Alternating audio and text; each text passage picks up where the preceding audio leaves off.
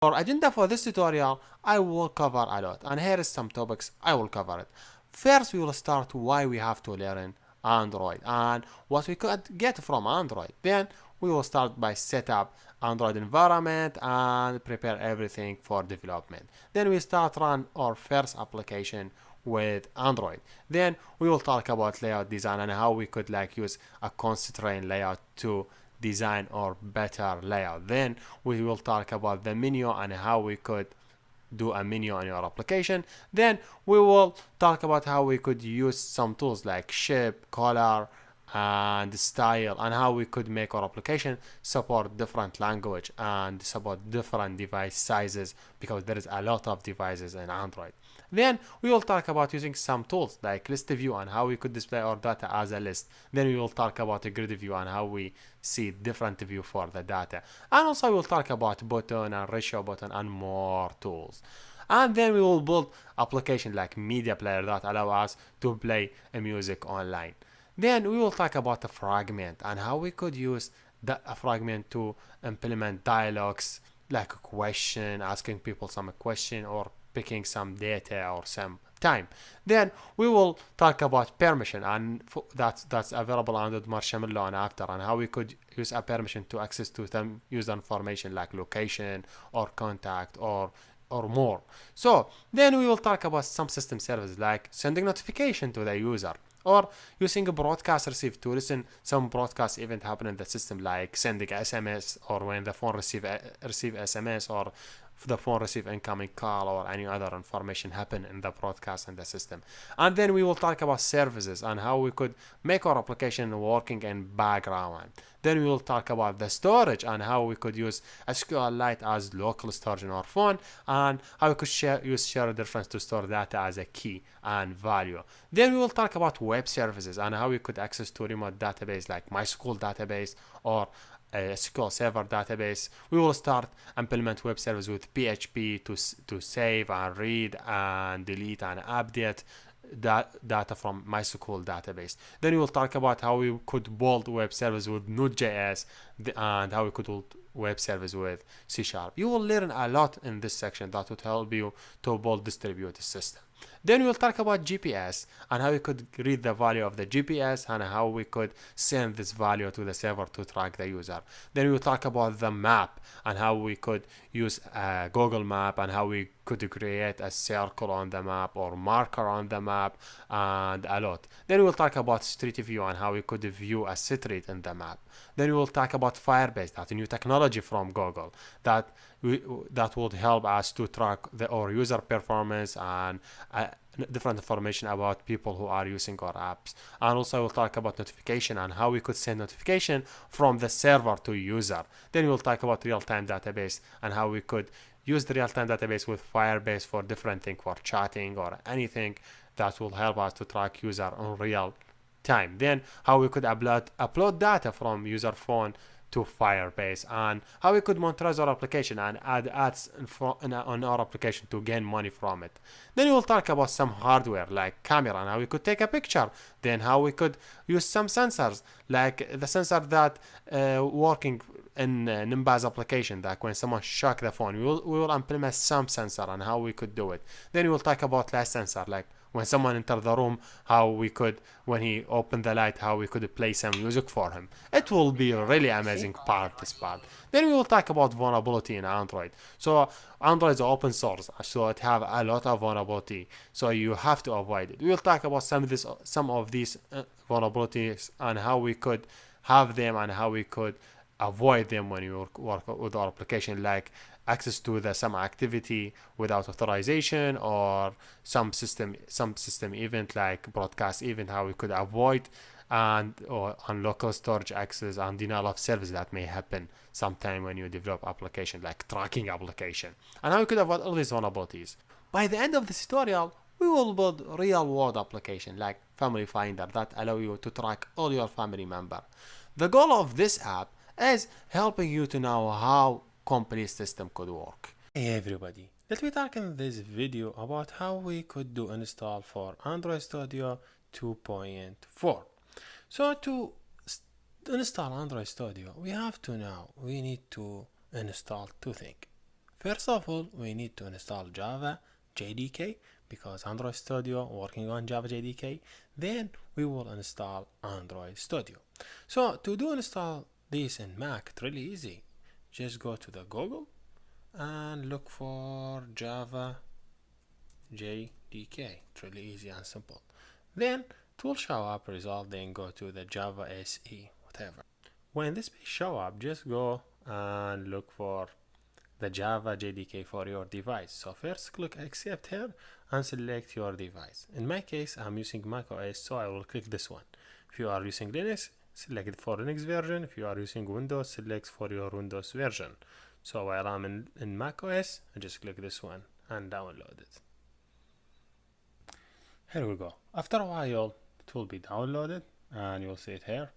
So I could go to download and install it, or I could install it from that place. So here is it. Here is Java JDK. Just double click on it and really easy installation. And always, not only in Mac. Here is it. Double click. You see this screen. Continue. Install. Enter your admin password. Then install software. It will take some time until he will install everything for Java JDK for you.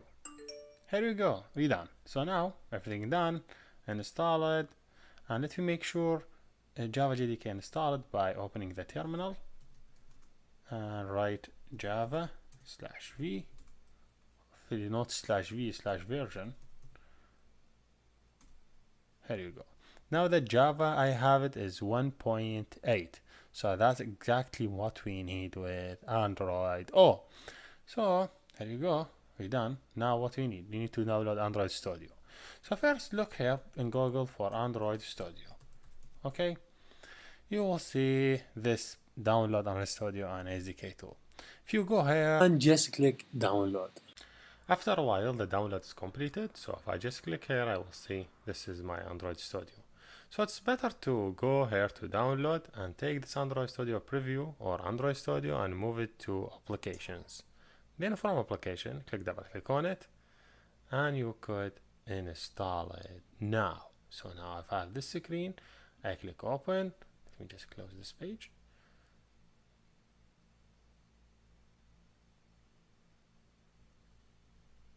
He's looking for SDK now, but because I don't have SDK in my machine, I have to click next.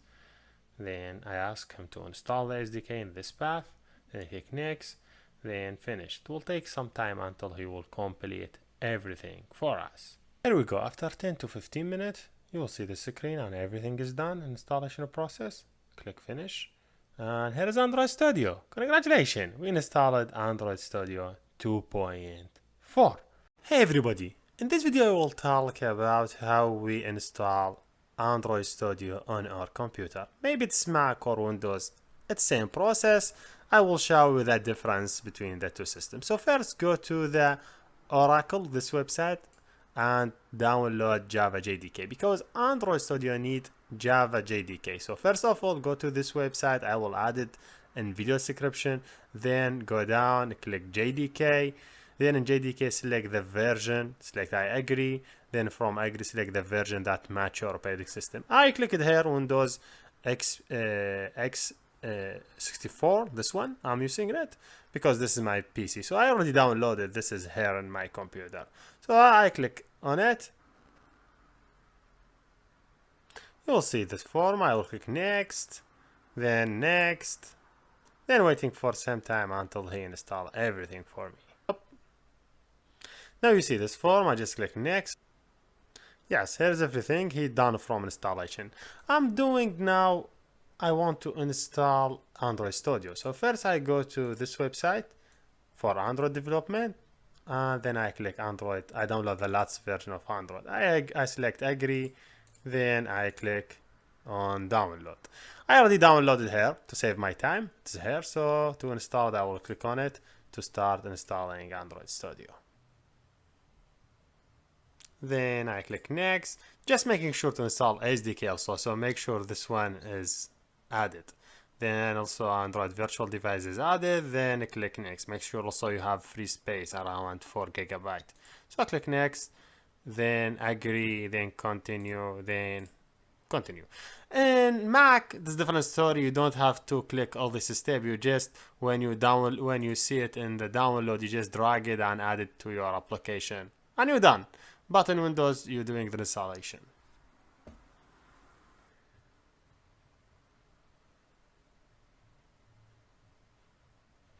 Yes, you are done. Just click next, then finish and start Visual Android Studio.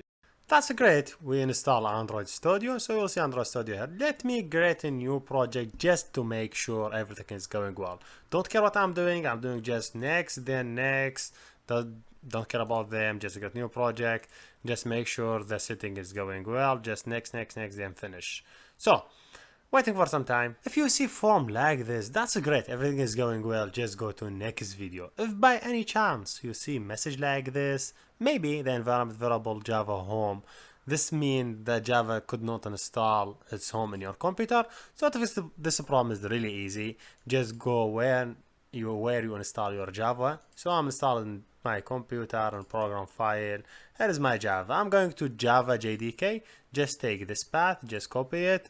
Then go here in your my computer properties, then advanced system setting, environment, then here go add new, then here name a new variable, name it Java under in this way underscore home. Make sure everything is capital and the space is underscore between two names, because this is what Android say for us. If you go to the Android Studio, they say add a new variable, name it Java home, same this name. So make sure you have it same that name. So just click OK. You will see Java home here. Then that's everything is good. Okay. Make sure you close and reopen your Android Studio. Here we done, and let's go next. Hey, let me take a quick tour in Android Studio and we try to install some missing files that we needed to build our application, and we install the emulator and other stuff. So to get started, we left in previous video left on this screen. So version 2.4, make sure to close it first. Then reopen Android Studio and search on by click on it in Windows or whatever. Just close it and reopen it again, because there is some file maybe make a problem between installation or running time, so make sure to clear everything. Now I want to start. Just I click here, start new Android Studio project, give it name. I will name it Android Demo Test. Just make sure here give it name and don't add any space. Then click next, then finish. It will take some time until he will create the application for us.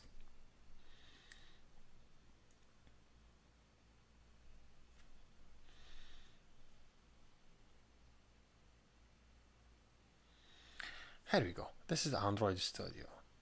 I just close it and see this is Android. Make sure always see this one. You don't have any running and wait until this be clear. Now, hey, I'm clear. No more problems. See here he's saying, hey, there's a problem, you have it. So to fix this problem, first let me install missing files before fixing any problems. So I will go here on the SDK manager and click on it and make sure at least one of these installed. I have Android Nougat. You could install more by adding add, then click apply, but I don't need more. I'm happy with one only. SDK tool, let me see some tools that we needed to build our application. So going down, Android Studio install it. We don't have any problem. Going here, see this is we needed. We need the Android constraint for constraint layout, constraint solver. We need both of these. Google Play services, we needed. Bowling, I'm not sure I need bowling.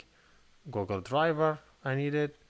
Yeah, this until you need it to make your application faster.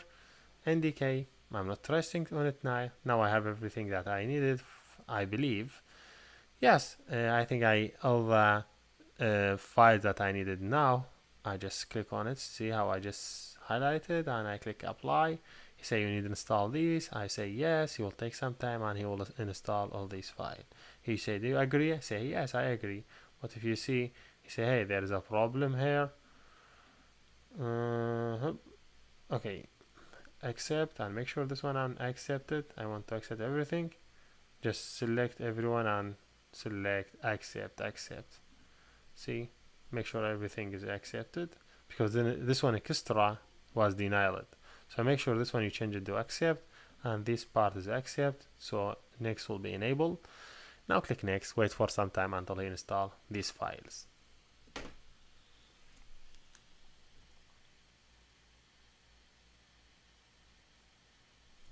Here we done. He say, hey, how much memory you want to use for your emulator? Yeah, I would say leave it by default will be better. And click next. He asks for password. Give it computer password. Here we go. You will see the screen. I just click finish. Then he say look for update. You don't have anything. I just click OK. Here we go. Now I have the screen, and he done. I think now, whenever you see error message like this one, always make sure to click on it and click add. He will install it for you, and you don't need to bother yourself for unnecessary things. Again, with this error, he will take some time until he do everything for us. When he done, just click on this one, refresh, so he will refresh the missing files for us. Always Sync is it's tool using for synchronize your project again. So because we did update, we need to do sync for our project. Now we done. Here we go. Now it look fine. If I just click on messaging, I have to see no error. That's great. There is no error. Everything is cool. Now what I want to run this application on emulator. If you see this activity, you don't see anything now, but if you just increase it, you see hello world. I have to see it in Android device. So how I could run application inside Android Studio? I could run using emulator. So how I could define my emulator? Just go here on this one, and it's named AVD Manager. I click on it. You see this space. This one allow you to create your own Android emulator. I just click here, say, hey, do you want to create emulator? I say yes. See, there's different type of emulators I could create. I could create Pixel, any type of device you would like it. Let me select Pixel XL because this is the last version from Google. Click on it. If you see, I don't have anything. I don't have any OS. You know, if you have device in Android, you have to have OS for that device installed in that device. Now I have Pixel, but I don't have any OS inside it. So you could select any OS to have it inside that device. You could select, as I told you, I want to use last version, so I just click here Nougat and click download, so he will download last version for me. So I would use it as a OS for my emulator. Here we go, he done. Just click finish. Now I have it Nougat. If you see, now I have Nougat. He showed as Nougat, but it is 25. Should be the title should be the new one should be O, but he showed 4 because 24 is Nougat. Just their mistakes. So just click next. I don't care and finish. Now this one 25 have Android O version. Click here, close. Now I'm ready to run. Just click this run, and you will see your emulator here. To run your application, just click OK. Here we go. After a while, you will see the screen, and that's great. If you see hello world, that's mean yes, everything is done. So what is this? This is Android emulator, exactly like any Android device, but this device is like emulator. This is software, not real device. But still, you could do a lot of functionality with this device. If you click here, you see here you could have a location GPS for this device, like using map to go to specific location in the map. By sending the location and click here, he will take you to that location, and many things you could do it with this device. Also, you could do cellular, you could check the battery, increase it, decrease it if you want to have some tests on battery. You could send SMS, you could do call to this emulator. It look like any real, like any device. Like you just call it again, see, dismiss. Also, you could do direction maps is something new. Fingerprint, adding your fingerprint to the device. Sensors, you could use some sensors. It was not available in previous version. And setting and more. You could increase voice, decrease voice for the device, rotate it left, right, whatever you want to do with this device. You will be able to do it. So yes, it's great. Everything's available. This device. So yeah. Not waiting for, let's go next and start implement our first application. Hey everybody, this is Hussein and you are very welcome in very first tutorial about Android. So, who I am? I'm Hussein Rubai, I'm software engineering, I'm dealing with research for teaching kids programming, so I want to find the best way to teaching people how to start programming. I have worked in different companies and I have a lot of apps in different stores. So in this tutorial I want to teach you a best way to start the programming with Android. So I have different channel. I have Arabic and English channel, so if you want to go check my other channel in Arabic, but this is the English version. So for agenda for this today, I am gonna talk about what's Android, why Android programming, then Android programming, then I will talk about Android layout, then Android permissions. So first, what's Android? Android is open source system, is available in wide range of devices around the store. So like Samsung devices, they use Android, Sony, also Google Nexus and BlackBerry and many different devices using Android. So this means you have a lot of chance to reach many people if you develop app in Android, because there is many different devices who operated with Android. So as I told you, it is open source, so any company could download it and use it. So first, why Android programming? So as you see in the previous slide, we see that it's open source. So there is many company using this open source system, so you could reach millions of people around the store.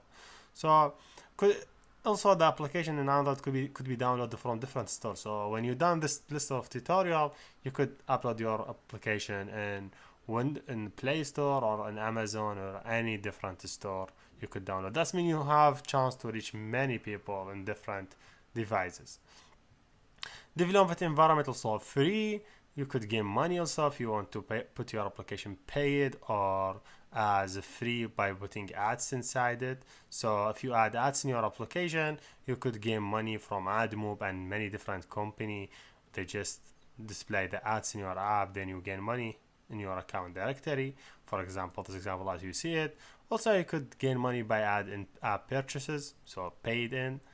So okay, there's different type for getting money. So Android programming, to start with, we will use Android Studio because this is the ID that's provided from Android.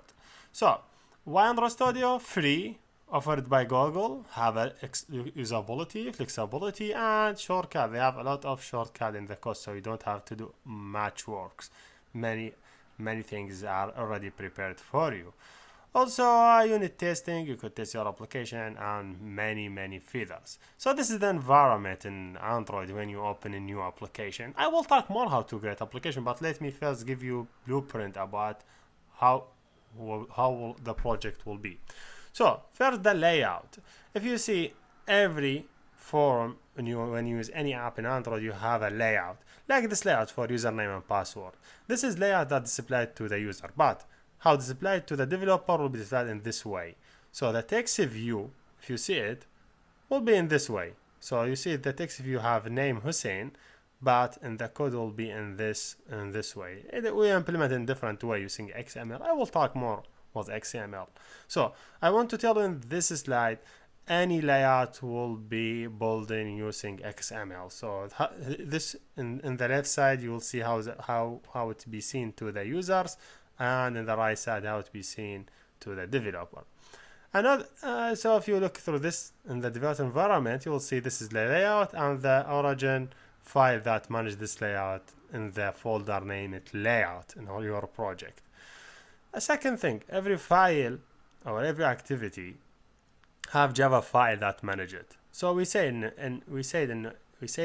every activity building using XML, but there should be a file, there should be a code working behind to do some operation like doing addition or subtraction for your layout. So you have to use Java. So to get started with the tutorial, I don't say you have to know Java, but I would say you have to know basic of programming concept.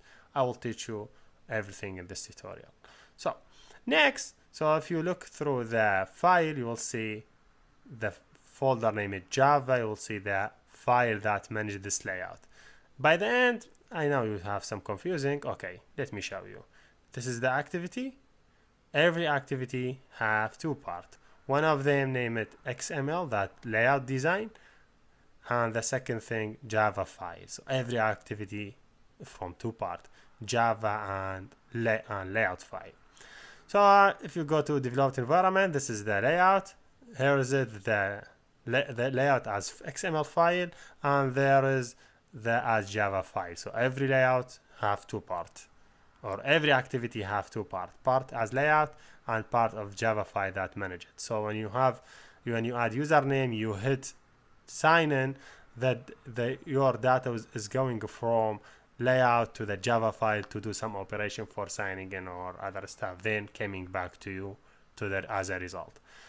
Another thing, this is or Java.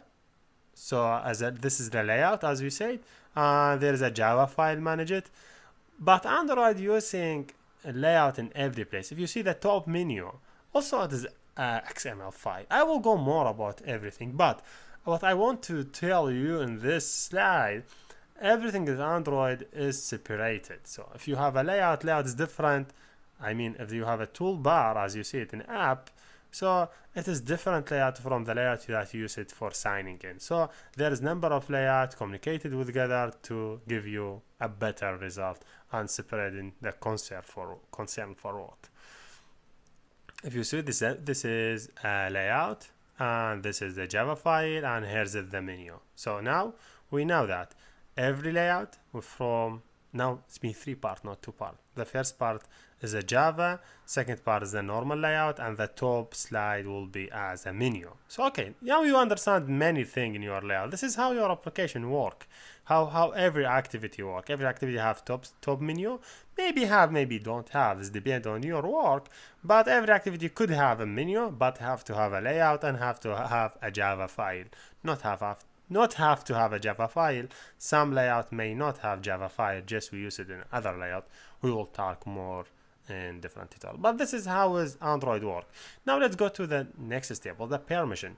So now when you download any application from the store, they say if you are using Marshmallow, and after you will see this, if you are before Marshmallow, you will see this screen when you download the application from the store. They say, hey, this application want to use this permission. Do you agree? When you agree, the application installed in your computer. In addition to that, in Marshmallow, even if you agree when you download application from the store, but their set of dangerous permission.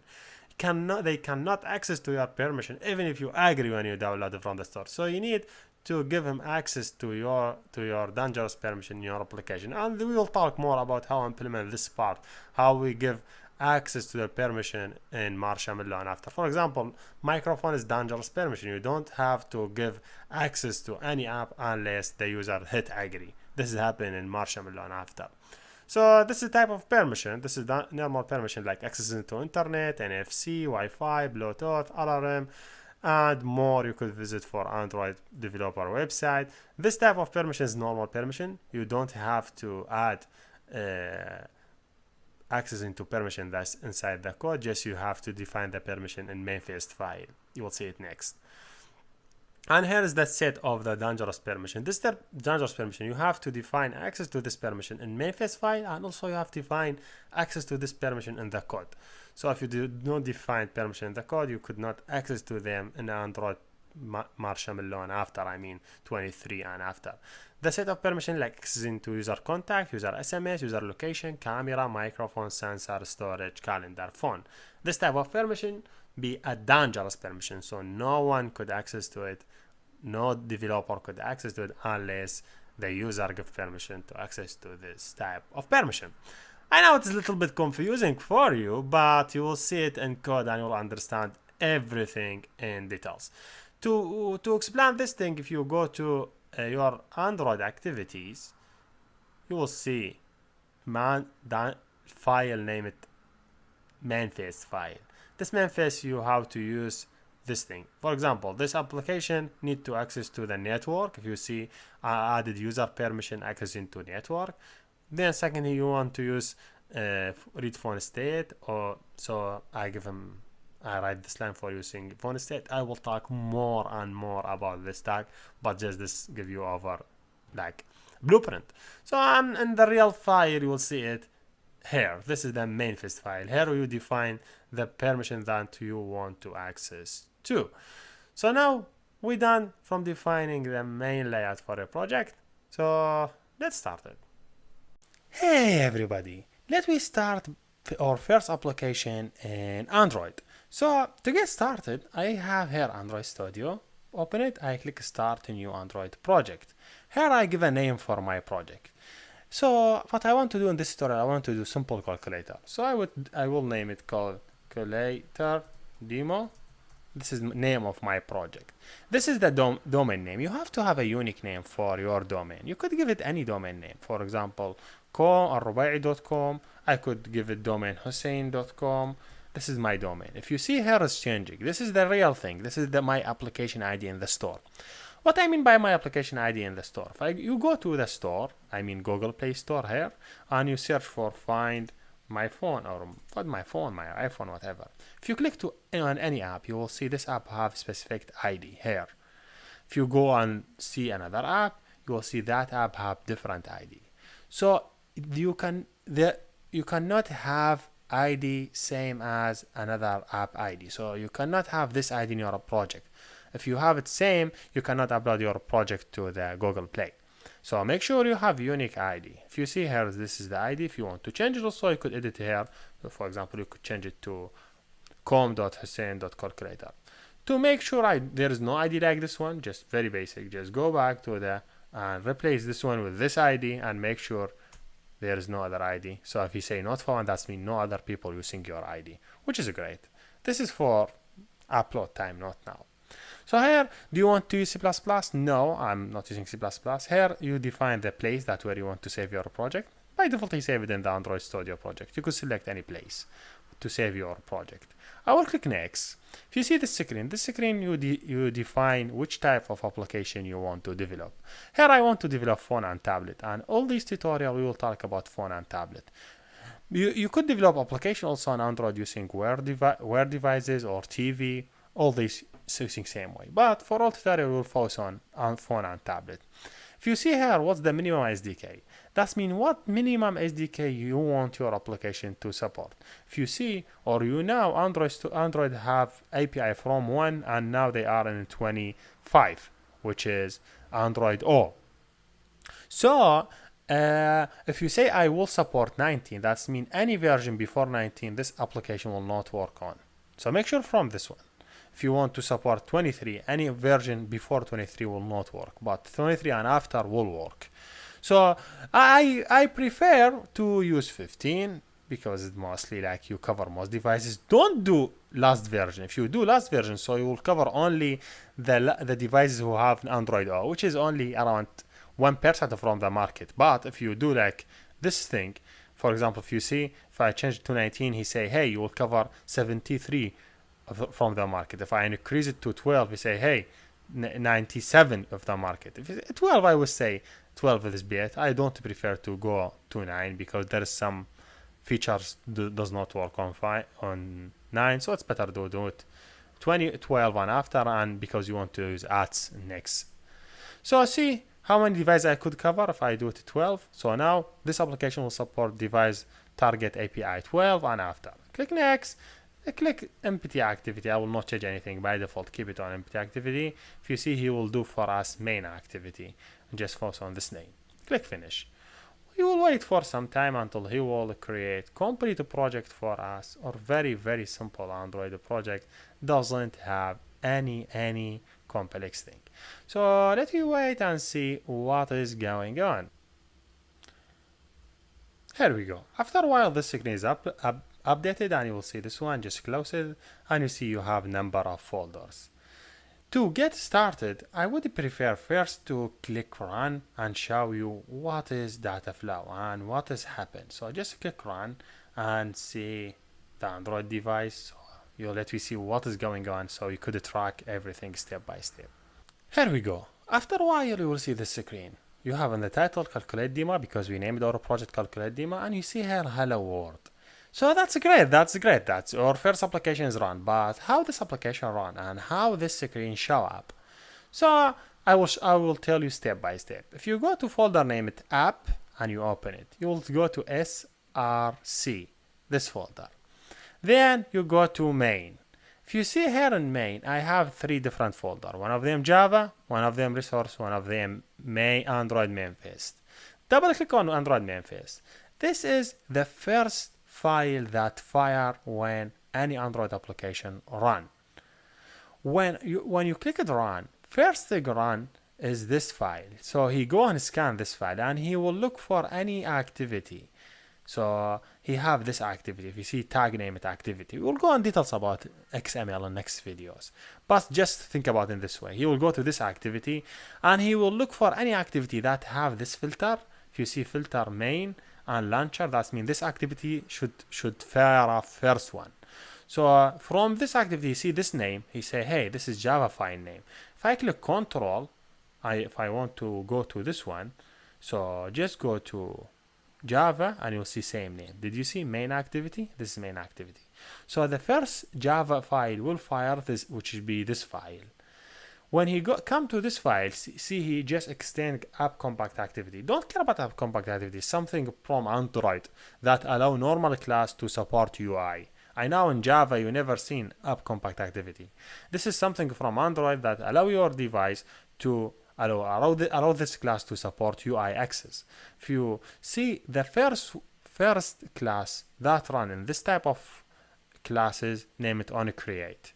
onCreate, when it's run, first thing you just call super class that you don't care about it. So the second thing is set a view. So he want to display a view for us. From where he will display this view? He will display it from R, that's mean resource. I have this resource, R, dot layout. That's mean he go to folder name it layout inside it. Then dot activity main. If you go inside it, this is activity main. He will display this layout for us. I know you don't understand what this means. Go to design, you will see it. You'll see this layout. If you try to zoom in, see, this is the one. Is this the real one? This is same one that we have it here? Yes, exactly. This is same one. If I just click on this one, this is just normal tool that someone dragged from this toolbox. If you see here, we have toolbox. If I just slow it down. So every tool, when you select it, it's have a number of properties. If you see this is text, that means the text that should appear on this tool. If you see it here, if you could change it also. So you could do a lot. Let me just wait. Here, if I select this one and I click on this text, I could change it. So I would name it welcome user. So if I see the data will be here, welcome user. Now when I click run, I have to see welcome user on that screen, not hello world, because I changed the text. So you know the process. First of all, he go to main face go to the class, and the class fire up the activity. So here you go, I have welcome user. So now what you understand? You understand every Java file have layout that appear to the user. So something you want to do it in background in Java file, something appear to user, this XML. If you see the extensions .xml, as I told you, don't care about XML, we will go in details about this or this thing. Now what I want to do simple, very, very simple calculator. So let me just take off this one, just by click on it and delete it. So now I want to do simple calculator. If you see, I have different tools here. What I have, plain text, email, password, this is input box. Let me just take this one, text field. If you see, just I added, drag it, drop it. Then I just add hint. Hint mean hint for the user. I ask him enter user, enter number 1, okay? Because I want number 1 to be entered here. Then I will add another one, another plain text here. If you see it's app on that one. Also I add hint, I will say enter number 2. That's mean hint to the user. But if you see already there's a text here, try to delete it. The text, that means there's something contain inside it. And this one have a text, I will remove this one also. So yes, I just remove both of them and I have 2 input field. I want to display the results. So if you see, this is just input field, something I want users enter inside the data. So I want to display a result, I have to have this one, text field. text view. Text view use it to display a result. So I add this one here. So I want to do process. I need to have a button. So now go and look for button. This is the button. Here is it. And see it. Here is the button. If you see, this is the properties. I will say sum. If you see, let's change the title of sum. So every item here in the layout, when you click on it, you see you have different properties. You could manage this item from properties. If you see the text, hint, so see this one, the text is, you say name it the results, whatever, the data inside it. But now, you say you think you define this layout, you want, when you run it, you will see it in the same thing that you expect. It may appear and may not, because we did not add any constraint to manage this layout. Let me wait and see.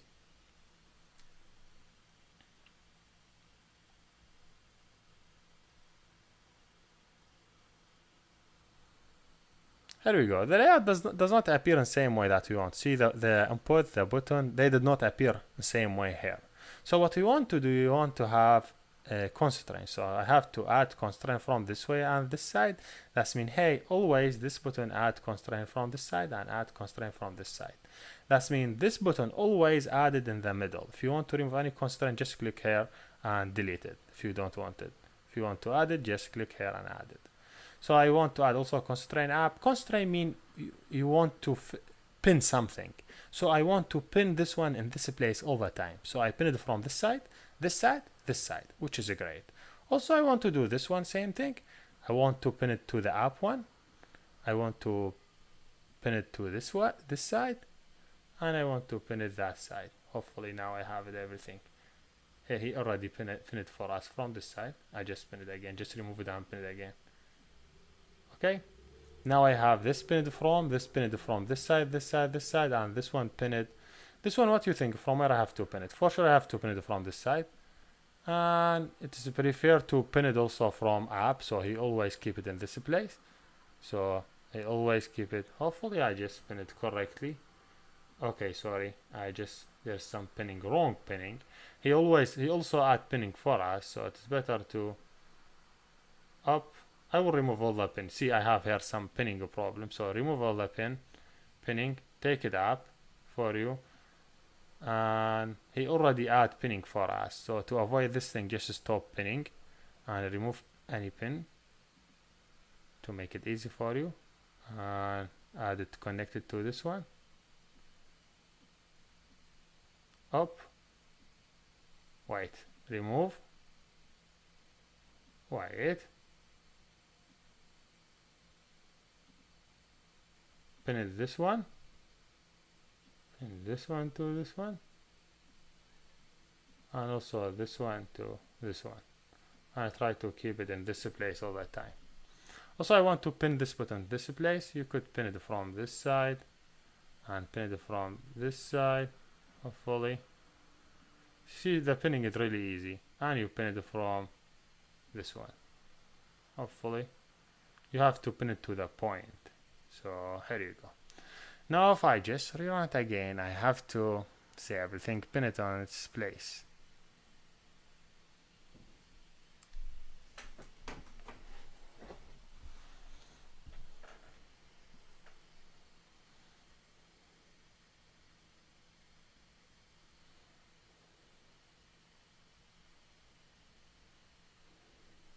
Here we go. See, I have everything pinned. Even if I change the screen mode, still everything pinned without any problem. So button 1, button 2, button input. So yes, that's great. So now I want to see the hint that I add hint. So enter number 1, enter number 2, result, you'll see it here. So now yes, I have a layout. Now I want to do interaction between the layout and the Java code. I need someone enter data here, click some, see result. First of all, how I could access to this one to read the data from it? It have to have a unique ID. If you go here, you have to see here it have ID. So let me name it edit text. Hopefully, again, let me name it edit text number 1. Okay, yes, change the name. I will change this one also to This one was edit text number 1. Sorry. This one should be edit text number 2. Just give it ID so you could access to it. Yes. And go here, name it this one text view result. You could name it a result in this way. So you want to show the result inside it. This one, the button, you could name it BU sum. Now I have everything have specific ID. This one have ID ET number 1. This one have ID ET number 2. This one have ID text view result. This one have ID built-in sum. Now I want to, when someone click on this button, I do the process. So first of all, I have to have event click button. So it's better to go here and do button. Let me name it BU click. This menu define event. I define event, name it BU click. Click enter. Now if I just go to text, I will see everything. Don't care about what happened here. If you just click preview, we will go on details what this means in next video. But if you select the button, you'll see button highlighted here. One of them you see this red line. That's mean, hey, you said I have event name it button, but you did not implement this event yet. Just click on the error and click create button main. If you see, he went to this class and he create button event for us. This is button. So this one will fire when button is clicked. Why? Because we connected with the button. So because with this one it's connected with the button. So when you click any one of the button, he will understand this XML is connected with this main activity and main activity this one. So he will send it to this name BU click to execute it. So let me go step by step. First of all, I want to read the data from this one and this one. We say this one name it ET number 1 and this one ET number 2. So how to access to it? If you see this one, when you click on it, you'll see have a name, edit text. Is that right? Edit text. Copy the name only. Just go here. Define edit text. Name it number 1. If you see, it doesn't work. This is one important part in Java. You cannot say edit text in this way. If it's capital, you have to write it capital. So you have to start edit text. If you see, let me name it edit text number 1. If you see when I define it, he just already import something, name it edit text. This is he will use it. Also, you define edit text second one, edit text number 2. Now I define it here. I need to initialize that. I need to connect this variable with this edit text. This is important part in Android. So this name it edit text, name it edit text number 1. So I connect it. Okay, I will say I have edit text. Oh, cool. I want to, from this Java file, access to this UI. How I do? I will do find view by ID, look for resource.id, the one that name it edit text number 1. What we mean by this one, and this one you'll see it a lot. That's mean, hey, I have the Java file. Go and look in my layout for something named r.id.et number 1. He will go and look here for et number 1. He will see this one, et number 1. He will take all this object with the properties and method, and he will assign it to this variable. Because this one is UI and this one is edit text, so you need to do casting. So just open here and do edit text, and you're done. Do same process for the second one. Just copy, paste it. You done edit text 2 and this one 2. Okay. Now what about the third one? If you go here, you have this one. But this one, if you look through it, this is not edit text. This is named text view. Text view result. Is that right? Okay. You have to define here not edit text. You have to define text view and make sure you start with capital. Okay. Because it's capital. So name it text view result. Same thing, text view result. Oh, cool. You say find the view by ID. Look in my resource.id. The one name it text.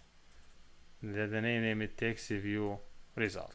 He will look for it and bring it. Because this one UI, this one text view, you have to change the same type. So you have to change it to text view. That's great. Now these three of them are connected. Okay. I could do now when application loaded, this variable already will be connected because they are public. So now I could access to them from here. So I could read the data inside first one. So I say, okay, integer number 1. Oh, cool. I want to read anyone whatever the data that entered in this one. This one, if you go here, it have a number of properties. One of them is the text. That means the text inside it. So whatever you write here should appear there. Okay? So this is the text. So I want to read this value. So for sure, object name dot properties name. So what is the object name? Is number one. So edit number one dot properties name. It get text. That means bring the text from the number one. Dot to string is better to change it to string. But if you see, this is string and this is integer. I want to change it to integer. In Java, to change integer string to integer, you say, hey, integer dot parse any string. So you just take all these value and you will add it here. Same process you do it for the second one.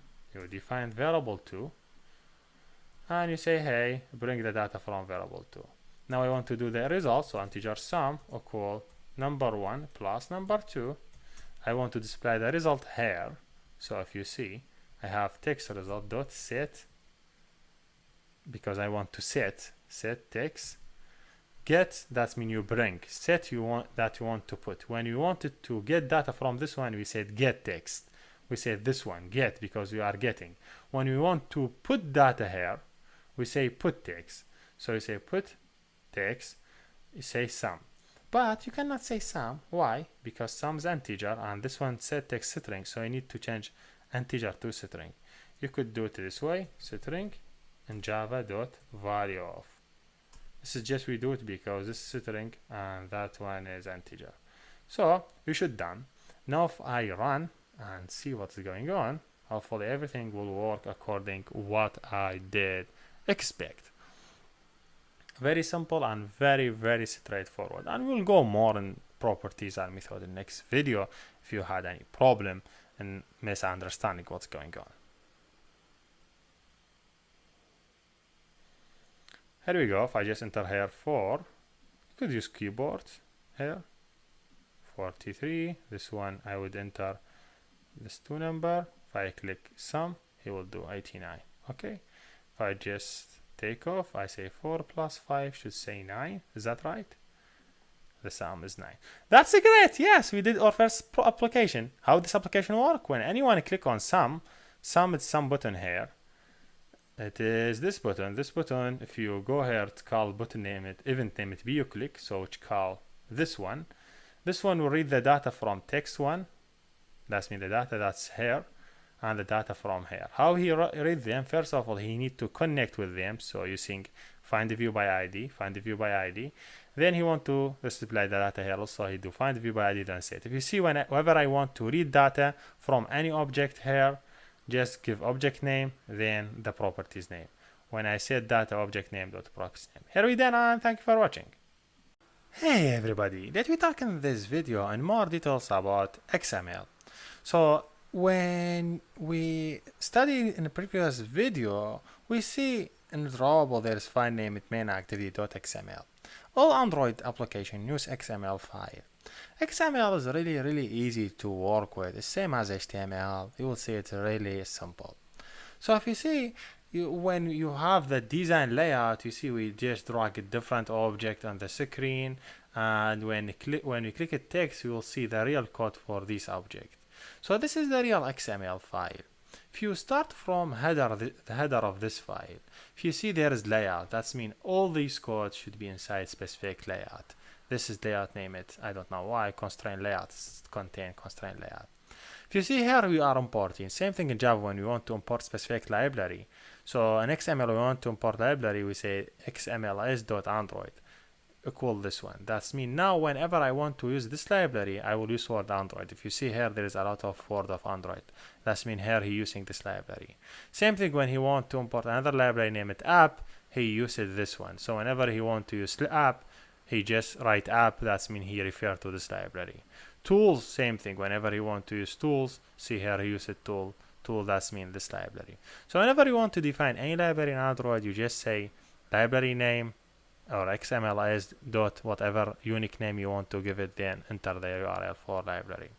Looking here, you would see there is something named tool.context. That means, hey, this layout are connected with Java file, name it main.hussein.rubai. Why he say com.hussein.calculator.hussein.rubai?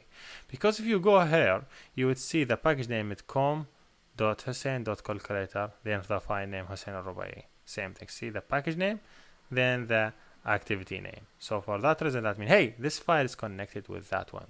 But now let me study in details what we mean by XML. Let me just go this one to preview. If I just go down, if you see there is different tags. If you click on this one, you will see this edit text, something edit. If you see, he write Android, then properties name, then the value. Did you remember when we went to the layout and we said, hey, this one have this ID, but how he represented in the XML? He represented by word Android, colon, ID equal this ID. If you see, when you enter the hint, he will say Android, colon, hint, this hint. So in very easy way, you say just Android or the library name, double colon, the properties equal the value. So did you see? Now I want to change this value, enter number 1. See, he changed it there. So this XML is managing that file. So whenever you want to access to any properties, you just say Android, double colon, properties name, value. So let me give you a basic example. If I want just to add here, I want to do something. I open a bracket. I want to do text view. Make sure first character is capital. So text view. Okay. If you see, when I just enter text view, he asked me about the width and height. You know, every object have to have a specific width and specific height. So let me suppose match parent. Match parent, that means the width of this object equals the width of the parent. How much the height? Let me say wrap content. That means equal the text inside it. If you see now, I don't see it. He highlighted here, but I cannot see it unless it have text properties. So how I add text properties for this one? You just say Android, double colon, then what the properties of the text should be text, see, equal the value. Let me name it demo app. If you look here, you see, hey, this one, if you just create it, see, this is UI. So in the UI, this is the text view. See, have this 3 properties. Looking back here, if you see it here, this is the UI and the UI design. And if you see it here in the text, in the 3 component, this is my demo. So really important to understand 3 components. 3 components mean the object that I have in the layout. I have constraint, have the text 1, text 2, have text result, have button, and have this one. Why this one went to app? Because we didn't add any constraint for it. So how I fix it? Really easy. Just take it down here. When you want to add it here, okay, I want to connect it to this button, and I want to make sure always this one be, let me suppose, see the width I said match parent, so you could change it from here or from code. Let me suppose wrap content that equal the text inside it. Then I add constraint from this place, constraint from this place. So if you go back, this 3 constraint that we add already should add it in the code. So if you go here to the code, you will see this one. He add too many more properties here. See, wow, too much properties is added here. Because first of all, this one we added, but he add margin, he add constraint from top and constraint from the right, constraint start, and he add all these. So you don't have to work all the time with the XML. Most of our work is going from the layout, but you have to understand how XML works. So when you want to modify something, when you have a specific error, that's mean demo app, I could change it as a text for this one. I could change it here, I change it to the name, for example, Hussein al-Rubai. Is that right? So now I have here Hussein al-Rubai in this label. But at the same time, I could go on the layout and change it from here. I say, hey, Jana al-Rubai. So it is like 2-side way. I could work in that place. I could work in this place. So that is what I want exactly to share with you. XML is really easy in Android. You just open a bracket of any object, then you enter all the properties that you wanted. By properties, Android, double colon, properties name, equal value. Same thing that we suppose you want to do button. So what you also do, you say open a bracket, button, make sure that first character capital. Then he asks you about the width. Let me suppose the width is the wrap content and the height is wrap content. Wrap content, as I told you, equal the text inside it.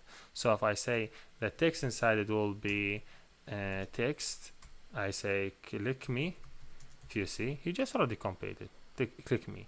What I mean by width equal wrap content, that means the width of it is equal the content inside it. See, the width equal the content. If I just change it to the match parent, okay, he will change it to the match parent, so equal the parent. So when he is, who is the parent of this one? If you go the parent, how you know the parent? It's really easy to go here in the design and see, hey, who is my parent? Who is the parent for this button? For sure this one my parent. This is my brother's, but this is my parent because I'm rolled inside it. So did you see? So this is basically what I want to teach you in this video. Hopefully you understand XML well, and thank you for watching. Hey everybody, let me talk in this video and more details about properties and method. So going back, I already added this one. I don't care about it. I want to remove it. Also, I added button. I think this one I want to remove it. So looking back to our simple calculator, which has just two input field and result and this one. So now let me talk in details about properties. We said if I have this object, which is, if you see here, when I drag it, I cannot see the name, but if I go to the text of it, for that reason we need to understand the XML. If you see, you can click on it, you see the name of it, edit text. So when I want to connect to this one, I have to go to the code and I define instance from that class, whatever name I want to give it. Then I would say, hey, this class I want it to connect with this object. So this object have to have unique ID. If I give it ET number 1, so I want to access to it, I say, hey, ET number 1 equal edit text, because I need to do casting search in the UI for object, name it r.id.et number 1. Then he will connect to it. Now think about, you want to change it to different name, you change edit text, name it number 1. So if you go back to the code, you will have error because you don't now hear what you mean by number 1. You have to update it ET number 1. You don't have to update this name, but you could update it for naming convention. So same thing, if I do it for the number 2, you say, hey, this is text number 2. You say edit text number 2. Okay. When you want to access to it in the code, you would do it here on ET number 2. You know, we could do it from this way, or you could do it from UI, but he already now changed it from UI. So if you go here, you will see it. He already changed this one for us, the name ET number 1. He changed already this one, ET number 1, number 2. But there is some errors happen because, you know, the pinning, we just removed the object and there is a problem in the constraint. So now, this is not my goal for problem constraint, other stuff and all this. So let me just remove all the objects because I'm not interested in. So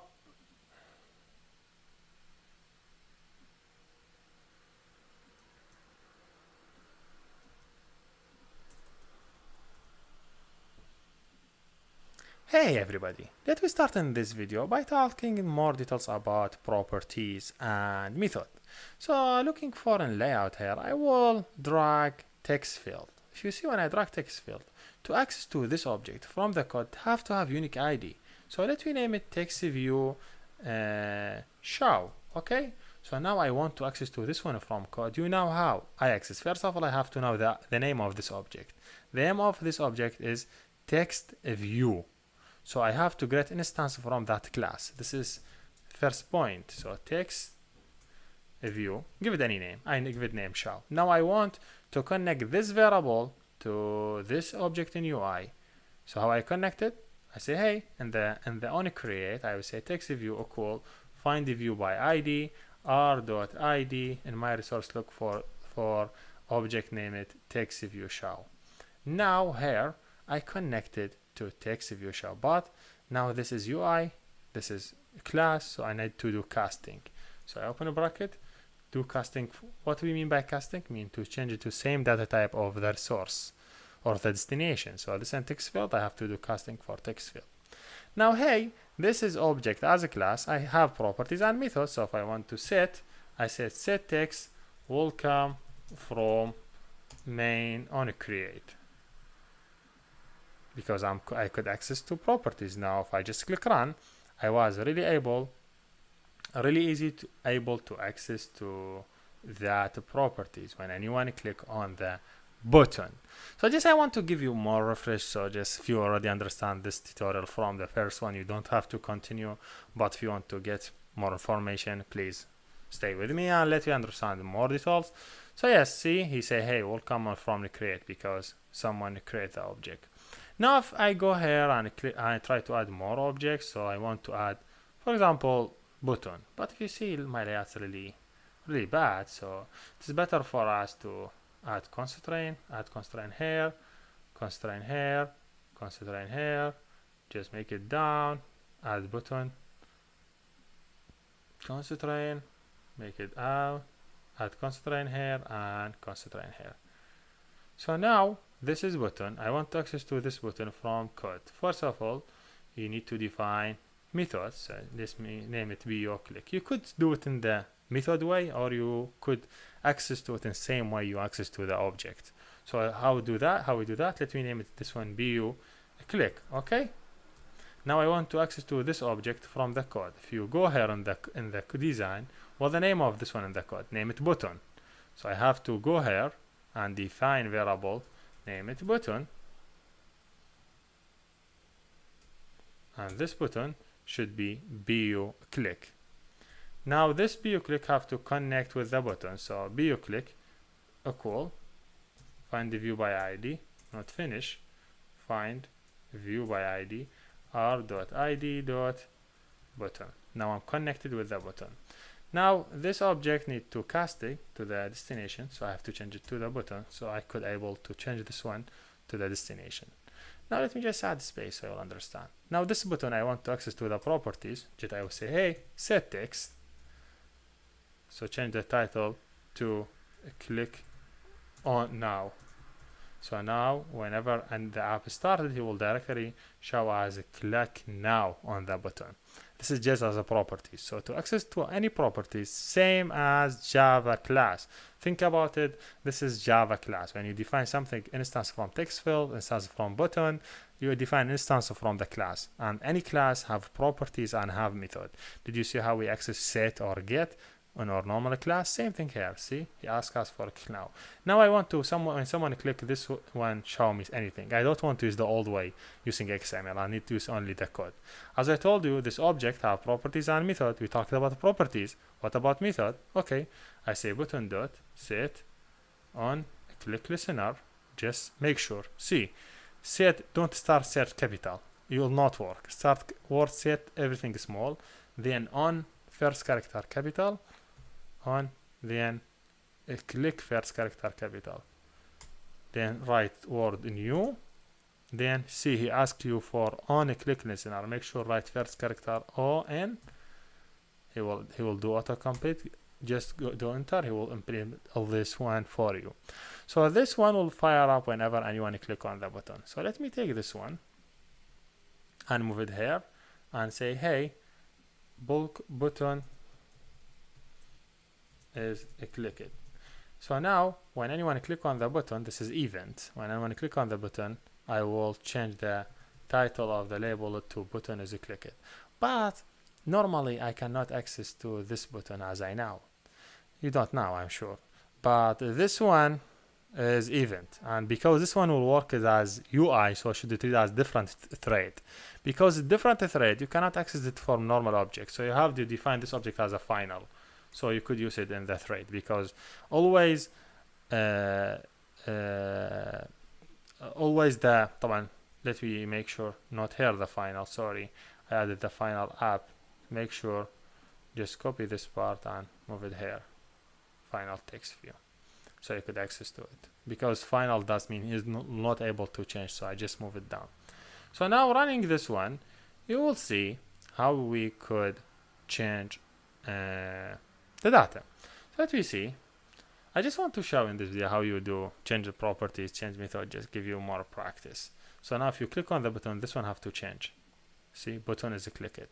So there's two ways to access to the button event, either from properties and method of the button, of the object button, or from as you see before, from the UI, and you say, hey, directly from UI, you add to the button word on a click, you say bio click, and you just go here and you say, hey, this one need implement, you go and implement it, and instead of all that work, you just move it this one, button click it for whatever, just set the object that you wanted.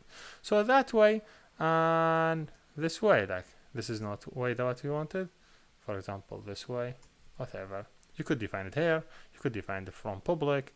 I don't want to bother you and make you don't understand the thing, so make sure you follow same pattern. First you define the object, then you initialize it in onCreate, then you access to it from any method.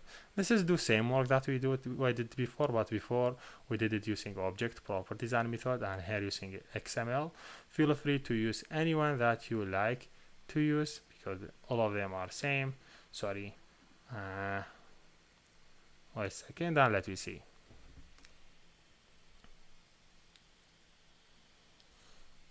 Yeah, click here, same thing. Yeah, here we done, and thank you for watching.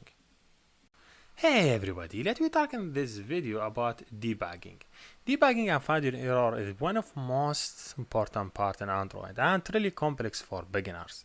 So how to find error and how to debug your code. So basically, let me suppose I have this example that we already developed in a previous video that has one button, one label, and in the code you access into setting label, and on the button click you set the label as you said before. Think about I have here integer x equal 0, whatever, 0 or 10, and you want to set x to the text field, which is not allowed because this one set text have to be text, you cannot add integer. Let me run and see what's going on and what the error that we will have it, and you will see this type of error a lot while you are working. So you have to be comfortable with this type of error to find it and solve it. So let me show you. Wait a second and see what's going on. So I know you will feel happy when we solve this problem. So now look, if I click on the button, I have to have error.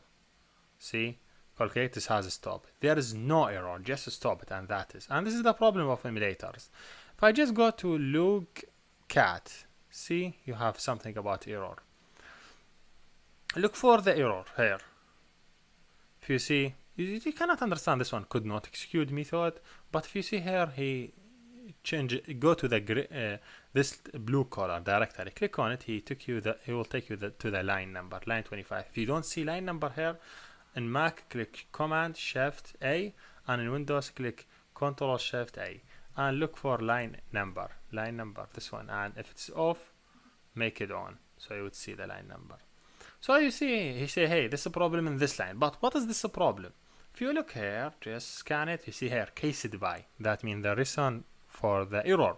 Cased by Android resource, string resource ID. So just think about it.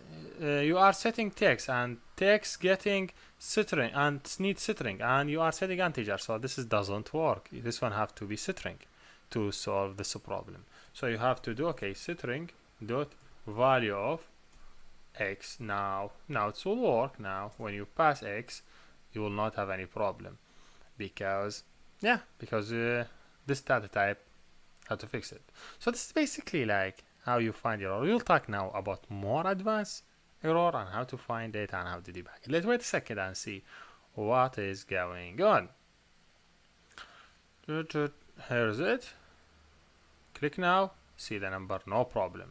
Think about you divide 10 by 0, which is not allowed in math. But let me see what is going on when someone click on the button again. Is it give him error, and what the error, and how we could find the place of this error.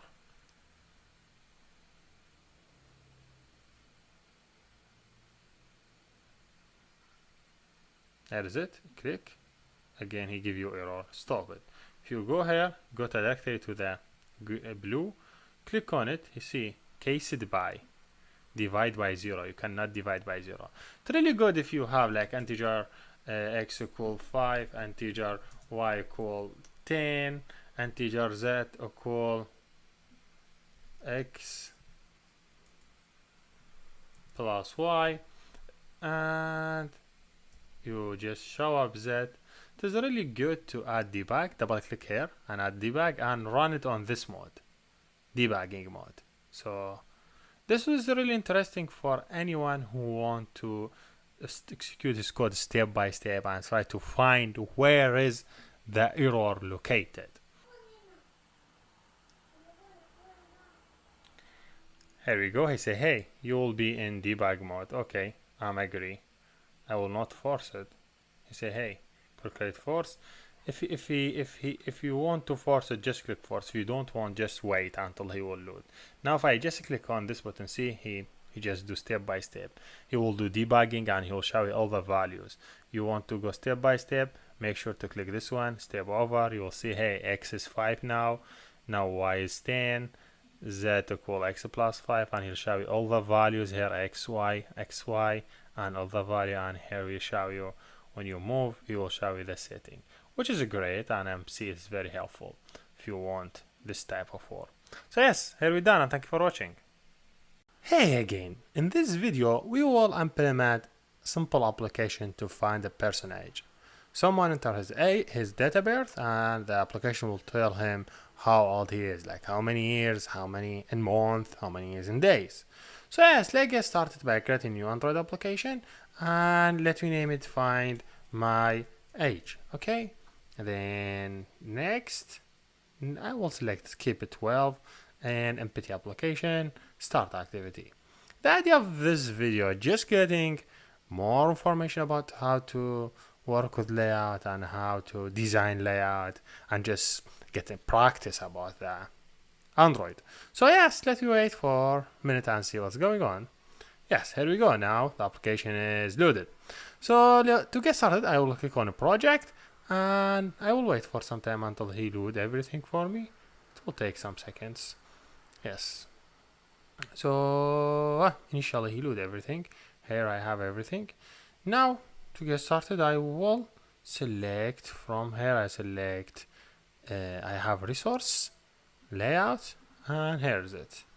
So this is my layout. If I go to design, I see it in this way. What I want to do, I want someone enter his date of birth. So I need input box. So going down, make sure I select this mode, so it will be easy. And I select this one. If you see here 3 components, so it's easy to get access to components. Instead of click here to find this component, you could just click on, instead of click on it, you could just click on it here and you find the same component and delete it, delete it. So what we have, if I go to text, I will someone enter numbers because date of birth is numbers. So here is it. I will add it here. Make sure let me just maximize it. So this is a place for numbers. The hints, what you think the hints I should add it? Just make sure. Wait for a second. Select it again. Hint, I will say enter your DOB, like date of birth. Okay, this is the hint. Well, the text, nothing. Well, the name, edit text, I will name it DOB. This is just naming convention. You could name it any name. This is just ID. I will pin it from this side, and I pin it from this side, and I pin it from top. Let me just move it down a little bit. Also, what I need something to display the results. So I need text view. So let me take the text view and add it here. This is simple text field, but let me click here, view all properties. So we could update some properties related to the text field. One of them is the font size and other stuff. So I said I want to go down and see the font, just looking for F. I know it's a little bit hard to find the font, but here I have the text color. Let me click on it and change the color. You could select from here colors and select it white too, so you could see it white color. If you want to make a different color, just click on it and make sure select any color you would like this color, for example, you wanted whatever any color. If you see when you click, you could select different color from here. You could select from drawable, that we will learn it later, but for now let's use just colors from here. Also text hint, text direction, text size. This is the font size. So he asks you how much you want it. Let me make it 18. If you want more, just change the number from here. Let's make it 13, whatever you would like. So I will change it from this side, add pin from here, and add pin from here. I always want this one to be wrap content, so make sure to go down, view, and make this one wrap content the width. So always the width of the object will be equal to the data that contain it, you could click here again and change it to full. Whatever you see is better for you, do it. Okay, let me think this design is better. And also this name, I will name it TextView this find age or show age. Okay, because this is for showing thing. Also we need a button, so if you go to all again, select the button, add the button here. We will pin it from this way, and we will pin it from this one. It's better to pin it in this place. I would say keep it in this place will be better. So minimize the screen. If you try to make sure your work is done good, so just change the layout and change the device size, whatever device Nexus S, and see what's going on. Okay, everything is good in Nexus X. Select different devices and see how your application will emulate. I think it is good. So yes, going back to this one and change the title to find age. Okay, and add a button for it. Button event on click, name it BU find age. Now I have the button. If I just click on text design, see the button here. If you cannot see this one, this is the preview. Okay, so this is the button. If you see event button, click does not implement here. Just click here and click implement. And yes, now we are all set. What we have in the app to read the information from, now we have this one, which is edit text. So go here and define edit text and make sure you import. You click enter so he could import the library that needed. Edit text. Let me name it etdob. And you know what you do, just in the construction you just do initialize for edit text. You understand this story. Find the view by ID r.id.edit text data birth. And you do same process for the second one, which is this one, text field. Text field, if you just see it, here is it. It's text show age. So first you define object from text view. Make sure you click enter so you could import. And for sure you need to initialize it here. So you say, hey, this should be text field, text view, find the view by ID r.id.text field. Now I have two objects, I have access to them. So now I want to read the age. So I would define integer dob equal this one dot get text. I'm reading the text from the input field so I could work with it. So you sure this is not integer, so we want to convert it to integer. So make sure you call integer class dot parse integer. That means, hey, I want to parse this string and convert it to integer. Now I have the age here. Now our data birth. Now to find the age, what you need to do, you need to subtract the current year from the data birth. But how you get the current year? How you get the current year from Android device? We could do that by getting the current data time here on the device and subtract it from this time. So how you find how to get current time? To go get device current time. This is hint, like hint in Java. So to get current time, just first of all you need to define calendar. Make sure select second one, which is a Java utility, I think. Then define your calendar and equal. Make sure calendar again first character capital dot get instance. So here he will be able to get the current information from the phone as a data time and everything. So now you want only the year. Let's suppose I want a year. You say okay, integer year from this calendar. You say okay, from this calendar I need to get the current year. You could give it the ID. If you want to get year, you say okay, I need calendar dot year capital. If you want to get the month, the current month, you say current calendar dot month. Whatever you want to do. I want to get current year from the device. Here we go. Now what I will do, I have this data birth, I have this year, so I would say integer age, the age of the person will be equal how many years, the current year minus the data birth. So I will have the person age. So now I would set the text display here. So say, hey, text display dot set text. I want to set it with the age. So just I could do it in the string.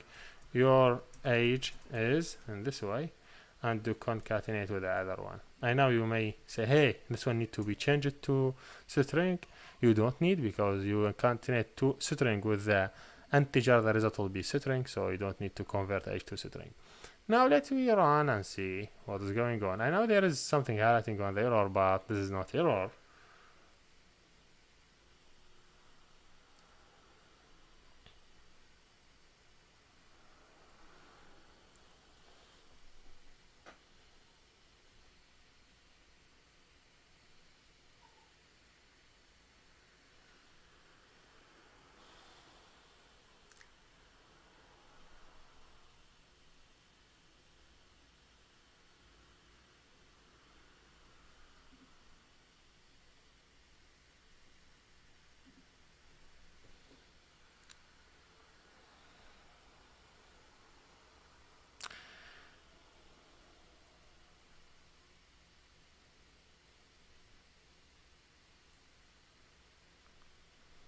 Here we go. I say enter your date of birth. You click on it here and you enter the date of birth like 1989. And then I click, hey, find age. He say your age 28 year. You could do whatever. You could say, hey, I want to do 1991. He will tell you your age 26. If you want to see it in everything, month and days, like for example, if you want to do and in the month, in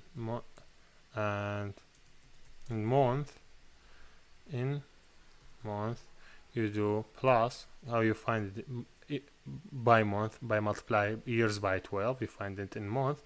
And if you want to find it in days, you will multiply the years by, is that right? You if you multiply the age multiplied by 365. Okay, I think this is 356 something for you. 365 day, because every year 365 days and every year 12 months, so you could get at least information. Yeah, so if you rerun it again, hopefully you'll see the age of the person, how many months, how many days, and how many years. So yeah, let me see the results. So here's it. Click here, 11990, enter your age 27 year, and in month 345, 324, and in days 6,000. 612. So see how I was able to find information. But your homework is this. I don't want to see it in this way. I want him to tell me your age 27 year, for example, and 7 months and 3 days. So I need to do some changes here. You could access to different information, not only year. You could access to the current day by write day, and this way make sure everything capital. And day of month, you could access to the month, and other information you could access to them from this method. Yes, here we're done, and thank you for watching, and see you next. Hey everybody, let me talk in this video about how to pass data between activities. One thing you have to know on Android are built using three components: service, broadcast receive, and activity. All these are communicate with together via intent. So intent is the way that we use it to do communication between all these three components. Even if we have two activity, we will use intent. So when we say, hey, this is activity main, that means this activity. If I have another activity, so if I want to do communication between them, I would use intent. So think about, you have login page. You ask someone for his username and password. If he entered correctly, he will pass for the second activity, and you will tell him, hey, welcome. So think about what we need. We need two activities. Okay, I have first of all, I need to add another one. So I would just go to the layout and click right, click new, activity, then I select empty activity because I don't need anything to have in this activity. Let me name it main activity 2. You could name it any name you would like. You could name it welcome, or you could name it home. Whatever you want to name it, name it. So yes, I have it home. So now looking back here, you would see 2 files are created. One of them, name it home as a XML file, and one of them is this one is the Java file. So we have 2 things. We said first we have a main, and the main, if someone enters his information correctly, he will go to the home. So with the information, I would ask users. I would ask username and password. So think about what we need. I need 2 text field. So this one, plain. But suppose I have this plain text. Someone enters a plain text. Think about it in this way. If you just maximize it, so you'll see it full screen. Hopefully it will be. I know there is bugs in this tool, but yeah. If you want to enable this one, enable. If you want to keep it disabled, disabled. Keep it enabled is good because when you add your object on the lining, he will just create for you the constraint. See, he add to constraint from here to here. So when I enable it, he create add constraint in the place that he believe it's correct. Also, if I just need another one, this is password input. Just bring it here and add it. He will add it for you. See.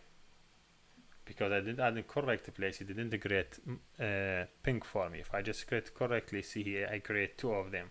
One of them this side, one of them this side. I want to add on the top, I always, there you go. And I will also add 1 button down here. Let me add it on the lining, so there's nothing. He did not create anything because there's no lining. If I add it on the lining, he will create for me because it will depend on lining. Sometimes he will not able to do that. So I will do it by my hand. So yeah, I will create it in this way. If I want to add another one here. Okay, it's a really simple login form. And hey, yes, what you believe I have this one text. Doesn't have any text in it. So we just clean up what we have. Oops.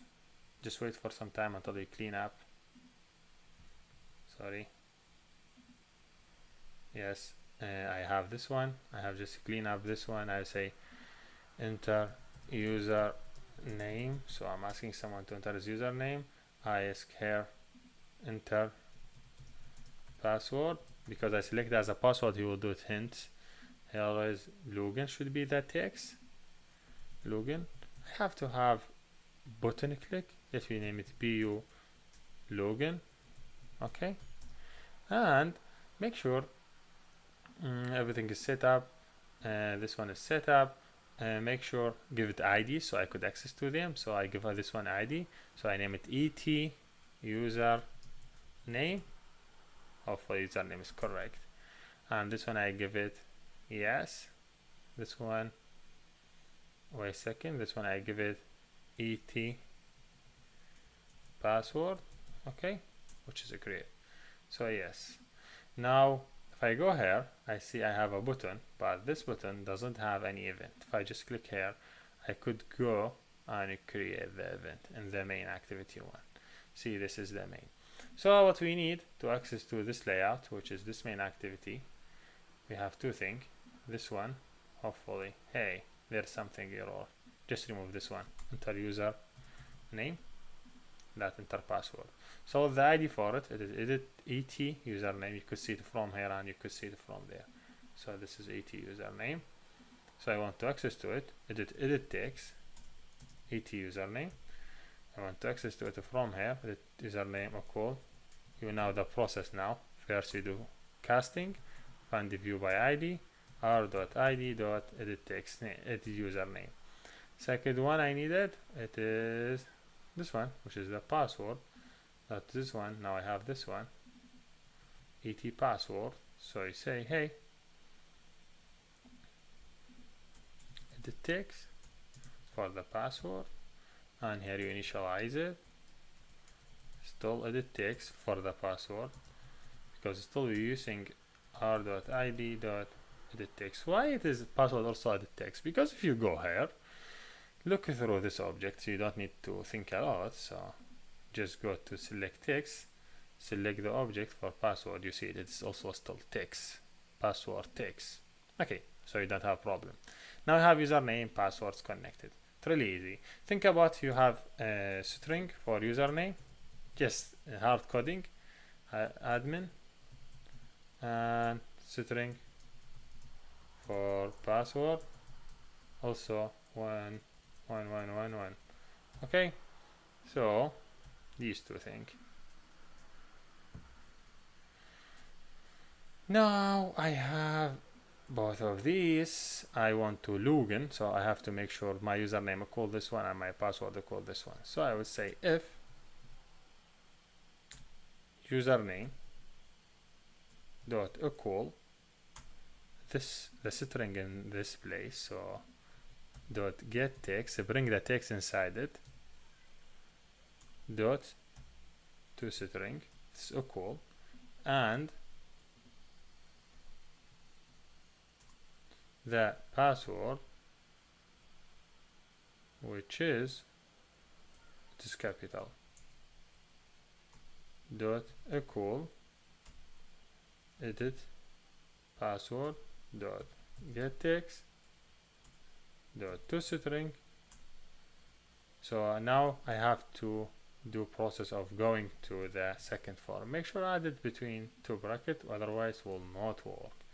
Make sure to condition. So now if the condition is correct, I would go to the go to second activity. Okay, whatever. Now how I could go to the second activity? To go from one activity to another, we have to use intent. So first of all, we have to define intent. Say, hey, intent, define intent small. Why he did not know it? Make sure to go back, remove last character, click enter, so he will import intent, or intent, he will import intent on the top. So cool, new intent. So you define the intent. Intent take two parameters. That means this activity that I am in. You could use word this. You could use get application context. They are same. So I would prefer using this. That means this activity. But this activity equal get application context in Android. So then I want to go which activity? I want to go to home. Is that right? Well, the name of this activity home. So I write home.class. Go to the name. So now, hey, you understand. I have intent. The intent will take me from my activity to the activity named home. Now, when I go to the home, then I say, hey, start activity. Start in this way. Activity. Hopefully this one. Start activity for the intent. Now I have intent. I pass the start activity. The start activity, if the username and password correctly, it will directly pass me to the second activity, and that is. But this is basic thing of how to move between one activity and another. What we want to do, we need to pass some data. For example, we need to pass username. If he enter username and password correct, he will tell him, for example, welcome, the name of the user, welcome Hussein. So we need to pass data via intent. One thing you have to know about it, intent look like web pages when you pass data between one page and other. So a user could do direct access to other pages using some hack application that you'll see it in the end. So if he enter admin and he enter 1111 for ones, then we click login, he went to the second page. See? Now I want to go back, click this one and go back. Now let me go to the second page, which is home. I want to do some update. First of all, I want to add this button to close this page. How to close the page? So I would just also enable this one, but let me just add in a specific place. I would add this button here, okay? And add it to the end. I just connected with the end, so it should be always in the end. Here I would add it close. So how to close any activity? BU close, first of all. So you go here and button and to create the event. So just to close any activity, just do finish. You have to finish activity when you have done. Because if you say open, you're still opening more activities, and this is the problem. You have, when you're done with any activity, you have to close it. Don't think about when you open another activity, you are the first one closes. The first one is still behind the scene. So make sure when you do open, make sure when you're done from the activity, you close it. Either when someone could close it by clicking back. So now if I just click admin, 1, 2, 3, 4, click enter, he go to this page. If he click close, he closed the second page and he went back. Now I want to pass data. So think about it. I have here in the home, text field. So text field, this text field, and this text field is, let me just connect it. Is it text field, this one? This is edit text, whatever, I don't care. Edit text, name it edit text show. Okay, so this one, if I just go back to home, I define edit text, I name it edit text show. I have to initialize it from here. Edit text should be find the view by id r.id.edit text. What I want to do, I want to pass username from this activity to other activity. Suppose I have string name, not username, name equal Hussein, whatever. So now I want to pass the name also to the second activity via intent. To pass data via intent, just write the intent name dot put extra. Okay, then give it a key, any key you would like, to name it. For example, I want to name it this key, I would name it name. Okay, then I give it value, which the value I have is this value, then close it. You could add as much as data via intent, not only one. You could add another put extra, you add username as a key, and the value you add the real data of the username. Now think about it. Now you have this and you want to read this data from the second activity. How you would read this data when it passed here? Now this one, he will receive name and username. How he read it? So let me do read from intent. First of all, we need to read from intent really easy. First of all, define your bundle, name it b equal get intent dot get extra, because you remember when we send to the intent here, we send intent, we put extra inside the intent. Now I want to read the extra from the coming intent. I just, hey, from the coming intent, bring the extra. Extra now it's contain number of key and number of value. When I want to display, when I want to get username, string name or the name, I could get it from b dot get directory, get string, because I'm adding string. He asked me about the key. What is the key for the name? If you see the name, here is the name, the key for it. So just take it, add it here. Sorry, here. Same thing if you do it for the username. Let me go back and define this is the key. Is that right? Yes. Define variable name to username, get that key. Now I want to set the name inside edit text show dot set text, set it the name. Now if you run it, so did you see how we passed more than one data via intent? And this is how the intent work. You could use a static variable to keep it between classes, but this is not preferred because you're still in static, you're still using memory. That make your application slow. So don't use static to pass data between classes or between activity. Better thing is using intent, and really easy process. Now if I say admin 1 2 3 4, if I just click login, he have to take me and he give me Hussein Al-Rubai. So basically how it's work, you just define intent, you added 2 data extra inside intent with key and value like hash map. When you want to read that one, just give it key, he will give you the value. You give it the key, give you the value. Just say b dot get string because you are adding string. If you adding integer, think about you adding integer. So you say intent dot put extra. Let me suppose age. Okay, you added whatever age, 2 years. I don't tell you my age. No, I'm 28. So age, I get the age here, then I would go back here. I want to read the age, so the age should be integer. Then, but the intent I cannot say get string. I would say get integer. Is that right? Yes. Then I give it the key name. Now I will be able to read the age. Yes, this is what I want to share in this video. Thank you for watching and see you next. Hey everybody, let me talk in this video about activity lifecycle. So in the previous video when we define activity like this one, this activity have lifecycle when it's created, when it's going to pass, when it's going to resume, and all the events that happen behind the scene. So you have to be aware when you work with activities. If you go to this website for Android developer, you'll see first the activity.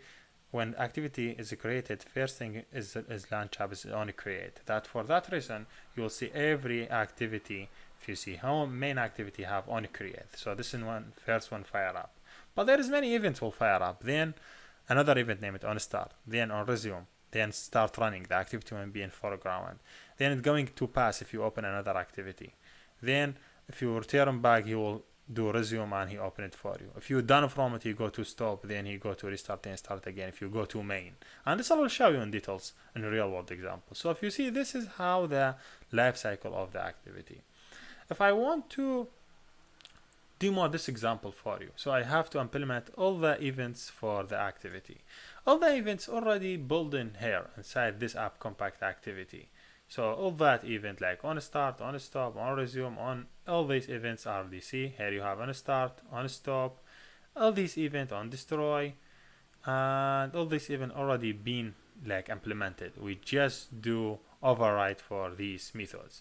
So let me do override for all these methods. So first of all, I will say, hey, I will define protect or void on start, and this one it call it, he will fire up super dot on start.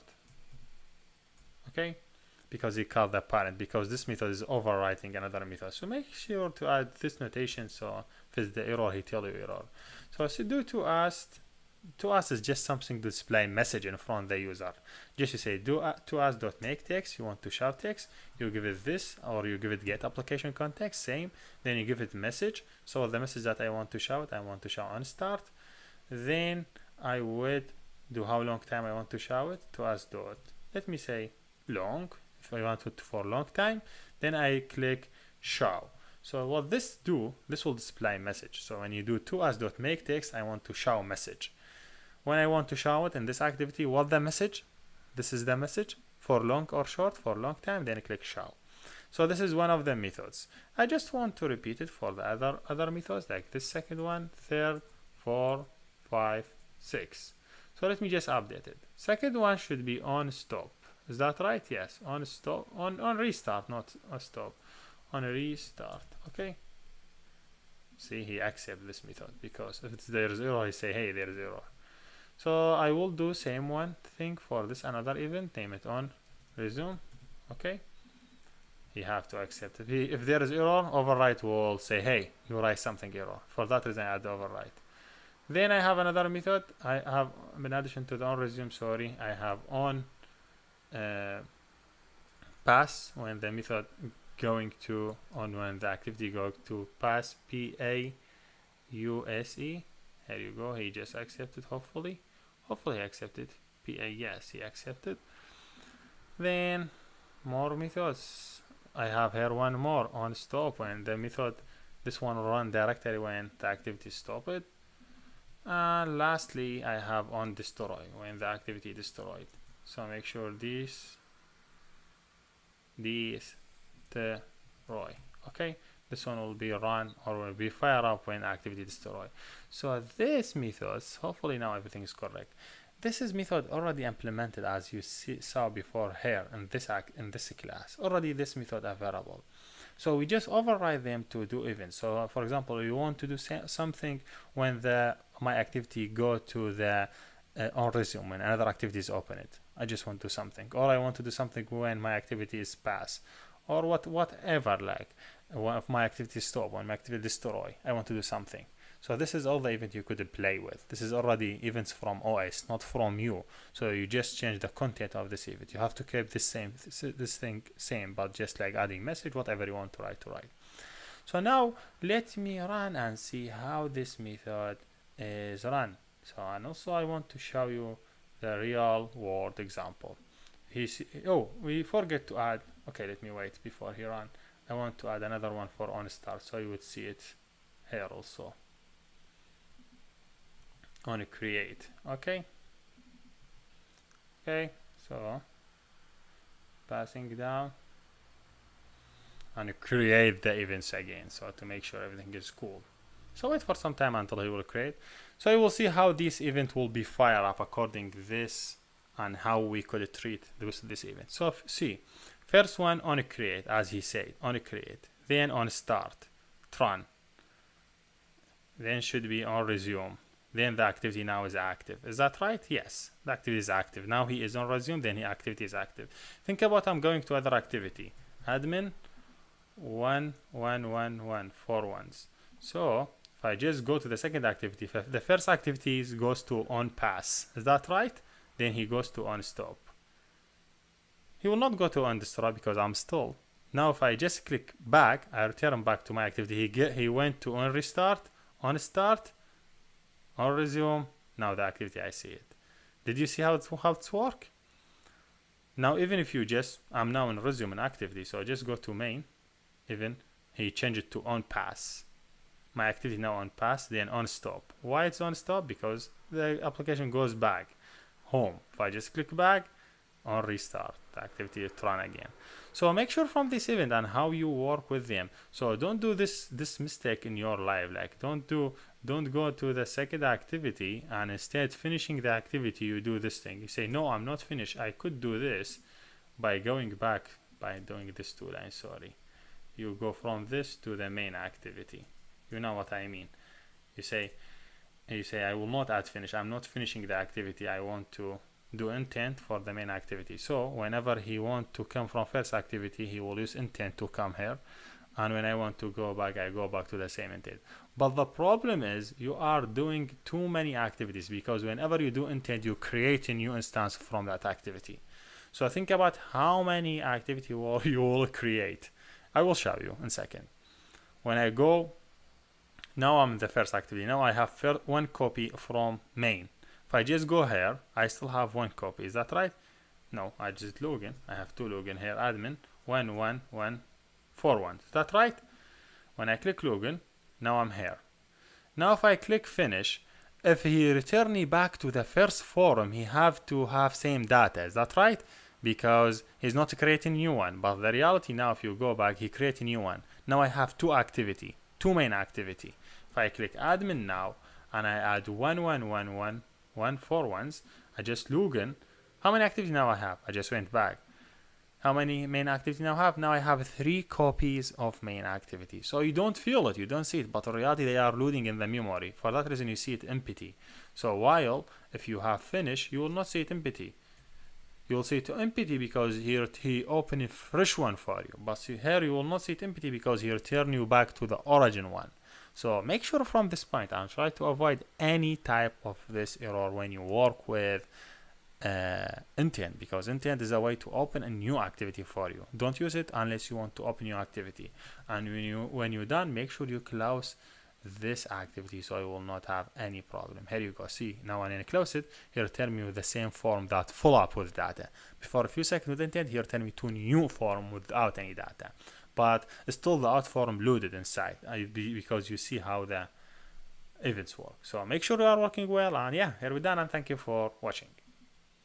Hey everybody, let me talk in this video about one security concern you have to take care about when you work with Android before you go to the next chapter.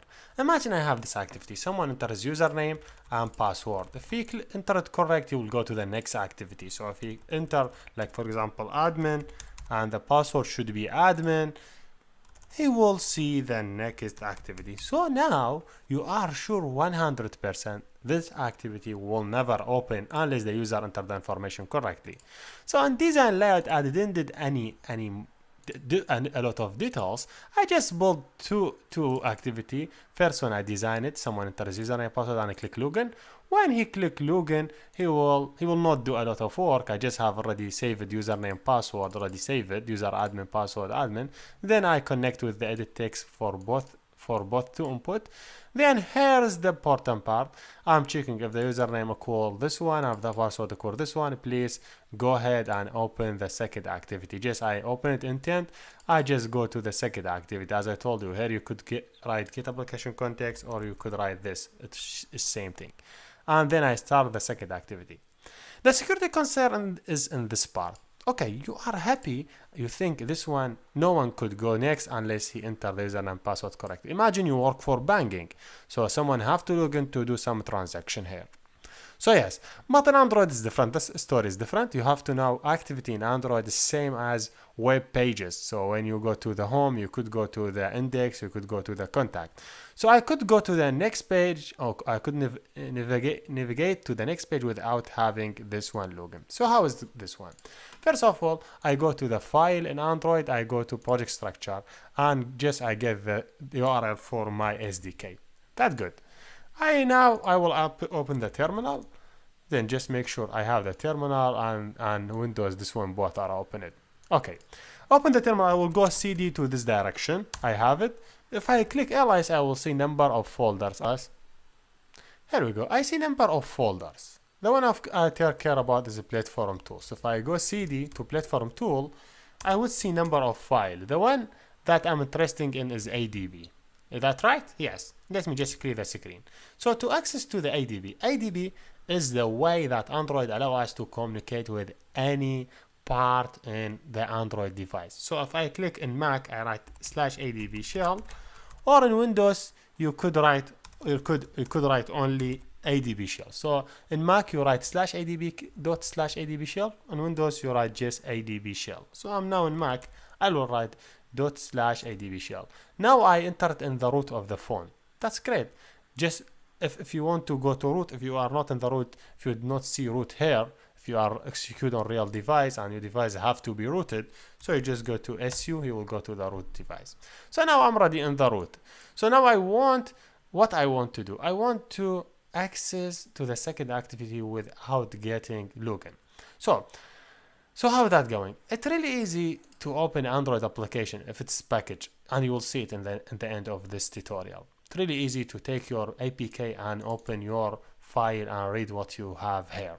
So they want to access to this. When they check this main face, they see, hey, yes, this is main activity and this is second activity. So they want to access to this activity. As I told you, this I'm talking about hacker side, because the hacker could open the APK and you'll see it in the end. So how they open the second activity? First, they will take the package name, they copy it, then they go back to the terminal. What they will do? They say, okay, I say am start, then say /n, then they write the package name, then write /dot, then they write the activity name. Well, the activity name, if you see activity 2, that's great. So if you see, they say activity 2. Do you remember? You write package name /dot activity name. Enter. Here you go. Now I'm in the second activity. Even I did not did any login. Do you know?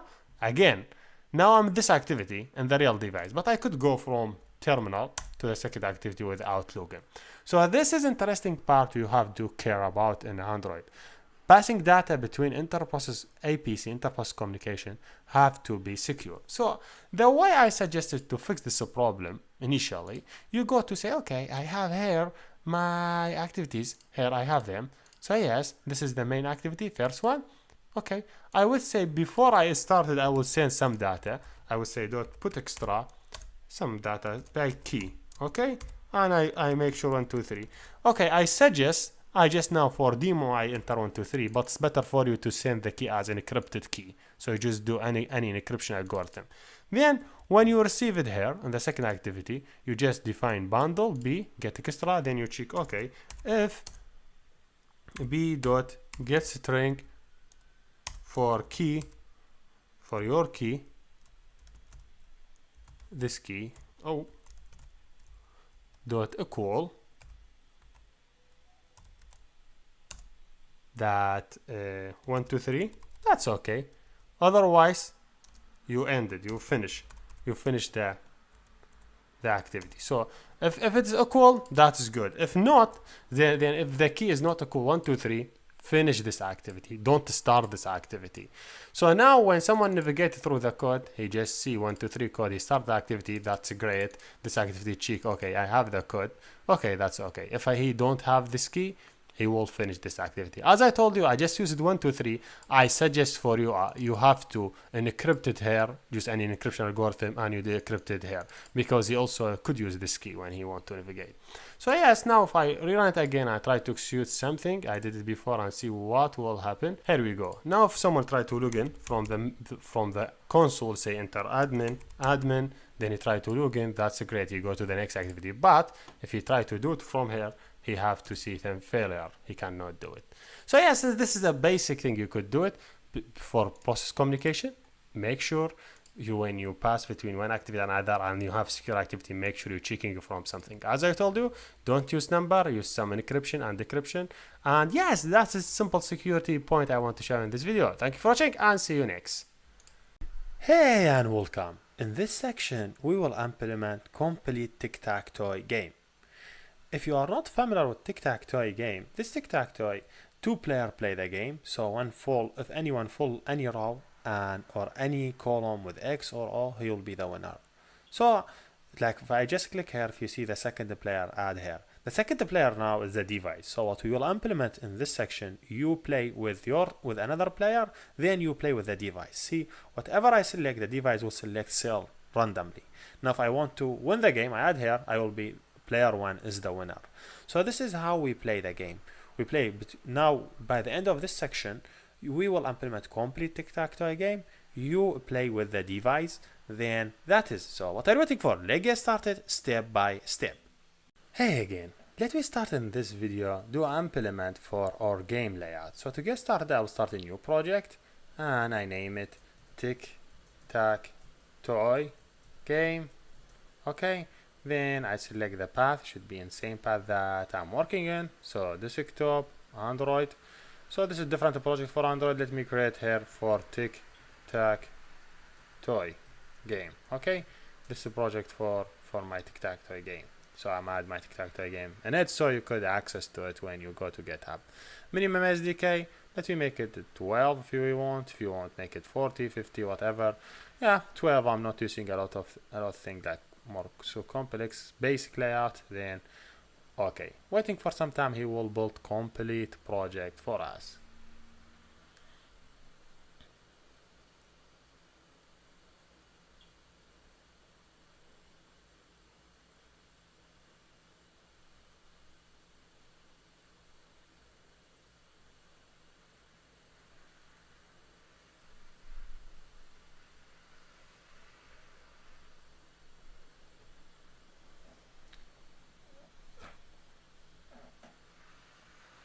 Here we go. After a while, he built this project. So if I go here to my resource, then layout, I see this ConstraintLayout. He doesn't have anything, just simple screen. So only this one. I would say I removed this one. I would use this design. I see it more easy for me to see. So what we need only 9 buttons on the screen. So what you will do, you make sure first you enable this one, make it like he will add the constraint for us. So add this one here, so he will be able to add one constraint from this side. You could change the button size that you suppose you want. The width will be 100 and the height will be 100. Okay, so I will do it in this way. You would do it in any way, but think about it. You need to just have copy and paste this button, Control C, Control V, and add it here, and you continue, Control C, Control V, and you move it here. For me, using constraint layouts, it will work, but it will not work in the same way that we wanted. So we could do it in this way. You say Control C, Control V, then move all these, select all these 3, Shift 3, then move them down. See, yes, it will work, but it will not work in the way that I wanted. See, here is it. Hopefully this one Yes, you see, for example, this one have to be here.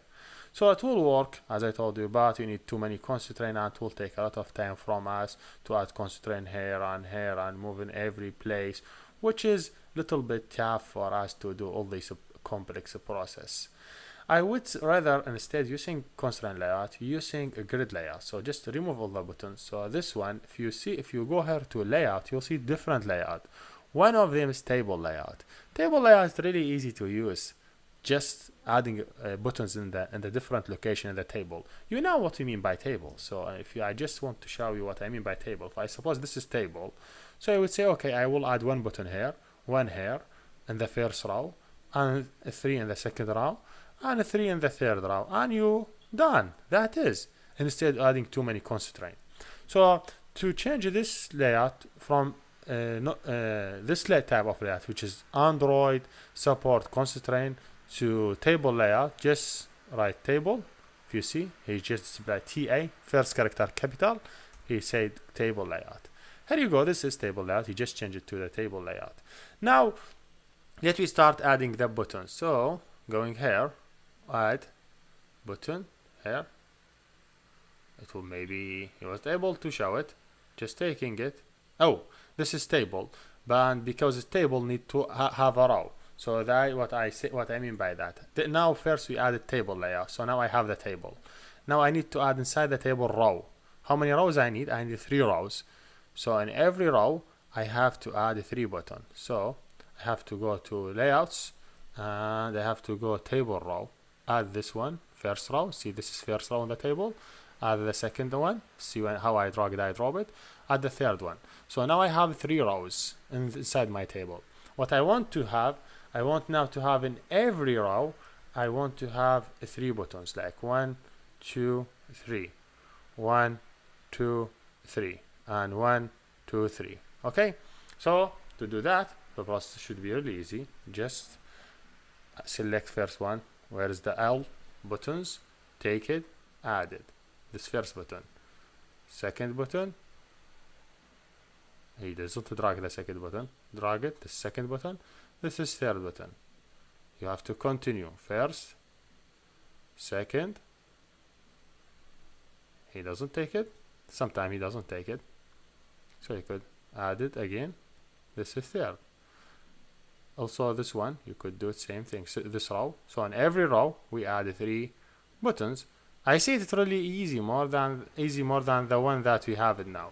So now I have the layouts. I have 9 buttons, 3 rows. So now I'm no longer need this tool for drawing. You understand what we mean by drawing the buttons. So first button, if you look through it, see what we need. This is button ID 1. This is everyone have a specific ID. Just click escape, so you will go out. So now we select button 1. Let me name it BU1, so I could get it. Let me give it width 100 PT and 100 too much. Let me suppose 15 PT. PT is the way to measure the width and height in the Android. It's the same as like pixel or whatever. You could use pixel, but PT is the better to use in Android. So you could use pixel, but pixel is not good with Android because the way that how PT work is like more I would say when you use it in Android, it will be more. It would give you more beautiful way to see the button in different devices. So I decided to have every button 50 by 50. This is button 1. I will continue. I will name it this one BU2, and I will give it 150 by 50. And this one also I will name it BU3. I will give it 50 by 50. Hopefully everything is good. Now this one BU4. I will give it 50 by 50. This one should be BU5. I will give it 50 by 50. See how is it? Then this one BU6, 50 by 50 PT. This one should be BU7. I will give it 50, 50. BU this one now BU8. Give it 50 by 50. BU9, 50 by 50. If you see, just go back to this design layouts, make it, I think it's, if you go, yes, something related to the layout design, he was able to show you well. But alright, let me keep myself on this place. But if you go here, you have to show you both, but I don't know, it's just something related to IDE errors. So yes, now I have 9 buttons. If you want to just add some padding between them, so padding left, you could do it from here if you was able to do padding. So hopefully I want to use UI always to make it easy for you. So let me see if there's any, you have to have padding, but if you will see it like take too much from you to search and do, it have to be in P. So font P, yeah, take too much from me. So it's better for me to go here. See, now I have this table row, 3 rows in the table. So row first, row second, row third. See how he just organized them. So first row, which is have this button, I want to add padding to the left of it. So I say okay, Android padding for the right, sorry, not the left, right side. I will add like 5 pt. Hopefully he did it correctly. Padding is something internally, but we don't need to use padding. That we will see it in the next video, next section. He will talk about the space between between the inside and the outside of the button, like the text and the edge of the button. But now I want to do between one button and another, so I need to use margin right. That means between one button and another. See, when you talk about margin, that means one another. When you talk padding, that means the internal. I would use only this one. I will add this line here also. Okay, so this row. So I'm done from this row. I will go to the second row. For the first button, I will give it this way, and for the second button, I will give it this. So I'm done from. I will go to the third row. I will add right, and this one right. And yes, I almost done. Now let me see the text of the buttons. If you see all the buttons using text, different text. Let's suppose they don't have anything in the text. I want to delete everything from the text of the button. So delete the text. See, but Android text, remove it. So you will see it as a simple layout. So remove the text from here, from here, from here. Then the third row, remove it, this text, remove this text, and you're done. So basically, this is what I have. Now I want, when someone click on the button, I want to go to the layout. So going here, click view, go to BU, name it BU, click. Okay, when someone click on the button. Now if I go to the text, I will select this button. I don't see any code written for this one. So if I just click here, click create, so he will create the button for me. But I want this event to be called by all the buttons. So very easy way, you say okay, just add this line to the all the button. That means Android on a click here, Android on a click here, added here, inside all the button tags. Make sure inside all the button tags, so when any button you click it, he will call that event. So inside any button added. So yes, now almost we have everything cool. See here I have button still doesn't remove it now. So yeah, yes, and now I have 9 buttons. Now I could play the game with 9. If you see you need add padding here. If you see this button is too much in the side, there is many ways. You said okay, I have this button and it say Android margin from the left side. So let me add 2 pt. See, I just adding. If you want to add more, let me suppose 5 to be clear. Too much 5, 25. 5 maybe all works. 5 also, yeah. See, 5 is good, but I would say 3. 5 is too much for me. Yes, I will add it. This is for the first button. You could do it. The first button in the first row, first button in the second row, and the first button in the third row. So just adding padding between the side and the button, so the layout will appear like nicer. So yes, this is basically how the layout works, how I design it. Now when any of these button will be clicked, you will call the event name it BU click, which is this button. So now how I would identify one button from another. So this view will handle the button. So if I say hey button this way, BU is selected. This how I get the selected button. I would say it will be equal the view, whatever the person click on the view V. this one. But this view have to be casted to button, so I would say casted to button, and I'm done. Now whatever the button will be clicked, I will whatever button like if you click button 1, so a view will be button 1. If you click button 2, a view will be button 2. If you click button 3, a view will be button 3. Button 4, button 4. So now I get it, change it to button, I could access to it. Let me suppose, just as start point, I just set the background color. So I just set the background color of this button when he click on it. So I would use a very simple way to set background color. Just I say, for example, color for now, like color dot whatever. This is read. This is when I say color dot read, this is color from the system color dot read, whatever, color dot green, any color you want. So just let me run to make sure like the layout is designed, and whenever any button be clicked, he will change the background color for that button to red. So I make sure, hey, I'm in the correct path. So waiting for some time to see the result.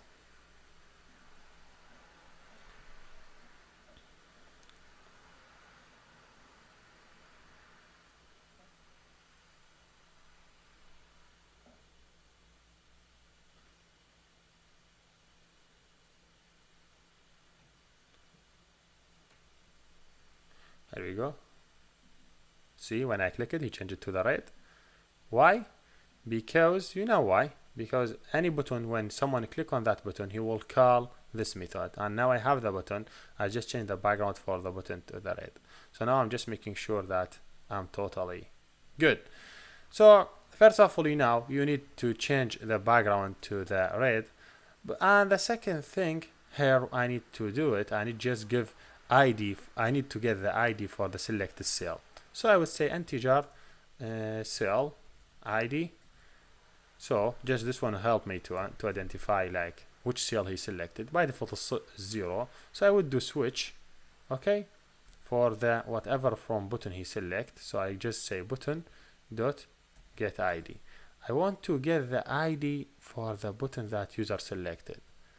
So I will tell you what I mean by that. I now say, hey, if he select the button 1, if you go how I now the button 1, going back to UI, the ID of button 1 is BU1.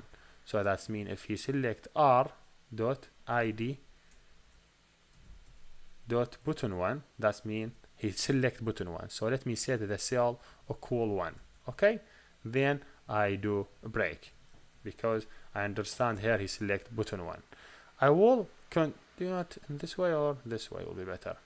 This if you select button 1, select button 2, select if you select button 3, 4, 5, 6, 7, 8, 9.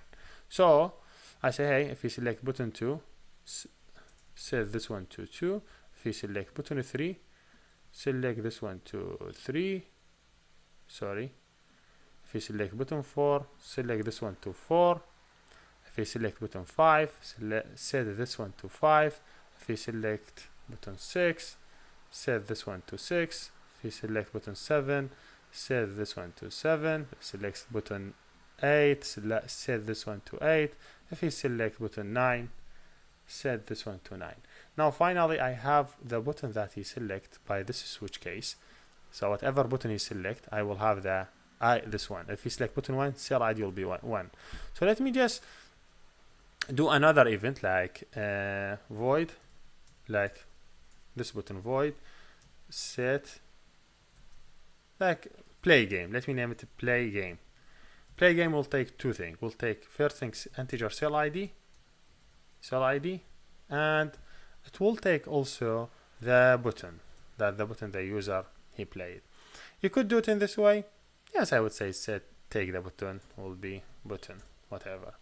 So let me suppose for now just whatever he select, I just display on the console what data he select. So I would say look dot d. The tag I will say player this way. Then the data I will display this one, whatever he select. Because this one is integer and I need here string, so it's better to do string value of. Okay. So now this is just to make sure, I receive the correct one. So Also, if you want to show more looks, like I want to player or name get button, I need to get the button ID. So I will say, hey, I have this button dot get text. I will get the text inside the button. Because the get text is string, so I don't need to do string dot value. I say to string whatever button text. This is just for debugging. So here we go. Now I think everything good. Just let me call this button from here. So I just say, hey, play game. I send it the ID that's selected, and I send it the button selected, which is whatever. So whatever button he selected, whatever ID, whatever button will goes here, and I will do something with them. So to show you what I want to show, let me run and go to look at, so you will see what I'm saying. And make sure set the filter here to, I have two tags. It's a little bit difficult to find it, but here you click, if you see, he just show you player ID 1 because he sent you 1, and the string nothing because I don't have anything in the string. That's right, because it's empty. If I just click this one, player ID 2, string nothing, player ID 3, make sure everything is correct, 4, 5. If you wanted just only to filter for this one only, just add this one, so you'll see only player ID 1, 2, 3, 4, 5. This be better. Make sure this one is no filter, not you select other one. 6, 7, 8, 9. So that's great. I have everything is cool. So hey, again, what I want to do in this video, I want when player 1 select this one, he will change it to the X content. When then the time to player 2 to start playing. When the player 2 select, he will change the text to O, and he will continue XOXO, and he will add the data for first player and the data for the second player in his array. So going back to the code, we know that for every button is connected with this events, and we are setting the background color here for red. So I no longer need to add this one here because I'm just getting the view, then I check with the ID, then I send all the information to play game. Let me move this line here, setting button color, and because it's not named to be select here, it's named button, so I will change it here to button. If you want to be more professional, so I think it's better to be this one, better to be select, and make sure I'm no longer needing this line now. That was just for debugging from last video. So now wait, I want when the first player selecting something, he will add it to the first player array, and when the second player select something, he will add it to the second player array. So now I need to define here three things. First of all, I need to define something boolean to know who is the active player. So boolean, I will name it active player. Let me suppose player, by default true, or you could, that mean the first one. If you see, this way is not a good way to identify active player using boolean. Use integer. The first player you define it by 1, and the second player by 2. That's mean 1 for first, 2 for second. So just for hint. Okay, so you know who is the active player. So now you say, hey, if the active player equal 1, that's mean this is the first one is the active. So I need to do some process. First of all, you need to take that button and you change the set text for it to the O, okay, or to the X. That we suppose the first player he taking X format. Then what you need to do, you need to change the active player to number 2, so the second player could start playing the game. So really easy. When the first player was active, you change the text to X. So when he selected, you change the text of the button to the X instead adding red here. But it is better also adding a specific color for every player. So let me suppose this one should be a green. So you need set the value for it for X and change the background to green and change the active player to 2. But now I missed something. I need to add this selected button to the player 1. So I need here to define array list to have the information for the player 1. So I defined array list of integer, and you know that because here I need array list, so a collection need to be integer. So let me name it a player 1, or you could say, hey, player 1 should be equal a new instance of ArrayList, because I don't have any information about the player one. So this will hold in this way. Let me suppose it. Hold player one data. Okay, make sure double quotation. You do same thing for player 2. Let me just format my code. This should be player 2, should be hold player 2 data. So make sure before you change it to active player 2, you need to add this data to the player 1 array list. What you need to add, you need to add the selected cell. Whatever cell is selected, you add it to player 1 list. Did you get it? So now when player 1 was active, you set the value to X, set background to green, add the data to his list, then change the active player to 2. Same thing, you need to check here. You say else. You cannot say if, because if you say again if 2, he already set it to, so it will not work. You cannot say if. You have to say else if, because he already set it here. So else if the 2 is active, so you need to change the active player. Set text is O. You need to give it any background. That one was green. Let's suppose this one blue. I like blue, so blue. You set the second player. Hopefully this will work. Dot blue. Yes, blue should be capital. And also you add it to the player 2 list, and you change the active player to 1, and they continue. So this is a really simple change. We didn't change a lot. We say, hey, if it was 1, make the text X and move it to 2. If it is 2, make it text O, move it to 1. So see, he chose green X. So now the time to 2 to play. So when you click, see blue O, X O, X O, X O, whatever. See? So now one thing missing. I just don't want this my layout appear too much top. I want to add some space, some padding app. So I will go here. Let me just see this table row. If you look through this table row, I need to do Android. You could say margin top from top, because I need to add space from top. I need to add, for example, 10 dB. If you see this margin top, I don't know which row we are in. Oh, I'm adding it to the last row. Sorry, this is I need to make sure I'm selecting the active row, which is this first row. So I add the margin here on the top 10 and make it from this side. You could do a lot, like if you see here, now the layouts have little bit spacing app, not like first one. So we have space from the top. It's not too much. And now if you run it, you have to see the buttons is not too much like in the top. Just having some space. So when I do margin, that means how much space. See, I add space here, 10 pixel, I add it here. But you see, this is not equal to this one. It's better to make this data in the center. So we use gravity. Where's the row? This is the table. This is the table data, relative table. If I just go to say Android, weight, I don't know, it's not working in the table. It's working for the row. So Android, I say gravity. The gravity center. I just adding the data to the center of the button. Not that gravity, should be gravity only to the center.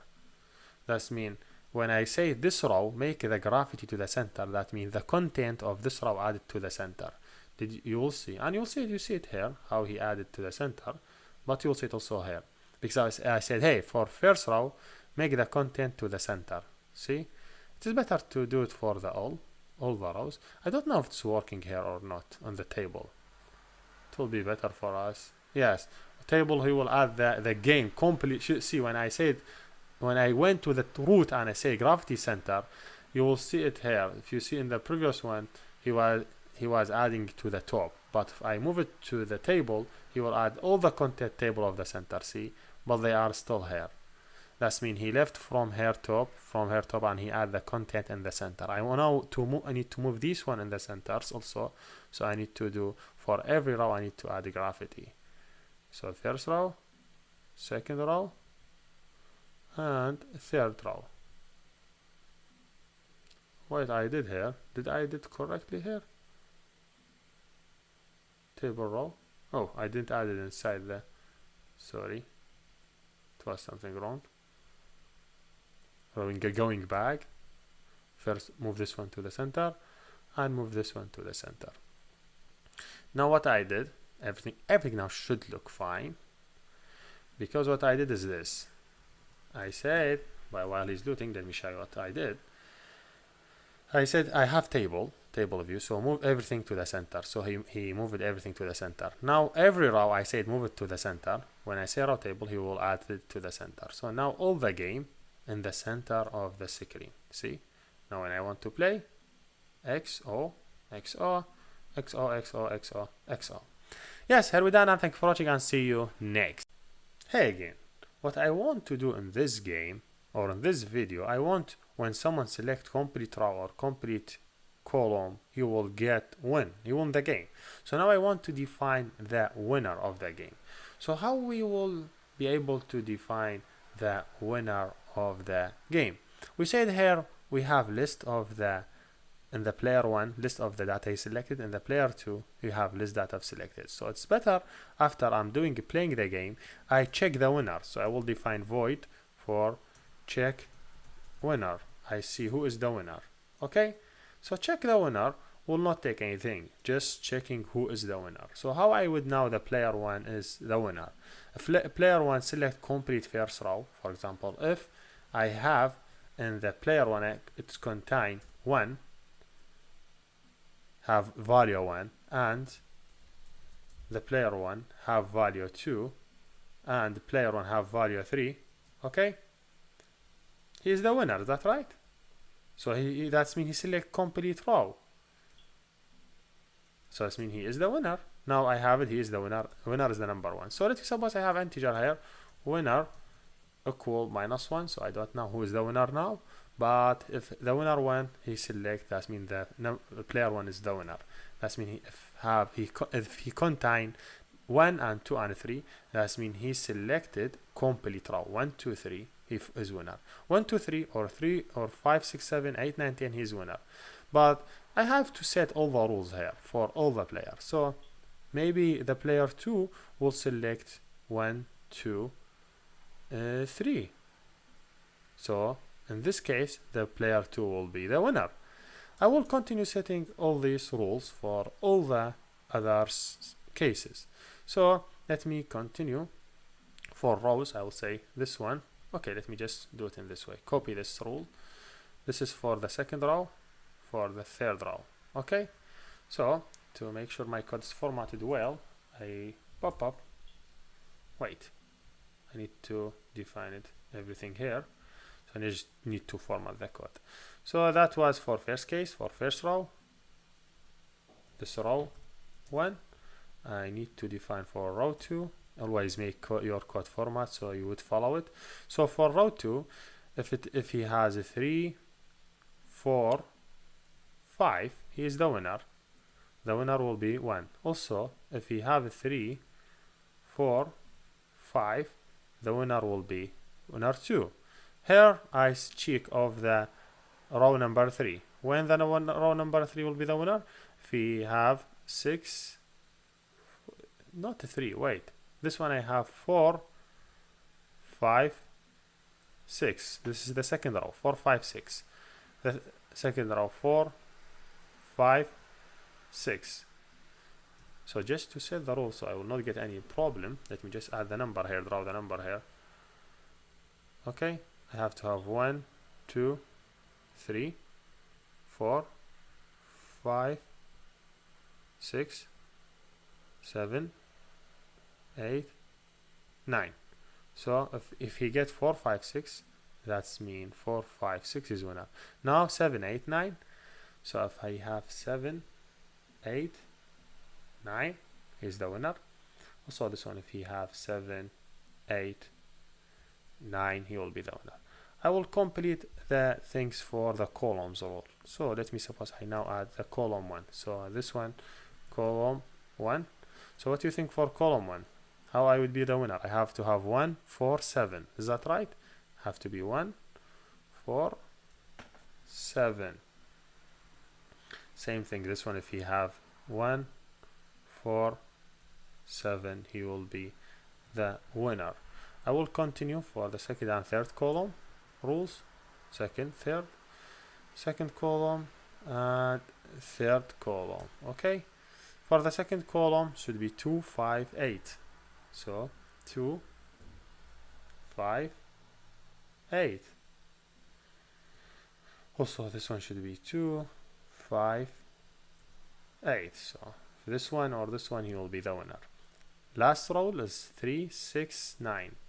So if he get a 3 and 6 and 9, he will be the winner. If this one get a 3 and 6 and 9, he will be the winner. So now if the winner 1 or 2, that means I need to display some alert. I need to show them, hey, you win the game. So let me suppose here I start. I say, hey, if the winner, not this one, how is it here? I have the default value is -1 if there is no winner. So that means I say, hey, if the winner is not equal -1, okay, that means there is a winner. That means we have winner. That means here we have winner. So now I need to show him message. I say, hey, you win the game. So because he's not -1, so I need first of all show him alright, and show him dialog. Say, hey, you win the game. There's too many ways to do that. There's a simple way. You say if the winner equal 1, that means the first one who is the winner.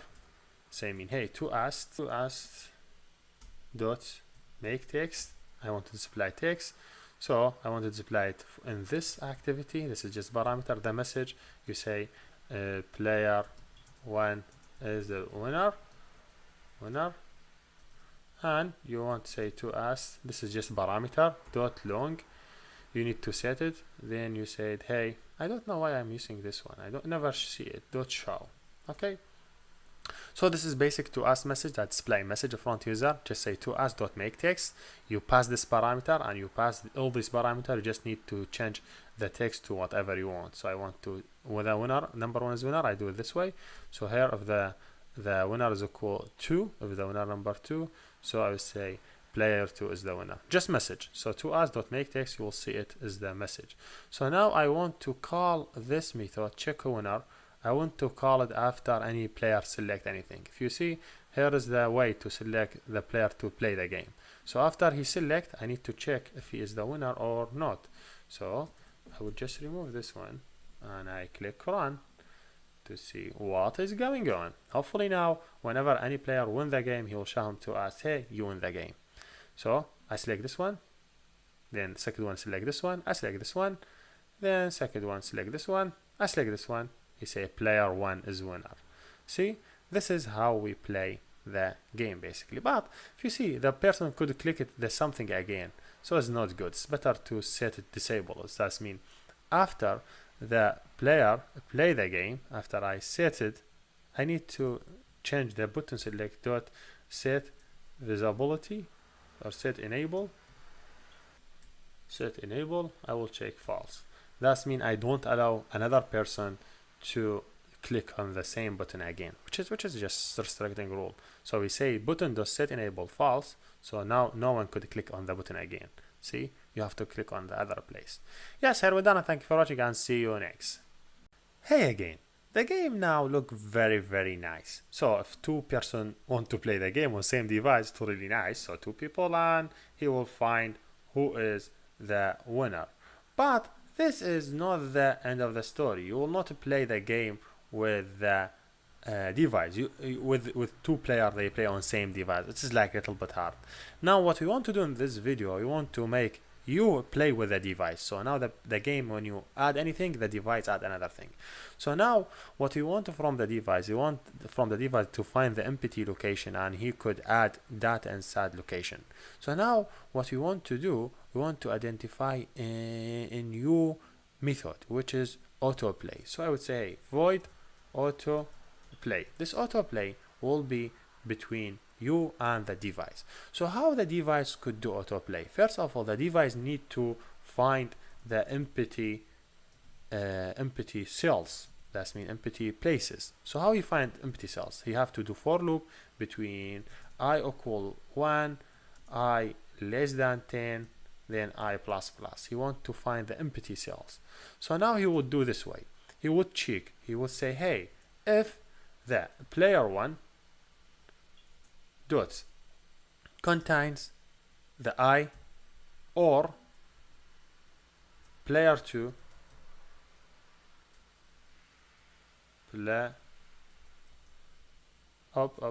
its capital should be player2. If anyone dot contain the value, that means the cell is full. So I will not use that cell. The cell that be used, like if I check for one and one is used by player one, he will find it here. If to use it by player two, he will find it here. So in this case, I don't take it ever. So I make sure I say, hey, if it's not in this case. So that's mean if the item is not ever, if the cell is not used by player one or player two, I would take it. So now I want to add it in the new array list. So I need to define a new array list. Did you see the way that we define this one? So I would define here same thing.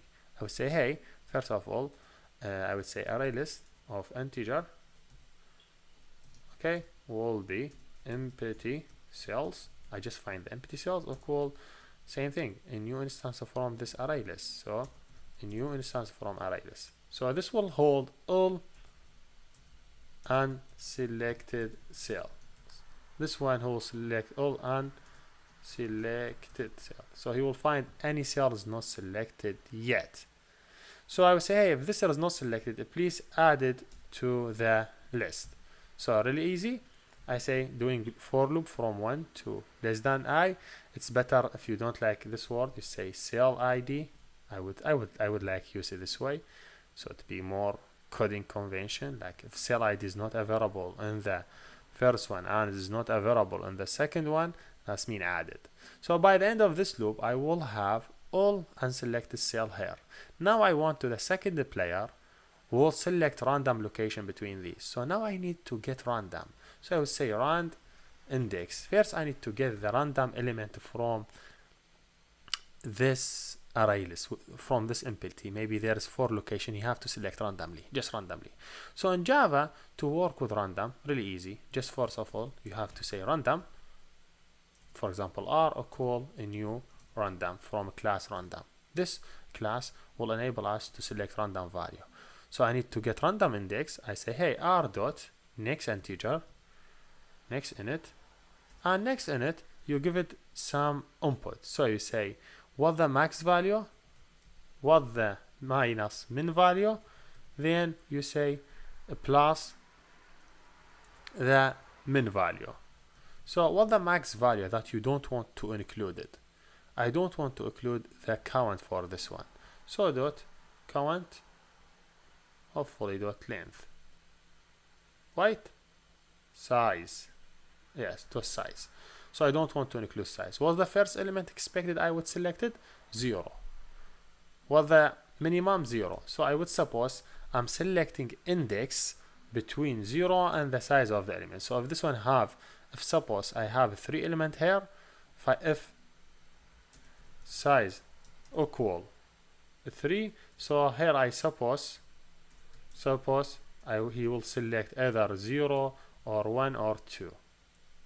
So he will select one of these. So now I have the index. Now I just really easy process. Just take that index and pass it to the array. So through the I need to get cell ID. So integer cell ID equal from this array list, which is empty cell. Just say dot get. He will bring the empty item. Okay. So now this one will be able to bring me the cell ID randomly between any empty cells. So now I have empty cells, but I don't want to define only the empty cells. I need to define also the button that used by that empty cells. If you remember, when here we have events, he will define for us which button, like what is the button, what's the button ID. So he will be able to find it for us. So we need to do same process in this part, because this play game expect 2 parameters.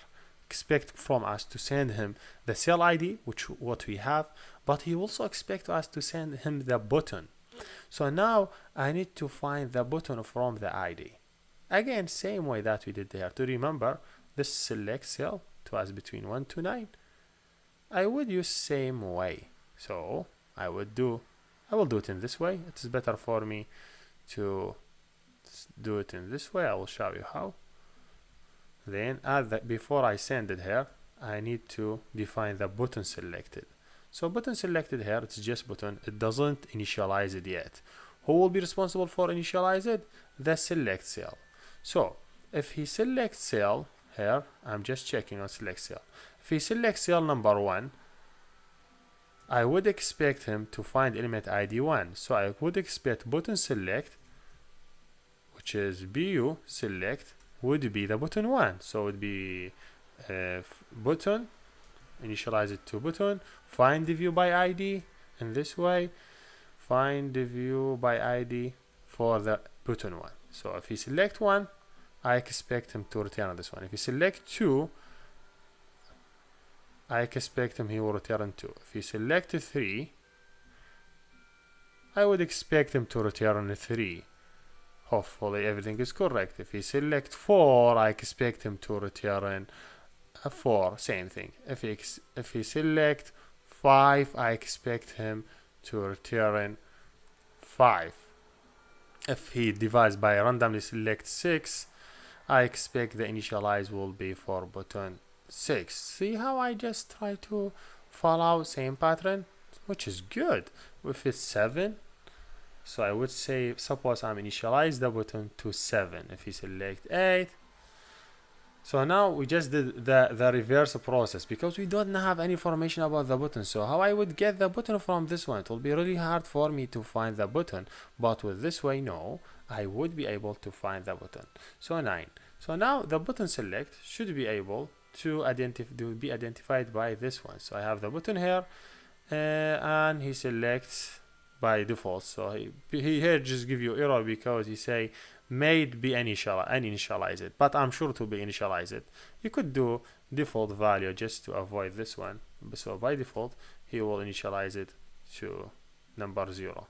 It will not happen in this case ever, number 1, but it's just to avoid that error. But you have to make sure this is just to pass this error, but this case never happened because you have 9 elements and he will cast them. So now yes, I have the autoplay. I just need to call it. When I want to call this method, I need to call it after player 1 play the game. So if you see here the play game, here the player 1 play the game. So now I would call it here. So when I call it here, he will go to autoplay. Autoplay will be here, which is this is my method for autoplay. He will do what he will do: find the empty cell, get index, select element, he play the game. Then the player 2 will start, and that's it. I think everything is cool now. Let me see, run and see, could we play the game with a device or not? I think it's be a little bit complex for you using some random variable, but yes, see, when I select this one, he select that one. I select this one, he select that one. He just select randomly. See?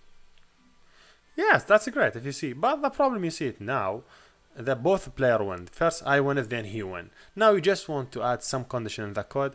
When the player 1 win or player 2 win, he will not continue. And this is your homework. Hey everybody. In this video we will talk in more details about ConstraintLayout, which is a new generation from Google. So to get started, I will just select this text view and remove it, and I have only ConstraintLayout. So think about you want to design something.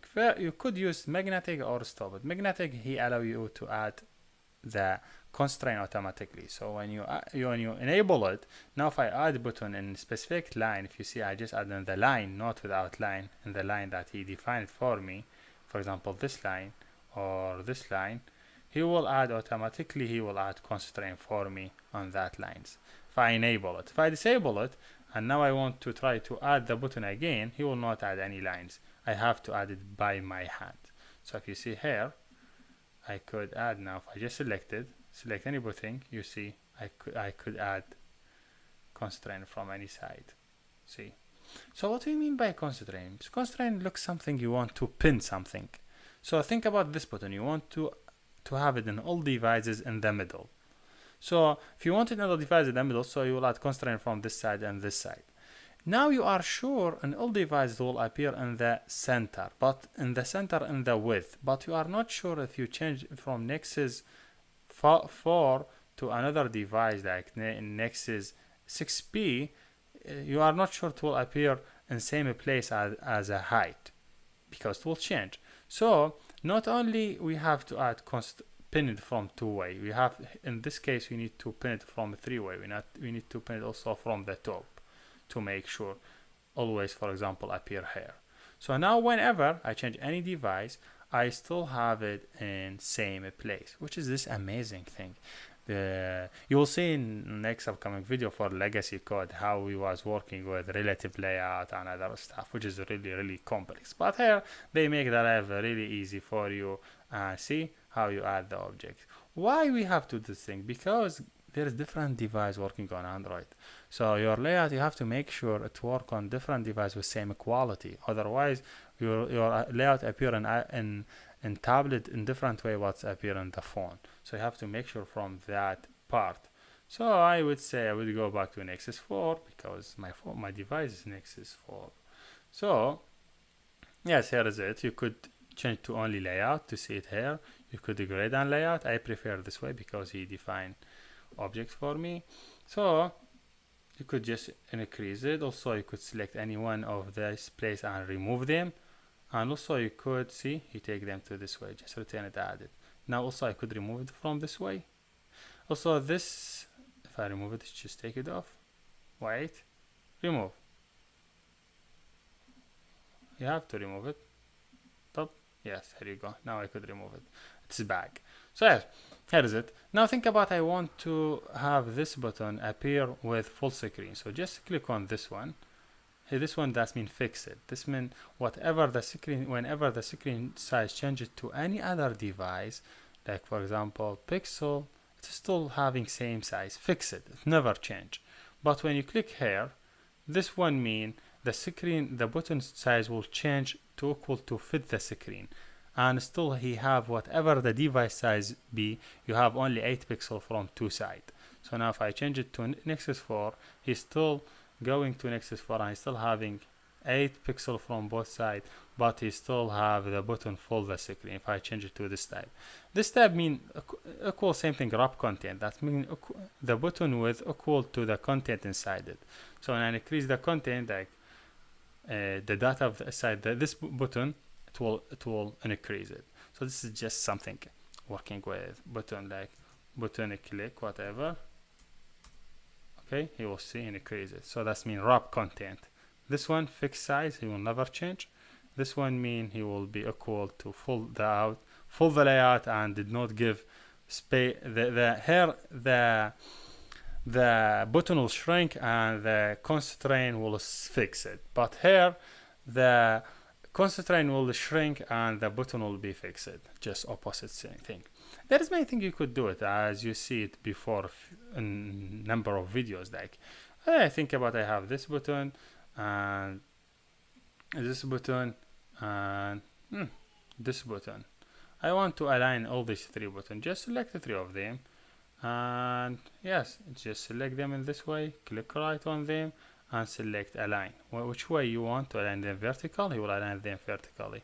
Hey, I did vertically. I have to select horizontal top edge, up. Hey, align them to the top. I don't want to do line them horizontal. It should be. Hopefully I just did something. No, I didn't do something correct.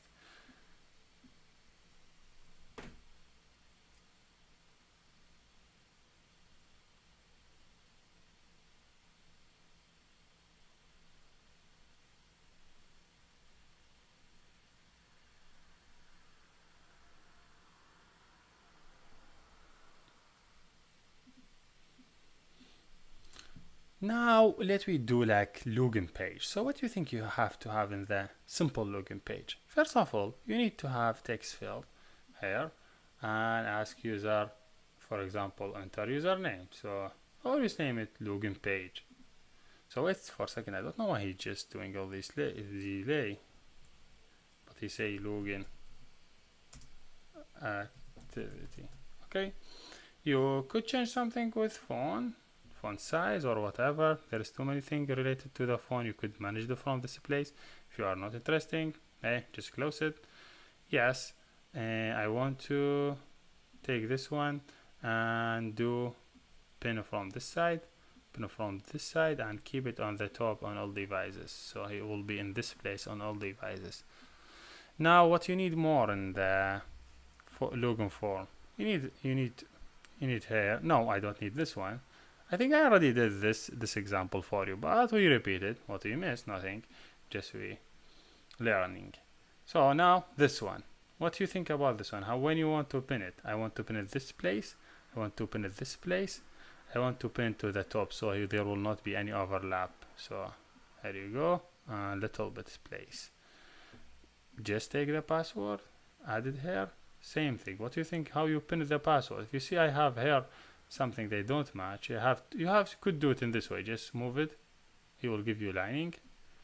But I think if you just select both of them and click right and select a line edge, yeah, here you go, line to the left edge, he will line them for you. Just move them again this one, and yeah, I need to also add this one. Pop. Something happened, something bad. Yes, no, just return Control Z. Also a button I want to add. What do you think the button? Do I need to pin the button from 3 sides? I think if I want to button to be pinned in this way and pin it whenever I want to add it, pin it in this device, and I want to add it here, so he will be in this place all the way. So if you want this one always be full screen, just make sure to change it this way. It will be full. This one will be full if you want. If you want to keep the button this way, or you want to keep it to full, but it's better. This is fixed. Just change it to full if you want. This is doesn't shrink because it doesn't have constraint now. Yeah. Also, these constraint you could manage the constraint if you don't like this way of the. Wait a second. Let me just go back to the normal case. And this one, you just go to the. Yeah, I don't need the stick one. I want to add this one here. If you see, also I could manage the how much the ratio for the every part of the constraint. So what I mean by that, think about, I have this button, I want to add it in the middle. If I just say 15%, that means this constraint 55 and this constraint 8. So whenever the device size change, still he will double the size for them 50% by 50%. Everyone will be double it to 50%. So if I change pixel, they get double. Just they get doubled. Because why? Because I say it double. But if I say no, this one will be 77 and the second one 33. No. When now the device size changes, one of them will get double more than another one. It's just layout management. So this is basically how you do that, and this is the layout, and this is what I want exactly to share with you in this video. Hopefully you understand everything, and hopefully it was really helpful. If you are really interested to continue with this type of design, please continue. If you are not slightly use it, just go and see the legacy code. Here we done, and thank you for watching. Hey everybody, if you are happy with using ConstraintLayout, that is really great. So if you want to design your layout and you are happy when you design and this layout working on different devices with same quality, that is great. But you have to know this is not the end of the story. ConstraintLayout is something came stable with Android O. So there is thousands of applications and thousands of the code you see it in the GitHub will not use ConstraintLayout. That doesn't mean you have to use that code, but when you go and you want to read that code, you cannot read it because you only know how to work with ConstraintLayout. For that reason, in this video and next upcoming videos, I will teach you some other layout like linear layout, relative layout or what another. So if you see here, we have something constraint layout and have one button. And if you see whatever we add, he will create it beautiful for us. But if you go to design, here we have constraint layout. Many code you will see they don't use constraint layout, they use relative layout. Okay, relative layout is totally different from constraint layout. If you see it here, I just want to change my layout here. If you see it, this is the button. Relative layout allow you to add object in any place and define certain thing to that object. But a relative layout, when you add any object inside the screen, you are not able to add constraint other stuff because hey, this is relative layout. And I will teach you in next 3 videos how to work with different way with relative layout. So the idea that I want to tell you here, if you are happy with using constraint layout and you feel you design layout that work on different device, that's great. So don't think about next upcoming video how to design with them, but you have to study them because you will see a lot of code. You have to understand it. So yes, you have to now next 3 videos about linear layouts and layout design weight and table and grid. And just get overview how they work and how they design. And if you don't like them, just continue using constraint layout and you are still in right direction. Yeah, here we're done and thank you for watching. Get in this video and next upcoming video talk about design layout. If you see, or if you know, there is different devices running with Android with different screen size. If you see, I'm now here using Nexus 6. If I want to change to the Galaxy, it's a different screen size from Nexus 6. Also, Nexus 9 or 10 is different from Nexus 6. Nexus 9 different from 6. Every device have specific size. If I go back to Nexus 6 and try to teach you something. When you design layout, there is number of design decisions you have to take out, and you have to understand how the layout work to design layout working on different devices. First of all, if you see here, I'm using relative layout. If you go to the code, I have one relative layout. Let me add button inside it. If I take this button and I try to drag it, if you see, I could drag the button in any place in this layout. But when I go to this side, I see arrow on the left and on the top. That means how much the space or how much the margin between the left and my button and top and my button. If I go here, he give me different margin. Just constraint if I want it to the right and the top, but still same. So if I go back here, I say okay, I will place my button here. If I go to the code, I would see he add number of margin for me. Margin from the left, so how much I would left from the left. He see 57 dB. dB is look like pixel but different size.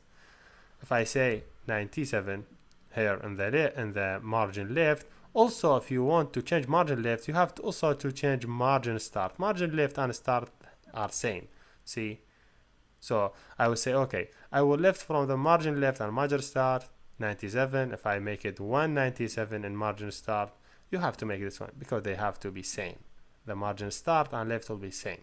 Okay, now you understand what the left mean, what the start mean. They are same. So you could take off the start and work only with left. If I wanted to change to 79, that's so great. So left and start, as you know, it's same. What about top? I want to move it from the top. Let me make it 200. If you see it's going down. So margin mean how much the space between one component and another. So I'm in button, so that means how much the component between button and relative layout. If I have another button, let me copy this button as a code and paste it down. Okay, that means I have 2 buttons. Let's just give it different ID because you cannot have 2 components having same ID. If you see, they are in same place because they have same padding, same margin in the top and the left. Let me increase on the top. Let me make it 300. If you see, this is the button. So now I have 2 buttons, see, in different places. But now when in the relative layout, because I could place component in any place in the relative layout, when I add margin, that means I'm adding margin between one component and relative layout. But let me talk about another concept. It is named padding. Padding, how much I will put a space between component and the text inside it. For example, I want this button as a name button. I want to add some space more on the top inside the button. So let me go here and I will say padding top. How much I left from the top? Let me add 20. See, there is a 20 dB added on the top on my text. Let me add another padding on the button. So I would add like 50 dB. See this button. How much I left? Still I have same button, but I'm adding a space between the over the button and down the button. You could add also padding on the left, on the right. So if you say padding right, how much I would lift? Let me say 20 dB, and how much I would lift to the padding right, padding left. I would say 20 dB. Okay, that's how much I would lift from both sides. So padding mean how much space I will add inside the component, not outside. So when I'm talking about padding, I talk about the component and the data inside it. But when I'm talk about margin, I'm talking about the component and another component. So now you saw the relative layout, how it's working. The relative layout, I could place component in any place. Also, this component, any item inside it. When I'm talking about margin, I'm talking between that component and relative layout. There is two other properties, we will talk about them. If you see the button width, it is wrap content, mean equal the content. If I have here only button, that will be equal to the size button. If I change it to button is a click, the name of the button, if you see the width is increased because the name is wrap content, mean equal the content that is have it. There is another one is match parent. Match parent mean the button width will be equal to the size of its parent. So if you see here, I'm having left already padding in this button, but the button now should be equal to the width of the parent he have. Now it's in relative layout, so the button width should be equal to the relative layout. But I'm taking some margin. If I take it off, see the button will be equal to the parent, because I said this button have match parent. Something in the height. If I say wrap content mean equal to the content that have it. If I say match parent, mean the button height equal to the parent. This is two interesting properties you have to know about it. Let's go next and talk more. Everybody, let's in this video talk about another layout we could use it when we design and when we work with Android. If you see, we use it only relative layout. So let me use another tab of the layout. And this video I'm using two other tab of the layout. One of them is linear layout horizontal and other linear layout vertical. When you talk about linear, means something in linear. So the component, I will arrange the component in linear way, maybe in vertical way and maybe in horizontal way. Let me talk more. Let me take off this two button. Let me go here and change this layout to linear layout. If it's linear layout, I have to add new properties for orientation. I would say either vertical or horizontal. Let me say the component will be arranged in horizontal, for example. So any component will be inside this layout will be arranged in horizontal. So if I say I click this button, I will add another button. See, I add third button, everything will be horizontally. Because I said the orientation will be horizontal. I said I have layout as linear. If I say vertical, if you see the component will arrange in vertical, but because I didn't specify any properties, when I say this one as a layout will be equal to the screen size, so then I give it a vertical, that's mean the content will be equal to the screen size. So if I have 3 buttons, so the 3 button will arrange it in horizontal, will divide the screen size equal to 3 parts. If I make it horizontal, also he will divide the screen size as a width to 3 parts. But if you see, he take it all the vertical place. That's great. Now you understand what's mean vertical and what's mean horizontal. So how you could arrange the data in vertical way and how you could arrange your data in horizontal way. Let me suppose I will go back to relative layout. Okay.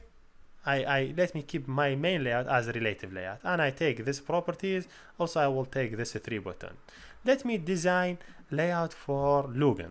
Try to design layout for login. So login, there is number of row. If you imagine, you have number of row, username, password, then he click button for login. So the one that I could use it in this layout is horizontal, vertical, linear layout, vertical. If I drag and drop it here, I will see it here. To make it more, you could see it from this one, organize it. I just add background color just for read it. I would add this. So see this is my layout. Also, if I go to this one, I will give it background color. Let me give it primary agent. No, I don't want the same color. Let me give it different color. Give it this one. Yes, maybe a little bit different, this two color. If you see, I have this one is not placed in the correct place. That's okay because you have some margin here. It is already created when you drag it and drop it. I will take off this margin to have the same size. But if you see, still I have padding in different places. This happened because this four type of padding I have it in the real layout. Let me remove it. So I will have this. Now I have my linear layout will cover all the screen. That's great. Now let me go to some design. I want to add number of row. So in every row I have two components. That's okay. I will go here and select, where is it, my layout? So here is it, here's layout. I want to use this one. You could drag it and drop it here. To be more specific, you just take it and add it here. Make sure you have this sign on the linear layout vertical. See the sign, change it, then drop it. You will see one. I would add 3 of them. So let me first work with the first one. In the first one, I will add text view inside it, and also I will add input because I need someone to enter his name. That's great. Now I have here edit text and text view. To be more clear, let me just make sure from it it's working. So just I increase the screen size. So I have two. I have name, this one and this one. But this one I will display username in it. So okay, I will add enter. I change it to the username. This is the name. This is the input field. But it should be this one before. So I just take it and up. So you see username, then input for username. To make my layout more understand, just for teaching, I will give it different color. I will give it background color. I would give it primary pink. I hope no, I have this color. I would select another one. Yes. Now if you see, even if it's one line, but this line taking all the screen, and that's not what I'm looking for. I want this line taking only one line, just equal to the username. So just the height, I just change the height, not wrap content. If you see, just I make sure to select this layout. So then from the layout, if you see it's match parent, so I make sure to change it to wrap content. If you see now, this linear layout is changed to the equal to the size line. That's great.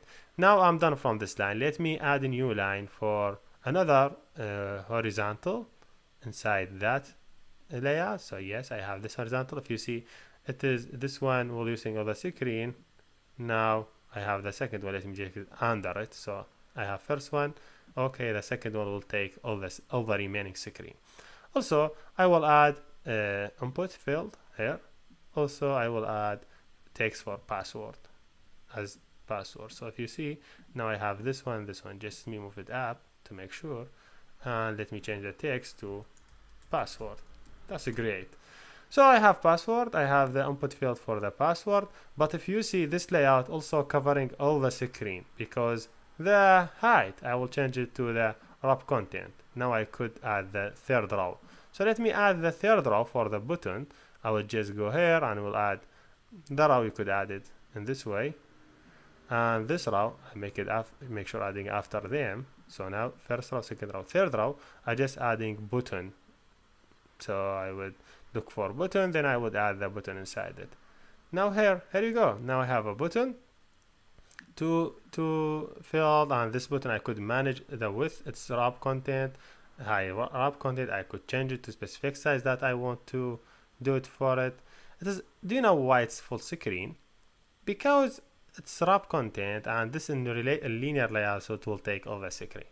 So now, okay, you understand how to create simple login page, have username, password, and how you organize this component. So whenever you go to different device sizes, let me go to next 10, still you have same quality for username, password. Now let me just changing that color. I no longer need them because I just use them just for arranging my layout to make it more clear to understand. So just I'm removing this. If you see, when you add background to the layout, all the layout will be affected by this background. So now great, I have everything is fine, everything is good. That's good. Let me go next and talk more about it. Hey everybody, let me talk in this video about layout weight. Layout weight means how much the weight of this object in layout in comparison with other object in the layout. So to be honest, I will remove all these lines. I just having relative layout. I want to create web browser. Web browser is just have web view and by the end having number of button. So to do that, I having number of vertical layout first because I'm having something on vertical. So first one I have, it will be a web view. So I make sure I'm adding web view. So the second thing I have line having number of the buttons. So I would go to the layout and will add another but horizontal layout. I will add it here. I make it sure after the button. This horizontal layout having number of button. Let me say have one button, second button, and third button. So now I want to make sure this layout having height equal to this button height. So I will just change the height to it to the wrap content, but still I cannot see it. The problem is I have this relative layout having screen size. This one having also the screen size because match parent, so I cannot see the second one even have specific space. To manage this layout, I have to use weight. So I would say weight, Android layout weight, let me give it 1. This means this layout will take as a weight 1 from the screen. And also I will give to this layout, linear layout, weight 0. What does mean 0 and what does mean weight? 1. If I give it 0 mean the height of this object will be equal the height or the width is depend on how we organize the component. This component organizes or its data as vertical, so this means the height. If it's horizontal, so it means the width here. So now because the component is organized in vertical, so 1 means the height. So if I give this one 1 and this one 1, that means I'm dividing the screen between two components. But now you cannot see it as equal because this one have to be match parent. So you see both of them, everyone having half of the screen because I give it as a weight of 1. If I give it as weight of 0, mean weight 1 and 1, that means this one will take 1 and this one will take 1. If I give it 0, will take only the component or the place that's have it. Because it's have it full parent, will have problem, will take all the screen. Because if you give it 0, this means this take the height that already by default. By default I give it match parent, so it will take all the screen. I would give it wrap content, it will give it only equal to its content, so it will be on the end. This one is 1. So 1 that's mean it have the high, so all other place in the screen will be taken by another 1. So now whenever I have any devices, let me Nexus 6, Nexus 7, still I'm having this on the down, web view on the top. This let me go to the Nexus 10, still I'm having web view on the down. So you will use weight whenever you want to divide your screen. For example, I want always this one taking the top and this one always taking to the down. So I give it 0 because I don't mean 0 it will be in the down. 0 mean this layout will take it is only its content, it will not take any more. But when you give it 1, that's mean no, it's different. This will take all remaining layout. If you have give it 2 by 1, you also have a different weight. It's different. So here we done and see you next. Hey everybody, let me talk in this video about grid and table. So let's first start with table. Table, we organize our data in table. So I mean like number of row with number of columns. So if I drag the table, I take it from here and add it in my relative layout, I will have table with number of rows. By default I add 4. You could delete by click delete, select it, delete it. If you want to add more, just add row. So now, okay, for example, I now have 4 rows inside my table. So what about the column? The number of column depended on the number of item you have it in first row. If I say first row having, for example, text view, let me add it here, it will be easy without any problem. And also have plan name, that means the number of rows will be 2. So whenever I want to add item in the second row, for example, I want to add checkbox in the second row, this have 2 rows. Let me add also 1 item in the third row, and I will add button here in the fourth row. See, the is divided by 2 column and 4th row. So if I want to move this button to the second cell, I just go to here. I will say, okay, this button is in the first cell in row number 4. I want to move it to the second cell. I'll just say column. You know, first cell is 0, second cell will be 1. See, the buttons go to 1. But if I said, okay, I want to update this one first line, I want to add, for example, just for example, adding this one in this layout. That means I have 3 components in the first row. Even I would be out of the range, but okay. I have 3 components in this row. This 3 component. Let me just remove this layout and add checkbox. Be easy because that one need more. So okay, I would say I have 3 components in this row. That means I have 3 columns. If you see the button change, when the button now 1 mean column number 1. So I want to move it to number 2. I will say okay, number 2 to move it in this side. Number 0 with the first one. So here you could manage your component and change it between place using table. Really easy to use.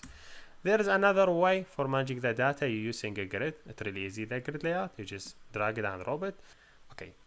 In the grid, you would decide how many row and how many column you have it by your own. Let me suppose I have this one first, and let me drag another button I added in any place. Now, if you see, go to the code, you see I have here, I decide to have 4 row, 3 column. Let me decide how 4 by 4, 4 row, 4 column. Okay. Let me add this button. I name it BU. I added in cell number 1, row number 1, column number 1. If you see, he added 1 by 1. Let me add another button here. I say, okay, this button, I will add it in row number 2, column number 1. See, it is under it. So I would say 1. And you could define it. Let me say, okay, it's because I have four rows. Let me say, okay, this one will be in row number 1, column row number 3, column number 1. See how I divide it? So you could divide it as a grid by number of row, number of columns. You just define number. You just also like a grid. You just decide which the maximum row and column you have. I say 4 by 4. If you say 3 by 3 row column, so you could place any item in any row and any column in your grid. So let me suppose this one I want to move it here. So if you see I selected, let me move it to column number 3.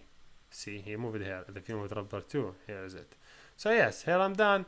And you say, okay, why the grid is having all the screen while I'm using a specific size? It's because your component in your grid. So it's better to say, okay, y height as for my component will be wrap content, so you will not have any problem. Now you have the grid is really easy to understand. Having grid, number of cell, number of column. Let me take this one. I will move it into column number 3. See, now I have 1 by 1. If you say row number, do you have number 0? No, I don't sure. I'm sure you will not have number 0, but here, see how is it organized? So yes, here we're done, and see you next. Everybody, let me talk in this video about menu. In Android, sometimes we need to add a menu here on the top on our activities. When we talk about activity, we said every activity have a layout, and there is a specific Java file manage this layout. That's great, and we understand this part.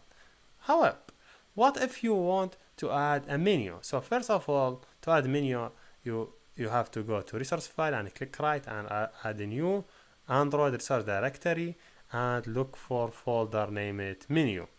Then click add to add the folder. Inside the menu, add your menu. So how you add your menu? You click right and say new resource file, and here give it any name. Let me say main menu. Give it any name, everything in small and without any specific character. So if you open the menu, you will see there's just specific file have a menu. You could add a menu item on it. If I go to the Google page for menu developer, this one.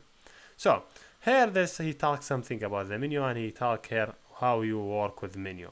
Every item in the menu you will define it in this way. So let me take one item and add it in my menu just to make life easy for me. I have this item. They name it of home, a new game. Let me name it home. Then I give it specific image. So to give specific image, I have to add my image in drawable. So I will go here. I have number of images here. I will copy them. I will add them in the drawable. I will add them.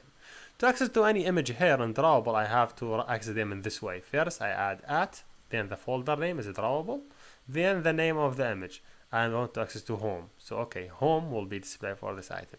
Then what's the title I want to use it? Let me give the title home. Some devices, if you don't have icon, or if you don't want to use icon, you could use only title. So you could take this line, just title without icon. If you want this icon, you could this icon. That's great.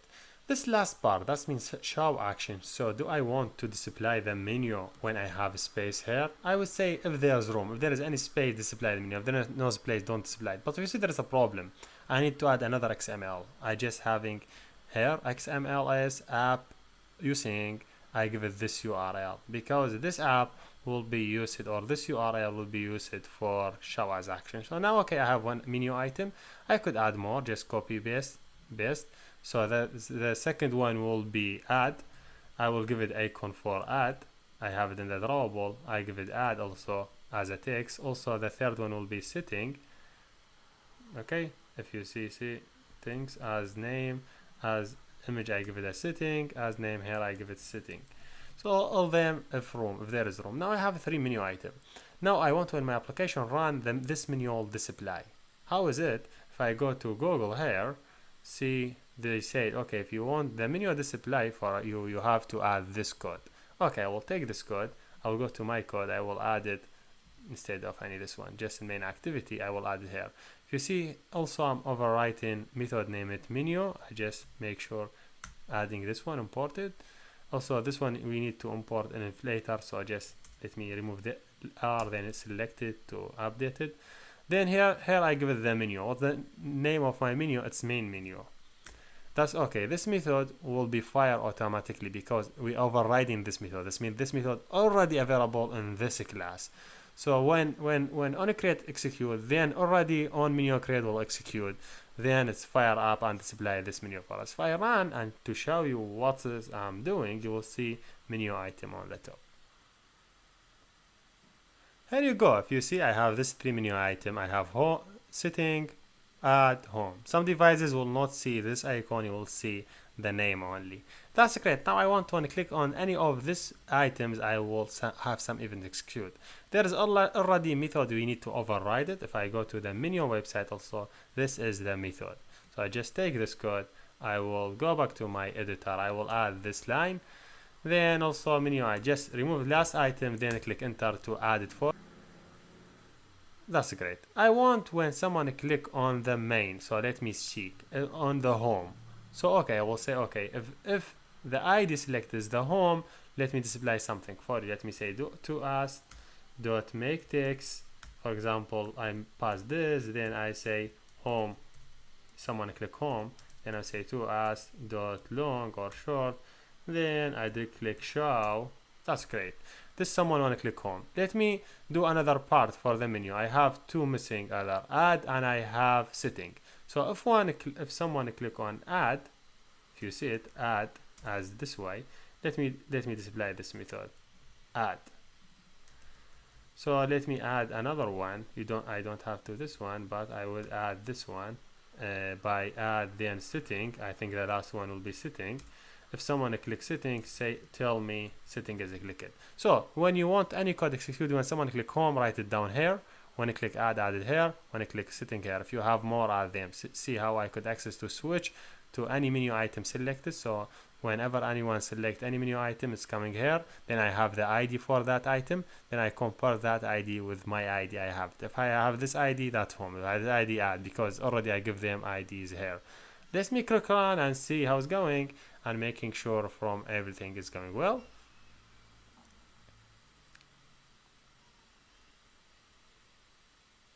Yes, here we go. I click home, see setting, because I click setting. If I click add, he will say add. If I go back and click on home, he will say home. Here we go, and you understand how to add menu item and how you could access to them. I will add the URL for the test tutorial under this video. Thank you for watching. Everybody, let me talk in this video how we could create a search bar like this one. So when you click on it, you will see searching. You could search for everything. I will not talk in this video about how you search. I will talk how you could use this tool and how you could implement it. So first you have to see the previous video that talking about menu, that we create this menu having this 3 items. Now I want to work with search, so let me add search bar here. I will add as a new item and also give it, I also give it all the information. For example, I will give it an ID, so I will say ID. I will give it ID, for example, plus ID search bar. Then I also could give it a title, so I could give it Android, okay, then title, let me give it search. Then I will add one most interesting part in searching. This part, I say app, action, view class. This means I will use Android widget search. That means this item is normal item, but it be a box for searching. Don't forget also to add this line for show of action. This line I also added. App show as action. I will say always this time. This time that means I want this search bar will always display even if I have space or I don't have a space. So in a few seconds, see I have this search bar here. Now when I click on search bar, I could see it and feel it. Now let me see how if I search for something, when I click, how I could sense this event, how I could fire the event. I will go here. You see this is for firing main menu. To get started, first I have to define search view. So let me define search view. I name it search view equal what equal search view. I'm searching where I will search. I will search in my menu. This menu, I have it. I will say menu dot find item, name it r.id dot the search bar name. Then after that I will say okay dot get action component. I don't do it action view. This is just part from menu. When you want to access item in the menu, you have to do this thing. Then I have to have search manager. So I will define search manager. I say sm equal search manager. I do casting, get system service. I will name it context. Then dot search service. I'm looking for search service. Now I have the search service. I now to set some information in search view. So sv dot set searchable info. I will say search manager dot search info. Then I will say get component name. Just set up this for making your searchable view working. Now okay, I have searchable view. I could listen to its event. So what event have?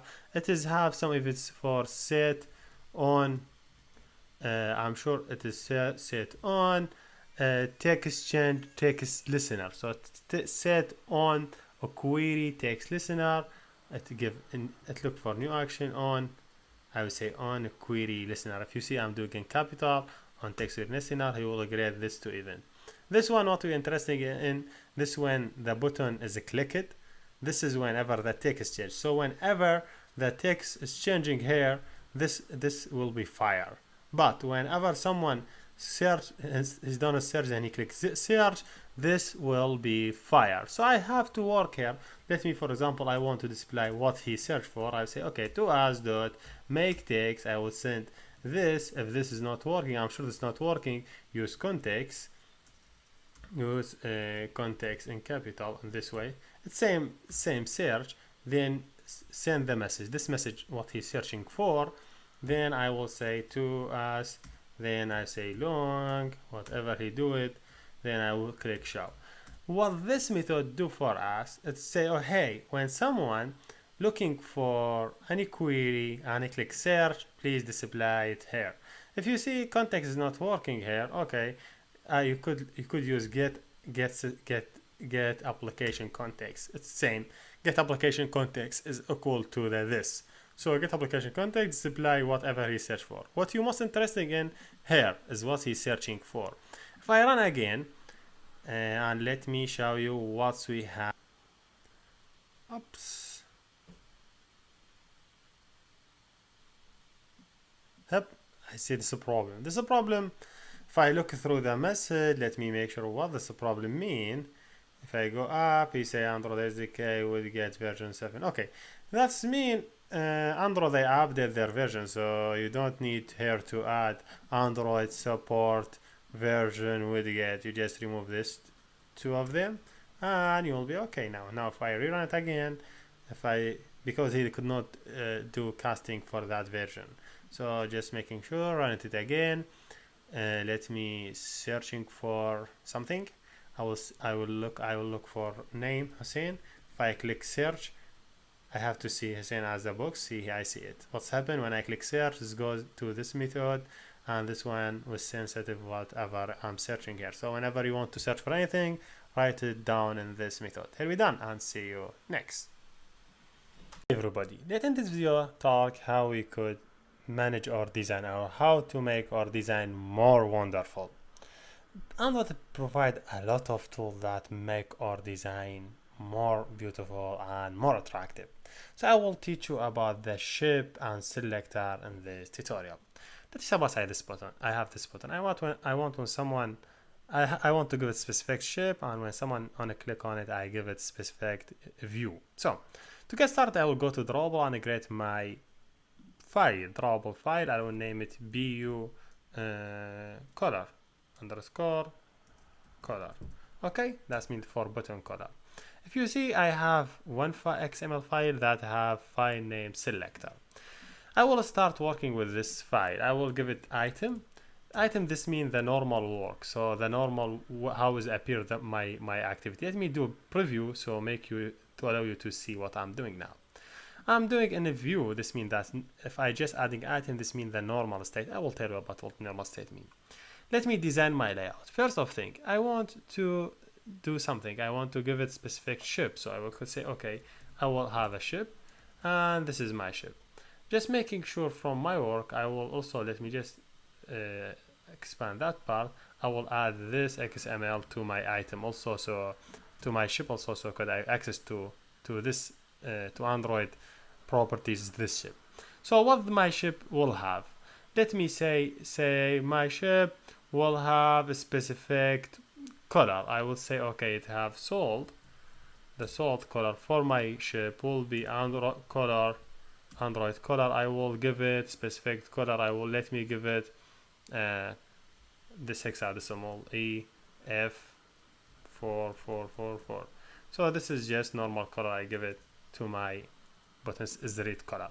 If you see salt mean the salt place for my shape how I want it. If I give it a red, so the shape will be salt color, the content will be red. So how it be the corner? Let me talk about my corners.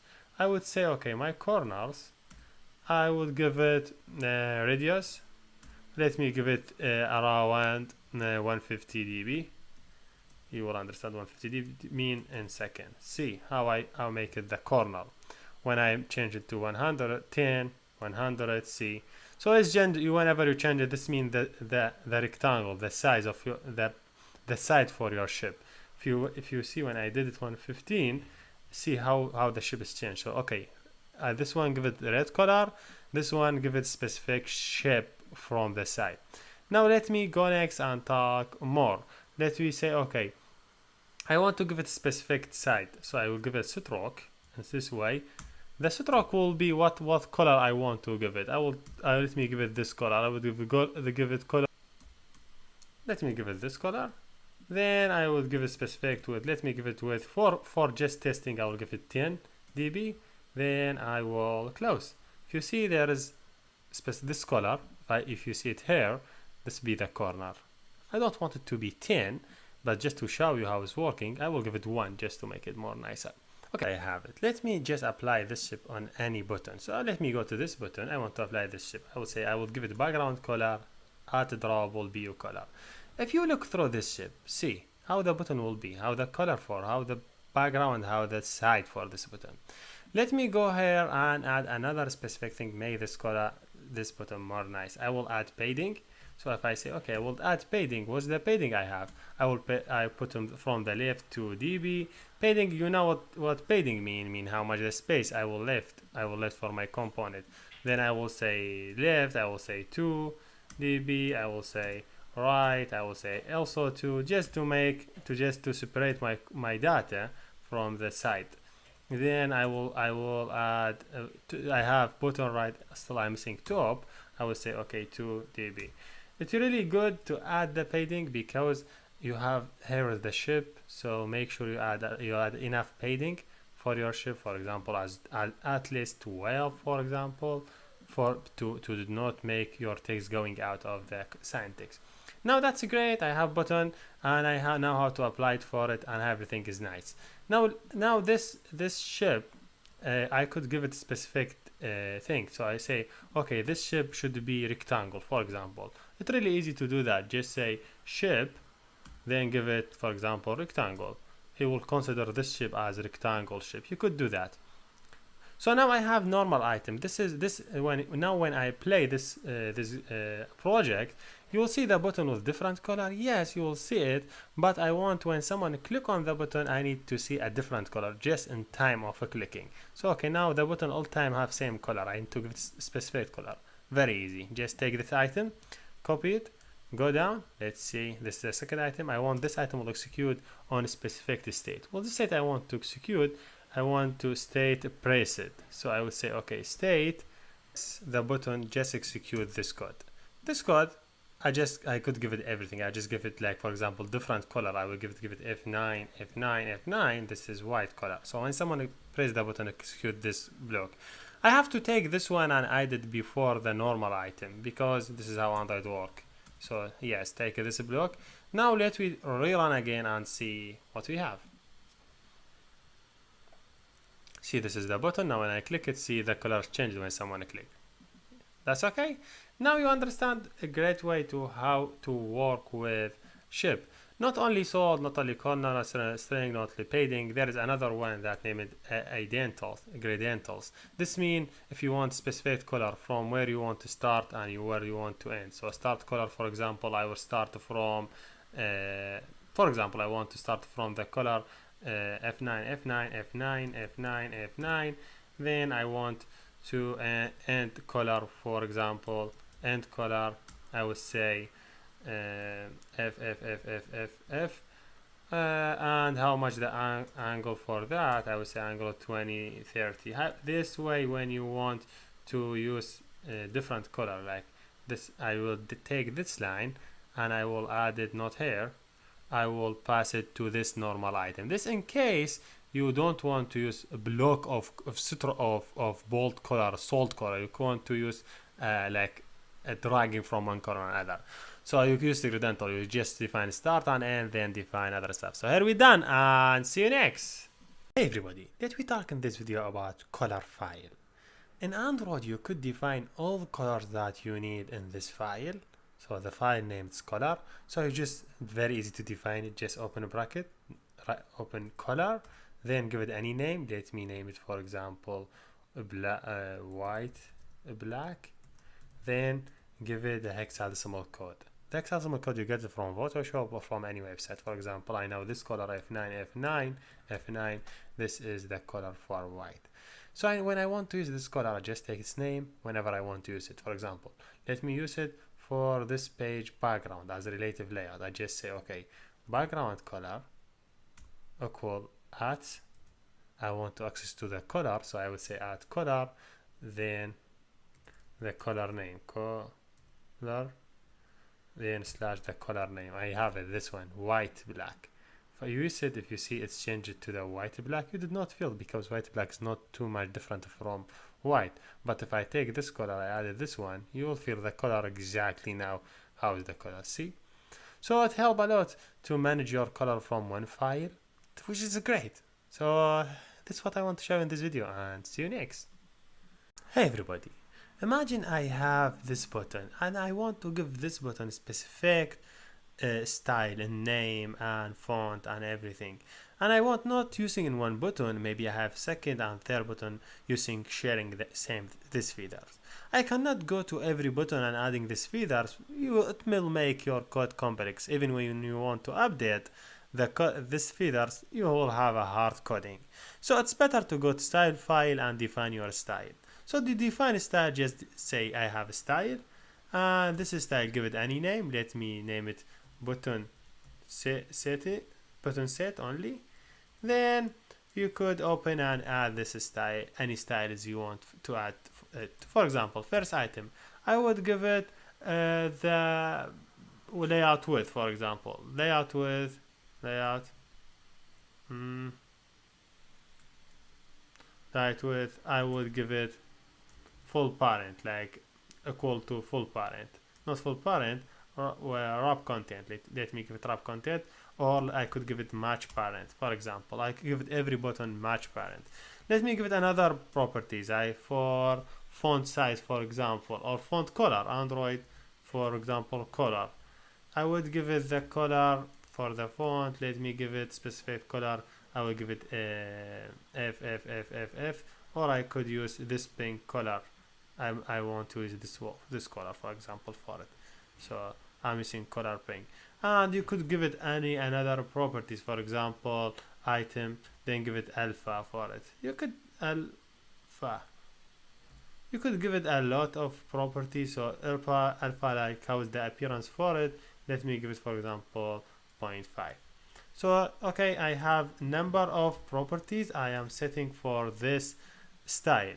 So whenever I want to this style, when I want to use it, let me go. I want to use this button. Okay, what is the button? Here is the button. Let me view it for you so you could see it.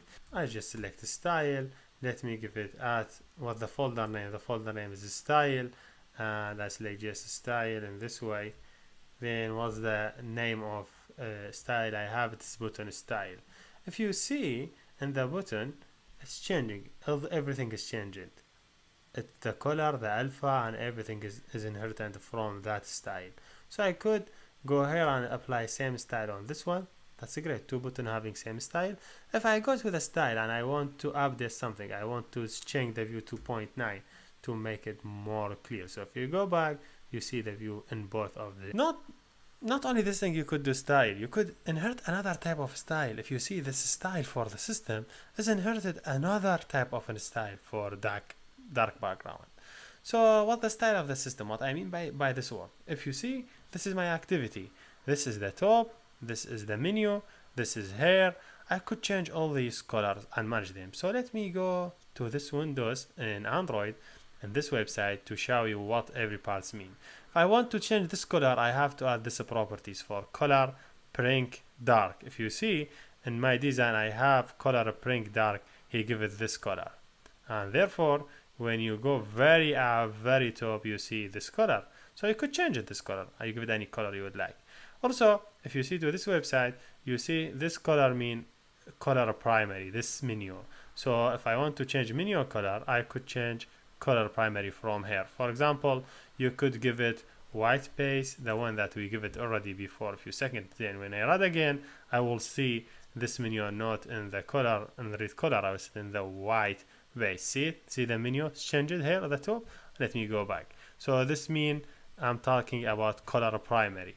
There is another properties for text color. Even the text here, you could change the color for background windows, and navigation bar color. This is navigation, you could change it. So if I go here, I would say okay, I would add navigation new in style item. I would say navigation. If I'm near record navigation bar button, navigation bar color, then I give it specific color. Let me give it this color. I would give it this, just like this color. But if you see this line, he say this only work with version API 21 and after. So this means if you run it this color on device with API version less than 21, you will not see this result. Just make me sure this one is already have it and run it again. So this is not the problem, but this means this you will see this color here in API version 21 and after, but before you could not see this color. Also, as I told you, you could change another thing like Windows background. So if you define another color for Windows background, you could change Windows background. So here we define the style, and here we done, and see you next. Hey everybody, let's in this video talk about localization. That means how we could make our application support different language, and this was most interesting point. When you develop application, you have to support different language. So first of all, let we start to understand how string work, then we talk about localization. If you see, I have file here name is string, it's have tag as string, it's have key, app name, and it's have value Android demo work. Whenever I want to use this tag, I will say add string / the key name. So if you go to Memphis, you see the app name. This is the app name. So when I want to call the that tag I will say, okay, add string, then the key name. So for that reason, if you go to main menu, you will see the application name is, here is it, work demo. So work app demo, this is because we have the name on the string. So if I go here and I will say it, I will name it localization, for example, localization, I don't know how spelling, maybe misspelling is wrong. So the app name will be changed. So if you see, he already changed the app name here. Then when he run it as localization. So he read it from this file, which is great. So let me design this layout, and I have only this button on it. I want this button have events, so or reading from string. So let me here adding define new key. I will give it string. Then I will give it name, for example, bu home. Then I will give it value home. Okay.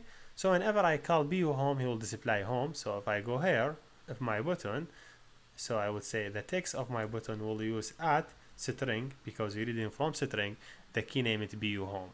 So now if I see here, see he display home. Why?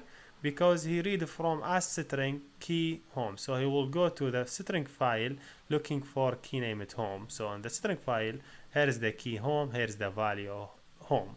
So he will display home for us. Now I want when someone click on the button, I want to display some message. Okay, I would say, okay, Android, on a click, when someone click, let me call bu click this event. So this event, if you see, is not implemented. So when I click here, I could implement this method. I want to display some message. What's the message I want to display? Let me just add the message here. I would say, okay, string, I would add message msg as a key. As a value, I will say welcome. Okay, I have the key and I have value. So when I want to use this key in the code, how I use it, let me first define string, then not string, and I name it msg. Then I want to access to that file. To access to the file, I say get resources. Then from resources, which type of resources I will call dot get string. That means I'm calling string in the resources, which the string name is r.string, r.string now, not r.id, because I'm calling from string. Dot the string name. The string name is message. So now in this way, by code, I could get the key value and add it in this variable. Now I could display it in message. Let me display it in message to as.make text. I will say this, then I display the message just to show you how it's working. mgs should be msg, not mgs. So let me correct this one. So message, then I will say, okay, to as dot, then long, then I would say show message. That's a great for you and for me. mgs, why msg? Okay, msg message. Now, okay, let me run and see what I did. If I run it, I go here, I would see everything. See, now I have the here home. When I click it, he say welcome. Now this application is support only English. I want this application to support French. It's really easy. Just go here, click right, new, then add resource file, then name it same name of this file. Name it string, so name it strings s.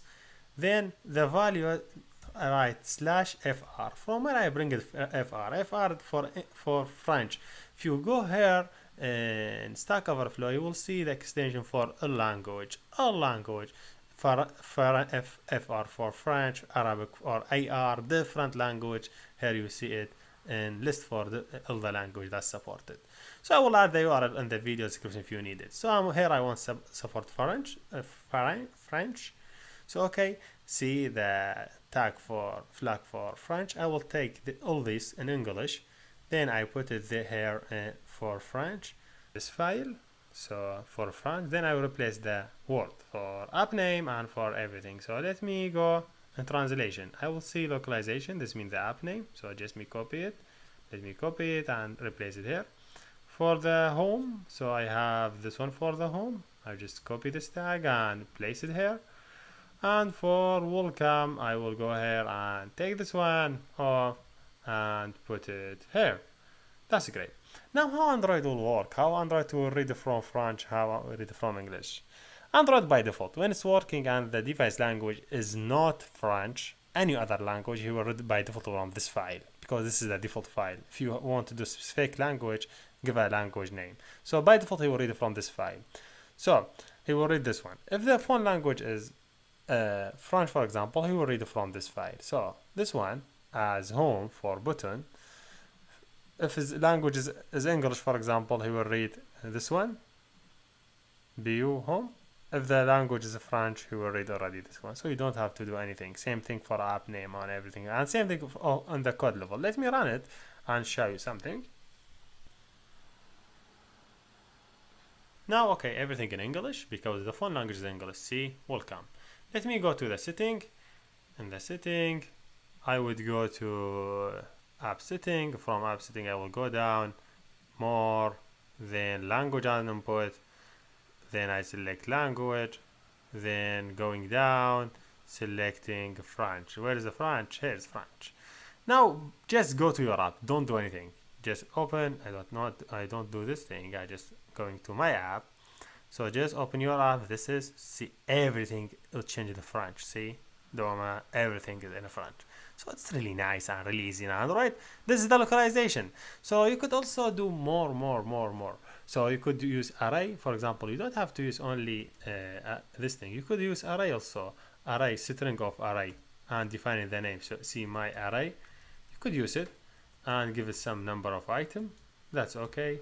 For example, number of item, name, age, whatever item you want to give to this array, you could do it. But make sure when you define your array here, you have to define it in all languages. Any tag, have it in anyone, you have to have it in all language. So to access, for example, to this array from the code level, just for explain the code for you, and very easy, you could define array for yourself. You say, okay, I have array of string, because your array is being string. Let me name it this name, then equal get resource, same thing, get resource in this way. Then from get resource, give it get array. Now I am getting string of array, I dot array dot the name of the array. Name of array will be my array. And now you have the two items in array here. You could use them, and you're done. Hello, done, and see you next. Hey everybody, one of very strange problem you will run into when you develop application for Android is the screen size. There is many devices run with Android with different screen size. So how you make your application working in same quality on different devices? For example, I have here Nexus 6, I have the layout, see how it's appear. But in horizontal mode or landscape mode in Nexus 10, I see some problem. See the layout, see there's a problem here. So I would say, okay, how I fix it for this first point? Okay, you say this is my layout. I want to create another layout just for horizontal mode or for landscape mode. I will be here, then I will click a create landscape variation. If you see this is the landscape, so I go, okay, this is the Android.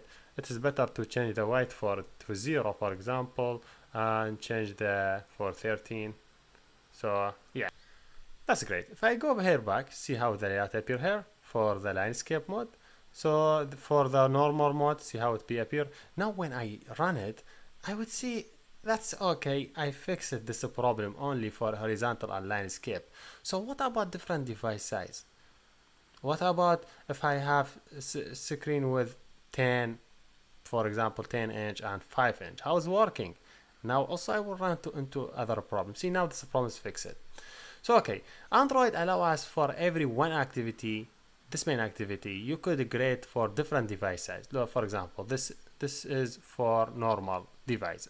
If I click on the layout, click right, I say new, just to show you image assets. There is the different size we have it: XHDPI, XHDPI, XHDPI, HDPI, MDPI. This is the Android size. You have to create layout for all these sizes. For example, this is my layout. If I want to open it in vertical mode in Nexus 10, I will have a problem. See, the font size is very small. So I want to create layout for Nexus 10, the font size will be larger. Okay, what the size for Nexus 10? Nexus 10 using XHDPI, but the problem is the emulator that I'm running on also, it is also using XHDPI, but that's okay. Let me just show you how I would change the size for Nexus 10. XHDPI. So I would I will make sure to select my main layout. I will select a grid layout. I would say layout from tab XHDPI. So this layout, if you see it, this will work with XHDPI. That is mean this one will work on Nexus 10, because if you remember, Nexus 10 is XHDPI. If you see, this is the layout how it would be appearing in the vertical mode for Nexus 10, or the size for 10. So one of the properties, I would say I don't need this Android will be on big size. I would make it 0, so to appear only on its size. I don't want to have any additional space, because here I don't have a lot of space. This is one thing. And if I run it, yes, I will get the problem fixed, because both of them will be vertical, so the space is gone. Here you go. If you see, now I fixed this problem for the Nexus 10 in vertical mode. Now if you see the font size here is so small, I need to make it bigger than this one. That's okay. Let me go back to this XHDPI. This here is the font size. This is the one for dealing with font. I would add my scroll here, then I click Alt or Option plus Enter. Then he say, do you want to extract this one? Yes, I want to extract it. What the name you want to give it? I will say font size layout. If I go here, see, he go to the dimension and he add dimension in the folder values. I will see this is the size, but the problem, this size could be read from any file. What I mean by that, I mean, okay, if I say this layout, this is by default, this is font size, I would use it for both of file, for this one and this one. Both of them are reading from this file. So when it's go to the dimension layout, both of them are reading from same values. I want to give every value a dimension difference. I will click right, add a new, I will say dimensions, then I give it XHDPI. That means this only work, the tags here only work for XHDPI. So okay, leave it here at 12 and make it here 20. What I mean by that, let's make it 40 to be more clear. What I mean by that, I mean the main activity when try to read this tag, he will go to the same name. So default, he will go to the default here and read it at 20. But this one, it's because XHDPI, he will go and read it from this one because it is XHDPI. This is some design decision. Now, here you go. If you see the font size here in the normal one is different from the font size here. This one is bigger. So what about if you want to design layout for other devices? It's okay. So just go here and select your activity, then select create other, and just write like XXHDPI or XXHDPI or HDPI. Make sure for every layout you design for 5 of them, so making sure your application working on different screen size. Here we done, and thank you for watching. Hey everybody, let me talk in this video about generation different size for specific image, which is very important part in Android, and I will tell you why. So if you see, I have just specific activity, and this activity have different size: HDPI, IDPI, MDPI, XHDPI, XXHDPI, and XXXHDPI. And all this activity, if you see, same, and all of these are using image view. Imagine I want to use this image in all the activity. What's the problem you may have? If you see, the image size here is 1000 by 618. If you add this image in drawable and you try to use it in different app, it will work normally on this type of activity, and it also work normally in this type of activity or on this type of devices. But I'm sure 100% it will not here, it will not work here, and it will not work here, and it will not work here. It will crash and it will give you error saying using memory size is not enough, because this device size is small and it cannot be able to reach this size, so the app automatically crashes. So you will see, hey, my apps work good in emulator and it work good in some type of devices. Why is not working on other type of devices? That's because you use one image with same size and you want to handle it by different device size, and this is not what we want. You have to have different size for your image with different devices. So how I could get different size for this image? It's really easy peasy. Just go ahead to GitHub. This is tool, name it final Android resizer, and this URL. There is many tools, but I would say this is the easiest one. So if I click here, download it, and I'll tell you how I could use it. So here you go. This is the tool now. If you see this tool, here is the executable JR. I just run it. This is what I'm looking for, because this is the tool. So let me just go back and reach the image and see what this tool do for me. If you see this tool, it generate different device or different size for the image. It generate IDPI, MDPI, and this one for TV, HDPI, and XHDPI, XXX. You could generate whatever size you want. You just check it on check in or check out. I want to generate all the size because all the size I'm using. Then I select the destination, which destination I want to add my image. Let me suppose as just start up, I will add it on the desktop. So just I go to my desktop and add this my destination, and make sure this is image tab. You know, we have more than image tab in Android. We have MIP map. This is for other type, but we will use now drawable. So because we want to add our image in drawable, we want to add our image in this folder. So I generate as drawable. So just take it, add your image. Here you go, done. This is different size for your image. If you see I have different size, I just take all this and I copy them. I go to my project. Where is my project? So where I install it or where I have this app, I have it here in download / my application. That's mean I have it here in download, and this is, I just go to app, I think SRC, then main, then resource, then here you go. I just copy and paste it here. You see, here you go. Now if you see, I just have different size for drawable, HDPI, MDPI, and other stuff. I go back to my project. One thing I will do, I just refresh the project to make it loading my image. So if you see, here is in drawable, I see Homer, the image that I have different size for it. So here you go. That is exactly what I want. Now, if I just go here to say, okay, this image will load the image that I have named Homer. So drawable Homer.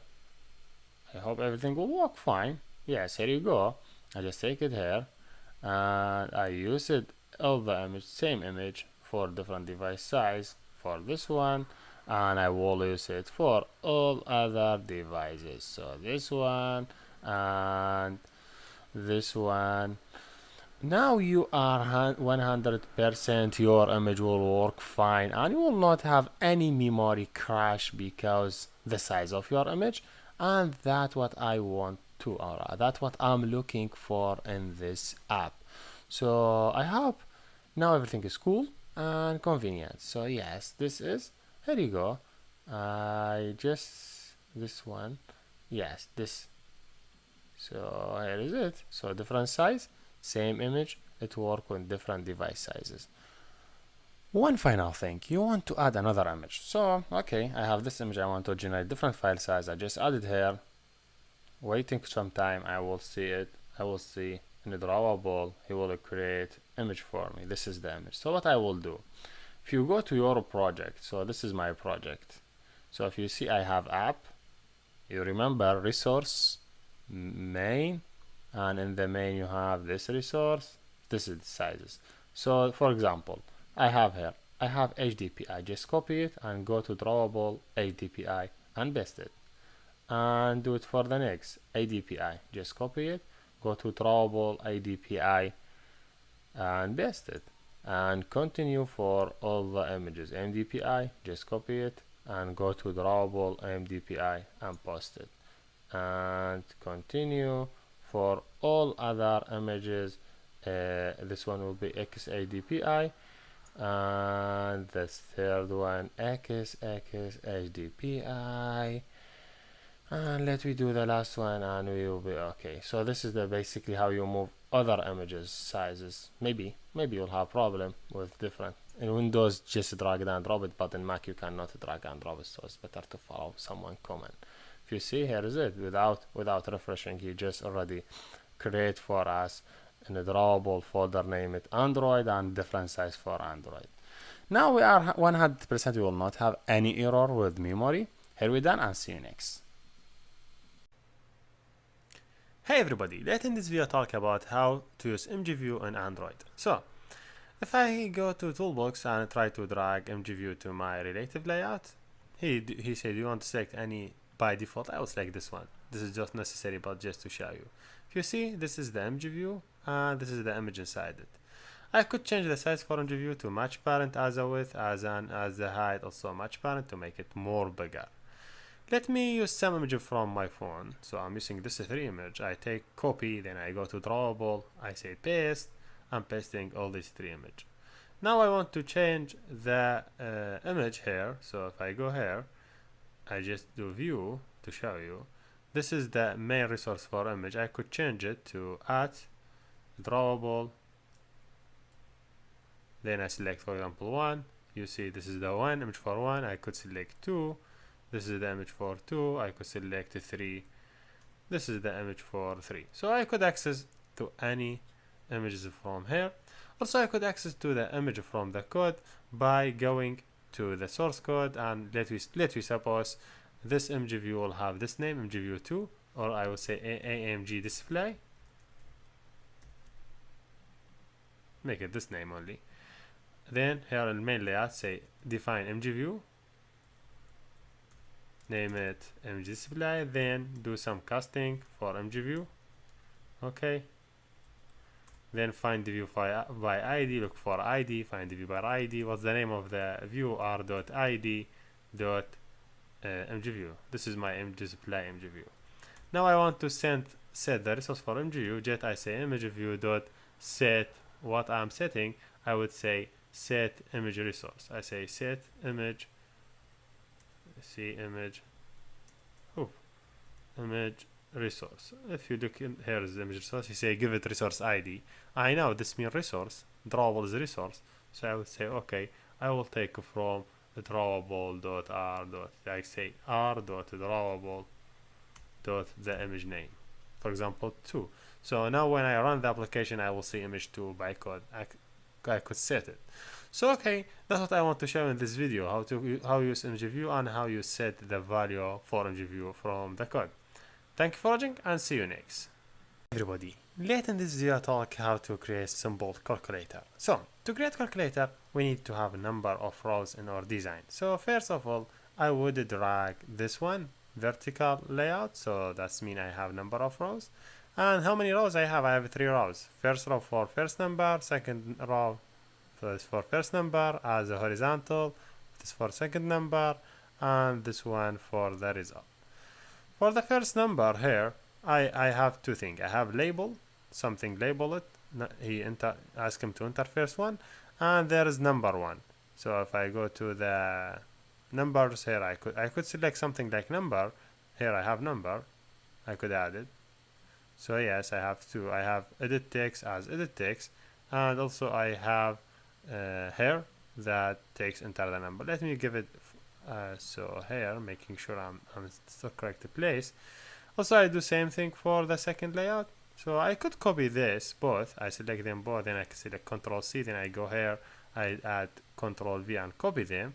But it's better to show you how you could do it step by step. So let me take this one here as a text view, then as an input I will add number here.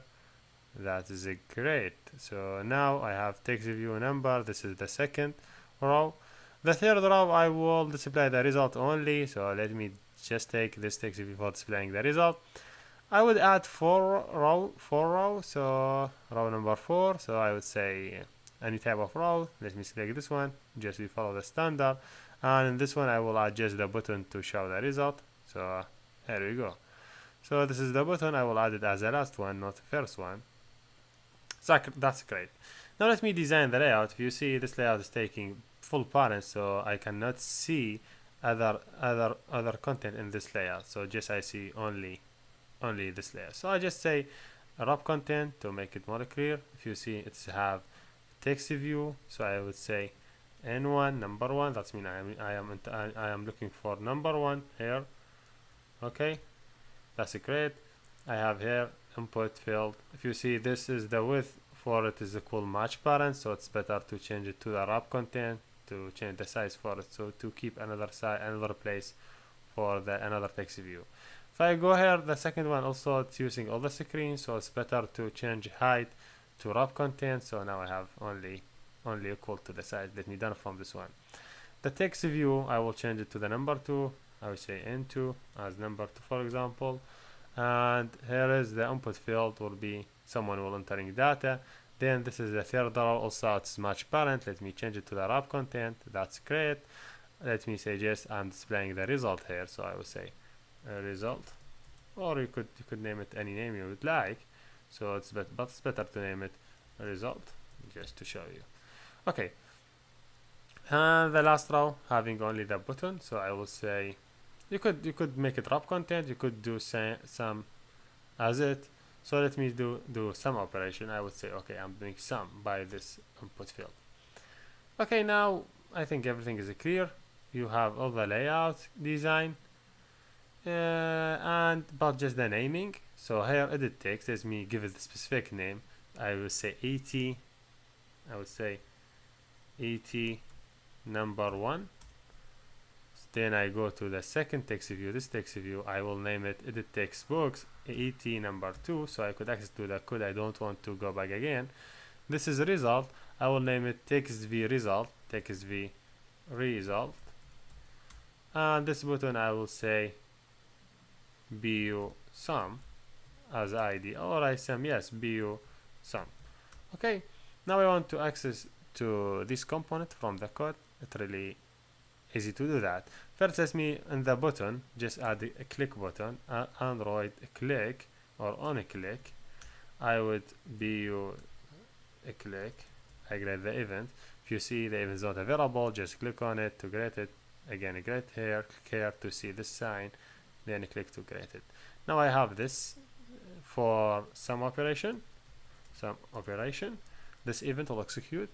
First of all, I want to define the component I need to use. First, I need to use text view. So text view, I name it already text result, I think.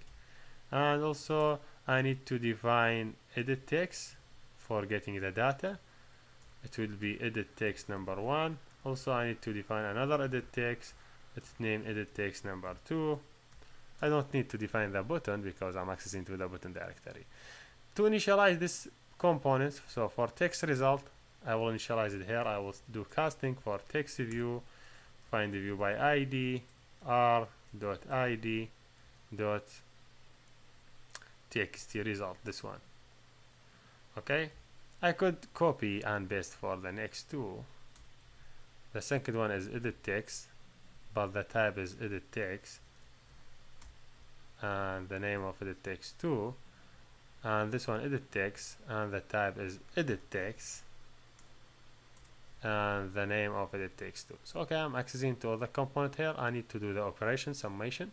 So first of all, I need to get the numbers from variable 1 and variable 2. So let me say I have double, for example, number 1 equal, what I'm saying, I want to get the data in the edit text 1. So I would say edit text 1 dot get text will to string. I change the string. Now I want to get this data. This is double, this is string, so I want to change this string to the double. In Java, to change string to double, I would say double in this way. Then I would say dot vars double. So that means I want to change this string to double. This is for the number 1. I could do same thing for number 2. So number 2, also edit text number 2. Now I could say double for result equal number 1 plus number 2. I'm adding summation. Now I want to display this result on this text view. I would say okay, text view dot set text equal sum equal plus the summation result will be r dot toString. You could add it L1. I think added L1 will be enough. You don't have to change it to toString. If I rerun it again, now I have to have a calculator. Let me check. See, here is it. Let me enter the number here. Any numbers here? 55, 22. Here, the summation was 77. I just want to show you how you interact with different inputs. So thank you for watching and see you next. Everybody, let's in this video talk about some other layout selection we could use it when we develop the apps. So I just want to go overview of these tools and how you could use it. Imagine you have a form ask user to if he is male or female, then ask him if he married or not, then give him a selection if he graduate or not. I want to do this different layout tool to do this operation. So as you see, as I understand, we have three things. So I would say I have to use vertical layout because I have number of rows. So first row I will ask him if he mad or not. So let me just design my layout from using this tool. Then I would ask him if he is male or female. Then I would ask him if he graduate or not. Then I would ask him, I would see the result by clicking the button. Then I will see the result by showing the web view. So first of all, you see I have 4 of them. So first thing, let me ask him if he's married or not. So first I have label, for example. So I would say status here for this label, status. And this is status. I have to ask him if he married or not. So it's selection, maybe yes or not. So I have to use checkbox. Let me add checkbox here. So see, here's a checkbox. If you see, this is a checkbox. The checkbox also have a lot of properties. Let me check for the checking. He say yes / no. Just make it more clear in this way. So you could change it to the check it or not by default. See, check it or not, as you want, how you want to use it, you could use it. This is for status. So for the second thing, I'm asking if he married, if he male or female. So there is 2 selection. I add another label. This label will be for gender. And the gender will have 2 things, male or female. See, I cannot see that because this one taking all the screen. So just let me change it to the wrap content before I'm working with the gender. So I have gender, but I have 2 things. I have either male or female. So I have options. So I have to use a group of selection. I have radio button, but I need to use a group of them. I cannot use one of them. So I make sure adding a group, and inside the group I will add 2 radio button. I would say this first one inside this group, and this second one will be inside that group. Just doing single radio button with yes or not.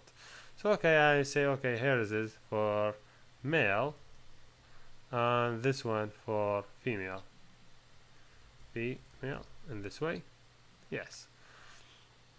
If you see he arranged them vertically, I know that because this layout is taking all the screen height. Let me change the wrap content will be better. You see the male and female one under another. You could change the orientation for the layout by going to this is where is the group. Then you go here, say orientation. Let me say horizontally. Let's be better, yes. So when I change the orientation horizontal, you see them taking only the part that for them.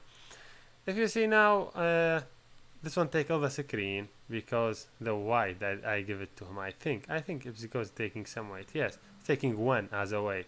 So it's better to give as a ratio button taking weight. It's by default. So let me give this one 0, so it could take only default value. See, just when adding layout, weight is damaging my layout. He added by default, so now it's more clear. I have gender, male or female. You could add it one under other by just going here to your radio button and say no, I want to arrange my content vertically because I need to see it vertically. So you could do that. Yes, you could say okay, I will arrange this data vertically one under another. But if you see there is still missing some space missing, or the height, you have to change it. Let me say I will change it to 100 pt, or too much 100. Let me make it 15 pt.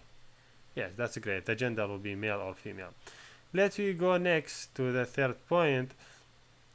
If we said if it graduate or not, so let me add another label I would say this label will be, first of all, I have to make sure from what I'm doing. So this is my layout. I make sure is wrap content, then I go to is content, then I change this one to is grad. I would say is. Why? Something went wrong. I would say is a grad. Is a grad. Yeah, sometime you have some problem. That's okay. I would say okay, is a grad. I'm asking is he graduate? So I would not use checkbox this time. This time I'm using a different tool. This is switch, yes or no. So you could use it. This one switch between yes and no. So you could set text for yes what you want to show. For example, what you want to display in yes, I would say yes. For no, I would say no. You could display any text. You could make a dash checked or not. It depends on your work. So for example, I would add a checked. That's okay. Now I have everything. Now I have this one and have this wrap content. Now I want to see the result, so I have to see the result in the text view, or the result will be down in the end. Here is the result. So I don't need to add anything in this label. But here I want to add a button for checking the result. So here is the button. Here you go. This is the button for. Let me make sure from everything, so I don't want to damage my work. As you see, this is. Yes, this is the layout for wrap content, and this also match parent. Make sure change everything to wrap content, so I do not manage my damage my works. So I make sure everything is clear. Now just this one will be app. Not this way. Sorry, I will go back again. I don't want to add it inside it. I want to add this one down, not inside it. So yes, I have this switch. This button. Now everything is good. This is the result. Everything is clear. The button have to be check. Now for checking the result. Now yes, everything is good. On a click, what I have to do, I say like bu check in this way. Check. If I go to the code for the button, I would see the button looking for bu check. If I click on it, I could create the event. Now I have the event. I want to access the component, so the component have to have naming convention, so I could access to them. So this one checkbox, I will name it checkbox status. Okay, checkbox status this way. This one for male, I would say ratio button male. This one will be radio button female, and this one will be switch for example a grad. You could name it any naming convention. Then here I display the result. I would say text view result. I'm sure all the naming convention is clear, but just I think here I have some naming is not clear. I would say ratio button male, just naming convention. And also here checkbox, I change it again. Checkbox is that's just doing naming convention. Now I have all the tool here. Now let me go to the code. Okay, what I have first, I have checkbox. So I will say, okay, I have checkbox. Check. What? Check. Let me make sure I was named here. That's the name of this tool. It is checkbox, man. So this is the checkbox.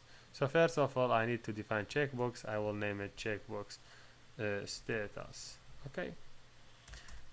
So I'm making sure this imported, so I checkbox. Yes. The second one is radio button. Radio button is radio button male.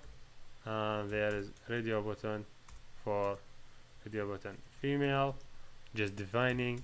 Then I have also what I have a switch, I think. Yes, a switch. I name it switch for grad. Yes, and that's all what I have. I don't think I have any more. Yes, switch for a grad. And yes, here is it. Here is all the naming, just making sure checkbox status having naming convention. I would just copy this thing. I will add them here, just doing initialize. So yes, checkbox, I'm doing find the view by ID for what r.id.checkbox status. I could copy this line and add it here for this one, also for this one, and for this one. This one will be a radio button, also this one radio button. Just let me remove this two line. So for the first radio button, I'm doing radio button male. I'm accessing to male. The second one, I'm asking to radio button female. So yes, I'm making this one a radio button. What? No, this is checkbox. So I make sure checkbox status. But this one radio button male, radio button male. So don't do a lot of work same time. This is radio button female. Yeah, that's great. The switch, I have it here. I would do a switch for S switch grad. Yes, you could name it switch grad. Now I have access into all the items. Let me do some result. Let me say this is the string result equal doesn't have anything. Wow, we forget access into text view. So text view display, I would say. So let me say okay, text view display could be initialized from text view, then find the view by ID, hoping this one will make you more strong when you write your code. Then text view result, I think. Yeah, text view result is display. You could name it any name. You could change it to this text view result if you want. Now I have the result. So first, I want to check if the checkbox is on. So first thing I will say if the checkbox is checked. If it's already checked, that is mean this selection is selected already. This mean when I select the checkbox here, this mean he is yes, his status is married. So I would say if he yes, so string equal he is married. Else if they did not select this status, so I say he is not married. He is not married. Okay, this is for first status. Let me go next. Let me check for radio button. So I'm saying okay, if the radio button for male is checked, that means he's male. So I will say okay, result, the origin that I have is plus equal, that means I'm adding another result also. So he is male this way, then adding this line.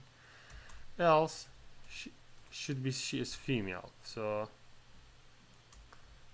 also she is female, because if the radio button 1 is checked, that mean male, but if it's not checked, it should be female, because if from the layout design we add them in the group, so I could select only one. So if this one is not checked, it should be the second one is checked.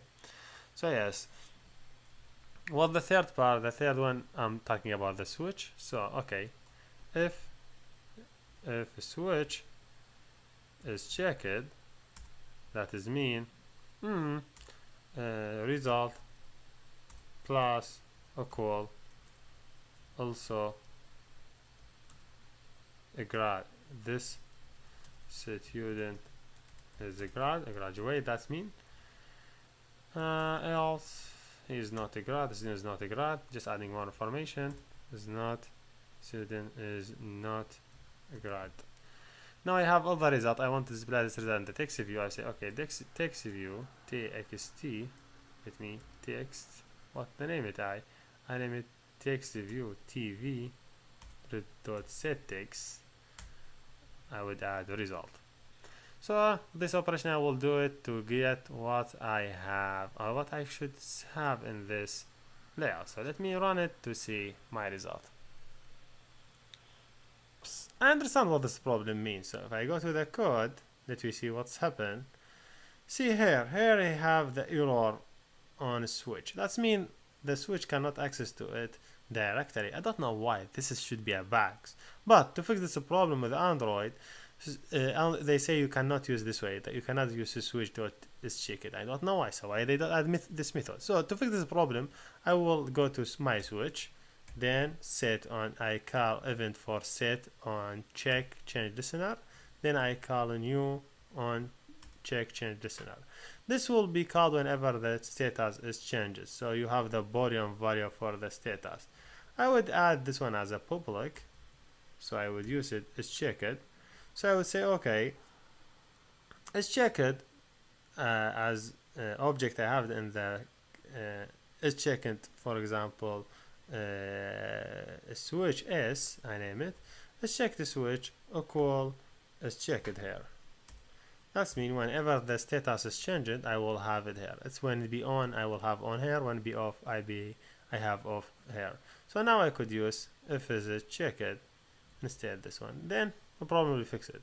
As I told you, I don't know why Android do this thing. This should be a bug because this method should work. But if it's not work, we fix this problem by doing this operation. Just making sure yes everything is work. Now if I say the status, yes he's married, he's male, and he's a grad.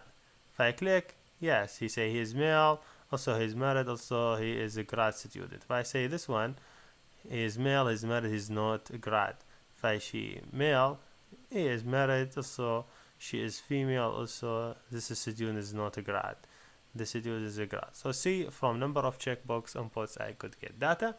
So I have you understand how to interact with this input layout. Thank you for everybody. Let me talk in this video about layout inflator and how we could communicate between layout and code. So first of all, let me suppose I have one button and this button have text show and the events shown this way and the event have it be show. Okay, if I go to the code for this button, I will say there is event. I have to implement this event. If I go to the code, okay, here you go, this is my event and everything is good. Whenever I write here will be executed and someone click on the button. I want to display layout inside ToAs. You know ToAs we use it to display message. ToAs display message, but I want to display another layout. So that means I have to add a layout here. Let me add my resource name. Let me name it show layout. You have everything should be small. Make sure. So now I have this show layout. Let me suppose I have one text input for enter his name, for example, someone enter his name, and there is a button also, just simple layout, and this button say login, for example. I don't know why this one is this way. Okay, enter this name, his login. Let me here, I would change something in the width. I would say okay, the width will be 100 pt and the height will be 100 pt. Just designing simple layout. So this layout will have 100 pt as a height, 100 pt as a weight. So if I want to just colorize my work, so you will understand where I'm working, what's my layout, I would say background color. Let me give it this color. I think this color will be nice. Yes, this is my layout. That's what I want when I want to display for user. I want to display this layout from the code. So we know Android to access to my layout that I work when I would say find view by ID. I will access to the layout I'm in. So if I'm in main activity, I want to access to the button in this one. I would say okay, find the view by ID for button 2. This is accessing to my button. But what if I want to access to another layout? This is what name it as inflator. So all you have to do you say okay, layout inflator. I would name it my layout inflator. Then you say get layout inflator. First thing you define this line, then you define a view. When you want to access any view, I want to access some view, I would say it view 1. Then how I access to the view, I would say inflator.inflate. I will tell you more what this means. I would say r.layout dot the layout I want to inflate. This is show layout. Then I pass null, the second parameter. So what this two line mean? As I told you, I want to access to another layout in different layouts, show layout. So first, to access to the different layout, you have to do this two line of code. First of all, you define your layout inflator. That's mean, hey, I want to communicate with another layout. Then you say, okay, the layout that I will communicate with is this layout. Then so this one inflate make you communicate with another layout and take it or bring it as a view. So now this view will have the second layout. So if you see what I have in the second layout, as second layout here, I have, for example, this edit text. I could access to the edit text very easy way. So just let me go here. I would say, okay, I have edit text. Then I would say edit text equal. I would say edit text. You cannot do directory find view by ID. You know why? Because find view by ID will look for IDs in your activity. Will look for IDs here. So I want to look for IDs here. So make sure you pass the view that you want to search with in.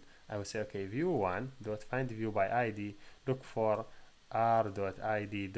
The ID name. Well, the ID name, it is edit text. So I could access to that ID. Now you could add text.set text, for example, set text. Hey, welcome. For example, adding text. Now, okay, I have the inflator. I want to display this inflator. Now I understand how to get inflator and how to communicate and how to set that. I want to display it in the, for example, in 2as. So I have to define 2as equal new 2as. Then after I define my 2as, then I give it, make sure get application contents. I send it get application context. Then the second thing I say, okay, 2as dot set view, which view I want to display. Set view, the view that I want to display is this one, view1, and view1 having all these data. What's the next? I'm sure the next is how much time I want to display it. So you could say, okay, 2as dot set duration. Make sure it will be 2as dot long term. You could also add another terms for the place where you want to display your 2as. For example, 2as dot set gravity. So where I want to display my layout, for example, I would display the gravity dot center. I want, for example, center. For the center, I want to display center vertical, center horizontal. For example, I want to do center vertical. I would then pass the offset will be 0 in x and 0 in y offset. That's great. I have to everything now to as the show. Here you go. Now if I run it, I have everything ready. I could communicate with another layout and I bring it in my layout. So here you go, show. See, he show you another layout. You see here display login.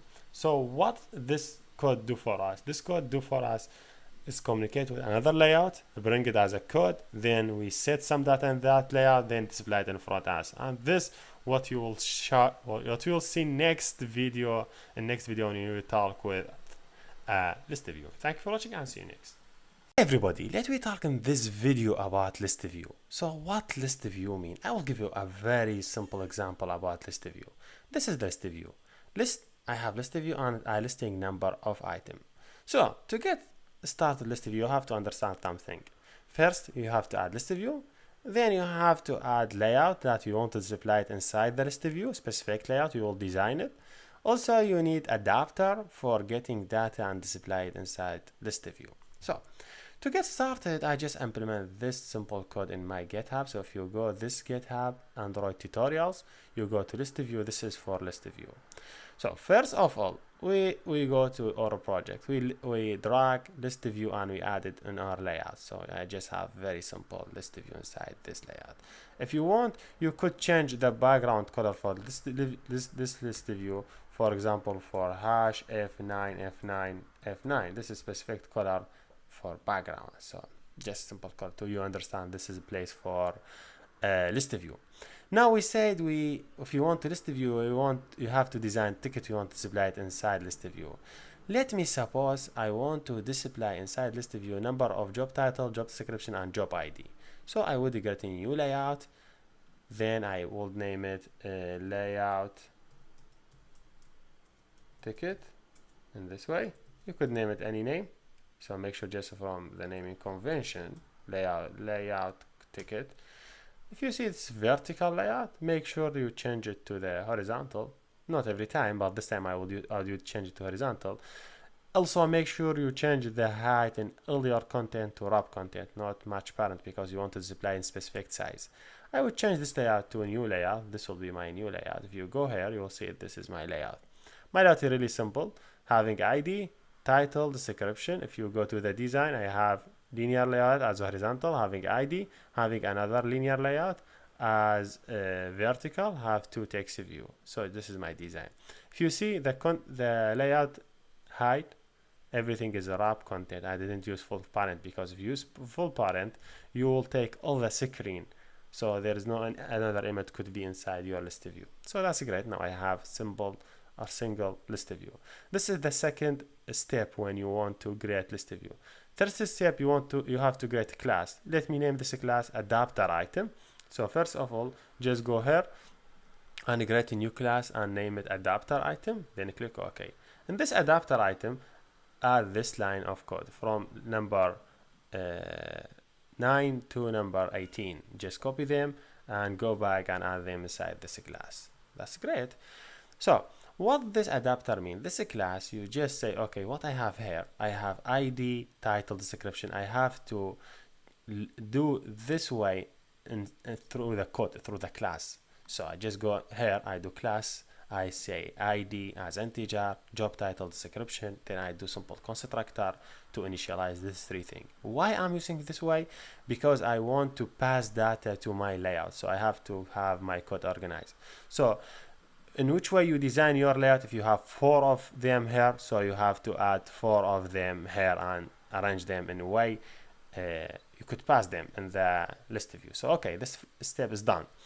Let me go to the next step. Next step is really easy. Just go here and take this line from 22, then go down to the line number, number 59. Just copy all this line and go back and add this code inside the main activity. So what this code mean? This mean adapters. What this thing mean? We know that when we want to slide data inside list view, we have to take this adapter and display it in this list view. So we have to have adapter for that. So I just create a new adapter. So to make sure you just remove always last line. If you have any error, adapter, add it. So I just define base adapter, class that extend base adapter. This is already for any list view or any listing. Then I define my array of items that I wanted. Then I get in the constructor, I initialize this array. Then there's a method already override for get count that getting number of item in list view. This set item, also get ID. Don't play with this method, because this is a method that already override is already available in basic class.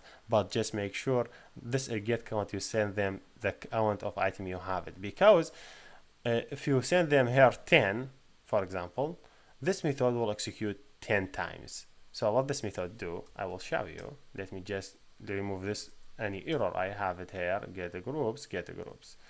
So if you give here number 10, for example, your array have 10 items, this one will execute 10 times, and every time you have to go here and fill this with data and put it inside this list view. So how I do that?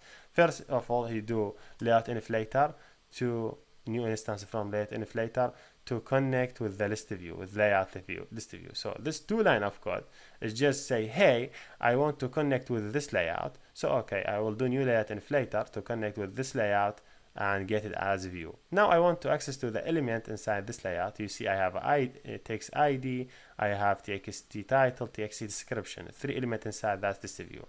All of them is text view, so make sure I'm doing text view. So first one is txt, let me make sure, txt id. This is for id. So what I want to display in the txt id, I want to display as.id. What that mean as.id? As.id means the id of the element. So how you get the id of the element? We know here we have array of items, and array of items, let me say 2. So we say if we have 2, this means this element will be 2, so this one will call 2 times. First time he will pass index 0, then he will pass index 1. When he pass index 0, I will get the index 0 from the array, I have it in this class, and get it here as an element. So this one will have index 0 as a title, as ID, as description. So let me copy this one and this one. So I have heroine as text view title, then h.title, job title, that's me. And also I have here as description, so just make sure text view description. So also I'm doing text view description, and this way I also will display description here. So again, how this one will work, I will show you again if to explain it more for you. If you have here 2, so this method will call 2 times. First time he pass index 0, then he pass index 1. When he pass index 0, I will say, okay, I will go to this layout. I will connect, I do a new inflator to connect with this layout. Then I connect with this layout, so I get this layout as a view. Now I have this layout as a view. I want to get the element that I want to add inside this view. So I just go to my list view that I get it already in this adapter. I get element by index. So when I be in index 0, he will bring index 0 and add this item. So I have this view. So I will look inside this view. I'll say my view, find the view by ID, look for text view ID. He will go here and look for text view ID. Then text view title, then text view description. I access all them, then I give them data, then return this way. What you will change it in your code, you will change, I think, only this part, only the element, because here you may use different elements. You have, for example, 5 elements. You just make sure go here and do 5 element here, access to the element, and make sure always you write my view, because you cannot write directly find the view by ID, because find the view by ID will look through your main activity. But if you say my view dot find the view by ID, that's mean my view, that's mean this view mean layout ticket.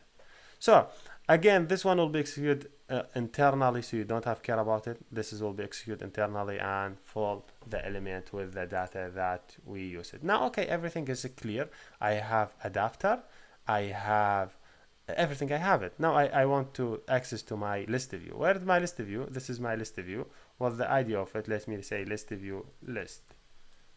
Okay, I want to access to this list view. First of all, I will say, okay, list view, I have list view equal list view. Then I define the view by ID, r.id dot the name of my list view. Now I want to set adapter for list view. To set adapter, I have to define my adapter here. If you go to the code behind, you will see here, first thing he create adapter, and he adds some item inside adapter. So just let me show you what he did here.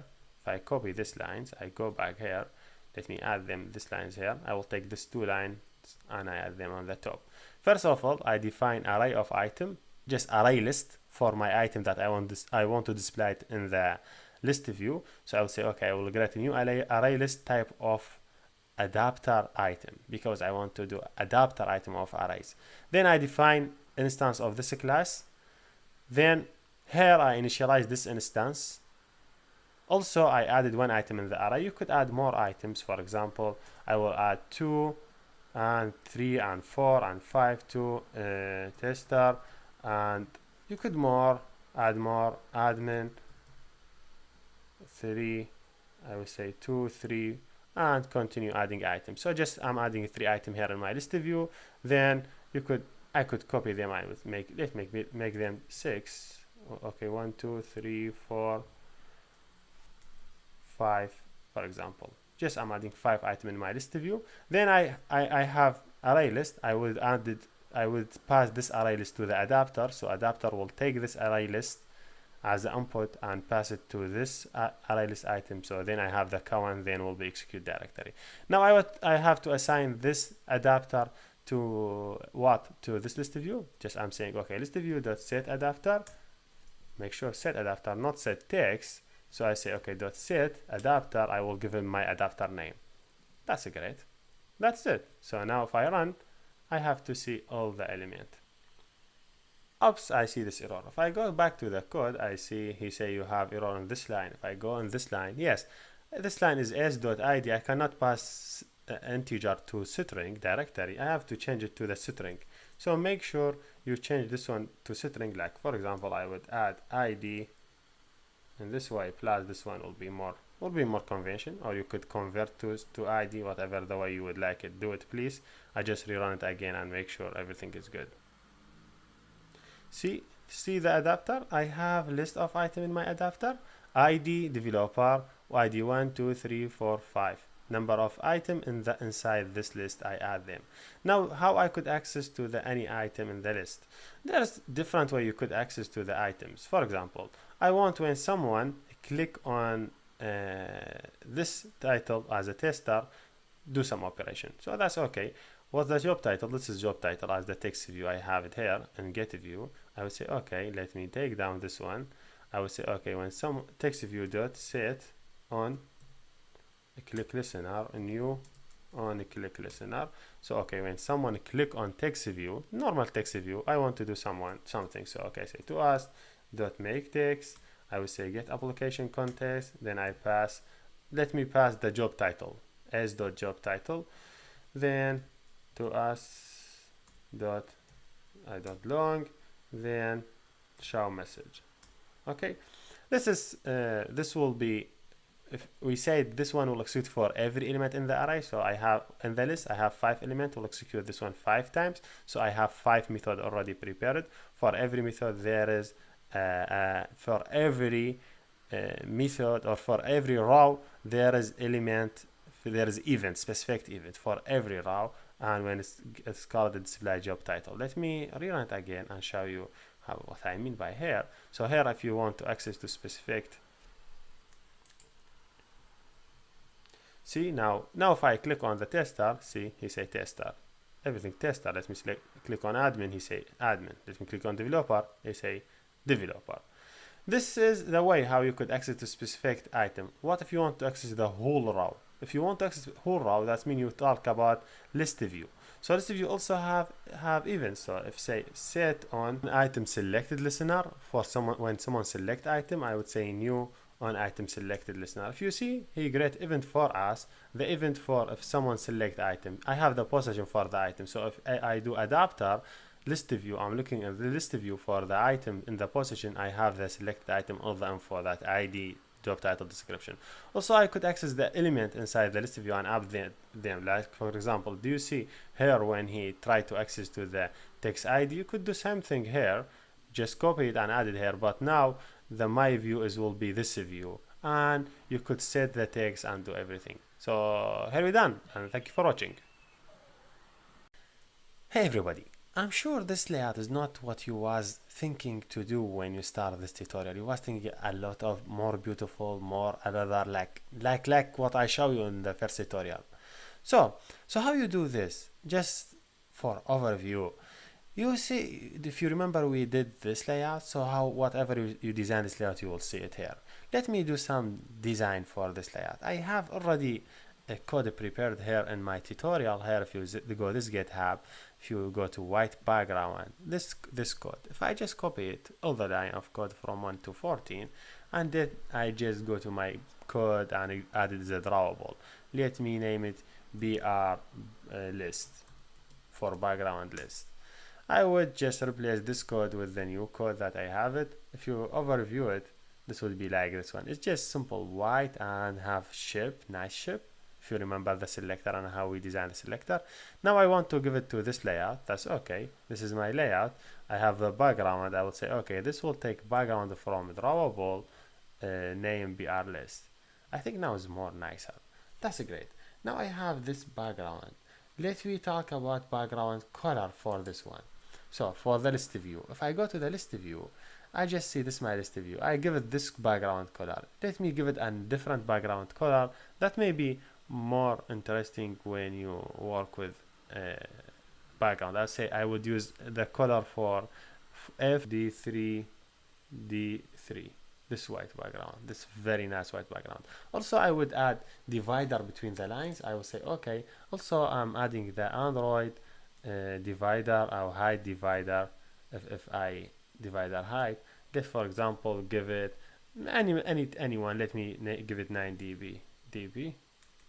Just this divider mean how much the space between one item and other item in the list view. See, if I give it 2 things, now the layout is changed. If you rerun it again, everything is changed. Not like same what I showed you before. Something different, something in the layout. See, this is layout design, this is the items. I'm sure it's more nice than what you see before. You have the item, you have everything is prepared in different way. This is the basic simple thing that I want to share with you in this video. So you could do more and more with this layout design. You say, okay, I want this layout to have padding.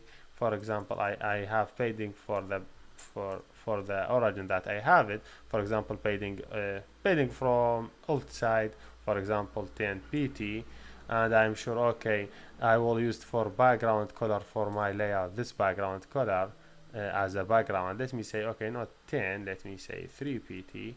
Okay, now you will see a different color, different style for ListView. So yes, that's what I want to share with you. See how it appear, how everything will see you is not the same. You develop it. You could also go to this layout and change it whatever way you want to change it. For example, let me instead display an ID here. I would display some images here. I just added 3 images, 1 and 2 and 3. Let me send this 3 images to my project. So as I thought, this is just a simple 3 images. I add them to my code. Let me send this 3 images instead sending ID number. You could do that. I would say just by instead this one, I would say r.id, r.drawable.1, then r.drawable 2, 3. For example, this one, r.2, r.drawable.3. Then other I will delete the remain. If I go to the layout will be changed. I don't have ListView. I will not use this one. Add the text view. I will use image view to display my image. If I go back here to image view, I have this image. Let me add it here. Yes, I don't need. I'm not interested in any one of these, but you could change the width and height. Let me change the height to 100 pt. For example, 100 pt. Okay, for example, this is the image that I want to display the size for it. Image view, let me name it AV image. In this name, AV image. This is the ID for my image view. If I go to the code, what I have to update only the viewing for the image. So I'm calling the ID. No, I will call the image. So now I will call image view. Then I would say also image view here. Just let me show you how I changed the design. But now not set image, set image resource. It will be s.id, because that's okay to use s.id directory, because image resource also the id .id. Now that's great. If you rerun it again, you'll see different view, different style. You have images now, not IDs. Here we go. This is my list view, and this is the images inside the list view. Now, what if I want to add a new element to the list view? Maybe by code or maybe by button. So let me suppose this is my image. I want to add a new element in the list view. Let me suppose I have this one, and I have a list view. Also, I have button for adding a new element in the list view. Okay, having 2 elements. For sure, this one will take all the screen because the weight of this one is taking all the screen. So I say, okay, this one will take weight of layout will be 1, and this one will be button will be 0. Will take in weight 0. Just taking its content. I would say add, and on a click, when someone click on it, let me call add a new, and here you go. I will get the event for this one for add a new element in the list view. Here, add the element. That's great. If you see, when I add element in the list view, I add in this way. Let me say I add a new one, added. I give it 1 as the image. But if how I could tell list view, hey, I already added a new item in the array, just by call adapter, just calling notify database change.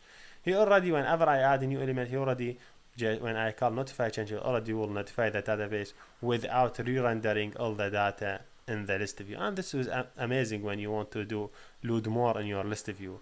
Just add your data and call notify data set change, and you will be okay. So see, this is my items. This is the last one. This last one, if I want to add a new, you'll see it here, the new item here. See, he added without notify the data set change. So yes, that was amazing work with list view. So yes, here we done, and see you next. Everybody, let me talk in this video about GridView. We talked about in previous video about how we do list view, then what What about the grid view? Grid view is same as list view, but you do not display your data as list, you display it as a grid. So I will not change a lot from previous tutorials. I will just go to the ticket. So instead of having this one full screen, if you see it, he just take full screen. Let me just change the width for this one. For example, I would change it to 100. For example, 100 pt dB. I just change to this way. And that is, yeah, this is the title description. This is my cell. This is single cell. I will change it. I want to use it a lot in my design. In a grid layout, I will not change a lot as I told you. Here, I just change it to grid view. And in the code also, when you call a grid view, instantiate instance from list view, you instantiate instance from list view, you will work with the grid view.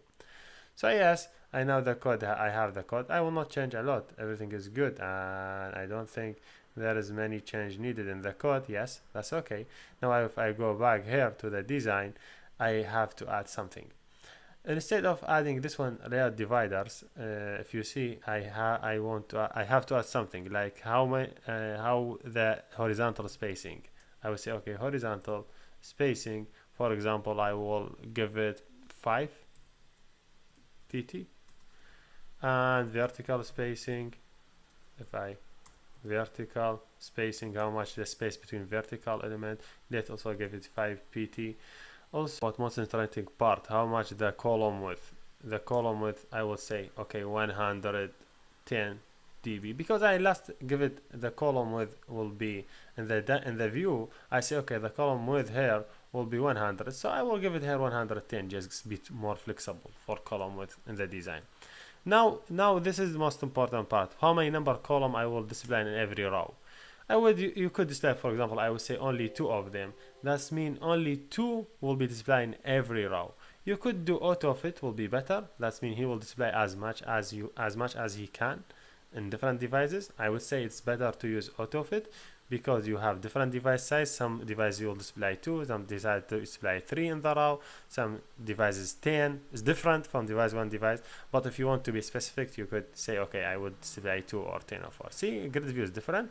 Thank you for watching, and see you next. Everybody, let me talk in this video about spanner. Spanner mean you display your data like drop down list. So to do spanner, I have this layout. I will create spanner. I'll say okay, I have a spanner, and the spanner, let me give it match parent as a height, and as the weight I give it match parent. I give it ID for it. I give it sp1. Okay. So now to access to this spanner from the code, I will go to my main activity. I will say, okay, I have to define a spanner in this way. Spanner sp1, for example, sp1 equal spanner doing casting, then find the view by ID r.id.spanner sp1. That's great. Now I connect to my spanner, and so I want to give data for this spanner. To give data, first I have to define my data. So to define my data, spanner taking data type as a list. So do, for example, list of what? List of string. At I may define list of string. I will name it array, ARR, equal a new array list of string. Okay, this way. Yes. So I define my array. Let me give it any items I want to add in this array. Add to give it admin. Then let me give number of item admin, admin, manager, tester, developer. So admin, manager. Then I will add tester, and I will add developer. I had 4 item. I want to add this item inside this spanner. So to add to the spanner taking adapter or taking array adapter. So first of all, I have to define array adapter in the spanner. So array adapter of what? Of string, because I'm sending string. Okay, array adapter, just give it any name you would like it. Then equal a new array adapter in this way. So array adapter taking a number of parameter. First of them is this. Second parameter is how the layout I wanted to display it. For example, I would use layout for Android. So I would say Android. I don't know. There is many layout here in Android. .r. .r.layout .simple. There is many simple drop down line, drop down an item. This is just the layout. Then I send it this array that I want to send it to the spinner. So what I mean by this line, I mean, okay, I have array list and I want to send it to the spinner. Spinner taking only adapter, so I define a new adapter, and this adapter I give some information. You know, in array list in the list view, when we define adapter, we give the adapter style by sending a specific style greater than give it array. Now here in spinner we don't need to do a style and other stuff. We could do directory. So we could directory give it the style, that default style from the computer, available in the computer for a drop down list, and give it array. You could do your own style and drop down list. That means you could design every ticket in the drop down list like array list, same thing.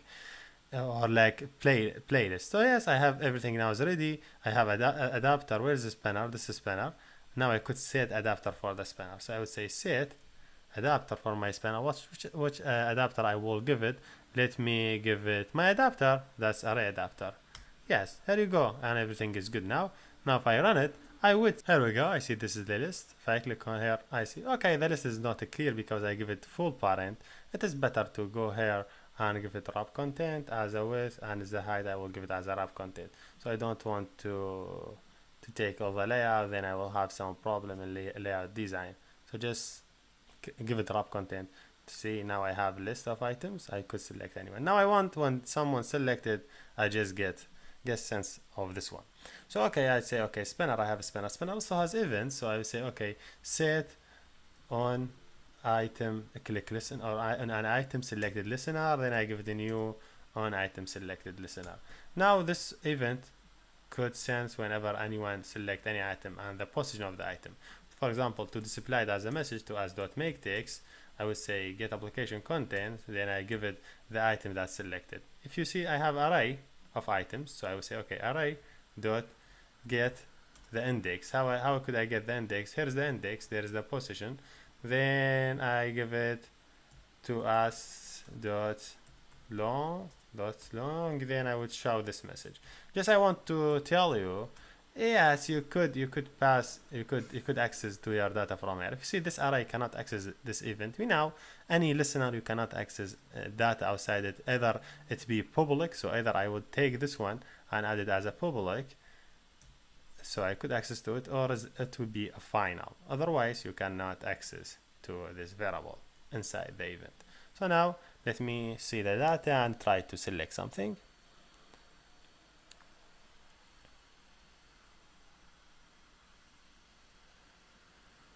Here we go, I have the list. If I select it, select tester, you have to select tester for me. If I select manager, you select manager. Yes, here we done, and thank you for watching. Hey everybody, let me talk in this video about pop-up activity. In Android, when you develop apps, you may need to use or to have a pop-up activity. Pop-up activity means some activity is popping, then you do some operation, then you click it, then it's gone. So when we use it, for example, for login, you do some pop activity for login for something, or selecting time, or selecting data, or whatever. Let me, in this video, try to do selecting date or selecting time pop-up activity. So to get started, first you have to go to the layout, to create a new layout for pop-up. So if I will name it pop date, okay, date time, or pop time, for example. This is normal layout. You see, just layout have a vertical content. I will try to add in this layout one time picker, for example, just something for picking time from user device. Then also I will add a button for selection. So when he select the button, then he clicked on, then this activity is gone. So this activity will pop up, then when I select it, as I told you, it's gone. To get started with, or to design layout for pop-up, I need to do fragment. So how I could do fragment? Let me first create a class. I will name it pop, same name to be in same naming convention. I will name it pop time. Okay, then this one I make it extend a class, name it dialog fragment. So what mean dialog fragment? Whenever you need something popping in front of another one, or pop up of another one, you need to use direct fragment. Direct fragment like handle this layout to display in front other page. If I go to the Google development about fragment, you would see a lot of things. He speak how to use how use fragment and how to deal with. If you see here, this is only creative view. This is most interesting part in fragment. So let me select it and go back here in my code. Then I implement this method. This method, as you see, is overwritten. That means this method already available in dialog fragment. So let me just make a view. Everything try to add the missing part. So this one also, group and bundle also I added. So just making sure I'm in naming convention, same, everything same. Now, okay, this is my pop-up layout. So I want when someone call this fragment pop time, I will supply this layout. Do you remember the video for using inflator? Same thing here. Here I have the inflator, so I want to add it in the view. So it's really easy. Just say, okay, let me here define a view. I will say, okay, I have a view and this name it view as name. Then I want to access to this view. I will say this view. I have an inflator now here. I will say, okay, inflator dot inflate. Inflate for what? Inflate for what? For the layout that I want to inflate it. I will say r dot layout. Then the layout name is pop activity view or pop time. Not pop activity, it's pop time. This is my activity. Then the other parameters that we use it for the layout, you could say like false. You don't say any other thing, or you could say null. Whatever way you want to use it. But also you see he provide as a container or a view group, so you have to pass a view group also as a parameter for a view. So now this view could access to this layout pop time. Now, okay, you know, because this method return a view, so I have in the end I have say, okay, return a view. This is the method how it works. Now, okay, I want to access to something in this view. What I want to access to? Let me say I want to access this tool. What's the name of this tool? This tool is time picker. Okay, let me say, okay, I will go here in pop activity. I will define time picker in this way. Then I will name it TP. Then I want to access to time picker here. I will say time picker. I cannot say find view by ID because there's no view here. I have to say view, this as element. Then I look for find view by ID inside it. So find view by ID, I'm looking for a view by ID, r.id. What's the ID of the view? If you go here in the pop time, you'll see this is the ID, time picker. So you could name it TP1, okay, for example. So when you access to it, you see look for TP1 in this one. So you know I need to do time picker as casting. So here you go. This is time picker. Also, I will do some operation for the button. I have button. So let me say I say button. I say bu done, the name of the button. So when I want to access it, let me naming convention bu done equal. I'm doing casting for the button. Then which button find the view by ID? I'm looking for view dot find the view by ID r dot ID dot the ID of the button. If you go here, you would see the button have button name. Let me name it bu name, just give it the ID, specific ID. So here you go. Now I have access to everything and everything is good. Now I want when someone click on the button, I want to do some operation. So I have button here. So because button here prepared in the code, it's better to do implement for the event. If I say, okay, implement view, then not view, views dot set on a click listener or on a click listener. That is mean I will have method will be firing whenever anyone click on button. So if I see they say there's a problem, you need to implement. If you say I did implement, so I need to implement something, it is available here. So if I see there is an error, I have it here. If I click on it, okay, implement this method for me. Say you have to implement on a click. Okay, here you go. So this method will be called whenever I want to my button, when someone click on the button. So first I have in the button, I have to say, okay, this is set on a click listener. Is it true?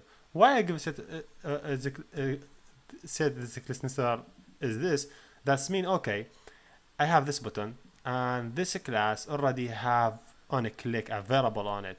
So when I say this button have this class as a click listener. That is mean this button will listen to this event. So anyone click on this button, I will go to this event. So here you go, I have this event, so you could do whatever you want to do. This first thing I do dismiss to this. So when someone done, I will do dismiss to the activity. Let me display string for time. String for time. Let me time on. Equal. Make it for tp.get. For example, get hour. Let me just play hours. Then I will say I will do this thing. Then tp.get minute. Okay, time picker dot get minute. Get minutes. Yes, there you go. I just taking two things from the time. If you see, he say there's a problem because the minimum queue called API 23 curate is 14. Because here this one working on 23 as minimum API. So make sure here when I'm using minimum SDK, I have to use 23. So this is how it's working. This is how this tool working. So if you want to use this tool, you have to use as minimum 23 because this is the work of this tool. If I go back, I'm waiting for some time, everything will be good and you will not have any problem. Now, yes, here is good and we don't have any problem. Now I want when someone click this button, I have the date. I want to pass this date to my windows. Which windows I have it? I want to pass it to my activity here, main activity. So let me suppose here I'm getting the time using some method named setData. So I would say public. I define public method. Okay, public method. I name public void set date. It will get string time. It will get set time, not set date, for example. Okay, this is just normal method. I want to call this method from this pop-up activity. That's great. Just I say okay, main activity. I would say main ma equal main activity. Then I open the bracket get activity. Why get activity? Why we did not get instance from main activity? Because we already have main activity fired up, and when we have already main activity, and the main activity already have layout, and we will have a button next. When you click it, we have something pop up. So already we have main activity. We don't have to create it. We just call it. So when I have call it, now I just call the method inside. What I have, it have some method name is set. Let me look for set date, set time. Just making sure. What's the method name? If I go here, say okay, set time. It is everything capital. So set time, I will call set time. This method. Then I pass the time on for that method. That's great. Now I have the fragment, and I have when someone click on it, I pass this data. I just want to show you how you could get fragment, then how you could pass data to main activity. Now I'm done. Here we go. Now I want when someone click on this button to show, I will show the pop-up activity. I will say show, then I would add bu show as an event for this button. Then I make sure to create this event for that event. So that's great. This is the event. I want to show this fragment. Let's name it pop time. First of all, I need to do fragment manager. So I will to create an instance fragment manager. Make sure it's app fragment manager. I will name it if fragment manager or call a new instance of a fragment manager or get fragment manager, or I say get fragment manager. Yes, then I will do a new instance pop time class. I have now pop time. I will say pop time or call a new pop time class, new instance from pop time class. Then I will say okay, pop time.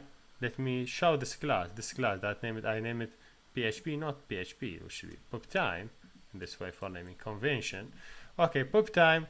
I will say pop time dot show. I will show the fragment. When this in this fragment manager I want to show it, then show a fragment. This is the message. Yes, here we go. Now when I click the button, he will get an instance fragment manager, you get an instance from this fragment, then he will show it up. Now when someone done and I click this one, the data will send it back to my activities. I will see it here. I could display it in any place. I could send the button, I could display it in to us dot make text to get application content, then I will display the time that's selected, then to us then long, whatever way you want it, then dot show. Yes, here we go. Let me run and see what's going on.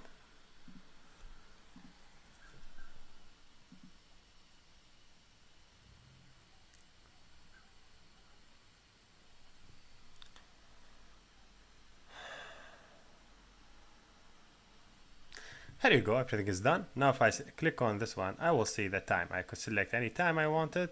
If you see the time is pop up, I still having my activity. When I select done, the data is time is displaying. Here we done, and thank you for watching.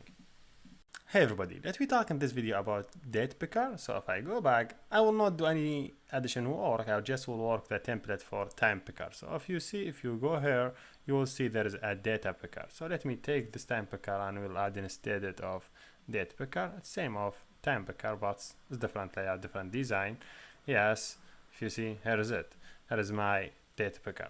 Now I want to do some change. If you see, it's data picker. So on the pop-up, I have to do some change. I have to define a data picker, not time picker. Then also when I initialize data picker, I make sure I having some naming convention. So where's the name? Name is data. Let me name it DP1, data picker 1. So I have to go back here and I will name it data picker 1.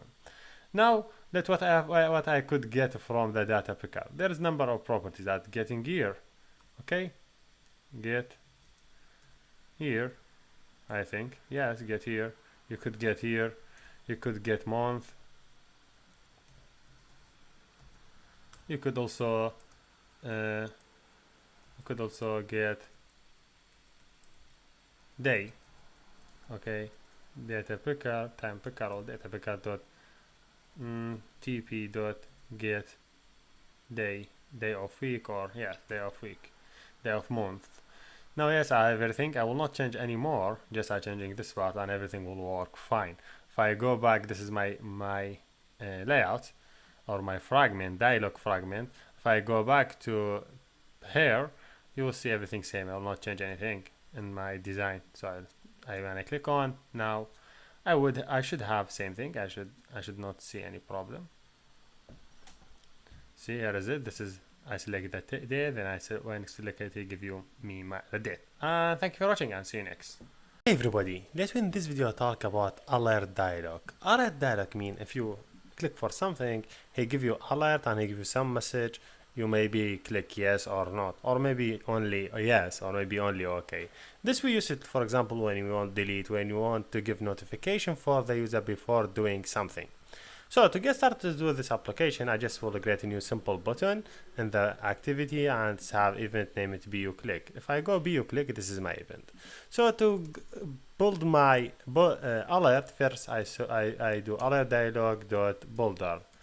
Then make sure you use capital.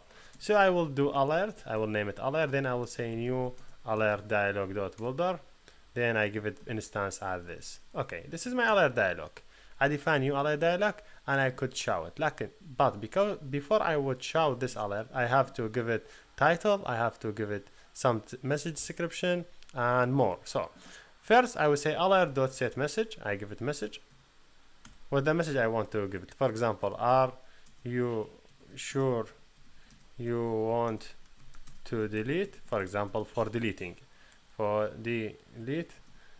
So now I could add this one, then I write again alert and continue, or I could just remove this and go down and just add dot and continue with other properties like set title. This is be more convention. So alert or confirmation, this is the title that you will see it. Then next, what I want to say, I want to show button, positive button. So I would say positive, set positive button.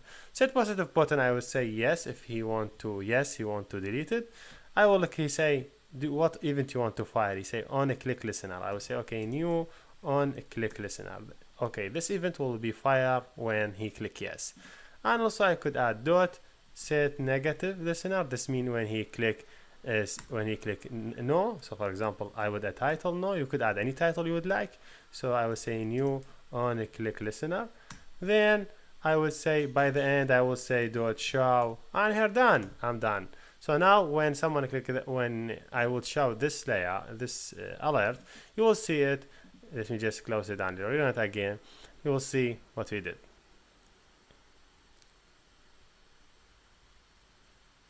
Here you go. Now when I click it, I will see confirmation.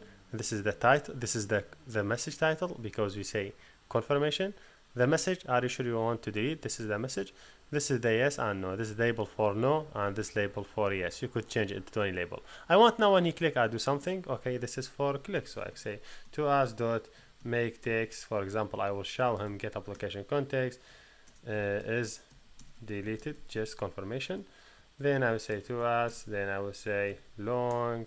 Then dot show. Just showing him message. When he click delete. So when he click cancel it is cancel it when he click negative. So now let me rerun it again and see what's happened. I did not did any changes for when he click yes or no. So if you see, if he click yes, he will go him is deleted because this event fire. Now if he click it no, he say is cancel it. So see how I could cancel and add delete. So what about if you want to have button, or you have alert having one button, for example just the positive just the positive one. It's really easy, just remove the negative, and now when you run it you will see only one part in your only. Okay, see, you don't have two buttons. Yes, here we're done, and see you next. Hey everybody, let me talk in this video about storage.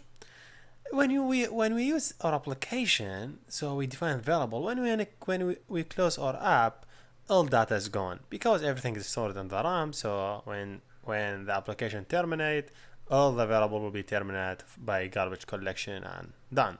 So what about if I want to keep my data saved even if I close the app and reopen it again? This what means storage. Android support 3 types of local storage. Local storage means the data will be stored in the phone, in the package of my app. You will see it soon. So one of the data I could store using Android, it is shared reference and file, and I could also create tables and relation between tables using SQLite. So let me start with shared reference.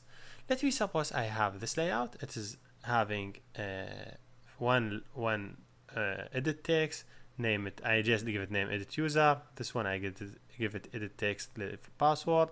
This one button for login, and this one button for load, or this one for save and this one for load. Let me do a shared reference that allow me to save the both field that will be entered here in the file. Then when I close the app and reopen it again, just I click load, it will load it to me. Okay, so if I go here, this is the first text view, just to let you show. This is edit text. Let's give him a hint. So I will say, okay, I have hint, enter user name. This will be a hint, just hint. It's not real data. Also for this one, I will ask him to enter password. Hint. I will say enter, okay, password. So he will enter username, he enter password. Then when I click save, it will be saved in the database. Let me just, if you want to say register, it will be better for you. Register or save, whatever you want to name it, name it. So okay, I want to, when someone click on this button, I will save the data. Okay, I will say on a click, when someone click on this button, call BU save. BU save means saving data. You see, there is no event BU save, so let me be here again, stop here, then I will see this again. I will say, okay, I want to get this event. Here you go. Now I have this event for save. To make your work more managed using shared reference, it's better to create a new class for shared reference and separate it from your local work. So let me say this one will be shared ref. That means shared reference. Okay. Just let me start and create a new constructor here. I will say, okay, I have public constructor. This will receive context because shared reference need a context as a parameter, so I have to receive this context in the initialize of this class. So first of all, I need to initialize my shared reference. So first I need to define shared reference. Let me name it shared ref in this name. Then I define it. So here I need to initialize. So to initialize, I will say, okay, context dot, I call it get shared reference. Then what is the file name? Give it any name. Let me name it my reference. Whatever you name it, but make sure from the name. So it should be double quotation here, not single quotation. So double quotation. Now I'm adding for the file name. So you could give it any name. I name it myref. Then I send context dot app approved or mood private. I just say mood, then private this mood. This is just parameter that this shared reference get it. So okay, I have shared reference. I just initialized my shared reference. Then just for example, this line will do a file for me, name it shared reference, and name it my reference, and that's okay. Now let me talk about method for saving. I want to save data, so let me define public. Then I will say save data. This is for saving data. It will receive string.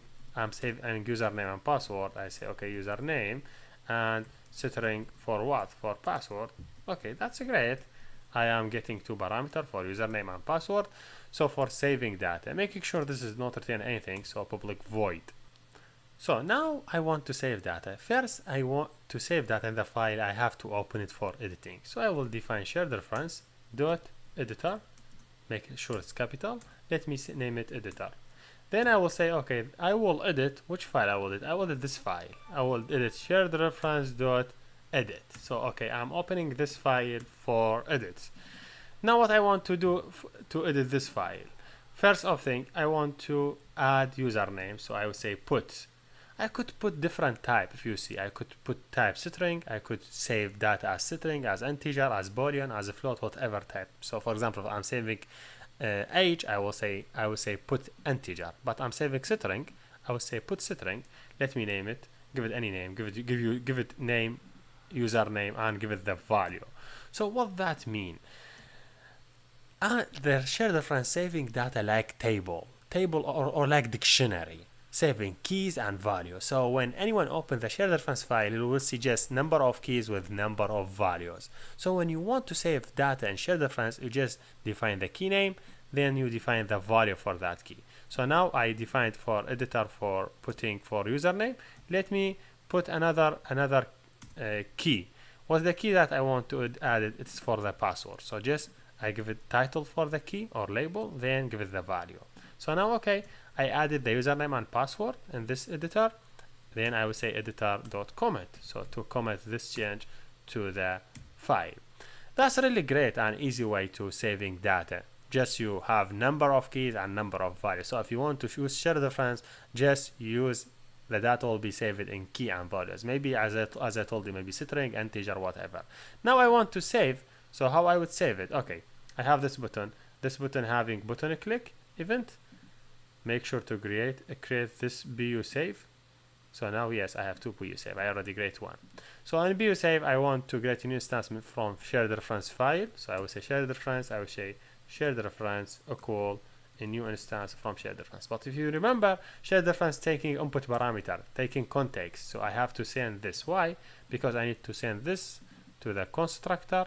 So the constructor will take this to make, so could he access to this file. This is how is shared reference working. Now I want to call some methods. So I want to send data. I have to send two things, username, then I have to send the password to that file. That's great. How I could get username and password? I have two things. I have edit text, as I think, edit text username. If I remember, then I say, okay, find view by ID, r.id, what's the name for the username? I would say edit text username. I'm sure this one, yes. This one for username. So yes, here is it. Also, if you see, it needs some casting. So here you go, do the casting. This is for username. Let me do something for the password. So here I will find the edit password and making sure I'm doing here for the password. So okay, I would send here the username as he now. Yeah, so I would say get text. So because I will get text, make sure to change it to string because I need to change it to the string. Also, I would send the edit password to the file dot get text dot to string. That's great.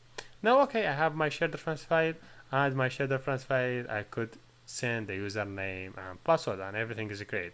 Now what about loading? I need here to load the file if someone calls it. So okay, on a click, let me call bu load.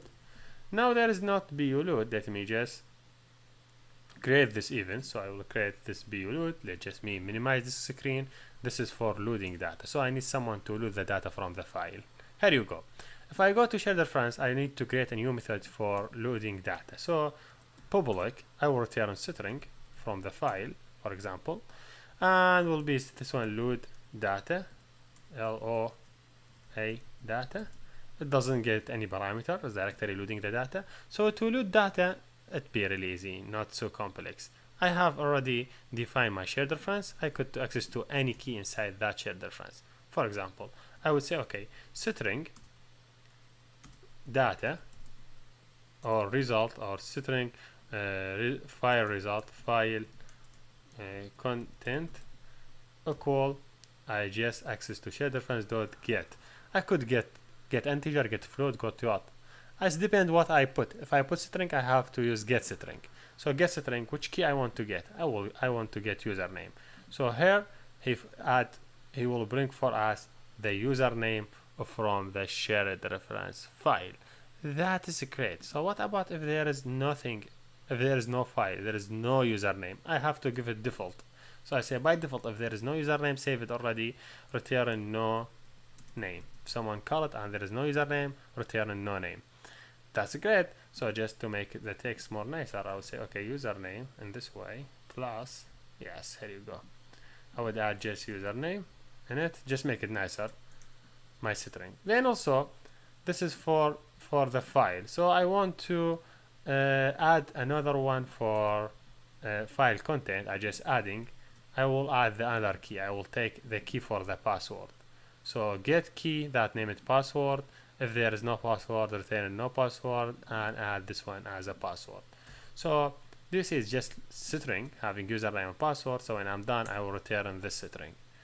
This is just reading data. So here I'm reading first key for username and here I'm needing second key for password. Then I combine them in one string. I'll turn it back. So when someone now go to the main activity and I try to create a new instance in the same class, I could take it app, so it could be public, will be better. So now when I want to call here, I would call it string data equal shared reference dot loading data. So now, okay, data will be loaded. I could display it on message. I say to us dot make text get application context. Then I display the data. Then I would say to us dot long. Then here you go. Show is okay, but you cannot initialize the file from public place. You need to initialize it from the place that from the on create. So here I initialize it. Everything's good. Let me click load to load my application. Here you go. The application is restarted. Now let just me click load. Should say username no name, password no name. See, username no name, password no name. Because when I click load, he will go to the shared reference and he say go to the load. He will look for username. There is no username, so he will tell it no name. For password, he will tell it no name. If I added username, let me say Hussein, and added password 12345, I would save. Okay, I'm saving everything. Now if I want to load, click load, you say okay, username Hussein, password 12345. Was that good? Or what we could do with this one, so if I close my application, everything I'm closing it, if I go back and open the application again, the data already saved. So if I go back here, localization, this is my app. So I just closed it already, then I try to open it. Let me try to load. See, if I click load, he will load username and password. So this is what we could do with shared reference. But is shared reference secure to store important information? Unfortunately, no, because everyone could access to this shared reference. So where is saved this shared reference? I will show you. Let me go to the file, then go to a project instruction to get my SDK URL. Just copy the SDK URL and go to the terminal or command Windows and open it. Then make CD to that URL, whatever that URL be. Now I'm in SDK. If I click ls or dir in Windows, I will see this file. Let me go to platform Windows. I will say CD to platform Windows. Make sure you see the terminal in front of you. Here you go. If I see ls or dir, I have to see adb. This is what important thing. In Windows, you will write adb shell to start working. In Mac, you just have to add /adb shell Okay, now I'm in the device root. You could say, if you did not see the word root, you could write SU to change to the root. I'm in the root. Now I want to access to this app. How I could access to this app? First, I think I have to go to my app and find the app ID. What is the app ID? Here is the app ID. There you go. This is my app ID. So let me go back and see what I could do with this ID. If I say ls, I will see all the file. This is my phone file, too many files. What I'm interested in, the file name data. So I would say cd for data. I'm going to folder data. If I write ls, there is many files in the folder data. I want to go to another folder, name it data. So I will say again cd data. Now if I say ls, you will see all the app that installed in this application. What I'm interested in is this one, the one that we work on. So let me make sure I say cd for my app ID. Here you go. Now I'm in the app. So if I click ls, I will see the data in my app. If you see one folder, this means the data that my application have it. One of the thing, if you see there is a folder for shared reference, if I click cd for shared reference, I'm in shared reference file. If I click ls, I will see this is my reference. Do you remember when we named this file, we named it my reference? So if I say cat for this file, you will see the data. See the username is Hussein and the password is 12345. Sometimes you want to access to that file in very easy way. So let me show you how. If you want to access directly to your app without going all this up, this CD and other stuff, I just doing CD to make you understand how it's going. You could go directly to this app by write run/as, then the package name. Well, the package name, that's our application ID. Here you go. Now if I click ls, I'm in the app. So here is my shared reference and you could read it. Here we're done, and thank you for watching. Everybody, Android support relational database. So you could very easy in Android create local database, have relation, mean you have number of tables and there is a relation between one table and another. This type of database in Android will be SQLite. That's mean we will create a relational database using SQLite will be stored in local phone. Just remember this point. So before I going through how to use SQLite in Android, let me give you overview about SQL language. So to get started, I very highly suggest to go to SQL browser and download SQL browser on your computer. I already downloaded, so I will just open it here, looking for SQL browser to open it. Here you go. You see, this is the SQL browser. So to create database, I just will create a new database. Let me name it students. Okay, just to show you. If I want to create table, let me say login. For the login, what I need number of field. I need field 1 should be ID for the student. This ID should be integer and should be a primary key. Okay, and also I will add another field, will be username, and will be this one text, and whatever you want to add additional information like not null, whatever. I don't have other information. And the third field is password. So this is the information, which should be also text.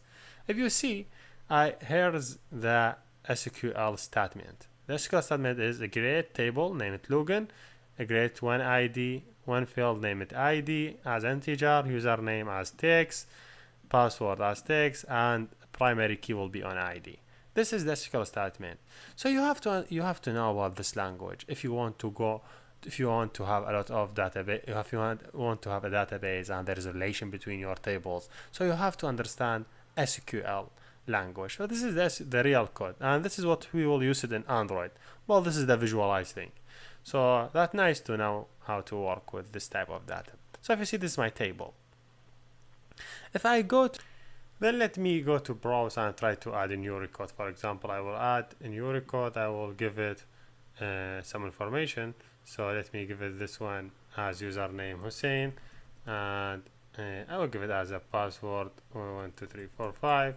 Yes, here you go. I will just add another new record. I will say Jenna, and the password whatever you want to give. A new record, I will say Leia, and the password this password.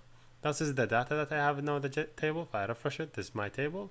If I go to select all the data, I will say, okay, select star from table login. For example, I'm looking, I want to bring all the data from table login. If you see, this is the data. If I say, okay, I need just the ID 1, okay, I say where ID equal 1. That means just to bring the one that have ID equal 1. See, he bring us in. When ID 2 equal 2, he just bring Jana. This is something for filtering. If I say like, in this way, like, then I will say one star H, then star. When I make sure, I'm sure you will not see this, what I'm writing, but what I have to do, say username, just making sure, just I'm searching by name. So okay, username, where username like in this way, username like this one. I will execute the statement. He bring only Hussein. So if I want to bring only the username, not all the data, so I will say okay, select username from login. Just select, hit only one column. So how to bring data. Also, you could delete columns. So delete columns. You could edit any row. You have it. Whatever you want to do. I really encourage you to design your database using SQL browser. For example, you design this table, then second table, then you create a relation between all your tables, then you just copy this code to your Android Studio. So you will understand when I use a great table in Android, you will understand what this means. So yes, here we're done, and see you next. Everybody, get in this video talking about database and how you could create database and how we could create tables in the database. So first of all, to get started, I would give you imagine what I'm doing in this video and number of videos. What I want to do simple table having number of username and password. If someone click adding username and password, register, saving, then I could edit these users, I could delete users, also I could list my user and ListView. So I just did this layout giving you a blueprint what I will do next. So in this video only I will create database and create tables that I needed. So if you remember the previous video, we create one database and we added one table inside the database. So I will start here, get a new table. I will name it DB manager. Let me name it this name, and by the end I will add this class in GitHub. You will get benefit from it. Let me say this is my main class that manage my application. Let me create constructor in this class, receiving context. For sure I will need context, so let me receive it here. So I may use it in my application. So here you go. This is my constructor. What I want to do, I want to create number of methods for add, delete, update. I will do it next, but now I want just create table and everything. So to create table on the database, I have to define my database name. So let me say, okay, static string. Why static? Because maybe I have more number of version from the database manager, so I don't want to share same thing. To do something to repeat the table name in many databases, that's necessary. So I will say static db name. Let me name it db name in this way. Let me name it students. This is my database. Okay, that's great. Then let me I name it final, because I will not change this value never, because this is name will never change. I will define also db table name. Let me give it logins for information for logins. So for logins, I may have two columns. So one for so I say column for user name. I would add here user name, and I would add here is also column for password. Why I use this convention? Because you will see it next. It make your life very easy. Password.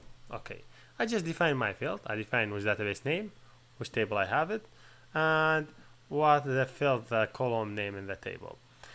So you may have different convention, you may have different way to write your codes, depend on your work, whatever you prefer. But this what I'm doing now is the standard that Google uses. So also I would define static final for database version. So I would say, okay, public is static, so integer. I would say db version, the version for the database. Let me give it now version of 1. That's mean now I have 1. Maybe next I will add the database. I will add version 2, version 3, version 4. And then we will continue. Now let's come through most important. So in SQL, if you want to create a table, we say create table. The table name will be, for example, what we want to be. You want to be logins. This logins has number of field. ID will be integer. Will be the primary key, and it's auto increment, and I have another field for user name, and naming convention will be user name will be text, and have another field will be for password, also will be text. So this is how you would write it in text statement.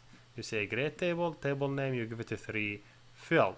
Now I want to write it as a variable. I will say, okay, static final string create table. I name the create table. I'll say create table, the table name. Then I have number of ID is integer primary key. Then column name, that's the username will be text, and column name password will be text. Just making sure I having some spaces so I will not have any problem when I create the tables. Yes, here we go. Now I create table. Now everything is good. Now let me talk about how to implement the database. So to implement the database, I will define a static class. Why static class? Because I need one version of this class for all my instances from DB Manager. I will define static class. I will name it database helper. I will say database helper user. It will be extend database helper. Database extend the class, name it SQL open helper. If I open a bracket, he say, hey, you want to extend the class will talk with SQLite, but if you see, you need to implement some method. Let me say what method I need to implement. Click here, he say, okay, you need to implement onCreate and upgrade. I want to click, he will implement this 2 method. I will talk about this 2 method. Before working with this 2 method, I need to create my database. So I have to define my constructor. So I would say, okay, I have constructor. This constructor will receive context, and the context will be context in this way. And here you go. Here I want to create my database. So to create my database, I have to call the super. Super mean the origin class. This means this class. So what I have to pass to this super? First, I have to pass context that I will receive it. Then second, I want to pass the database name, DB name. Then I will pass also the database version. So what this method will do for us? Imagine, when you create an instance from this class, this method will be already called. This method will pass this parameter, the database name and database version, to the origin class for SQLite. This class will check if this database already available. That's okay, he will not do anything. If the database is not available, so he will create database, then after he create database, he will call this method. So this method will call 1 times. Only when the database is not created, he will create database and then he will call this method. So I could execute statement. I will say, okay, when he create database, please create table for me. I will say db.execute SQL. I could execute any SQL. I want to create table after creating database. Here you go, create table. But I don't want to create table every time. I want to create table only 1 time, only if not exist. I will say, okay, create table here if not exist. So I will say if not exists in this way. Exists in this way. So if table does not exist, please create this table for me.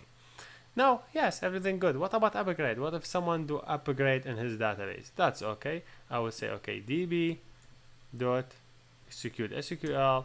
If someone do upgrade, first thing I need to drop my database.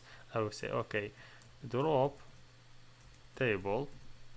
Then what's the table name? If it exists, I will not drop table does not exist. So if the table exists, drop it. What the table name I want to drop? I want to drop this table. table name login. So I create drop table, name it login. So if this table exists, please drop it, then call on create to create the new version that I have it. I would pass DB. That's good. So again, when the database is not created, this one when called for first time, he will check if there's database not created. Yes, create the database, then call this method to create the table for you. That's good. If database, if someone updates the version of the database, he will see, okay, the database is created, but someone updated the version. Let me go here and drop the old tables and let me create a new table, because you may want to update this table while you are working. So while you are working, you need to update this table some information, but when you run it, you will not update it because you say if not exists, but the table already exists. So you need to change the version whenever you want to update the table when you in the development time, but when you upload it, change it to one back again. Yes, now you understand how this one working. So I would say here when database is created, I would just say to us.make text, just to show you. I would pass context. Now I cannot get application context. Yeah, I cannot access to the context. I could make it public here. I would say context in this way, and just initialize this one after. I would say this dot context equal local context, because I need to display a message. I would say okay, database is created or table is created. Then I would say to us dot log. Then I will show it for you. It's a little bit confusing, but you will understand the database more. Could we say table is created? Table is created. Yes, that's good. Now the table is dropped if someone dropped the table. That's good. Now I want to call this class. I will call it here in the constructor of my DB manager. So let me say, okay, this one will be private, will be inside my code. So I want to initialize instance. I just do instance from this class DB helper. I will see DB equal a new DB helpers, but this one I think will take context as instance. That's good. I'm sending context to this class so to run it. So when someone called DB manager, I will create a new instance from that class just to run it. Now I want to create a new instance from this class also in my activity. So let me go to my activity, just in loading, I will say DB manager equal a new DB manager, just to get an instance. But this one I think take also this. There you go. So now when we create an instance from DB manager, he will go to the constructor of DB manager, and this one also create an instance from DB helper. Then DB helper will just create the database is not created, creating table, and this I would add this semicolon inside my create table, so just to separate the execution inside the SQLite. Then also I will define here a private SQLite browser. So I will say okay, SQLite database. I will say SQL DB. You will use it with our database. Then I will try to initialize this SQL, and when I create my constructor, I'll say SQL DB ساوينا equal DB dot get writable database. So I want to write on my database. Yes, now everything is clear, is good. Now just let me run it. So make sure if you have any problem with your database, make sure you delete the application from menu, then rerun your code again. Here we go, table is created. If I try to rerun application again, he will not tell me table is created, because the database already created and the table already created. He will not call this method again. So make sure this one you write down will execute one time. So now I want to see the data inside my database. So how I could do it? I could do it in the same way that we discussed it in previous video. So okay, you have, this is your package name. You could access to your file in your shell. So I would say okay, I would go to the /adb shell. Then let me run as this package. I would say ls, see I have databases. Now if I go cd to the database, I do ls, I will see this my database student. That's great. So now there you go. I want to take off all these database and see what we did. If I say /adb pull everything in data slash data, pull this file and put them, let me put them on the folder on the desktop. Let me put them here. Yes, here you go. I will say enter. It will pulling data to my desktop file.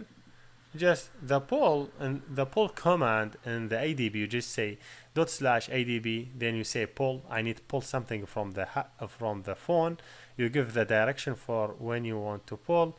Then after the directions, I would bring everything in the file in the data / data that application data. I want to put them in the desktop.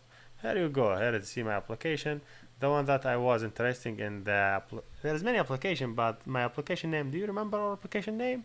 Our application name was that having something with Android, I think. So let me search. This is, I think, Android work, demo work. Yes, here you go. This is everything, and this is the database student. If I say app, I could select application from my application SQLite browser to open it, and let you see what we did. Here you go. See, here is the login. This is have ID, username, password. If see there is something for Android metadata and SQL sequence table. Don't care about this table. This Android add them to track something for the databases migration and other stuff. So yes, this is our table and everything done. And thank you for watching. Everybody, let me talk in this video how we could insert data in the database. So I need someone when enter his username and password, the data will be inserted in the database. We talked in a previous video how we could create database and how we done everything. So make sure you are already seen the previous video. So now I want to insert. So let me suppose I will provide public method will return long, and this method will be for insert. This will be insert data. So what the insert will take? Insert will taking some value to add them in the database. So I will say content value. This way, content value, making sure so I will say values. This is the values that my content or this method will get it. And then insert the database. So how I insert the database? This is my database instance. This is my database. I open it for writable. So okay, I will say SQL database dot. What I will say insert. He asked me about the table name. Which table I want to insert in? You remember this is my table name. See how I'm flexible now in working. Second parameter, I will not pass anything on it. He asked about, I think them hacking I want. Wow, I don't know. Wow. Third parameter, the values that I want to insert it in this table. So this method will return long. If it is, if he could insert, he will return long for the ID of the user. ID of the user he inserted. Otherwise, he will return 0. So I will make sure return the ID. Do you understand me? So if it is, if he could insert ID is user ID, or fail ID is less than 0, or equal less, or equal 0, maybe 0, maybe less than equal 0. So okay, now this is method for insert. Let me go to main activity. I have this 2 button. When I click add, this data will be added in the database. So I already implemented the method for this. So main activity, here is it, and this is for button save.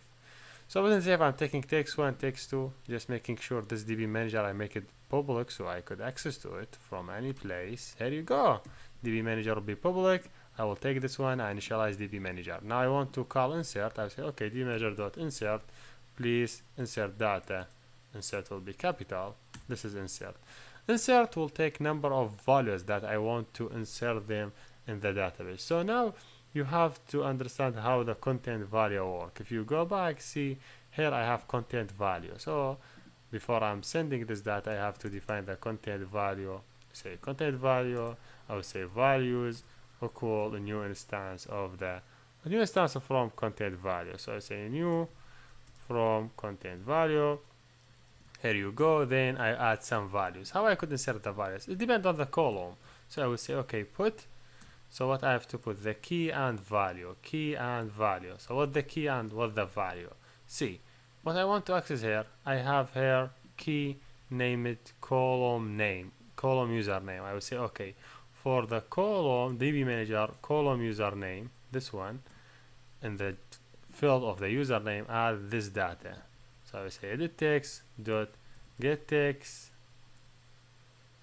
dot toString. That's great. I just changing something to string. Also, I would another values in the database. I would say put.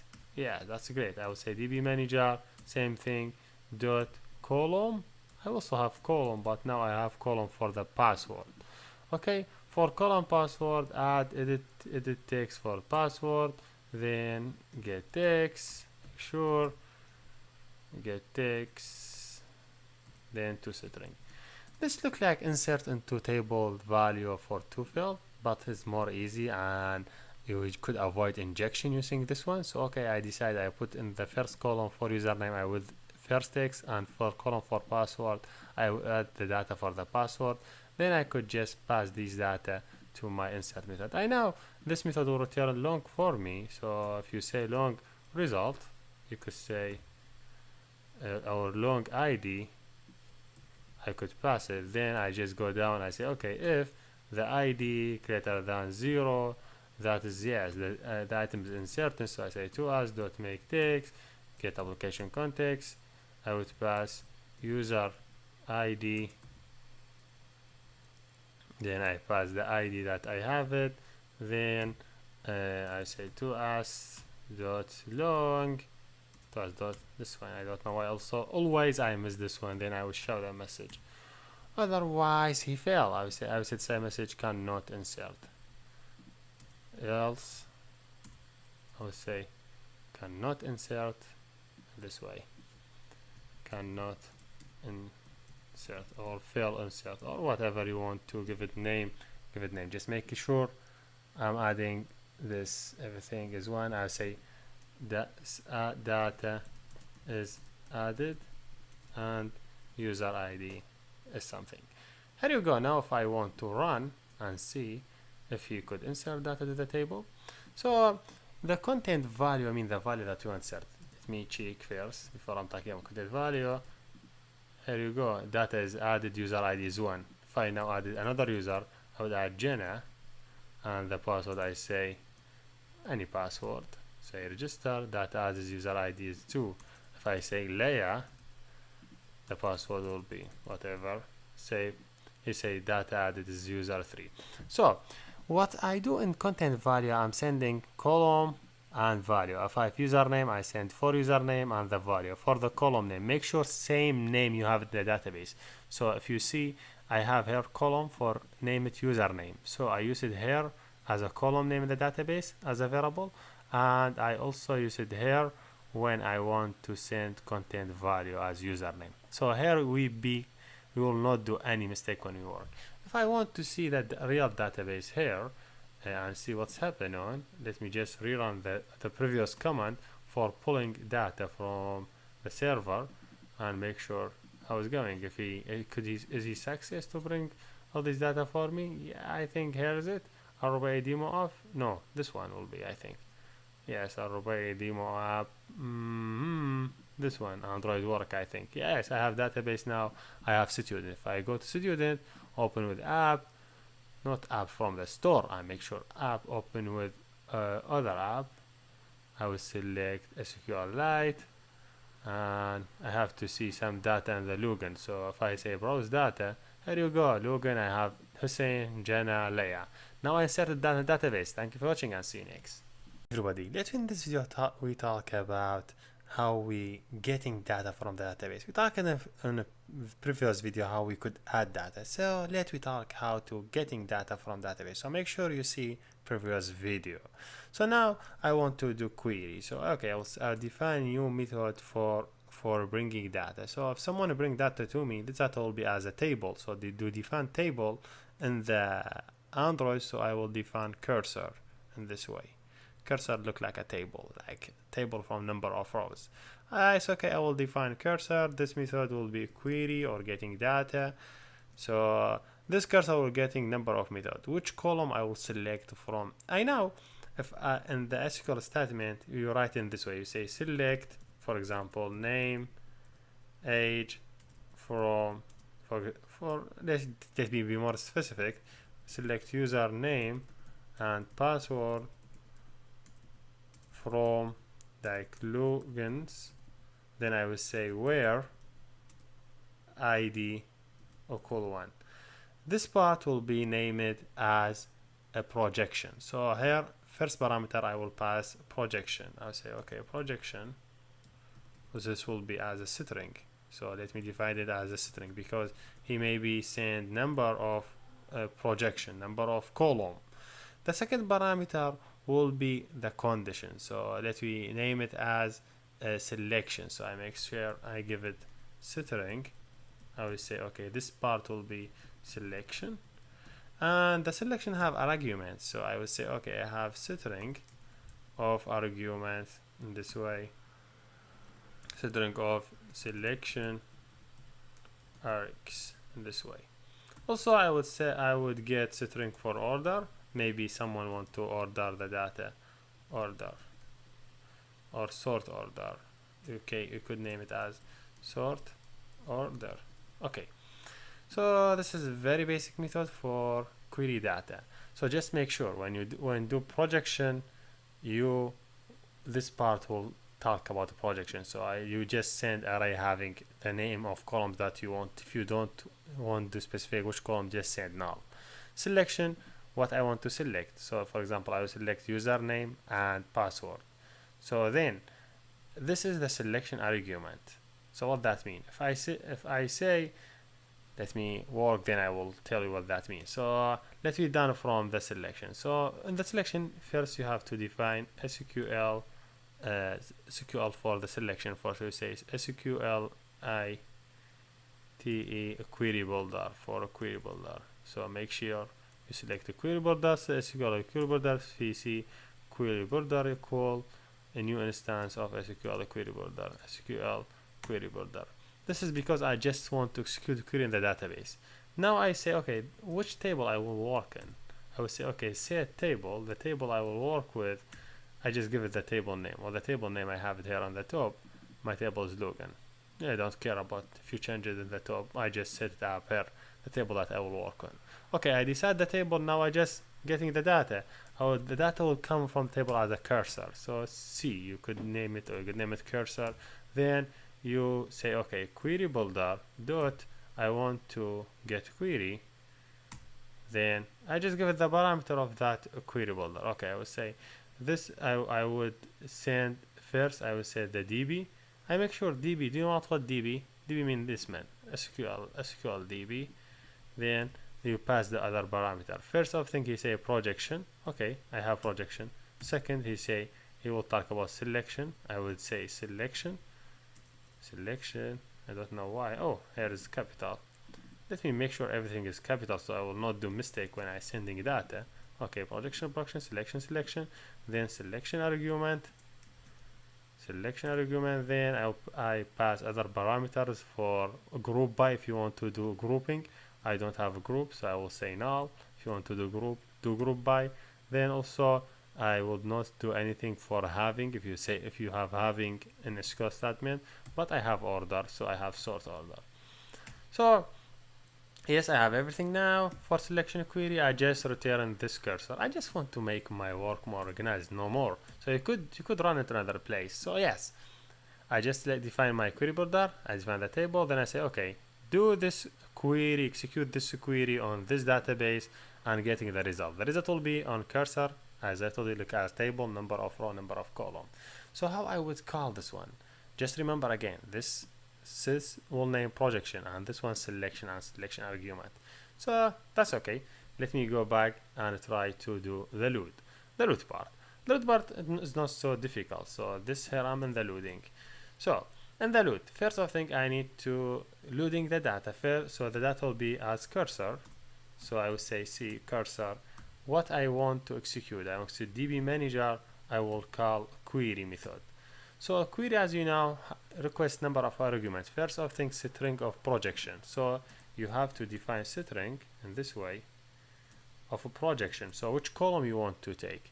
Do you want to take all the columns? So I would say, for example, projection. I would take two column. I take user name, and I will take here, then I will take the password. You just define the columns that you would take it. I just define, for example, only I will take two columns. I will ignore the ID. If you want to take all of them, you don't want to specify which column, that's okay. Just send null for this part. Now for the selection, which column I want to select. If I want to select all data, I just pass null. So what's the argument? If I pass in selection, I don't pass anything, should be this way also null. Do I want to order? I could say, okay, I want to order by username. Just I say, okay, order it by username, please.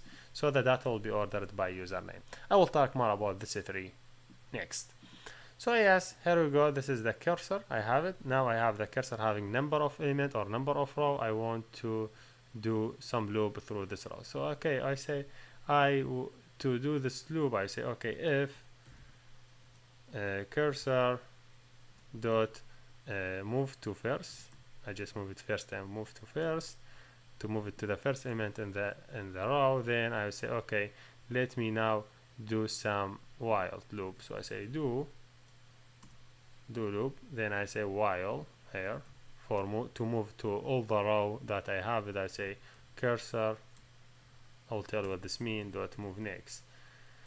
What does this mean? We said cursor is a table, number of row and number of columns. So first I just move it to the first column. If there is item, okay, continue. If there is no item, go next. So if there is items, if the first item, just read them from the first item, then continue to the next and next and next and next and next. Now I want to take this data as string, then I want to display it. So I string, I will say table data, then I will change it later to ListView. So this table data, let me first, doesn't have anything. Okay, so table data plus I will add some information. I want to get and from every column the username. So how would I would get for username? If you see I have a cursor, so okay, I will say cursor dot get column by index, get column index. Okay, yes, get column index. Then I give it the index of the column. Which the index of the column? Here you go. This is dbmanager.column index, and you'll be fine. And you could get another information. This is cursor for user, as I told you. You could also get cursor dot get column index. Which column I want to get? I want to get, for example, password or so. Here you go. Add the password, and also it'll be fine. So I just, to be more clear, I will add this semicolon between these both, so you could move, and between one another I will add these two data, so you just see everything. So just again to be more clear for you, I get data as a table. So if it's a table, first thing I move to the first row. If I have data, okay, he will continue. If not, he will be here. So if I have data, I just first, for every row he moving on, I just getting the name and getting the password inside the row, then moving to the next row, and by the end I will have all the data saved in the table data. Now I want to, when he done, I want to display it in the message. Okay, when the while done, please display this data in the message. If you remember, I already have data in my database, so now if I just click load, I have to see this data. Let me just making sure. Just make load. See, this is all the data that I have it. Yes. Now I think we done, but there is something mistaken. If you see, he give you the ID only. I don't want to have the ID. I want to have the data.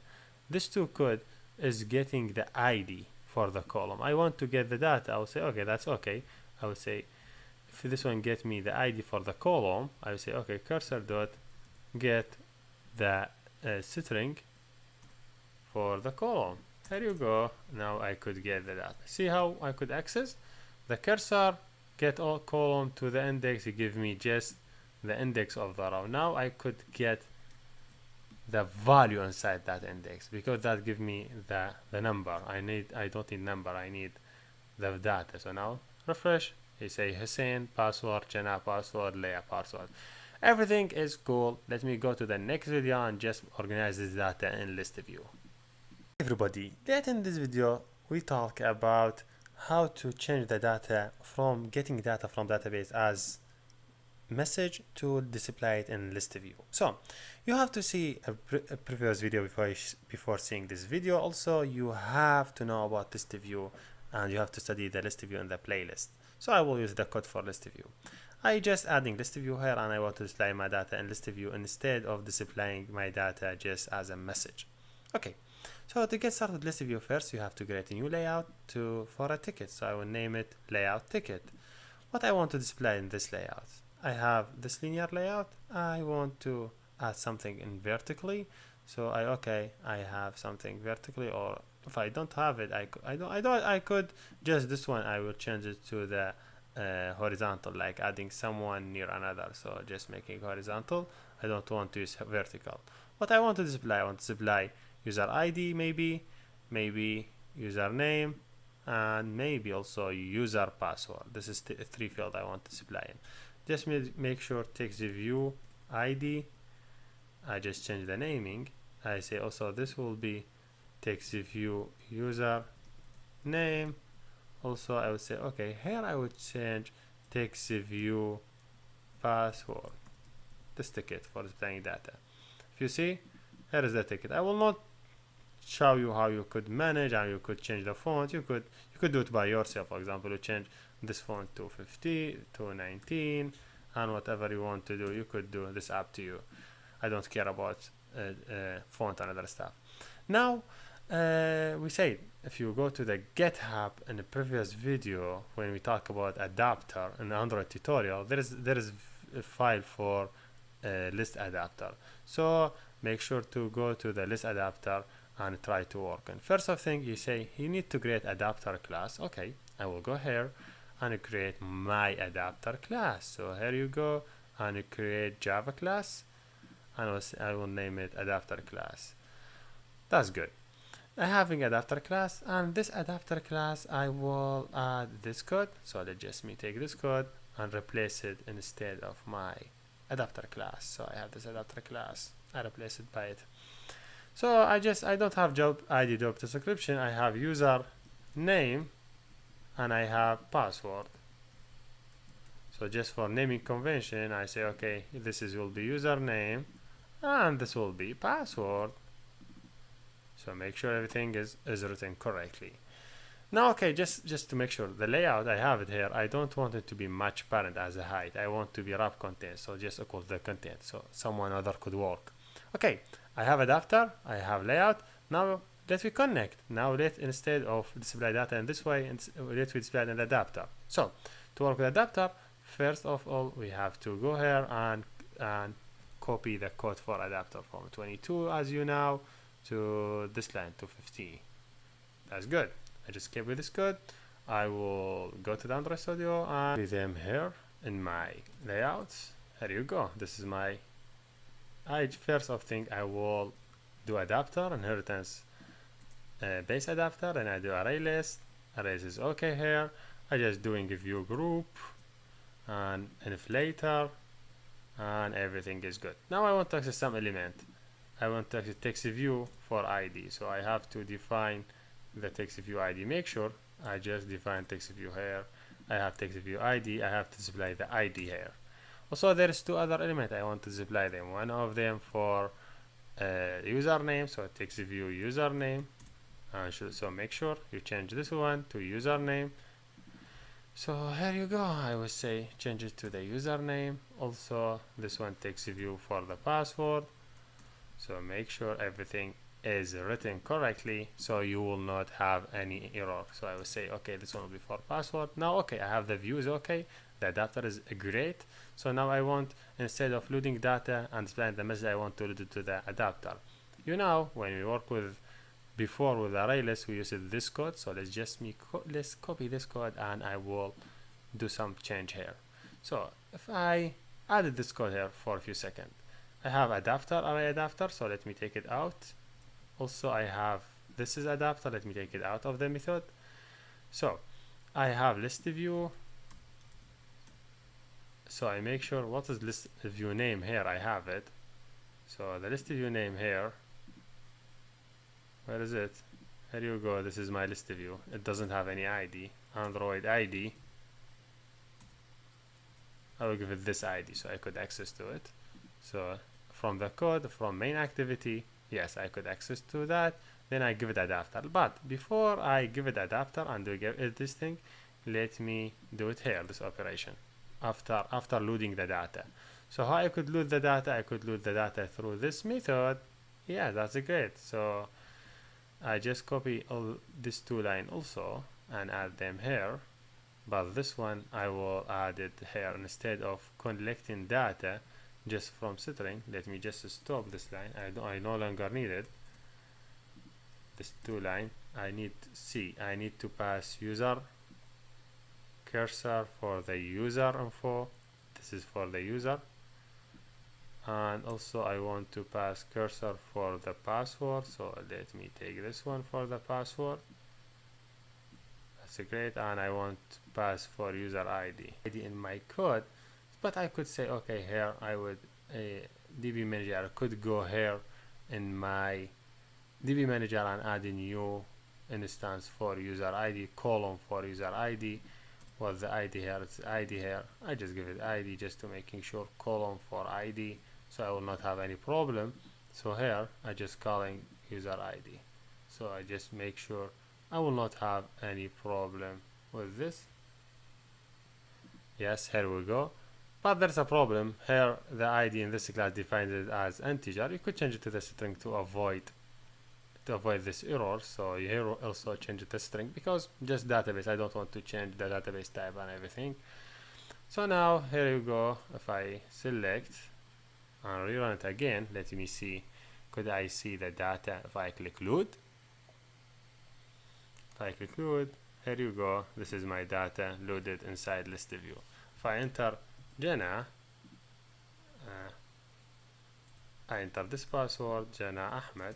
This will be better. I click add. Okay, added. If I click refresh, see Jana Ahmed is added.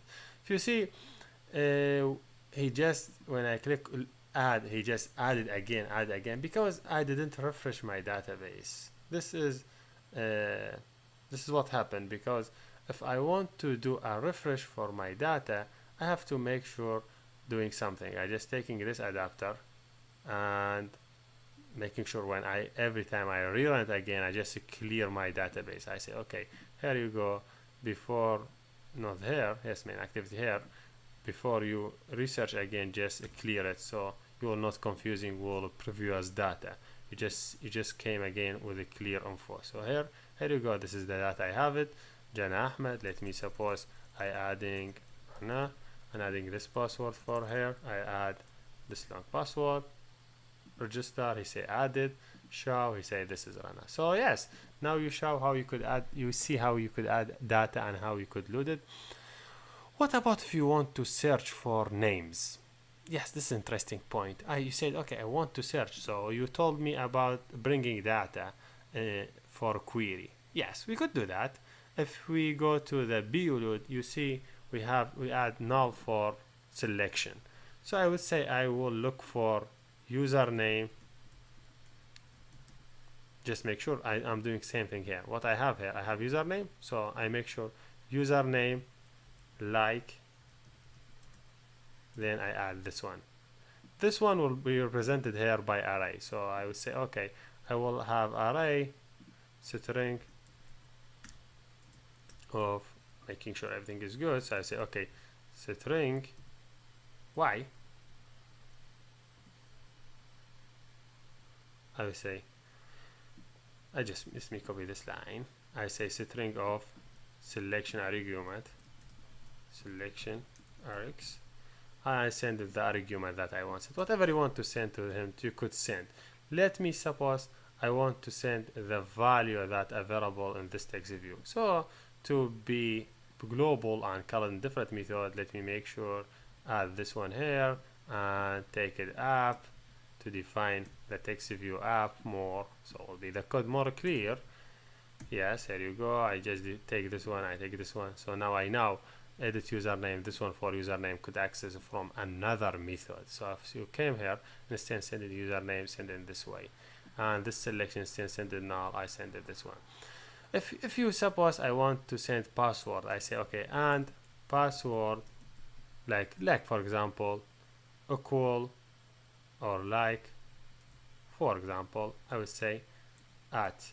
I have now two question mark argument have two, so I have to add another argument for the password here.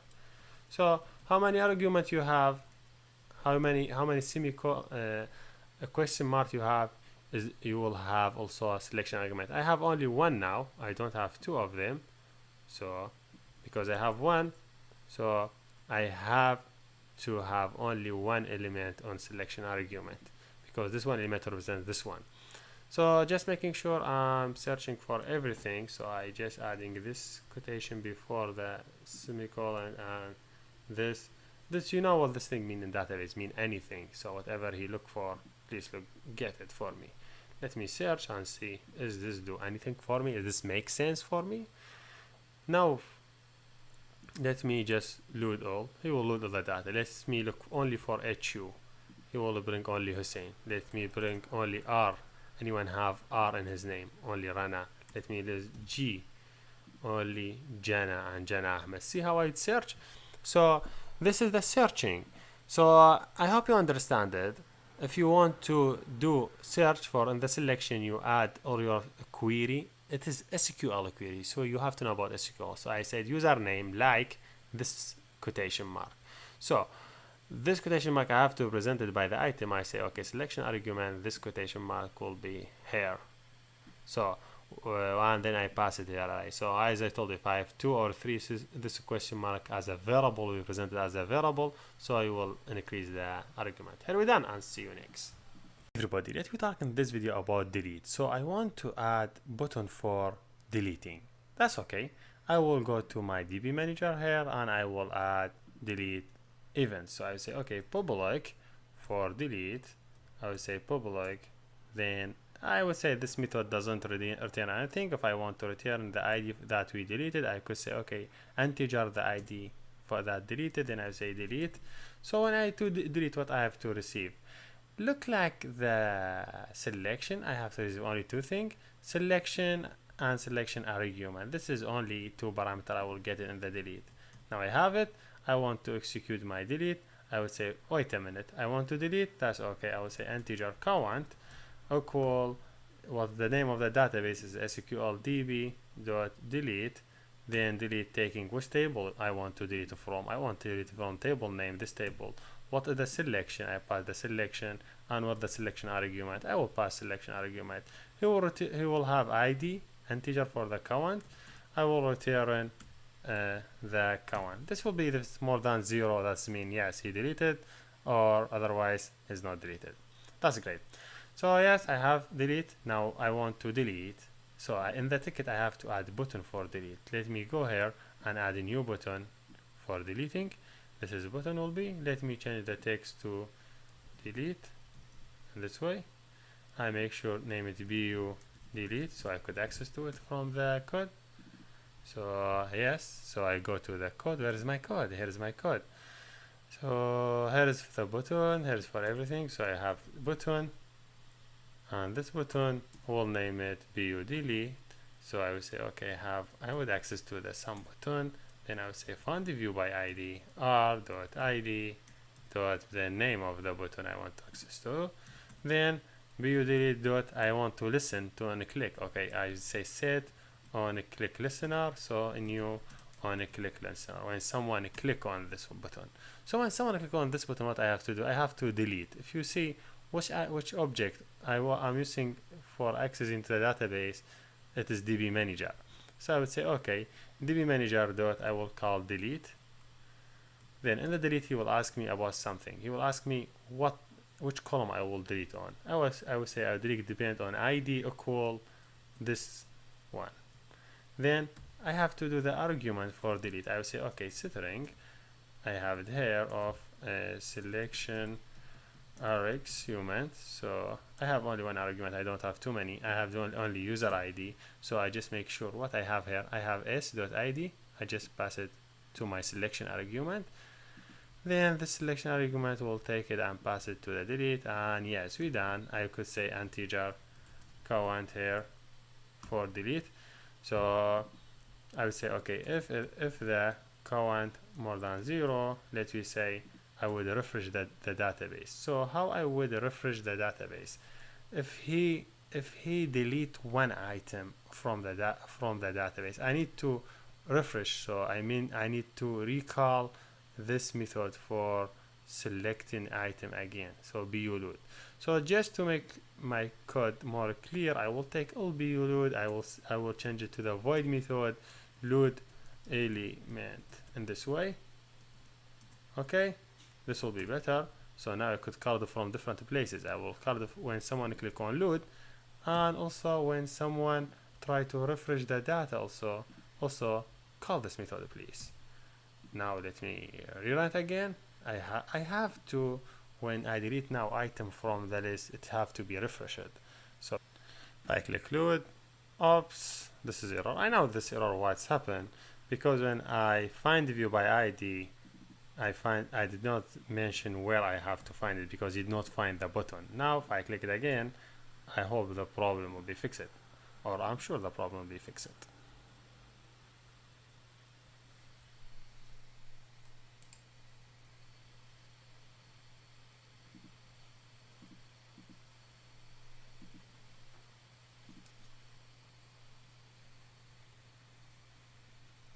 Here you go. So I click load. Yes, here see I have the item. If I click delete, see I deleted Jenna. I delete Jenna.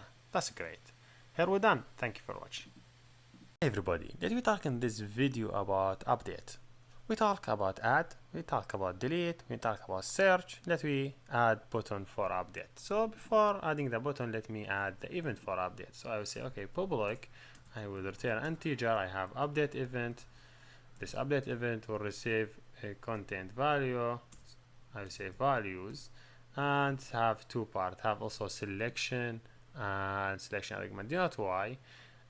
Because when you want to update, you said which value you want to update, you send them, then you say, okay, the selection which condition. So I update the ID number 2, I update the ID number 3, or which ID you want to update, or which record you want to update, or which condition for number of records you want to update. So you use this thing.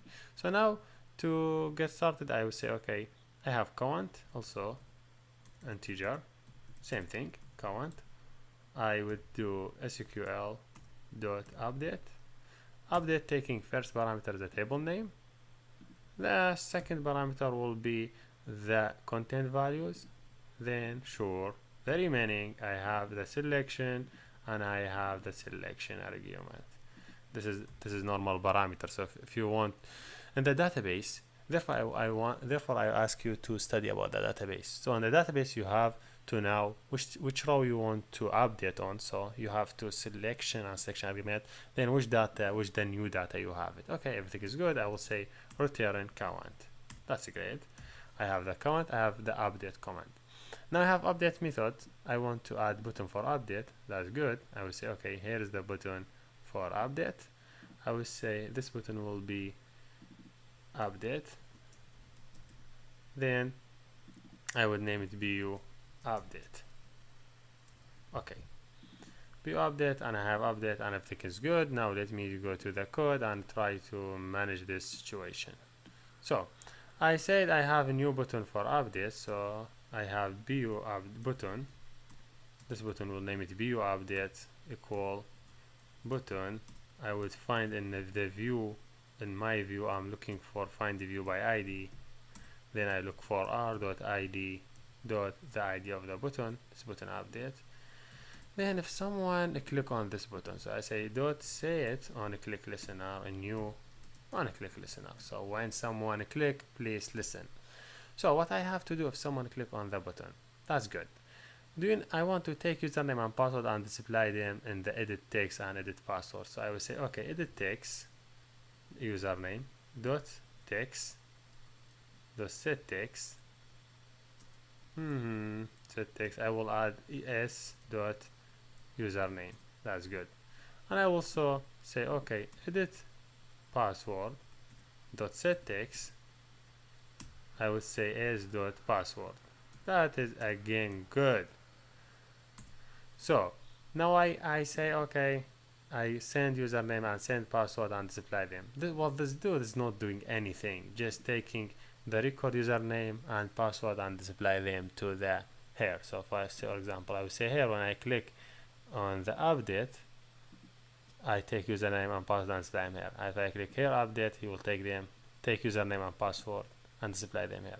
So I have to add button for update that when I click it is do update. So I now have the data, making lasting sure I have to send also the record ID. So I just make sure to have something here, name it integer record ID. Okay, and I just assign this record ID value. I would say equal s dot id. You know what? I have problem here. This is SID string. Should be integer, but the problem previously we changed this one to string. So I'll make sure this one will be integer, just to fix the problem that I did it in a previous video. So now I have also this one to be updated. So should we get integer? Yes, here we done and fix it. Now I'm using integer for integer. I have record ID. I have everything. Now I want in main menu add button for update. So yes, I would just take button for update, and why I will add it here under the load or beside it. Let me say this one for update. I'll say update now, just okay, again update now. Okay, to update the content. So I say okay, this button when someone click on it, so bu update. That's great. So now he asks for something to update. So here is it. Here is the button for update. Doesn't have any event. Let me create this event for it. Yes, this is the event. So to update, I would say I would call db manager dot update method. But update, if you see, he take number of parameters. One of them is content value. Let me go back to the insert. Insert also using that parameter. So why I have to realize something again if I have it already. So I say okay, in view we just define the parameter, then we send them. Okay, let me define it, and okay, I will say I have this parameter here, I will send them. But I also add another parameter for user ID. I have column for column ID should have user ID. I just say I will have user ID for record ID here. That's great. I would say okay, this is user ID. So this is the information I want to update them. So what the condition I want, this is the new value. So what the condition? The condition will be the ID will be equal this sign, and the sign will mean string of array will be value of any just changing integer to string because you know this string. So yes, here you go. Now I define the value that I want to update them, the new value for username, ID, password. I don't think you could update the column ID because this is not updatable because it is primary key. But let's just try. And also I have selection. I will update the record by ID. Now if I click run, maybe I have some error. Let me see, where is this error? See, I have this error. He say yes, you're missing this line. Let me add it. I hope now this error fix it. Rerun and see. See here also in button click, he say okay, you cannot go to the selection from here because this is array and you cannot delete by string, so you have to change it also to string value of, and you send them. Because integer, this is the problem with integer that's happened for us. No, so, oh, error. So where is the error? Let me go back. Yes, here is the error. It is an ID. Also, any ID now have to be to change it to value of, because we changed it from integer to string. See, one change, how much the affects.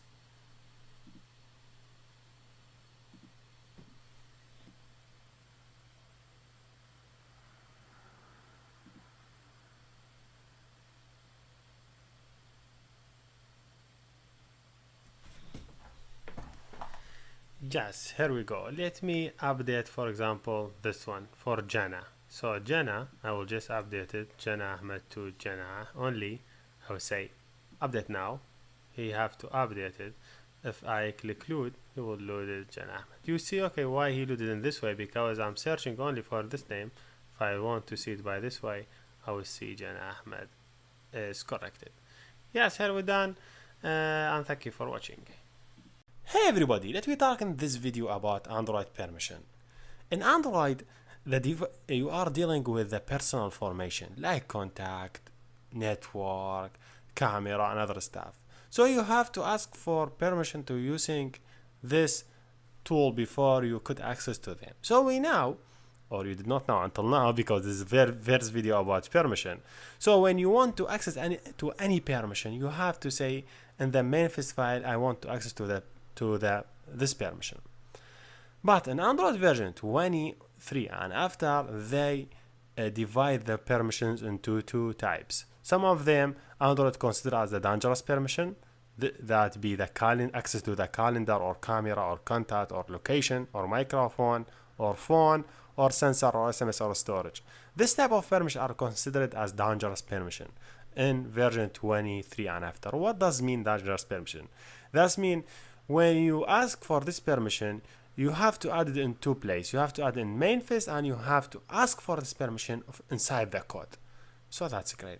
But if your device is running for version under 21 or before 21, so you don't have to ask for in the code, just you ask in the main phase. But we are sure our application have to work for a newest version, so we will add permission in two places, in the code and in the main phase. This is for the dangerous permission. But for the normal permission, for accessing to the internet and other stuff, that's considered as a normal permission, so you just have to ask for that permission in the main phase file. So let me give you a quick example. If I go to Google Map, so go to the map, so let me click to any location. I say what's here. He give me specific longitude and latitude. So every location in the map have a specific longitude and specific latitude. So for design, to do simple application and have simple button, when you click on the button, he give you the location of the device as a longitude and latitude, because device have GPS inside it. So we could get user location by asking the GPS to give us a location. So to get started, I will create simple layout having relative layout, and this relative layout have two things. One of them is this to display the longitude latitude, and this button for getting location. So that's great. Just making sure everything is clear for you and for me. Yes, here you go. Now this button, I have to name it get location. Let me say get location. Get location. So when someone click on it, he will get location. I will say bu get location.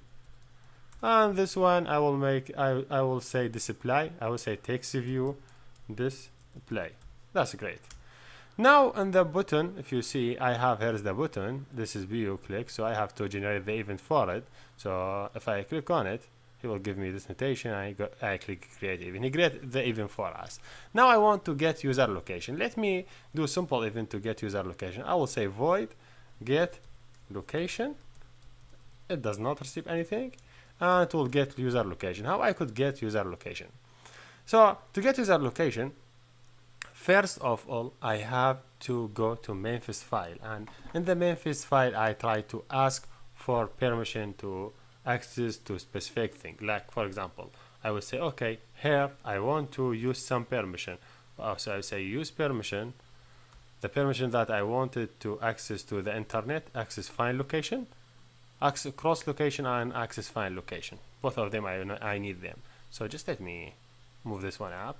So I need this permission, and I need this permission. Use permission. This is for access find location. This two thing, this two permission dealing with access to user location. So I'm asking for to access to user location. So first of all, I need to define, I want to access to this permission because this is from the device, user device, not from my app. So now I define it. So that's great. I could start working in my code. So I would do very simple example to get user location. So to get the location, I would say, okay, I will first define location manager. Location manager. I will say LM, location manager equal. I would do casting for location manager. Location manager. Then I would say, okay, get system service. Well, the service I will get it, I will say location service. I will say location service because I need to access to user location. So now, okay, I get a location manager. Second, I will get last location for the user. I will say location equal location, let's just name it equal. Then I'm looking for in the location manager, I'm looking for get last known location. So give me last known location for this one. I will say, okay, location manager as input parameter dot GPS proved this type of permission. So what this line will do for us, this line in simple way will take user location and add it for us in location here. Now if you see there's error, but this is not error, this is just something for permission. I will add it now. So okay, I have the get last now location, I give it location manager, then I will say, okay, give me as GPS approven. This two line will bring the GPS location and add it in this one, in this variable. So now I want to display it in the text view. So okay, let me define text view TV display. I will name it. Well, I name it here in layout design. I name it TV. This is my text view. Let's name it text view display. Okay, I will name it here text view display. Then I initialize text view display. I will say, okay, I will initialize it text view. Then find the view by ID r.id dot the text view. So now I want to display this location here. I will say, okay, dot set text. I will get location for say for longitude will be equal. I will get the longitude from this location. I will say, okay, get longitude. I say longitude. Also, I could name it longitude, long. And also, you could say dot to string, or you could leave it. Then I will say latitude, lat. So how I could get latitude from this location? I will say location dot get latitude this way. So here you go. I have latitude and longitude, and I could display it in my text view. Now when someone click on the button, I fire up this one. But there's a problem. This code will work fine without any problem with devices that have operating under the had operating system for Android under 23, because there is no dangerous permissions that time. So if you try to run it for emulator having API version less than 23, it will work fine without any problem. But if you run it for emulator for 23 and after, this one unfortunately will not work, because even we ask for the permission in the manifest file, but this type of permission is dangerous permission. As we saw in the file here, this is considered as a map, considered as a dangerous permission for location. So we have to ask for this permission from the code. For asking the permission, I just provide some method for you just to save your time and my time. If you go to our tutorial, you go to the permissions, you will file that name it permissions. First of all, make sure copy this code for get permissions until from line 9 to line 43. Just copy them and please go back to your code and go to the pair and just paste it here. So I will tell you everything. What does this lines mean? This is for get location. That's great. Now before I ask for location, I have to check if I have permission for that location or not. So first of all, I would add check permission. So first of all, I when someone click on the button, I will check the permission. So how I would check the permission? This method will get permission. First of all, I will check the device version. If the device version more than or equal to 23, that means they have dangerous and non-dangerous permission. So I have to go through specific process. If not, please directly display get location for me. Why get location for you? Because we know if the device running for Android version less than 23, I don't have to go an additional process. So see, directly I will call get location and he will call the location for us and display it. So what about if the device are running for Android version greater than or equal 23? First of all, I need to check if this app have this permission or not. So maybe he clicked this button previously and he asked for the permission and I already give it to him, so I don't have to ask for same permission again. So I will say, okay, activity compact, check self permission, Android self permission.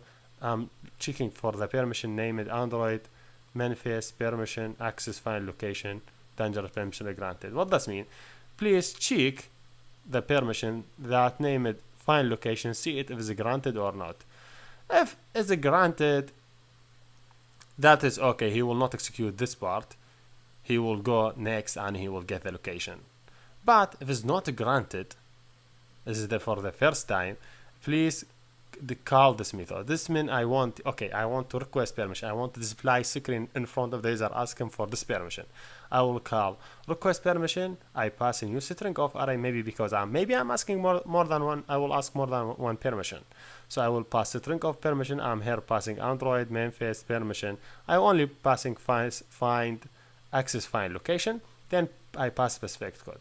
What does this mean? Mean, hey, if the permission is not, if this person doesn't have permission to access the location, display screen for user, ask him to access to this permission. So when the screen will appear to the user for request permission, when the user interact with this screen, we select yes or not, this one will be the response. This one being on request permission result. So if you select yes or not, if you see, I have the request code already, I send the request code here and I know it was the request code. So I will check, okay, if the request code equal this code, I give it specific code because you maybe have number of asking permission from different places for same method. So maybe this method will asking for location, maybe you have another one asking for different thing. So you give everyone specific code to deal with. So I give this one 1, 2, 3. So I will check. Here will be the result for the permission. Or here will be the permission that requested, and here will be the result. So how many permission I asked here? For 1. So I have array for 1 element. So I will check, hey, if array in number 0, permission for number 0 granted, if the user give it access, I will say, okay, get location. I will call this one. I will say, okay, get location. So he will go and get user location. If he did not grant it, I will display some message, ask him, hey, to ask, please, I will say, okay, to ask.make text in this way, and make text display to the user. I will display this message, cannot access. Okay, the user deny you. I will say you denied the location access. So just I want to show you that in very simple way. If device B in the version greater than or equal 23, he will go specific to process. If not, go directly and ask for this permission and do it. So if he greater than 23, maybe he previously asked for the permission and he already granted, so he will not execute this code. He will go next.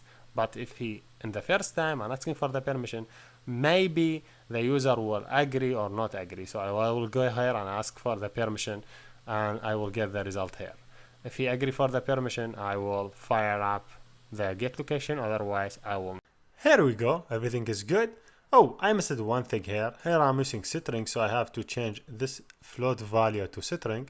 So to change float to string, we will say, okay, string. If you see, I'm always using capital with string. So this is how working with Java. Then value of which one I want to change it to string. I need to change this one to string. Here you go. And also let me copy this one for another part for latitude. Just also change the string, make sure from this conversion. So here you go. Now I want to run it. Now I want to show you the execution on 2 different devices. On device larger than or greater than or equal 23 and less than 23. I just will go to device manager here from my Android device manager. I will create 2 devices. One of them is running with API 22, 123. How you do that? Just go to create and select any device you want, then select next, then select the version. So first time you select it 23 and create the device, then create done, then create another device and also another device, for example this one, give it API 22. If it's not available, just click download to download it. So just to show you the difference. Now, okay, I have everything ready. I want to run on device. I click here. I will select both devices. I will select shift, select both, then I click run. Okay, that's great. Now let me click here or to get the map, but I cannot click it now unless I have some GPS running. So to get my GPS running, I will just go here to my map, then I just accept it, then I skip here to see the map. It will not show you anything because he doesn't have anything in the map. So let me just give it some value. I will send this value to it, so just make sure it's working on this value. Then okay, here you go, just click this one to get accept. That's great. I'm just getting some this one also. So yes, do some operation for this one also, for this device also. Just go to the map and try to go through some process until you see the map. That's good. So now I have both of them is working. So let me just go to the app and see and get the GPS. So if I click get GPS for API version 23, if you see he display this message, do you want to allow? If I click allow, you see the GPS location. In API less than 23, if I click it here, I click get GPS, you give me GPS directory without any problem, without any message. So this is the difference between API 23 and after and API less than 23. And that's a great point that I want to share with you in this tutorial. So now what we could do more with this one. If you see here, I am doing permission for one devices. So what about if you want to check for more than one permission? It's really easy. For example, you want to check for contact also. Okay, go ahead and add use permission here for contact one. I look for, then close it here. Okay, add it for read contact. If I go down to my activity, okay, I want to expand this one. I want to add more than one check. So this one for one of them. So okay, let me add another one. This one for location. Let me add another check for other types. So okay, adding, I will say okay, and I'm looking also for this type of check. So okay, I'm now checking for location. I'm check also for access for the contact also.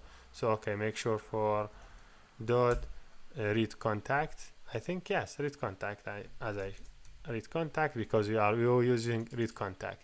Here you go. If both of them is not running, please come here. So also I will do same operation here for Android because I would send this part for my activity. So here you go, send this one, make sure this one will be also read contact. So read contact. So I have two parts from my message. So then when I get it, so this will be first one will be for 0 for first position. So because now I have two position, so position of 1 will be for read contact. So I say okay, else if, let me make sure from this one, else if, so here will be for read contact. This one will be for read contact list, read contact list. So and this one will be for for GPS. So yes, this is the two part. So that's how we could access to them. Now that's great. Now let me run it, but before I run it, I have just to remove the app because the app already in the phone, so I don't know to have any problem. So just let me move this one to the delete, then rerun the application again because he already have the ability to access to the internet, to the location or the device. So just make sure run it again to 23 and to see the result. Here we go. Now if I click here this, I will see two permission, one of two. See, one of them, first one he will ask for location, second one he will ask for contact. Here you go. Now there is one problem. I think you feel it. What if the user did not accept the using for this permission? Why I have to ask for the permission again and again and again? It's better if I ask him for one time. If he did not agree, I will not show him the message again. So how to fix this problem? Here we go. I will replace my code here, then I add this one between. What does this mean? First, I'm asking if this permission is not asked before, if the app did not ask for this permission before for access location, please display it. Otherwise, did not show him this message. So here I also need to move this line because it's no longer needed. Now let me try to remove the app and rerun it again. So let make me sure from remove it and rerun the work again to show you what the difference. So now rerun it again. If now I click get location, I will see this dialog. If I deny it and I try to click it again, I will never see it again. But before we could see it. This happened because this line check. If the permission already requested before, he will not show it again. Here we done, and thank you for watching. Everybody, let me talk in this video about another type of permission. It is normal permission. Imagine you want to access to the internet to display in web view this website. I want to display this website inside my web view. That's okay. All what I have to do is I have to add web view here. So to add web view, let me design a simple layout, and inside the layout I will adding web view. Let me look for the web view. Where is it, the web view? Here we go. Here is it. Here is web view. I will take off this web view. I will add it here. Here is it. What the name of this web view? Let me name it web view 1. WV1. So I will go to the code. I will define here one web view. I'll say, okay, I will have web view this way. Web view 1. Okay. Then here I will initialize the web view. I will say web view 1 equal web view. Then I would say find view by ID r.id dot web view 1. That's good. Now I want to display in this web view. I'll display this website. So I will just taking the URL for this website. I will say okay, go here and say okay, web view 1 dot load URL. So I will load it from this URL. Just display this URL inside the web view. The problem is when you run the application, you could not see anything inside web view. The problem is because the Android have user permission, so this app want to access to the web application or web hosting. So he want to access something outside the Android or outside the application. Whenever you want to access anything outside your application sandbox, you have to ask for permission. Maybe it's dangerous permission, maybe it's normal permission. We talk about dangerous permission and we understand it, but now normal permission, if you see, you cannot see it. If you look through the code, you will see the code explain why this thing failed. He will talk about permission. If you see, if I look for permission here, if I look through the code looking for permission, he say okay, request permission, deny it. He say look where's Bluetooth permission. He think it's Bluetooth, but it's not Bluetooth, it's internet permission because I want to access to the website.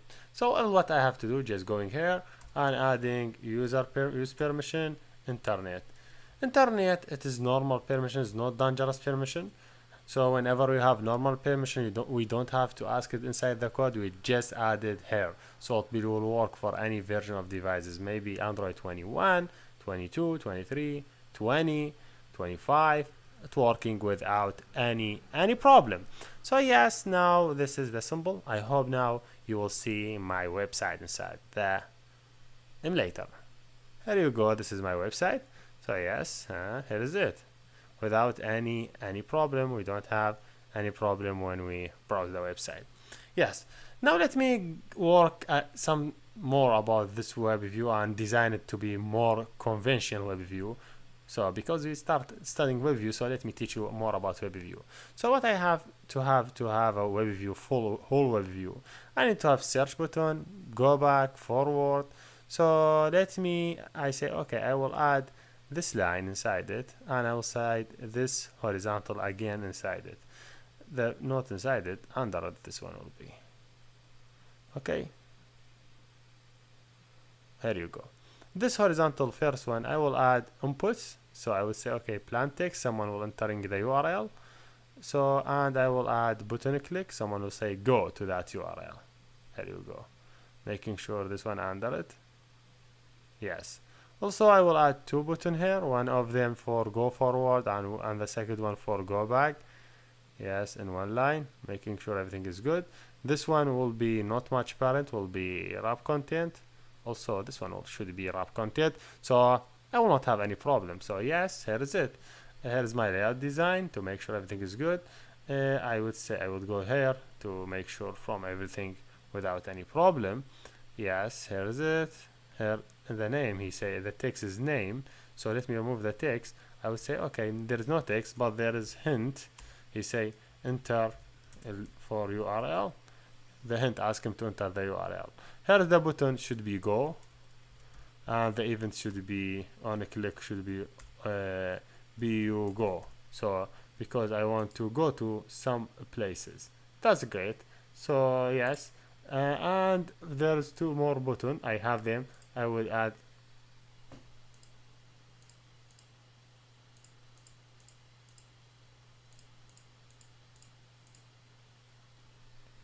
That's great. Then also I have two more buttons. This one will be back. I going back. So I say Android. On a click, I will say view back. I will go back. Also, I have this one forward. There you go. I say on a click, I will go view forward. Hey, good. Now just let me implement the methods for everyone. So for go, I want to go for some place. I will say click here, say please implement go. So I want to go to specific URL. So let me take this one off from here. I will void make it load URL. This is the method. It will take string URL. So I will send this URL to WebView to display it inside it. Yes. So I say void here, and in the load I will say okay, I'm loading the URL from here. Just make sure I would access to this input field will be edit text for URL. I would access to that by define edit text for URL, then initialize the edit text here. I would say this one equal edit text, then find the view by ID, then r.id.edit text.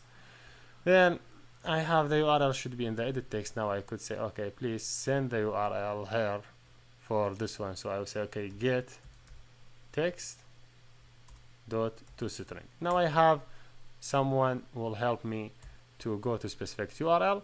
So let me go to this button is for back. So I will say okay, go. No, this go I have it. I would say for the back and forward. So for the back I will say okay, created. I say okay, for back I say WebView1 dot go back. That's good. And this one for forward I say okay, this one forward on a click I'll say on a create I say WebView1 dot forward go forward. Go forward, going forward. Now I have everything is good. Let me also, yes, here is it. So just make this one load URL by default. I would make it by default loading my website to show you some different that you will see it in design.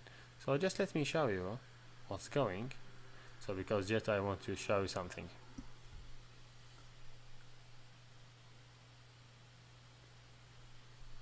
Here you go. If you see, this is my website running.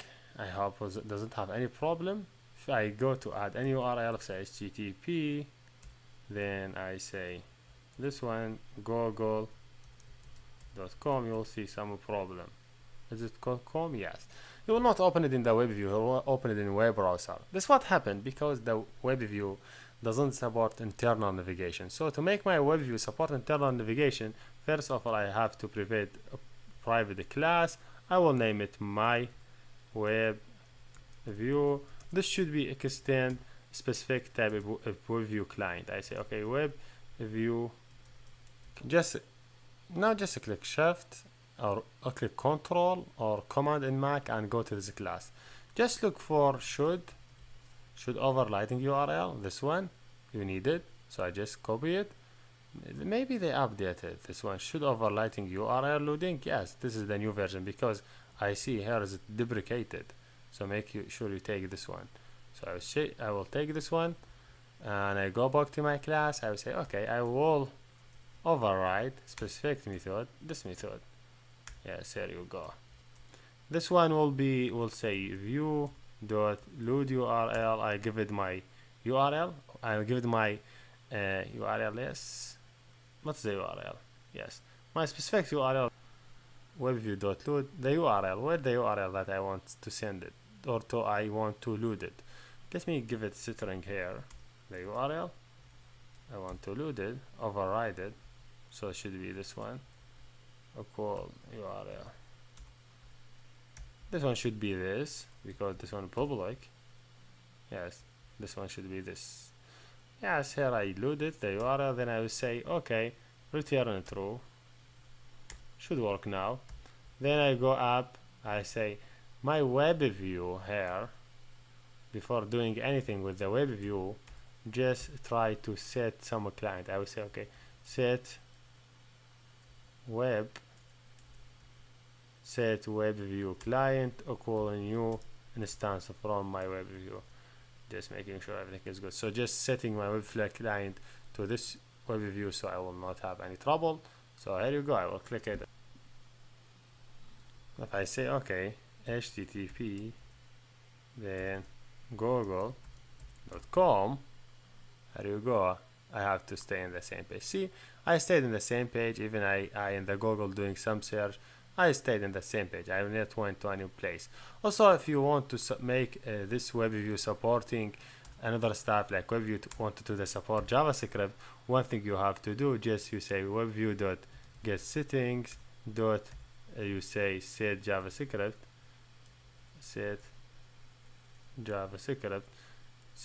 enable, make it true, enable your JavaScript. Also, this check web view one dot set scroll bar style. You could do it view. You just give it specific scroll bar style dot scroll inside override, or I don't know. It is inside. It is scroll inside override overlay. This one. Just give it specific properties. Here we done, and thank you for watching.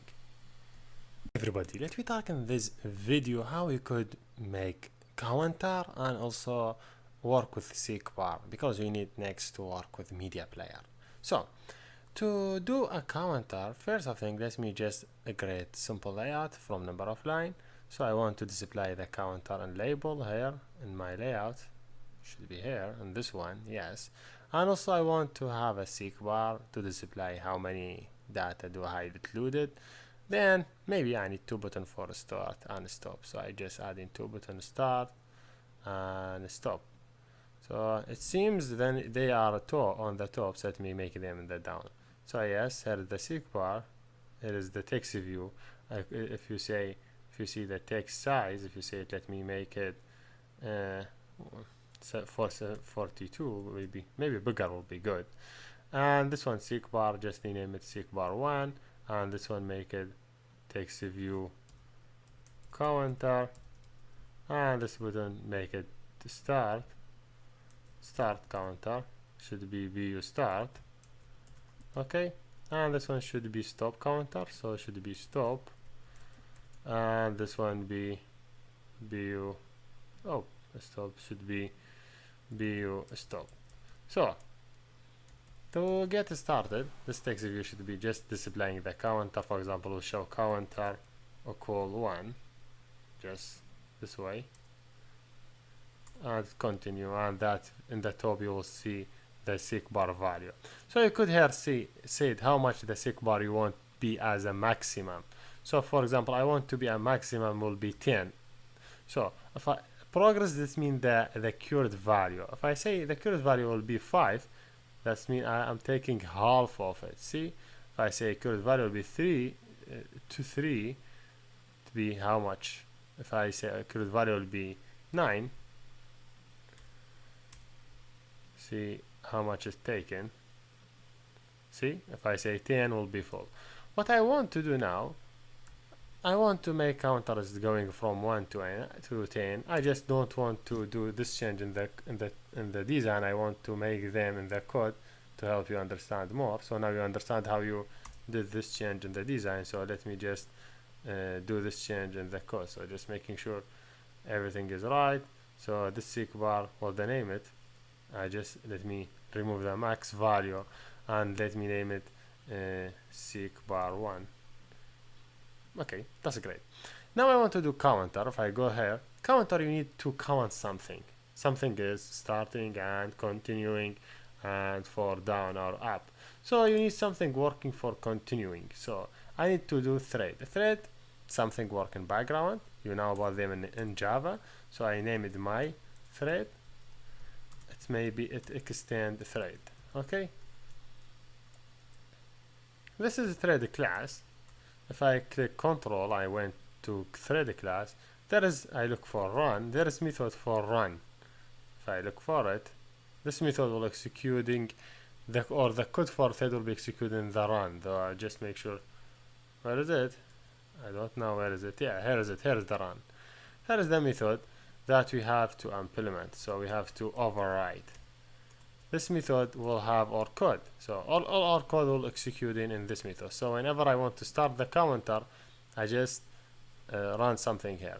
What I want to do, I want to have a counter. So the counter will continue running. So it have while something continuing. But I want to stop it or make it run. So just I say I have boolean here, something boolean this way, boolean. Let me give it is running. By default it's false, it's not running. So here I give it a true, gave it this one. So if it's running, it will continue on. If it's false, it will not running.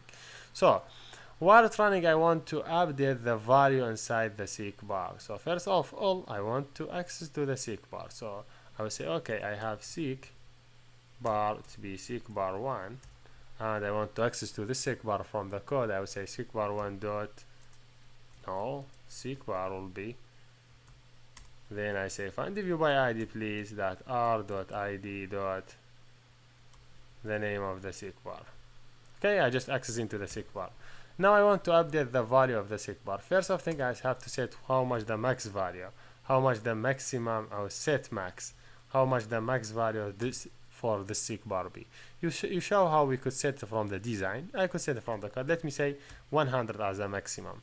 So my counter as a max will be 100. So if I have 100, I could do integer max counter here for make it 100 to be more professional. So I replace it here.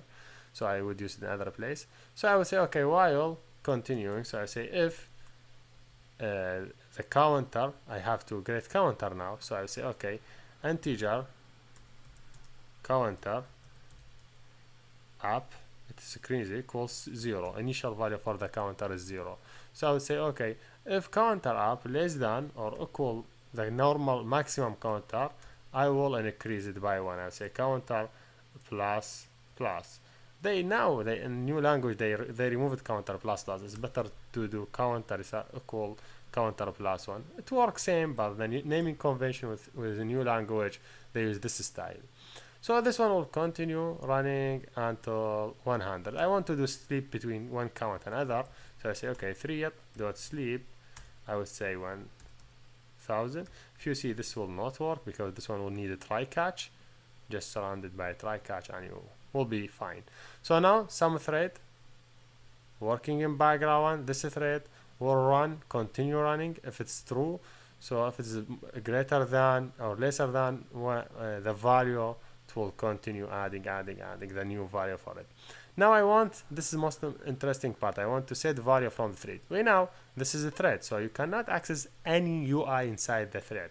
If you want to access UI inside the thread, you have to do some hard working. So there is different way to do that. So one of simplest way to do working with run on UI thread. So run on UI thread. So to do the point for run on UI thread, just you have to say okay I want to add code here call UI I will say okay, who call UI? I will say okay, run on UI thread. I would give it runnable, so I will say okay, new runnable, and here you go. Any code I will add it here could access to the UI. So let me do this one, seekbar dot progress, or set progress. I want to set the progress now. Progress, set progress. I give it the counter value. So just to make you understand, you cannot take this code and add it outside your run UI. This will not work because you cannot access to the UI inside the thread. So to do this operation, you have to write this code, run on UI thread, and anything you wanted to access to UI, we have to write it inside here. So yes, now I have counter. So now I think everything is good for my counter. So let me run it and stop the counter. So to run it, I have to go here. This is for run. So I have to have button. So let me go to the button for run, view, start creating. This is for start. I would say, okay, just running the thread. I would say my thread, a new instance from my thread, t equal a new instance from my thread. Then I say, okay, t dot start, just starting the counter. We know there is no stop now in counter. You cannot stop the thread. This is, they remove it for new version Java 1.8, but we added is running. So you just change it, is running equal false. So make sure before you start the thread you give is running equal true. Okay, and also make sure if you want to change it to 0, the counter, like change it to 0, you could set it to 0 here, or you want to continue. Let just me show what's happened.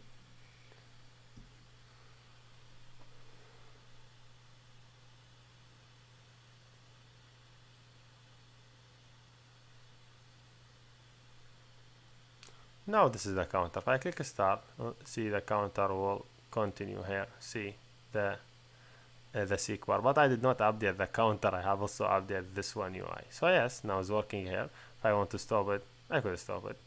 If I rerun it again, it will continue to that. So one thing missing, I need to update this counter value also. So yes, I have to go back. This UI, it is counter. So what the name of it is text view counter. So I have to do it, access to it in the code. So I say, okay, I have text view, name it text view counter. I want to access to this text view through the code. So I say, okay, find view by ID please, r.id.textView counter. Now I could set it. So I will say, okay, from where I could set, I cannot add it outside UI. I have to set it inside the run on UI thread. I will say, okay, dot set text. I will say, okay, counter space plus the counter app value. This will work. Now that's great. Now I think everything is good.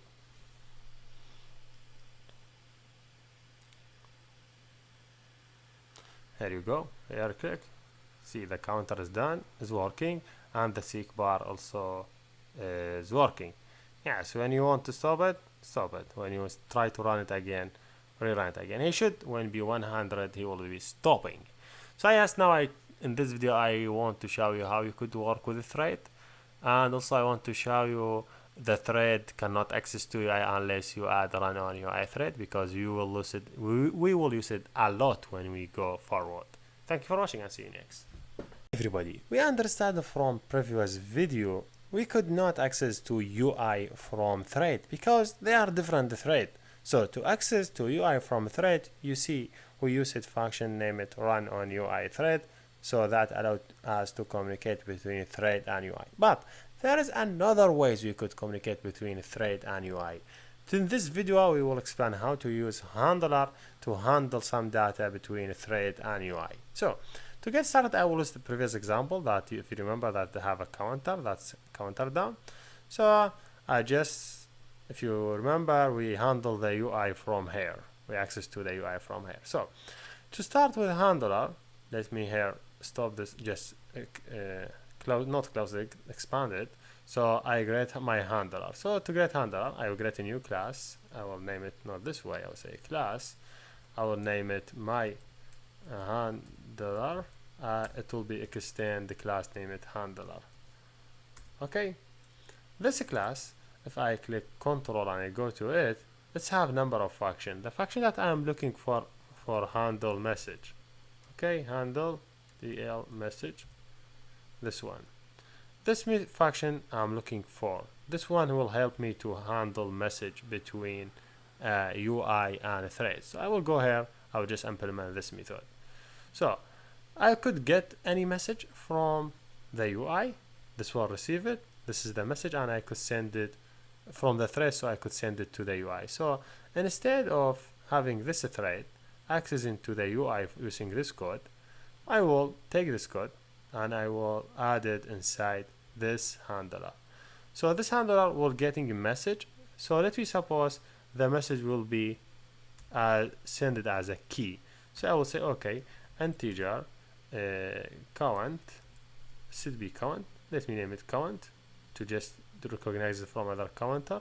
So I just name it count. Let me here name it count, and this count will get the message inside this one. So I say message dot what, I will say message dot get data. Which data I will get from the message, I will say okay, get integer, because I'm sending integer. So I set integer, I will say counter. Okay, so now this handle will get message, or will get the counter value that's sent already from the thread and take it and spread it in the UI. But now how we could send it to the thread, to the handler. So now I no longer need this run on UI. I could use handler. Okay, so but I need, before using the handler, I need to initialize the handler. So I say, okay, I have a new instance from my handler here, name it handle this way, and I don't know why handle is not correct. Okay, handle in this way. And here, before I start the counter, I will say handle equal a new instance from my handler. Just initialize it. Now I have the handler. I initialize it. Now I could send message to that handler in a very easy way. Just I go here. Okay, I want to send message. I will say, okay, to send this message from a thread, first let me define the message that I want to send it. I will say msg. Well, the message I want to send it, I will say handler.uptime message. So now I have handler as instance. I already defined instance from the handler class. Then I initialize it here. So now this one like listening for any data, upcoming data. So now, okay, here I get started. I obtained the data from inside the thread. Then I want to send message or adding message. I say, okay, I define bundle now. I say, okay, to add key and value, you need to define bundle b equal new bundle, and this bundle will handle the data. I say b dot put integer. You could put any value. I put integer. What I have to put, if you see the key here, I have it counter, so I could add key here as counter, then adding the value. I would add this value. Now I want to pass this data to handle. Now I have bundle having message. I want to add it to the message. Okay, I would say, okay, message dot set data. I adding data. What I have to add this bundle. Now if it's bundle, so you could add many keys and many value inside this bundle. Many keys, as much as you want to add. You added in the message. Now I want to send the message. Okay, I will say handler dot send message. Well, the message I will send is this message. Here you go. Really easy and really convention and separating your concern. So you have different place for UI and everything. So let me click start. It have to start. See, everything start without any problem. Handler and passing data. So just to remember you what we did, we just define handler. We initialize handler from handler class. This is handler class. Handler class receive message. Message will be number of keys and number of value. So I could get any key. So here I want to get key integer. I get it. Then I set my UI. So to send data to this handler from thread, I just define message, define bundler, adding data inside the bundler, set it to the message, send the message. For example, if you want to send more data, let me say name here. For example, I will say Hussein. So name here is put string should be. So now this one to get the name, same thing. I would say string. This one will be for name, and here getting string, not get integer. So get string, just to make you understand everything for name. And here we go, we're done. Here we're done, and see you next. Hey everybody, let me talk in this video about content provider. Android provides feature named content provider. So why this feature? If you see in your phone, you have different applications like Fiber, WhatsApp, Store. Every application from this application, Android provides specific sandbox. This sandbox have the app data like database and shared reference and more that we show when we access through the terminal. So any other application cannot access to other application data. That means the database that available in Fiber, WhatsApp cannot access to it because every application has its own data. So what if I want some data to be shared between the application? For example, you have the contact application in your phone. This application, you add the contact list in your phone. So what about other application want to access to this contact? For example, Fiber chat. Fiber want to access to contact to read them, or WhatsApp chat want to access to contact to read them. For examples, I would give you a simple example how contact work. Contact is a simple application. It stores all the users' contact information in content provider class. This content provider class have access to the database from SQLite, like for delete, update, select, other stuff. All these methods for SQL, like that we did it before, it is stored in the class named content provider inside the contact application. So, and because it is content provider, that is mean any other application like Fiber, WhatsApp could access to this content provider. So whenever you create a class in your application and you name it or you make it inherited from content provider, that's mean other application could access to that class. So when you add in that side data class, add or update or delete to your database, that's mean other application could access to that place and read, delete, update from your database. So in a very easy way, when you add a new contact, you add in the content provider to the database, so other application like Fiber could access to this content provider and read from it. So let me show you how it's work. To get started, I will open very empty active. It doesn't have anything. I just will add ListView to display list of items that I have it. So I just make sure to insert ListView to have the list for items. Here you go. Now I want to access to contact. So first of all, I have to use permission for access to contact. So read contact, I'm sure. So yes, I'm reading contact from the phone. Now, you know this dangerous permission, so I need to do something for it. So before that, let me just reading my contact. So I need here a simple method for read contact. So I say, okay, I have void for read contact. But this read contact, I want to read something from the user, like username, the name of user and phone number. So let me just create a simple class for contact item. I say, okay, I would have contact items. It doesn't have any inheritance from any class, so I just created. So and also this one have simple public constructor, and it's have two properties for string name, and have other properties for string what I name it, string phone number. Here you go. So I have two properties, name and phone number. Now I want to initialize this part. Here you go. I will initialize to them. Then I will say, okay, this dot name, you know how this work, equal name, and this dot phone number equal phone number. I will say, okay, this dot phone number. That's just simple class.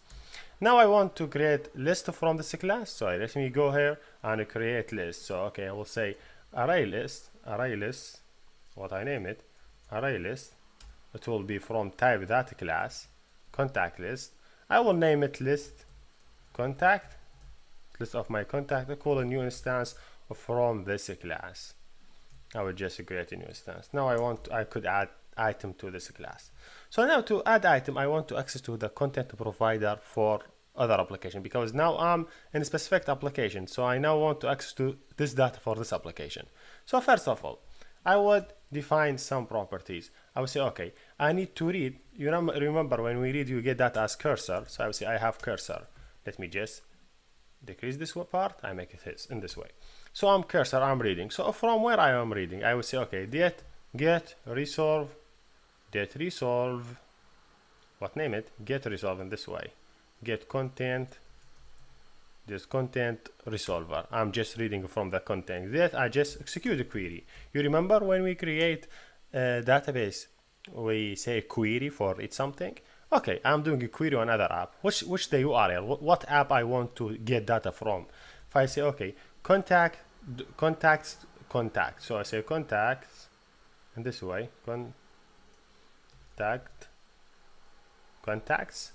So that's mean I want to read from the contacts.command keys type.phone. Want to read from curate URA. What does that mean? When we do query for content provider, I have to give which the application I want to read from. This one for reading from contact, so I giving the URL for shared data for contact. Then I just give some other parameter. I will not use them. I'll say okay, null to null, and the third parameter also will be null, and fourth parameter will be null. So okay, making sure all the parameter. This is for query. So when you execute the query, if you see there is number of parameter. I'm sure you know them. So I'm sure you know this one. If you see here, you say okay, this means for selection part, this means for a projection part, this means selection arguments, this means order. So for example, if you order by name, you say okay, order by name, or say district name, as same way we did it before. And this one for projection, for selection, and other stuff. I don't want to do projection selection. I just want to get all the data that I have it. Here you go. Just write it down. I will read all the names that I have there. So now I have all the names. So here you go. I need to read them and add them in my array. I say, okay, well, cursor has move next. That's have next item. I want to read it. So how I would read it? Let me just get the name. So I say, okay, string for name. How I would get the name from the cursor? I say, okay. I'll say cursor dot get column or get string from where I would say you remember when I say okay cursor this way dot get column index, then what the index is contact. I'm sure you now memorize what we did. Keys type, command keys type, then name. I'm just looking for phone. I'm just make sure capital dot the other display name. So I'm just reading the display name. So that's mean here you go. I would take the display name and I will add it here. Let me copy it. What you need more? Phone number. Okay, here you go. Phone number. I will add it here, the phone number. I would say something cursor get column name contact list, but here I would take only the phone number. So I think this display phone number. I would say okay, phone number. Just here you go. That's mean, remember in cursor when we get column by index, I'm just getting the phone name and phone number. Now I want to add them here in my contact list. That's easy. Say contact list dot add a new instance from contact item. What I need to send, I send both item name and also I need phone number. Here you go. So now it's all moving, but by the end I will have all the contact name and the contact number will be added here. That's great. Now everything is fine. That's great. Now let me show you something. What if you want to search inside the name you have it? It's really easy. What we have here in the parameter, if you remember, which of them you have something selection? Okay, you say here I have selection. Then what you need to select? I need to select something for user phone display name. So I say okay, let me take this one just to show you. I have here I'm looking for display name, where the display name will be like, for example, single quotation. You're looking for some data, for example H. Then here you go. Here now I'm looking for some person. Has anyone have H? Make sure I add this part for selection. Where the selection? If you just let me just show you, I was going here. You have this part for selection, so I could replace it by this null. Now this will bring only the name like H. So if you see, this is how it's going. But now we need to bring all the name. As I told you, you could also, like for example, you want to make you want to get data by asynchronous name. Say okay, I need to bring all the name, and I want to order them by async name. Say in this way, you open it, say okay, let me bring all names, I have them in this way. Then I would say I will add them in async way. async. That's mean in this by this line you will bring them all asynchronous, like I mean ordered by name. You could just change them to upper. You say, okay, I will bring them as uppercase. Okay, so that's, here you go. Then as uppercase and synchronous. This will be great. This will be bringing all the data as uppercase. I don't need to do this part. I just want to show you how you could communicate with content provider same way you could communicate with your own data. Now I have read contact. I add them here. Now I need permission to access read contact. If you remember, here you go to permission. We have something because we're dealing with data for other apps. So here you go. I have this part for permission from 9 to this line. Just make it copied, paste it, come here please, and paste your data. First of all, when the application run, I want to check the permission, if there is any permission. So here you go, I want to check if the permission is greater than 23, I want to check for read contact. So if permission, contact, then also this, if it's not granted, I will come here and I will look for read contact. So if not, there you go. I could if he already like granted before, I just could load the contact from here. Otherwise I will be in this point, then I will load contact here. Don't forget to add this mail. Okay, denial contact access. Okay, and make sure this to us is enabled. Now I added two parts, everything is good. Oh great. So now okay, let me move to next step. Next step is how we want to display the data in ListView. So if I click right here, I'll say, okay, I need to create simple layout for list. Okay, I name it list item underscore item in this way, and I could add it. So you could just whatever you want to do. Let me add two books, one for name, another one for password, or for this one for name, this for number. So let me change. Okay, text view name. Make sure text view name.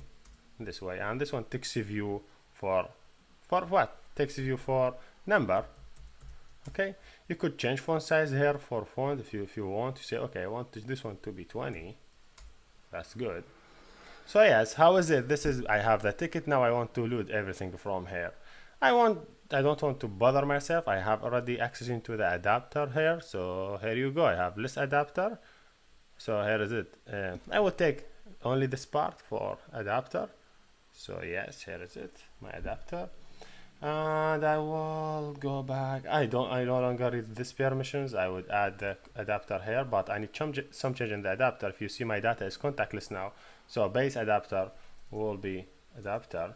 So okay, but the data that I have it is this one, contact list. So I'm checking for contact list. If everything is good, I want to check for view group.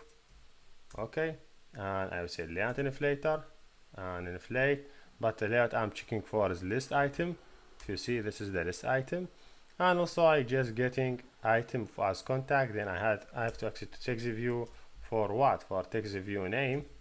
I want change text view name. Yes, this is view name.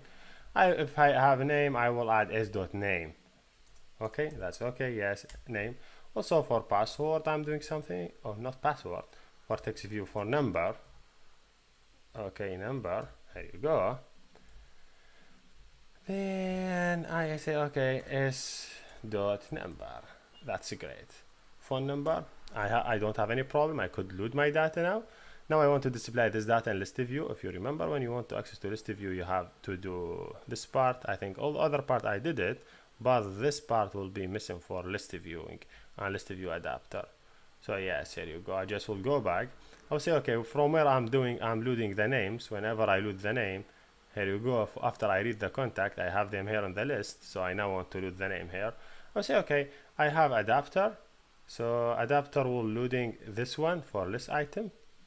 I'm loading, but it should be my custom adapter. And the list view, what I name it, I here list view news. So I have to go back here and change it to list view news. So on Android ID, you could give it any ID ListView news to could access to from code. Yes, then you don't have to add this line. You don't have to notify. But yes, okay, notify the database for the change, and that's great. You are just adding setting adapter. You no longer need this part as I told you. So yes, now just for remember you, we have permission to access to the contact. So when application will be started, he will check for permission. If it's not granted, please show message. If not, read contact. So on read contact, he will read all my contact list, then display in list view. So let me just rerun it and check what's going on.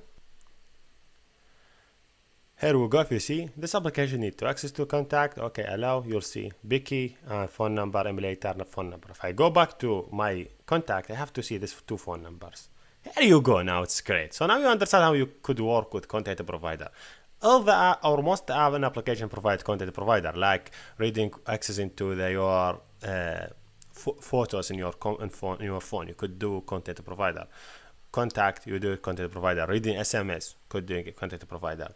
Here we're done, and thank you for watching. Everybody, let me talk in this video how we could build simple media player that could read audios from online URL or read it from phone data.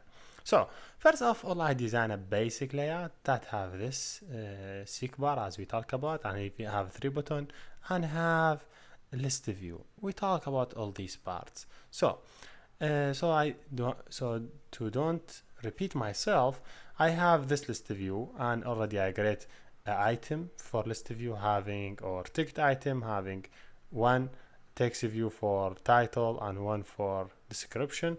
And also in design, I just added this class for my list view, and I create adapter for list view. If you see it here, same adapter we have it previously. Also all the code will be available on GitHub for this tutorial. So, and there's a signing for this data for adapter. Also, to make sure everything is correct, I create my adapter and I access it to my list view and assign it adapter to list view. I think it's good.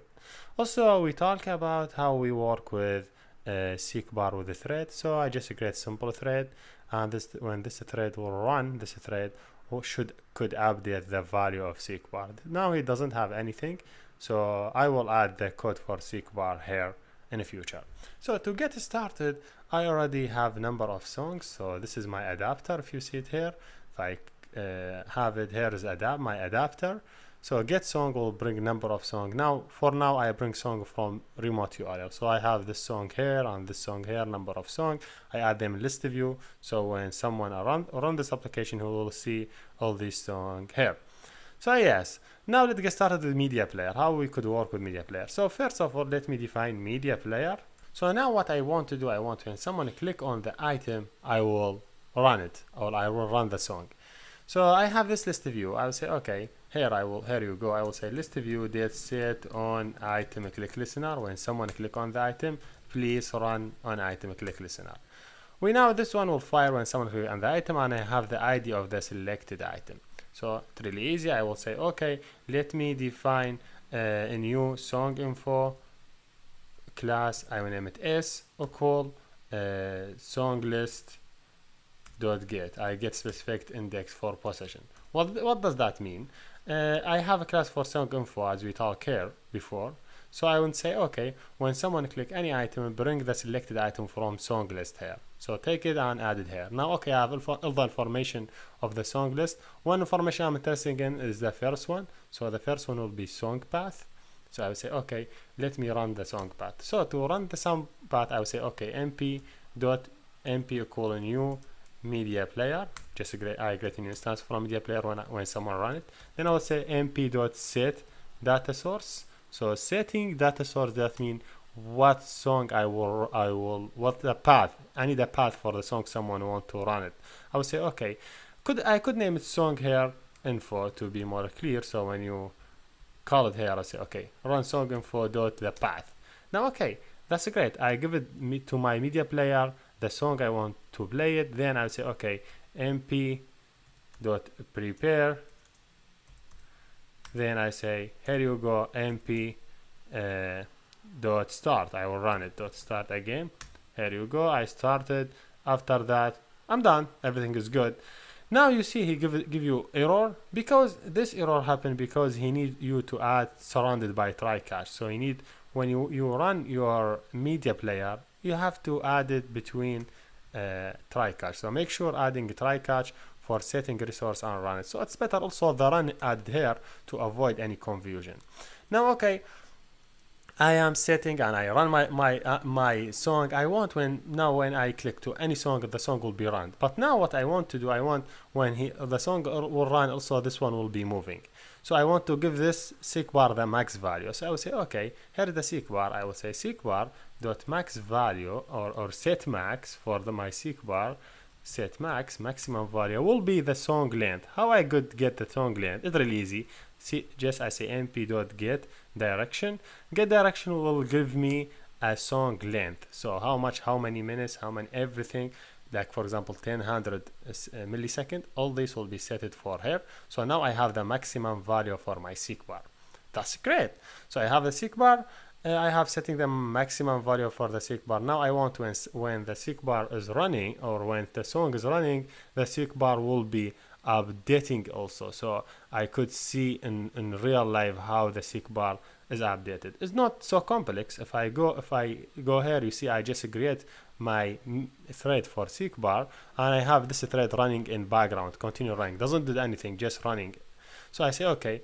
Here I have run on UI thread. When someone want to go to on UI thread, I'll say okay, seek bar, this one, dot set progress. That's mean progress set value. What the value will be? np dot get current direction or get current position. So now whenever the media played, I will see the value that used from the media player. Here we go. Now everything is right. Just I'm making sure to don't be in the problem. So I will say, okay, if this one, if MP is not null, so is not equal to null. So to avoiding there is no message running already. So just make sure if I have already media player, so I could do this operation. If it's null, so don't do this way because this you will be running into problems. So just let me see what's happened. Here you go, it's running. Now let me select this one, for example.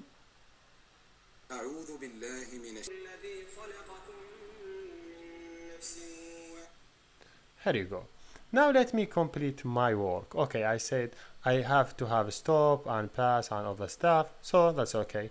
If I go here to stop, I say okay, np dot stop when someone dot plays. So okay, I say started. So I say just started, just making sure it's starting. So yes, it started if someone like stop it for a period of time, I will try rerun it again. So for stop, I will say okay, np dot stop. So make sure it's stopped.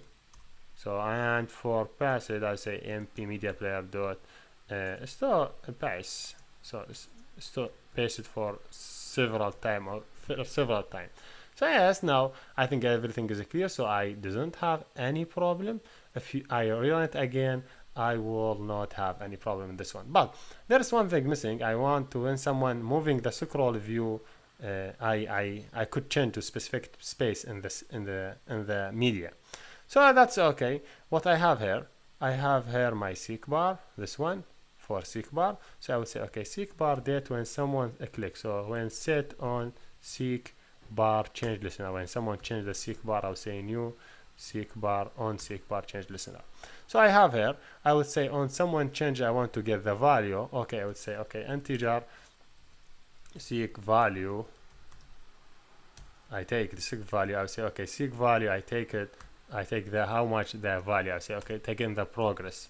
Then I want when someone up his hand, so when he done, I want to set it to media player to move my media player to space. I would say seek to. So I seek to that value. What does this thing mean? This thing mean okay, when someone try to move the seek bar value to the right, for example, increase it. So just take the value. It is changing. So whatever will execute, this one will execute. I getting the value. When someone move his hand from the seek bar, I want to move my song to that place. So just I move it to that seek bar. And here done. Just let me rerun it again to see what's happened.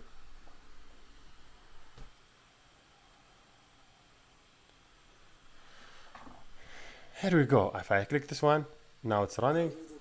See this moving. I could move it to specific place.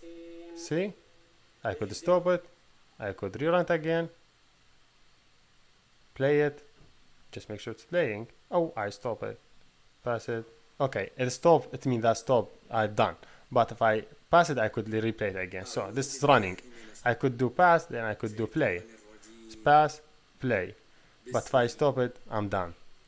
So yes, this is the basic. This is how we could make media player running from our run audio from specific URL. Now what if we want to make this media player take this data from phone? So first I think let me just stop this line of code and just let me try to do same thing for local. So this will be for local. This will help you when you download the code.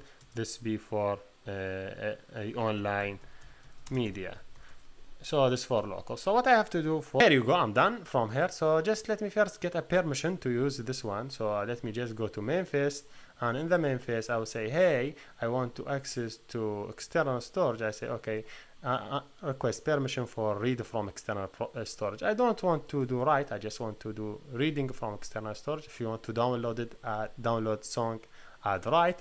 So here we go, and here I will add this line of code. I will tell you what this means. First of thing, I want to access to the song inside the phone. So first I will say, okay, URL song, get all the media in the external device. Then I add the selection. If you remember selection in the database, how we work with selection and projection. I will say, okay, I will select all the music. Then I do cursor for selection, same as the database design. So I do my cursor, get all the song from the device. So this 3 line will bring all the song from the local device. So now, okay, if there is a song in the device, let me do something.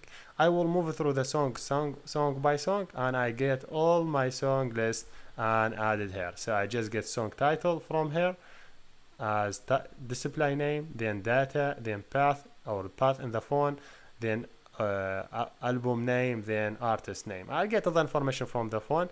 If you say same the database, just getting cursor, get string, get column name, I give it album and the media data and everything. This one will bring all the song, I will add it here, and we're done.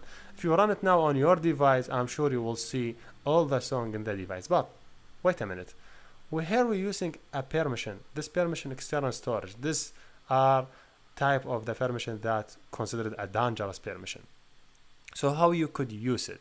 So you need to go back to GitHub and make sure in our Android beginners and add permission. So make sure you go to permission and add this code for checking permission. So let me just copy this part of the song. Yes, here you go. And I will go back to my code. I will not want to confuse you. I will just add this code in the end. So I have it. See, I have first check the permission. Okay, if someone have Android compact more than 23, please go and check if he have access to external storage. So okay, did he have access to external storage? If not, please display access permission message. So then I don't need this line of code, and also I don't need this line of code. So just fine. Yes, if you do not agree, say denial. Okay, denial. So now, okay, I want to play the song. So just making sure from the loading the song. The problem I will have in the load song, not play song. So this one for get song will be initialized here in this place. So I just making sure I will initialize this one in specific method. So I would say, okay, here you go. I would add this in code in specific method. I would say load void for load song. This way song. I'm just doing private method void. So okay, ListView. I will update the ListView. So here you go. If you agree, please call load the song. Also, if you already have the permission, already call it here. So first of all, when the application will run, I will check if he have this permission. So before I'm going to the process for running and other stuff, let me here and check for the check permission. Then also this ListView, I just need to make it global, so when someone to access to it. Here you go, it's great. Now let me just move this one. Yes, everything is good. Now if you run it and see.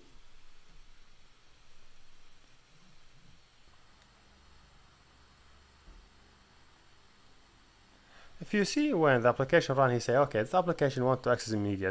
Would you allow? I say I allow, you will see all the media that I have in the phone. Hey everybody, let me talk in this video about notification. We could send notification to the user phone and he could receive it here by using our apps. There's two ways to send notification. The simple way and little bit complex way. So let me first teach you the little bit complex, then I will teach you the simple way, just this single code. So first of all, to get a notification app, so let me add this button, and I say, okay, this button to have for no notify, okay, and this button have on click event. When someone click on it, I will say bu notify. Okay, let me fire this one. I have to create event on event handler, or let me stop it back again. I will say, okay, we created this event. So to create notification, how to create notification? To create notify. First of all, you have to create notification builder. So say you say notification compact, then you say builder, and this way make sure it's capital. Builder, then say, let me say and bold, name it. Then I will say equal a new notification builder, notification compact dot builder this line. Yes, here you go. Let me just expand it. So when you do notification builder, you say set this. So this will be a notification. This will be the one that will be appearing here when someone click on the button. So notification have a number of properties, you know that. First of all, we need to set the title for notification. I could say, okay, set title. Make sure it's correct, the title for it. I could say set content title, set content title, set content title. Let me say danger. Then I will say I could go down and complete my work, or I could, you know how I would do. I just get a new property. So it's better go down and click dot. Then I will say set content info, or set contact info, set content text. So yes, it will run soon. This is the notification I want to display it. You could also display icon if you want. So you could say, okay, dot set icon. If you want to say, okay, set a small icon, you could small icon. Just I have to give it small icon. For example, you could give it any icon, r.drawable. You could give it your any icon that you prefer. I don't have many images, so let me just bring any image I have it. I hope I have it here. This one. I will just add it for my notification, add it in the drawable, making sure name it, everything is small. I will say play. Just make sure, you know that it have be small and there is no specific character. So here you go. I have this images. So my notification is done. So now to display this notification, I need notification manager. So I have to define notification manager. I will say notification manager equal casting for notification manager. Notification manager, this one. Where is it? Yes, here is it. Then I say, okay, get system service. Look for system service, name it context dot notification service. So now this one will allow me to access to the notification service. Now I could run my notification. Just I say bold.notify, then I send ID. For every notification you would give a specific ID. Let me give one. Then I say, okay, for this notification, send this notification to run it. I'll say, okay, bold. Here you go. Now if I run it, so I would see only one notification. Even I want to click 10 or 20 or 30 or 40 or 50 times on the my notification. Do you know what? Because I give it ID 1. So Android will understand, okay, this notification will have ID 1. So okay, here is the notification if you see it. Danger, it is running. So okay, this notification have ID 1. So yes, when you click it again, I will replace the first one and add the new one. What about if I want to get a new and a new and a new? Let me say, okay, integer not ID equals 0, for example. Then I will say, okay, not ID. I will send it. Then every time I will change the ID. So you will see many notifications. You will not see one notification only. The problem is why? Because as I told you, because now every notification have a specific ID. So when he try to get notification with ID 1, that's okay. When he get notification with ID 2, he say, okay, this is a new notification. This is not the same. See, there's two notification now, because the first one have ID 0 and the second one ID 1. You could get more of them. Okay, so that's what I want to show you in like the complex way, as I told you. The simplest way is really easy. Just go here and click right and say, okay, in new, not Java class, click right and select a new, then go down UI component, make sure select notification and give it any name. So a new message notification, There you go. I'll select next. He say how you want it to appear. Let me select it as default. Then I say finish. Now he will create notification. This is the notification for me. It's same my notification, but it have a lot of details. Let me just fire tab. Then I show you how it works. So I just I will say I will not use this line of code. Let me stop it down. I would replace it by this new one. I will get a new instance from notification. I will say n equal a new instance from that class. Then I will say yes, here you go. I will say n dot notify. Then I say dot notify. What I have to send to the notification? If you see here, I received three things: context, simple message, the ID number. So I will say I will send a context. Let me say this. The context will be the message. I will say it is raining. And the ID number, as I told you, give it 1, whatever you want to give it. So let me. Okay. Now let me click here. Here you go. If you see, here is the notification. Here is the message. It is running. This is the details you already added. Share, replay. If you click, whatever you could do. So let me give you overview with what about the code that we have in this class. If you see, here is notification, normal notification. Here you say, the title for your message. I add my title. You could add body. You could replace this body for any body you would like it. If you don't like this body, this is the builder that we did it, and same as our builder, small icon, title, text. He said everything. Then a priority, then icon, then everything. You have it. One interesting part here is the bundle intent. So when someone click on notification, you could go back to the application. But if you see, he had two of them. He had one of them. He could go to the specific URL. So you could make it go to the specific class. For example, you could move it to main activity.class because he moving to the he moving to intent URL. So yes, you could do it in any way that you wanted to do. Also, here's the action, some action that you want to do with sharing. That if you click share, so here is for example what he's doing. He just display dummy text for sharing, so you could replace it also. And here call notification to display, calling notification manager to display your message. It is same your one, but it's more easy. Here you have. You could also cancel notification. So if I say, I have this notification, I want to cancel it, I will say, manager.cancel. I give it the ID for notification. If this ID 1, I have to give it ID 1 to cancel it. Yes, here we're done, and thank you for watching. Hey everybody. One of the main changes that Android did in Android O is the channel. So in the previous version, before Android O, like in Marshmallow and Nougat, you could stop notifications from any app by clicking on by open here, the notifications, and from here and click and hold the notification, then select hold and don't show me anymore, and he will not show you any notification anymore. Before Marshmallow, the devices doesn't have any ability to control notification unless you delete the app. In Android O, they did an amazing thing. They defined something named channel. What do you mean by channel? So think about an application that give you different type of notification, and you don't want to stop all the notifications. You just need to stop specific notifications from that app. So you just go to that channel and stop that notification, and you still get other notification. For example, Facebook. Think about Facebook give you notification for anyone add post, and give you notifications for someone security changing password or whatever. You don't want to get notification for anyone adding posts as something stupid, but you want to get notification for some security thing. So in the previous version, if you want to stop, you stop any notification from Facebook, and that is. But now you have two channels. One channel, for example, for post, and one channel for security. So you just click and hold on the post, and you stop it. You will not get any notification from post. You will get only from security. So think about this notification. If I just see it, this is notification from the system. If I click on it, you will see I did not click it in this way. I have to click here, click and hold, and click all category. See there is notification. If you see the notification, that application from the system have different category, alert, messaging, so different channel. If you see, every category is channel. So if you want to silent only the thing that coming from storage, you just silent this one, and you're still getting other notification from that app.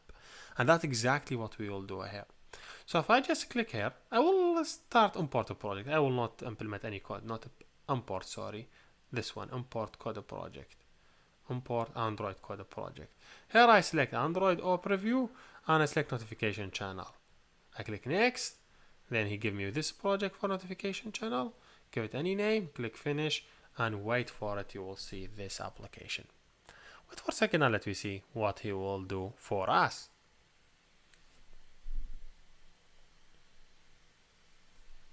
Here you go. Wait for a few seconds. Just click update. Maybe you get update. Maybe you will not. He will not ask you for update. Wait for a second and see what is going on.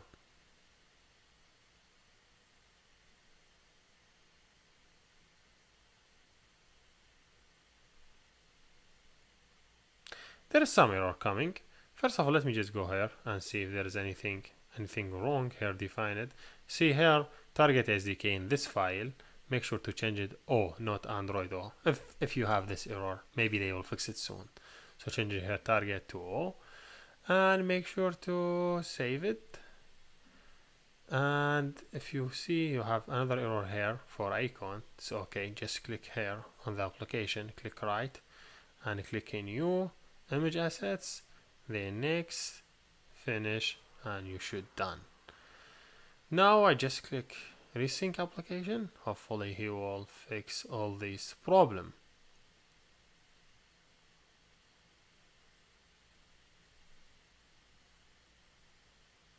Here we go. He fixed all the problem.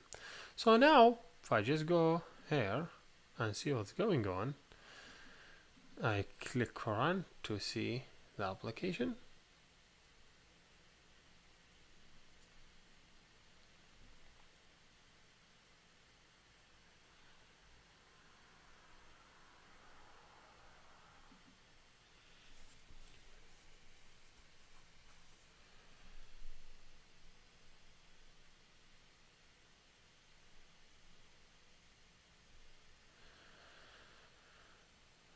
Here we go. This application run it. They just develop simple demo.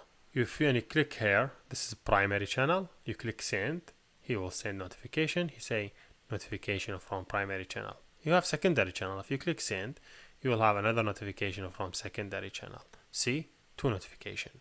Now if I just click on hold of any one of them and I click all category, and see I have here the categories. I have milestone and I have primary channel and secondary channel. If I want to stop a notification that's coming from secondary channel, stop it and you're done. Now let me go back, let me close this, and let me open the app second time. Hopefully I'll find the notification. This is this application. If I send now here, I get a notification from the primary channel. If I just try to send it from secondary channel, let me just close this one first. This is from primary channel. If I just click the second channel, I cannot see it. See, he still be able to receive any notification from primary channel, but he cannot receive anything from secondary channel, which is great. So let me see the code. So if you see, this is layouts, basically they design it, buttons and whatever. One important part, the coding part. If you see, I have just main, just calling notification. It doesn't make anything important. If you go here, this is the important part. You see here, there is some system error. Don't care about it. If you see here, he defined 2 channels. First of all, he defined a primary channel as a notification channel, and he gave it all these properties, and he set it as a channel. And also he defined the second notification channel, and he gave it the color and these properties, and he set it as second notification channel. If you see, and that is. So now we have 2 notification channel. If you see, this is something you already know about it for getting notification for the first one and get notification for the second one. So if you see, when he called this one, this is for the first notification channel, and this is for get notification for the second notification channel. If you see, there is not too much different, just building and call. But let me see more. This is when someone send notification, and here is managing service, something you already know about it. So now here on layout, whenever he click here, when he click primary in the layout, if you go here, if you just click this one, send one, you have to, you see this is the button, what's the name of it? It's a primary, main primary. So you have to go here, main primary. He will call from notification because he already here defined notification, NOT as a notification channel, and he defined for every one of them specific ID. Whatever you could give, you know, in any notification you give it specific ID. So he defined ID for everyone. You could give it any IDs. And here he just initialized the notification helper, and here the UI, don't care about it.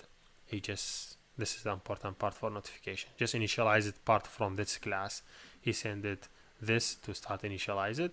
Now when he send from first channel, so he just notification get notification 1. He send the title and image. If you get notification 1, this is the notification 1. He just return to the primary channel. If you see, this is the primary channel is the first one, and this is the secondary channel is the second one. And you see it, this is the primary channel, the information for it, and this is the secondary channel. So to work with channels, you just define your channel and the information from your channel, and you give it specific ID. He give it here default, for example, and this one he also define his channel, his title for the channel, the information, and he give it second, this name.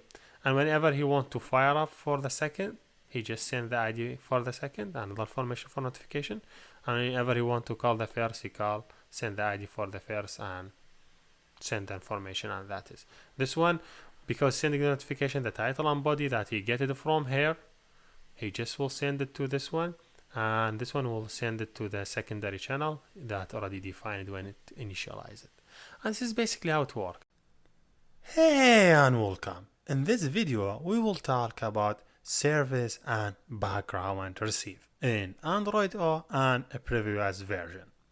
So first of all, what we mean by service and what we mean by background receive. When you have a specific task and you want this task to happen in background for a long time, what you will do? You need service, and we will discuss in details how to implement service. That's mean like think about you have a news app, and this news app need to read from HTTP every 15 seconds to check a new news that coming in the server. So you need service that working in background. Even if someone close your application, still that service working. You need a lot, for example, tracking location or whatever. What about broadcast receive? There is broadcast even happen in the system. Like whenever a message come to the phone, there is broadcast even happen in the system. Android OS send the broadcast even saying, hey, we have SMS coming. This SMS coming, he add all this information inside intent. He say, hey, this message coming from that person with this data or whatever. Or for example, when any call coming to your phone, so there is a broadcast event happen. Also there is intent, send it through the system, and that intent have the caller phone or whatever, so you could do like a block list application. So background receive, it's something like related to broadcast event that happen in the system, and you want your application to have ability to access to this broadcast event. You may use a broadcast event that happen in the system, like as I told you, like SMS or phone call, or maybe the boot when your phone start up, or you could define your custom background receive. You could define your specific background receive, and you listen to it, and we will implement it in the details. But these two things have some changes in Android O version and previous version, and I will show you what the changes. And you have to know these changes because you need your application to support Android O, and sometimes you need your application to support the previous version, unless the Android O will not, for now, for example, it will only have 1% from the market, while lollipops still have more than 70% from the market. So for sure you want to target the most people. Your goal is not to target only the new. You need to target both. So you need to know both. You need to know how to work with Android O, and also you need to know how to work with the previous versions. So first of all, one of the most problem that Android had for all years is the Android battery. The Android battery, it's cooling like so fast. If you use an Android application, you see in 2 or 3 hours, this batteries get cooled. So Android teams start working and thinking about how they could improve this battery and allow it to be stay alive for a long time. So you know what I mean. You know what you think now. Same thing what Android developer or Android team think to do the changes. So the changes that Android team decided to do, say, hey, there's a service running in background for a long time. We have to prevent this thing. So to give better life battery. Or there is broadcast event, we need to save personality. And that is exactly what happened in Android O.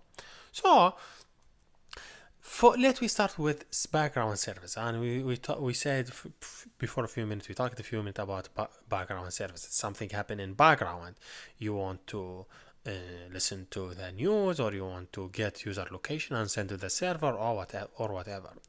You have to know you have to have two things now for background service.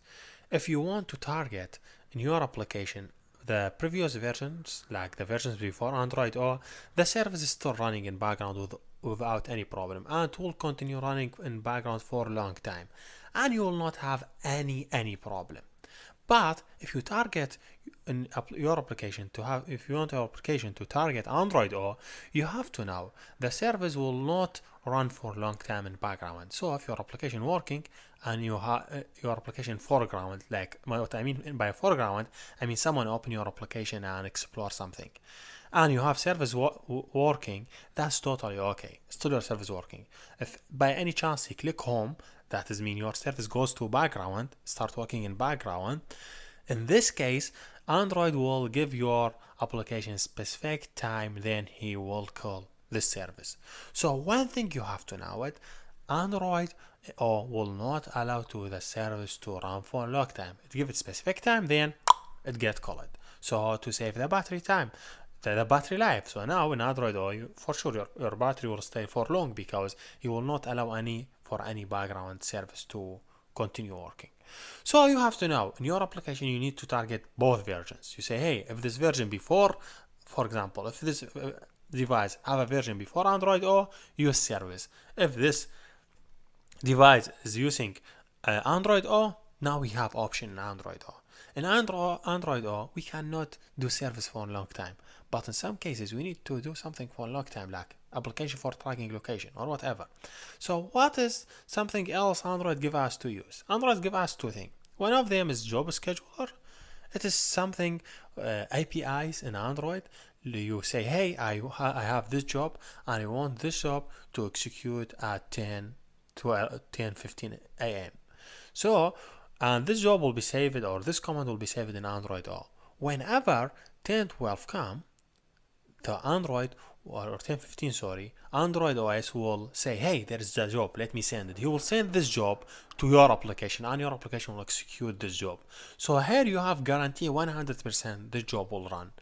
How you do it? How you make it the job scheduler work as a service? You could schedule the job, for example, every 10 minutes to fire up. So if you do it every 10 minutes, it will look like a service. So make sure, for example, you want every 10 minutes send user location. So every 10 minutes you run job, and that's okay.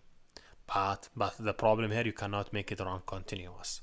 Also, same thing, you could use alarm manager. You could use it to repeat events by sending alarm every like 15 minutes and read it, the data to inside your application. So this is the changes that happen in background service. What about the GPS? GPS with Android O, you have limit read number from the GPS value. So if your application in foreground, that means user open your application like Google Map, you still have unlimited access to GPS value. While if your application goes to background, you have limit number of access to the GPS, then you cannot read anymore. In Android O, I mean. But if the previous version before Android, that's totally okay. You still be able to read all GPS value whenever you are foreground or you're in background. So the idea here, they give you limit number for reading of the GPS when your application be in background in Android O. And sometimes if there is if you exceed your limit, so you use it all your limit for GPS, but still there is an application running in background who is using the GPS value, your application still could use the value that read by other application. So if the value is read already, your application, if it's working in background, you still be able to read that data. So now you have to think here in this point. You say, hey, if I'm targeting my application for device like before Android O, so that's okay. I still be able to read GPS unlimited time. If I'm targeting Android O, I have to know I have limit number of access if my application goes to background. So keep this your mind when you develop application, specific application.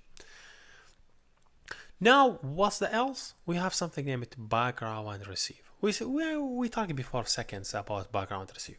Background receive is something happen in background and you want to receive it. As I told you, like some event happen in the system and you want to receive it, like incoming call or SMS or whatever happen in the system or the device put up. So if you want to target the devices before Android O, you have to make sure you could use most, or still you will able to before Android O, still you'll be able to use like by calls, SMS, many events that happen in the system. You still be able to listen to that events. If your application target Android O, you have to now, you are limited. You are not able now to access to calls. You are not able to access to SMS. You are not able to access to many things. Only 3 things you could access to it in Android O. Boot completed, like that's mean whenever your phone is a startup, you could define background service that listen to startup to make your job scheduled or your alarm work, and that you will see it later on when you will see how we make application working with the system.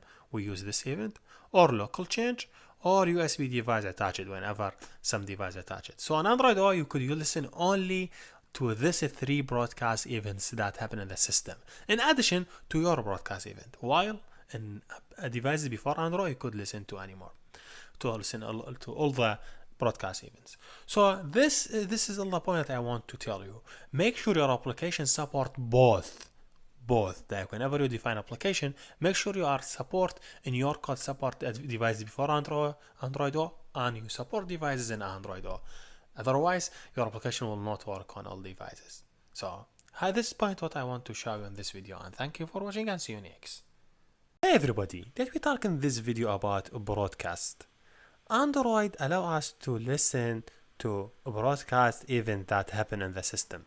For example, when the phone get SMS, there is broadcast event happen. So we could listen to this broadcast and read the SMS content and SMS sender or the person who sent the SMS. Also, when there is a phone call coming to the phone, so there is a broadcast event happen. So we could to listen to this broadcast and read the phone number, or we could block this call. Also, Android allow us to implement our own broadcast receiver and sender and everything. So in this video, we will talk how we could create our own broadcast receiver to listen to specific event. Then we will listen to the system event. So first of all, to get started, I will open just empty project. Then I click right on the Java file. I add a new class. I will name it my receiver. Okay. I will click OK. Here, this class will extend the broadcast receiver. This broadcast receiver, this internal class that constructed to deal with the broadcast event. See, he say you missed something. If I click here, he say, okay, you need to implement something. You need to implement method named onCreate. Okay, implement this method, please. This method will execute directory whenever any broadcast event happen in the system. Now, okay, there is many broadcast event happen. I need to specify which event I have to listen to. So I have to go to my application, to my interface. Then inside the application here, I will add a new tag. I will name it receiver. Then I give it the name of my class. My class name is .myReceiver. I will give .myReceiver. Then I close the tag. Here you go. Here I have to define the filter. So I will say, okay, intent filter. As I told you, there is many events happen in the system. So I have to specify which event I have to listen. Let's first listen to specific event that I do it. So I write it by myself. So I will say, okay, the action I will listen to Android name. Let me don't use, this is the event of the system that I could listen to, but I want to use my own event. So I will say, okay, the event I will listen to should be com.example.broadcast, for example, this name of the event. Okay. Also, I have to define the category. So I will be Android name. I will use default category. So Android intent category default. Then here you go. I close it. So that's mean this broadcast class will be fired only when there is action received named, when a broadcast action named com.example.broadcast happen. So this will fire this class to do something. So let me fire this class. So let me send anything as a broadcast. So just get started. I will just create simple button, and in this button I will say okay, send a broadcast, and I just define here my on click event. I will say okay, bu send broadcast, for example. Here you go. Here I will just implement the method. Then in this method I will send the broadcast. We now introduce APC, inter-process communication, to communicate between activities, services, and broadcast receiver. All this stuff communicate using intent. Intent is the way to communicate between things here. So I am in the activity now. I want to communicate with receiver or broadcast receiver. I have to use intent. So I will say okay, intent. I name my intent. Then I will say okay, equal new intent. This intent have to have specific action. So what the action that I have to use it here, I will say okay, intent dot set action. I give it the action name that I define it as be com.example.broadcast. I define it here if you remember. This is my action that I listen on. Then I will go next. For the next, I will say okay, I need to send some data to this action. I say okay, put extra. Let me put some message. I will say hello from activity. Is that good? Yeah, that's great. Now it's done. I added my everything to the intent. Now I want to send it to the broadcast. I will say okay, send the broadcast this intent. He will really understand what I'm doing, and he will send this data to the broadcast, or send it as a broadcast event. So I'm sending broadcast. So make sure from this point, any app available in the system could listen to this broadcast. So there is no security here. So any app could listen to this broadcast event and read it. Any application have this class and have this manifest file, he could read the content of my message. So here we go. Now my application could read the message, and the message is coming here.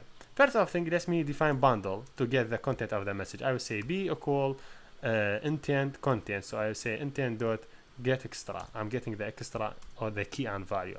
Now I want this code only execute for specific event, only execute when this event happened. How I would know that? I would say okay, if the intent, and let me make sure intent, then action name, that I'm just making sure of them from the action name that I get it. So I would say okay, get action, the action happened. So what have the action happened? Then I would say dot equal and ignore case to this action. So if the action that I get it here, because here in the intent I will get the action name, I will get the extra data and everything.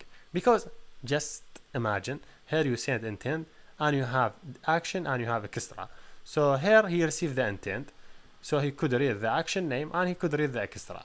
Okay, here you go. This will execute only on this action. I will say okay, let me get the message. I will say okay, string msg equal b dot get string. Get string. I give it the key. What the key name here? The key name here is message msg. Good. I will say okay, get the message. Now I have the message here, so I could display it. I say to us dot make text. Then I say context. I will use context because here I have a context. Then I will say okay, with the message I will display. Then I say to us dot long, then show. Here you go. Now if I execute this code, you will see how I could send a message from the activity to broadcast event.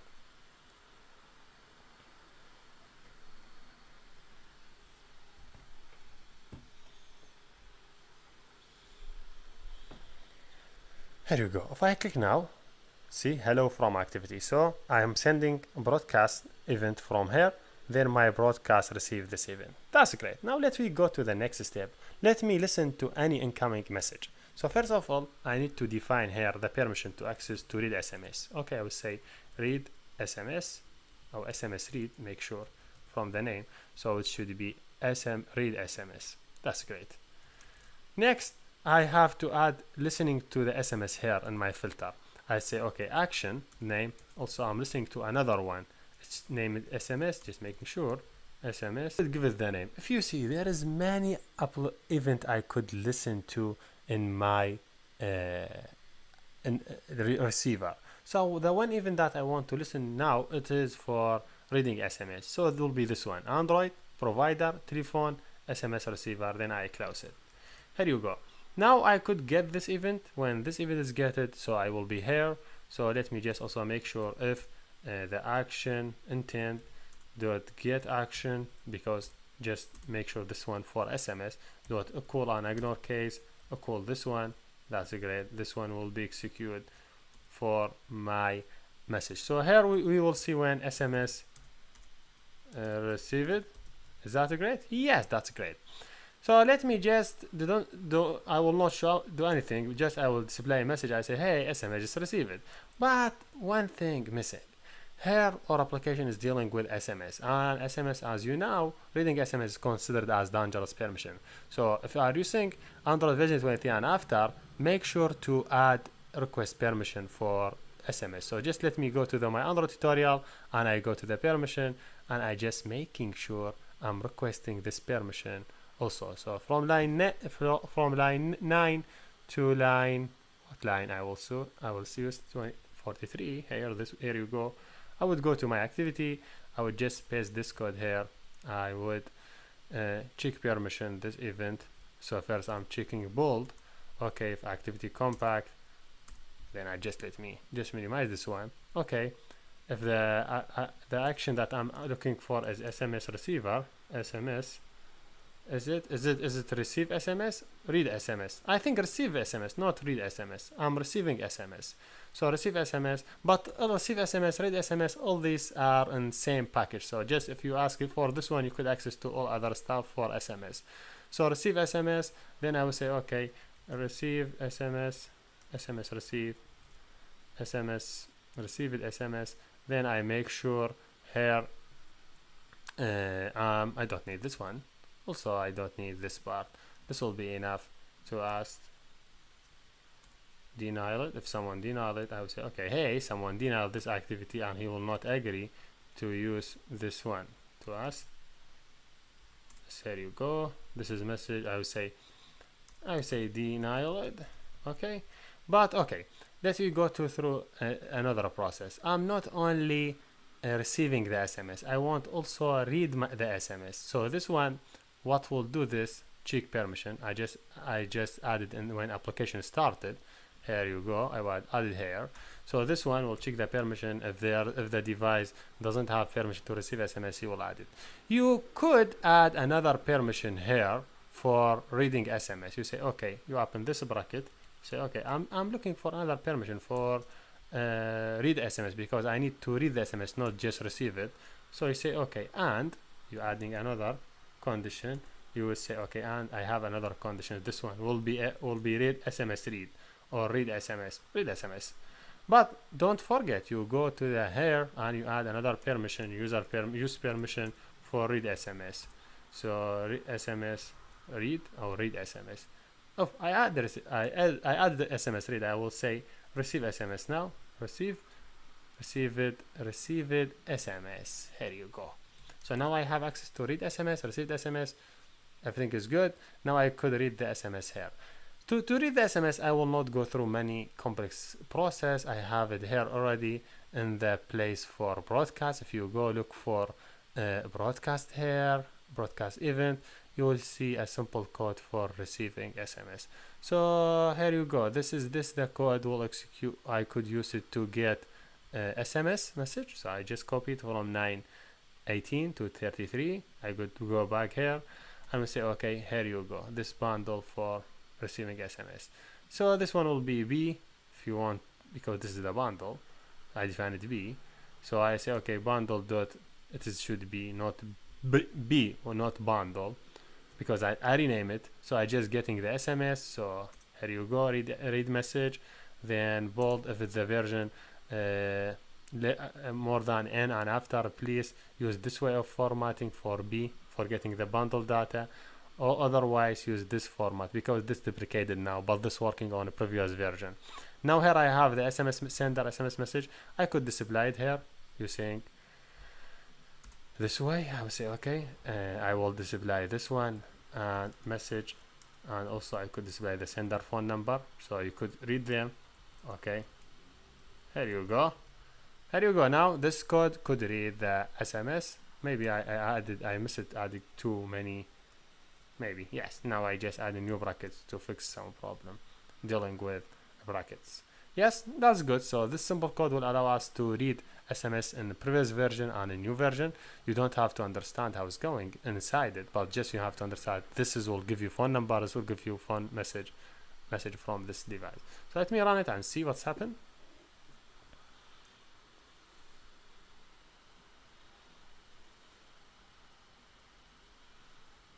See, when application run, he say, okay, this application need to send and review SMS. Would you allow? Okay, I allowed this application to do that.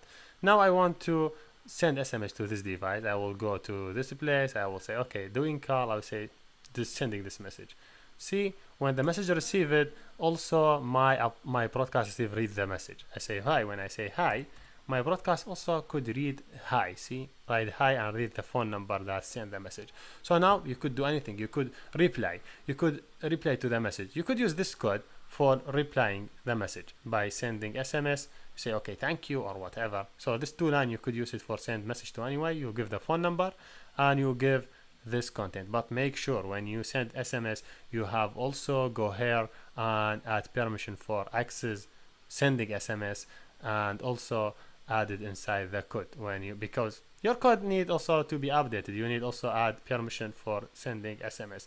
If you see, I here just check it for two things. I check it for SMS received and SMS read. But now when I send, I said just only one of them. You don't need to send all of them, because all of them I follow to one family of SMS. If you're dealing with family SMS, you could just send one of them, receive it or read or anyone. You will understand you're dealing with the whole family. You don't have to mention. You could open the bracket and write this one. You say here receive it SMS read. You could. That's not wrong thing, but it's not necessary, because when you call one, when you get permission to do one from the SMS or from SMS family, you will get access to another of them, and you see how we could receive the SMS and how we could read the SMS. If you want, it's better for you to add them to just do not confusing, but see, now I could read it and I could review it with one final thing. For some reason, some devices could not run the services if you did not give it a priority. So it's better to add here in your receiver, add the priority, this priority. You say Android priority and you give it the priority for this process. You give it this number. I feel this a problem with many users around the store, so don't be in the same situation. So just add this line and there is many devices will be working on because the priority of the operation. Here we done, and thank you for watching. Hey everybody, let me talk in this video about services. You know activity life cycle. When the activity goes to background, it goes to state stop. So you cannot do any operation in background of their activity. So what about if you want to do some operation in background, for example, fetching news from the server or getting update from your server or whatever you want to do it in your application and send notification to the user. As I told you, you cannot do it to the activity. So you have to use service. Service will help you to do operation in background. While your operations goes to background, it continue working and doing whatever you want. So to get started with services, first of all, go to Java and create a new service file. As I name it my service. Then I make this class extend services. So I will say, okay, it will extend intent service. If you see, say here, hey man, there's a problem. You are missing some function. If I click here, I say implement this function. You say on a handle intent. That does mean this function will execute when anyone starts the service, but still he missing something. He's missing the constructor. So I need to build the constructor. I will say, okay, public this name of application. Then I pass it to the super services. I pass it to the super service for intent service. Why this point? Because I'm doing something in background, so I have to pass to my parent. I just taking this class, and this class already have constructor, so I have to send to it name of my service. You could give it any name. You don't have to give it this name. So yes, here we go. This is my service ready, and the code that I wanted to work in background. Here I will say background code running. So before I write my background code running, let me complete some work with service. I need to register this service in main face. So I have go to here and I say, okay, I have service and the service name is my service. And yes, here we're done. But I have to add, I will add another properties, name it export, equal false. What does that mean? That means I will not allow any external application to run this activity. This is really important to add it in your code. And I think Android now start making export by default false. Why this operation happen? We now in Android we have three things: service, and we have broadcast receiver and activity. These three things could communicate together using intent. So APC, inter-process communication using intent. So it's really easy to any other app to run this service in your application by calling the service name and run it. So maybe the other app could use the permission that granted to your application.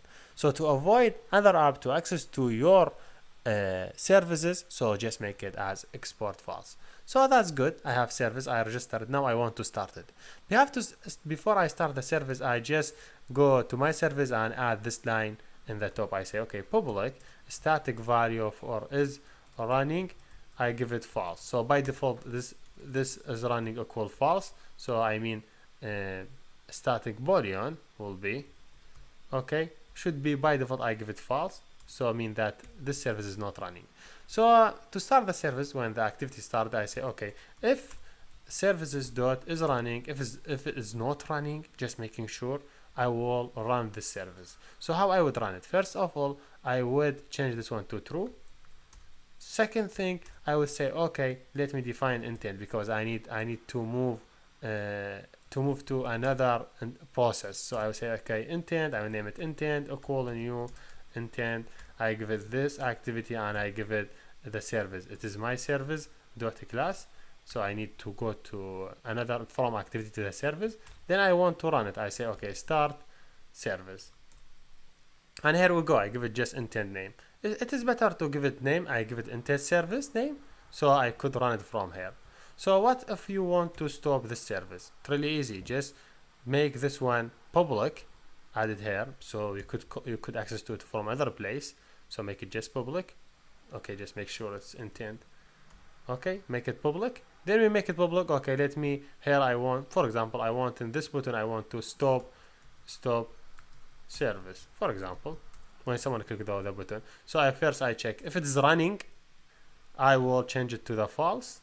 Then I would stop the service. I say, okay, stop service. Here you go. So this code could stop the service. Now we have everything ready, and we know how to start the service, how to stop it, how to register it, and have everything. Now I want to do something in this service. I want to do some operation in background. For example, just sending data every specific time. So let me go to my service. I will say, okay, I have while it is running. I is running, giving it true. While it is running, let me do something every specific time. I did so a thread. I would say, okay, not this one dot sleep. I would give it every 8 seconds. So just make sure I know what you need. You need to be surrounded. So this code will be executed every 8 seconds. So now I want to do something here. Whatever you want to do it. But make sure this background service could not access to activity. So you could not create here a new, for example, notification and run the notification from the service, because service is something working in background. So because it's working in background, he cannot access any foreground operation. He cannot do that. So if you want to access to any foreground operation, you need to pass data from the service to broadcast receive. You understand how I could pass data here from activity to broadcast receive? And same way you could pass the data from service to broadcast receive. So just let me copy same code. I will say, okay, define new intent, and let me name it broad intent because I have this intent name already, and I send some data, and let me say it hello from service. So I just send it from the service to what I would send it to the activity or to the here, this one, broadcast receive. Here I could access to the UI, like opening new activity for intent, or I could also use access to UI, for example, a new notification class, I say n equal a new notification. So for example, this is a class notification. Then I say okay, n dot notify. I would pass number of parameter, context, and also I will pass the message. I will pass same message that I get it here from here. Then I would say okay, the final thing I would pass it will be the ID, and here you go. So if you see now, okay, new message, not class confirm, this one. So now if you see, I could display message from broadcast receive, and that's what we know. But you could not do this. You don't think about this. You could not do it from here because service could not access to UI. So let me run and see the result.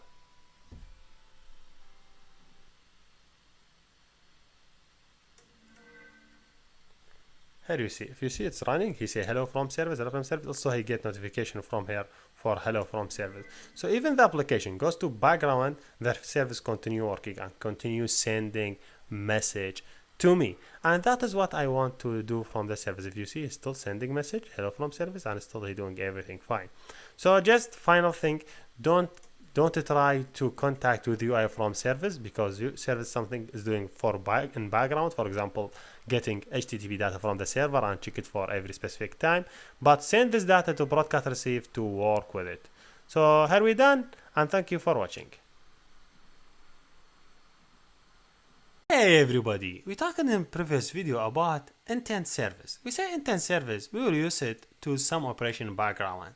We're just sending something for intent service will handle it, then it do the operation background.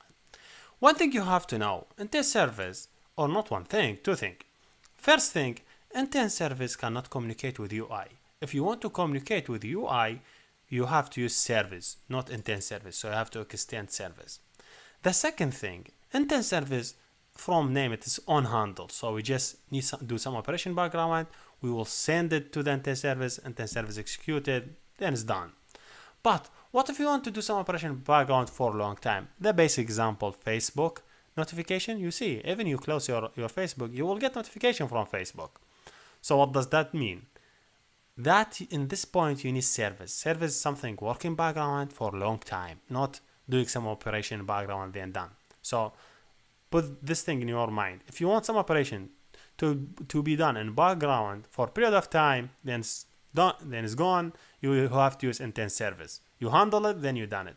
If you want to do some operation in background, and it will continue working in background, you have to use service. A basic example, you will use it in service, or we will use it in the end of this chapter, or not the chapter, in the end of the project. We will use service to just listening to the data from server to see what happened and make our application starting with the system.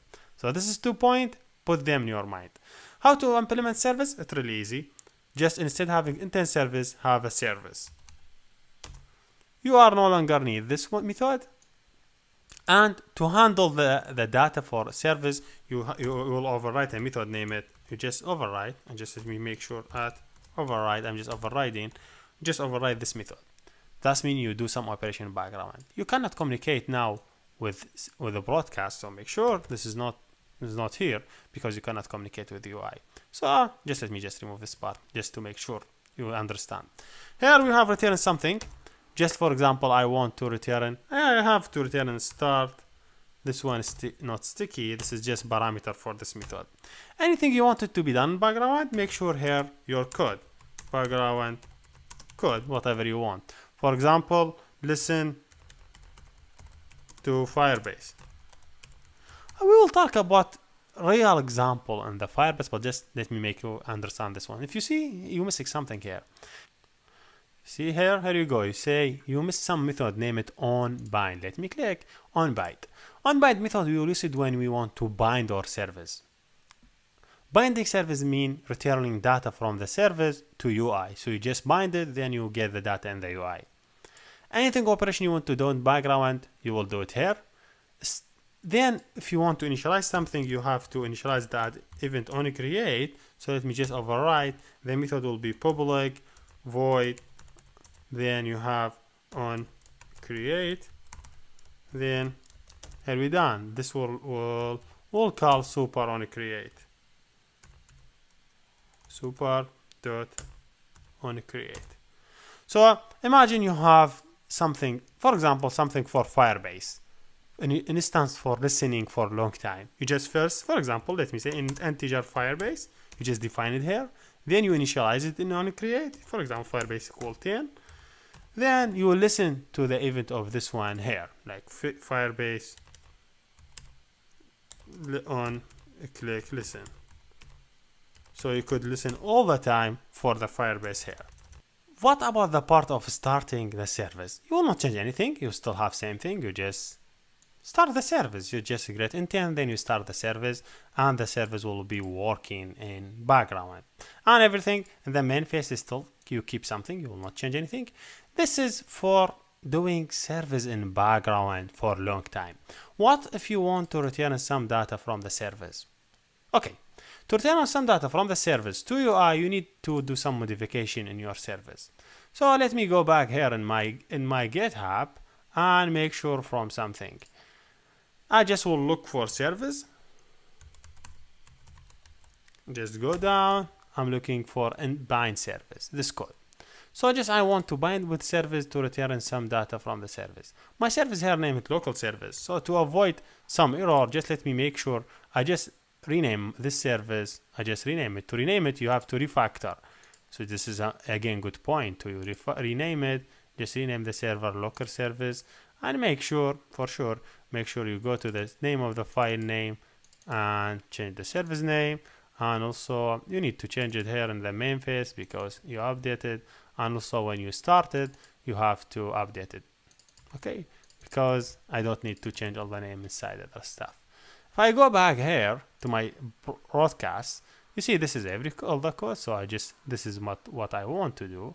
I just copy everything, then I paste them in my broadcast or my local service. Again, I don't need all this stuff. I just want to show you what you have to do. You just replace the thing with this one. And let you understand what we do. I want to do simple service that just generate random number.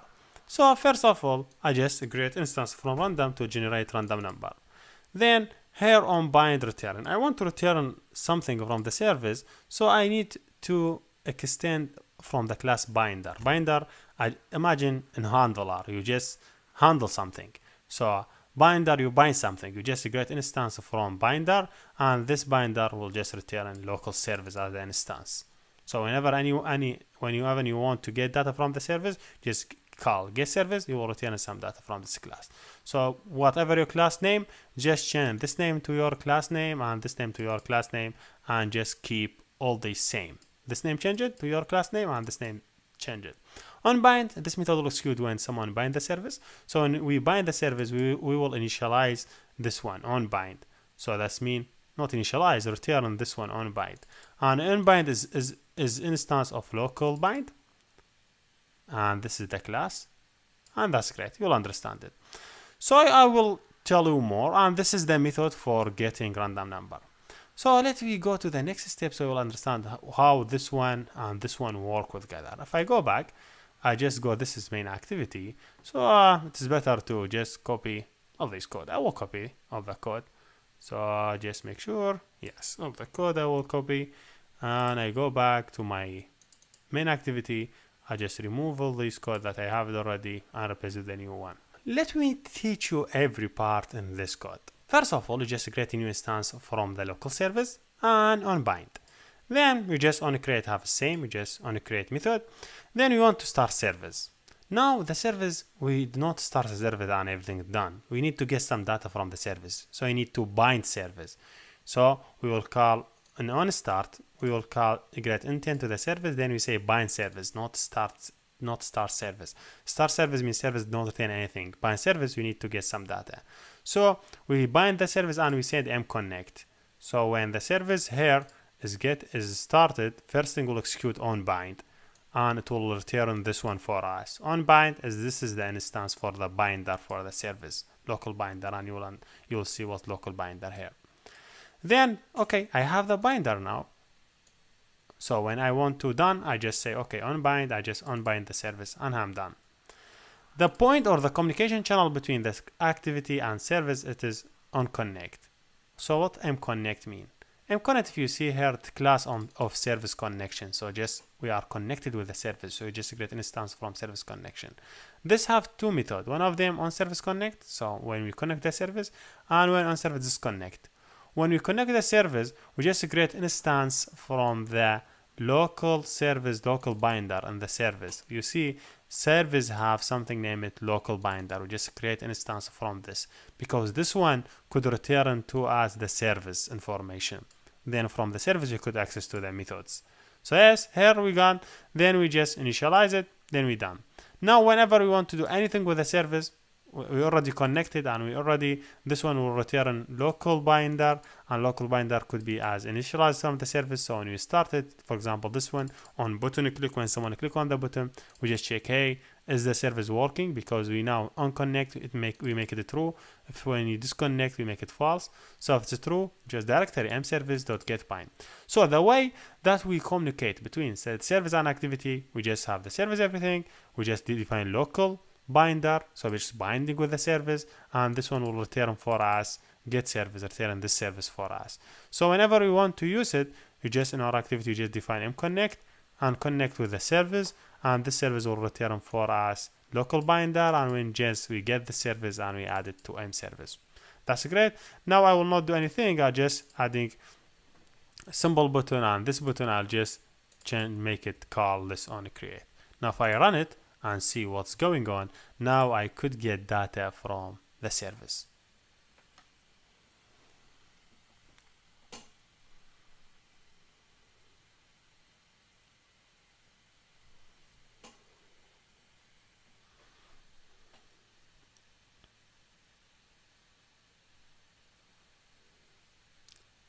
Here we go. Now should be the service started. If I click the button, I have to get some data from the server. See number 16, number 39.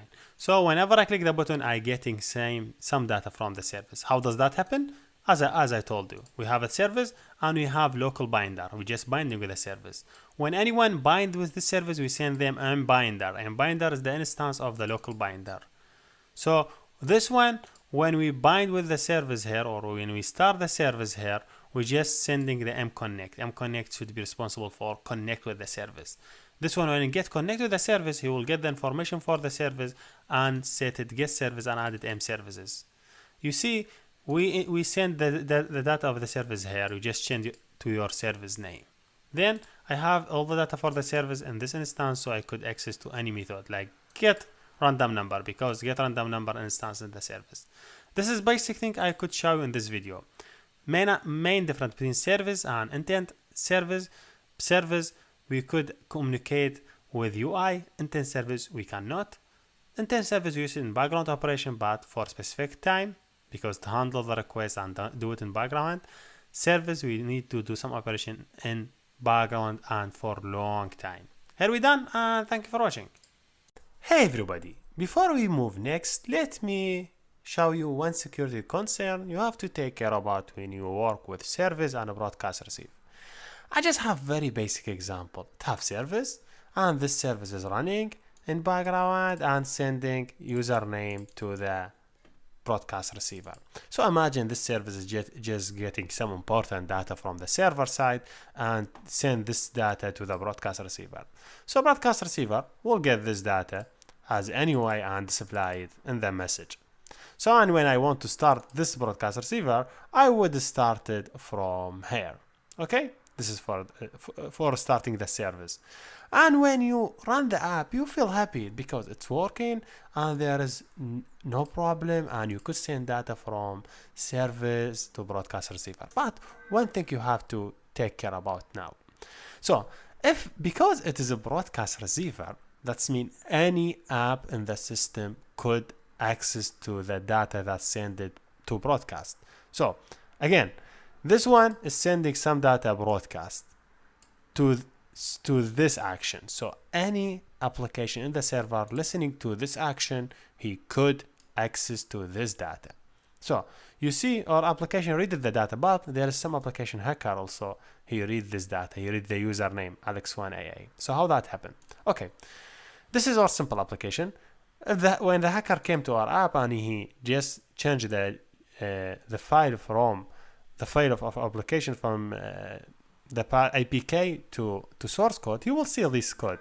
So, and because he will see this code, he will understand we have a receiver, name it my receiver, and we are listening to this event. What the hacker will do, he will do same app, and he will do same receiver, and he will add to that receiver, he give it same action. So now the hacker also have app, and his app also listening to the same receiver. Just let me stop this one to show you. I don't want to work again. So okay, the hacker now have his app also listening to the same receiver. He just implements simple application. He receive anything, but now the hacker did not know what the key name, because we send on a specific key. So what hacker will do, he will get the bundle and he get all the keys inside the bundle. So now key in the bundle.key. Set keys. So now he will have all the key in the bundle. So he will get key by key. So key read him the key, then key, then key, then key. So when he access to our key, that username, he will take it and he will display it in notification. So you see, this have simple notification, and this is the notification, just a class of notification. So now this is running for hacker app. Now when our application run, what will happen? Again, let me show you. So our application send some data from service to a broadcast receiver having username Alex1AA. In same way, the hacker receives this data and read it. See username Alex1A. How the hacker know the key and the value? Because we send her from specific key and we read her specific key. Okay? But the hacker did not listen to specific key. The hacker listened to, if you see, the hacker read all the keys that are available. He get all keys, key by key by key. So here you go, if you see, he read all the keys that are available. So when he get username, he will read it and he will send it to broadcast receiver, or he will send this to the message to display to the user. This is a very, very basic way the hacker could access to our data. So make sure now when you sending your data from your broadcast receiver, like when you send it from here, just encrypt this one, and when you receive it, decrypt the one. I will show you a basic example. I have it already in my computer. So if I open it, it is same thing. It is secure Android broadcast. He will not do anything. He just encrypt the data. He just, when he send the broadcast receiver, before he send it, if you look through the code here, just having some security method to encryption, so and decryption. So before I send it, I will encrypt it. Then see here is it. Here is service notification. The service before send the data he encrypted. Then and when he receive the data, he decrypt the data. So yes, here you go. Now if I run it again, even the hacker app could read the data, but he will not understand what. Here we go. Now we send the data from service to broadcast receiver. And the broadcast receiver reads same data because we encrypt it, then we decrypt the data. So when we send it here, we encrypt the data. When we send it, the service, we encrypt it. Then the receiver decrypts the data. So what the problem will be in the hacker app? Suppose this hacker app is running. See the hacker app, he could read the username as a key, but he could not read the data. This is a basic thing you could do it. For more examples, so to use this example, I will suggest you to go to my GitHub, and I have, this is the project here for vulnerabilities I'm contributing in. So this is the project. If you go here, you will see this is all the vulnerability types. So the one we did it in this tutorial is for broadcast, and this one have this 3 examples. Yes, here we done, and thank you for watching. Hey everybody, let me try in this video understand how alarm work and how we could implement simple app when you set it specific time, like for example 8:23 p.m. it will give us alert every day at 8:23 p.m. Before I start with my example, let me teach you how alert work.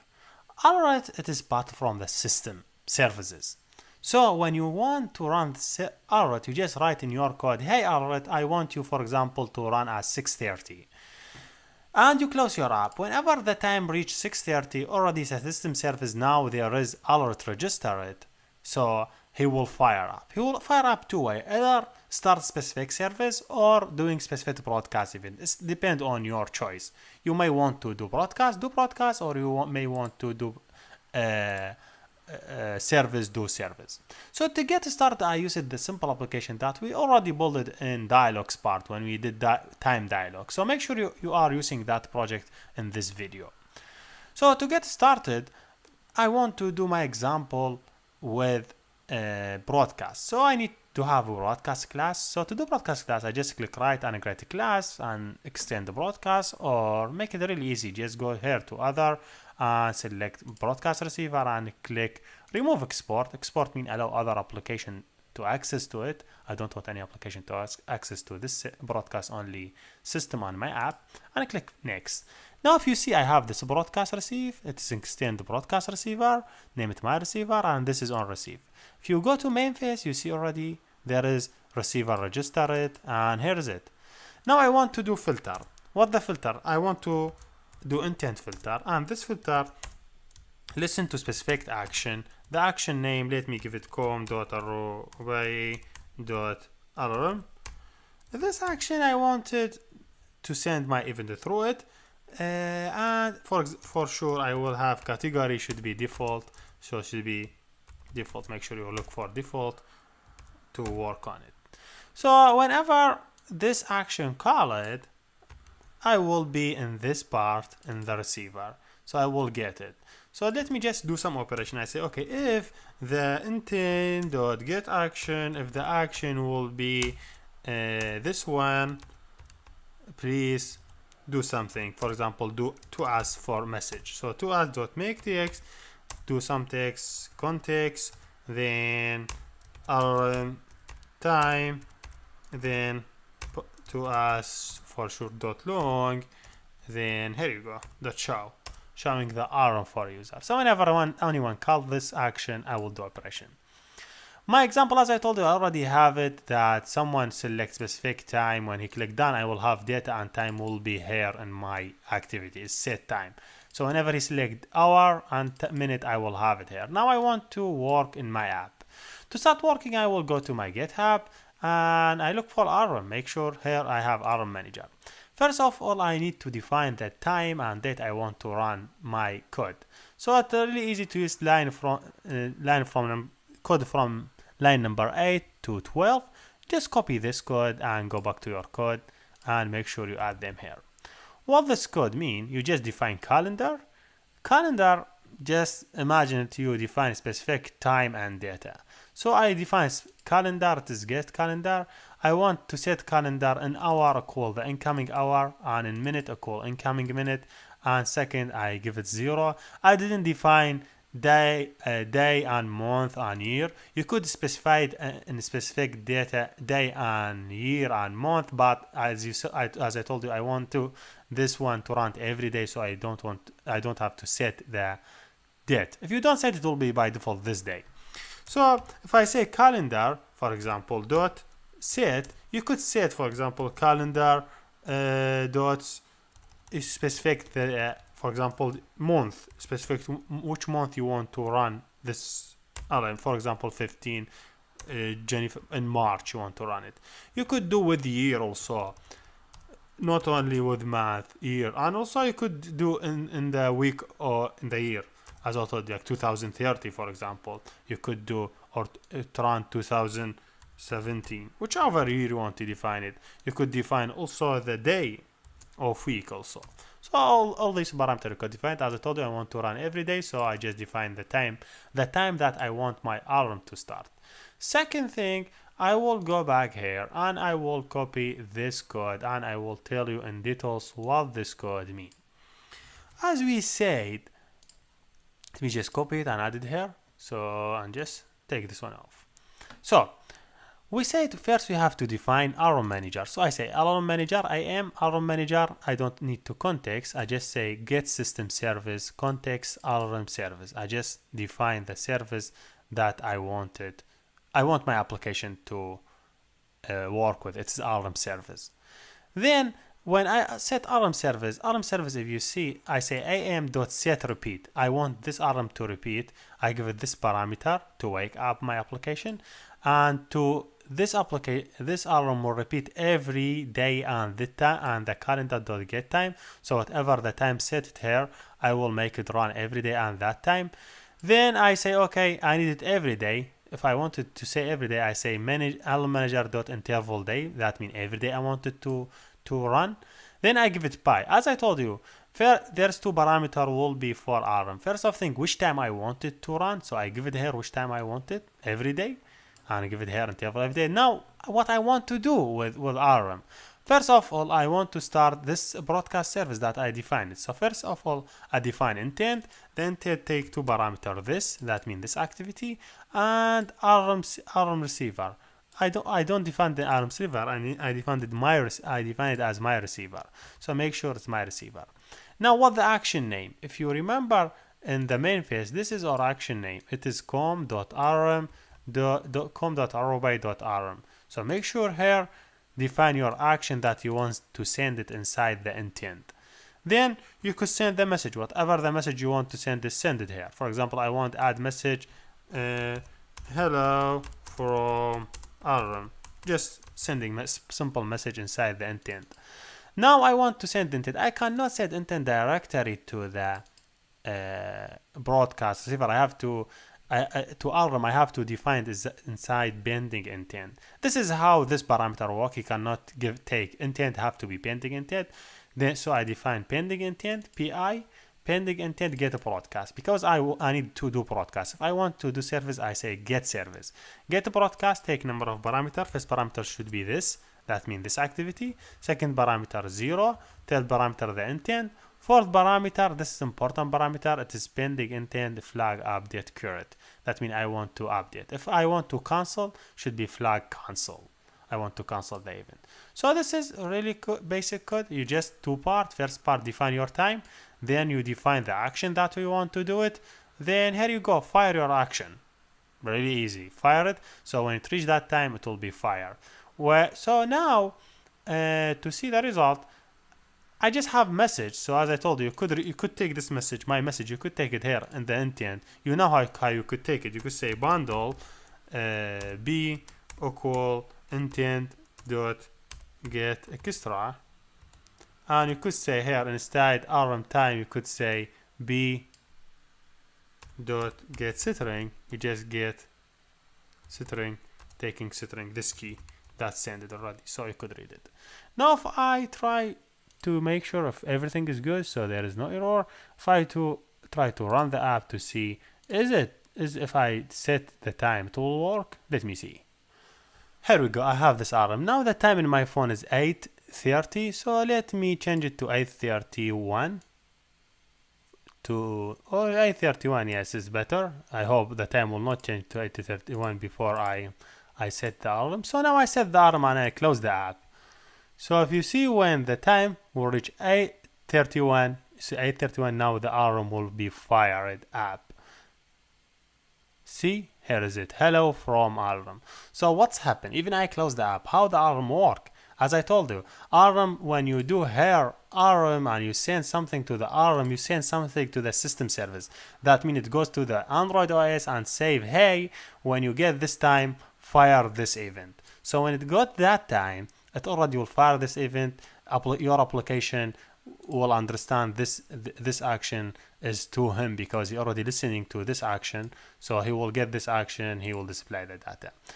I would, if you want to set in specific time, not every day. Just you say set, and you give it the information, but just only remove this parameter, and now you want to don't repeat it, you just display it one time. What if you want to cancel it? Just say cancel and give it the intent. You just give it the intent. Well, the name of the intent is pi, so just give it the intent pi. Make sure here the flag you change it to cancel. So make sure you have the cancel one. I'm sure it is a flag cancel occurred. You just cancel it. So this one, if you want to cancel, if you already set alarm and you want to cancel it. Let me go back. I don't want to cancel now. Let me just return back to my normal alarm that will work every if repeated. Now you have, or you run into problem. If I set it this time, that's mean I want every day in 8:31 work. But if someone restart the phone, this part will not work. Do you know why? Because this is how Android work, how services work in Android. He will clear all the alert and no one stay. So to fix this problem, it's really easy. You just make your application loading the alarm or setting the alarm whenever the phone started. So if you see this is the phone, if you shut down the phone, there's some broadcast even happen for shutdown. And if you restart the phone, there is some broadcast even happen when the restart. So I would say, okay, let me listen for the event that happened when someone restart the phone. So when someone restart the phone, I want to listen. So if you see, I have some code here for listening for bootcamp. That's this line mean permission. I'm asking for permission to access to phone start. So now when the phone will start it, I have this line. I'm not using this 3.1 just from previous example. So that's mean this permission mean, hey, I'm asking permission to allow to my app to start with the OS. Now my application will start with the OS and there is no problem. But I want to, when my application starts with the OS, I want to listen to a specific event. So now I want to listen event for a phone start.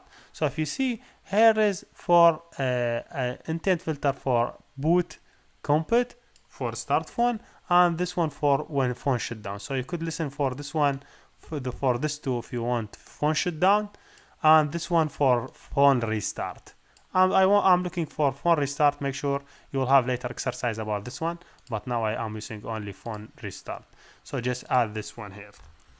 This action, as I told you, for phone restart. Now when the phone restart, your application will start with it, and you're already listening to the event for restart. So now you will get into that event in this one. So you could work with it in a broadcast receiver. So what you have to do, I say, okay, else if the intent, make sure you write intent correctly. I say intent dot get action dot call, and I have this code that will fire whenever the phone restart.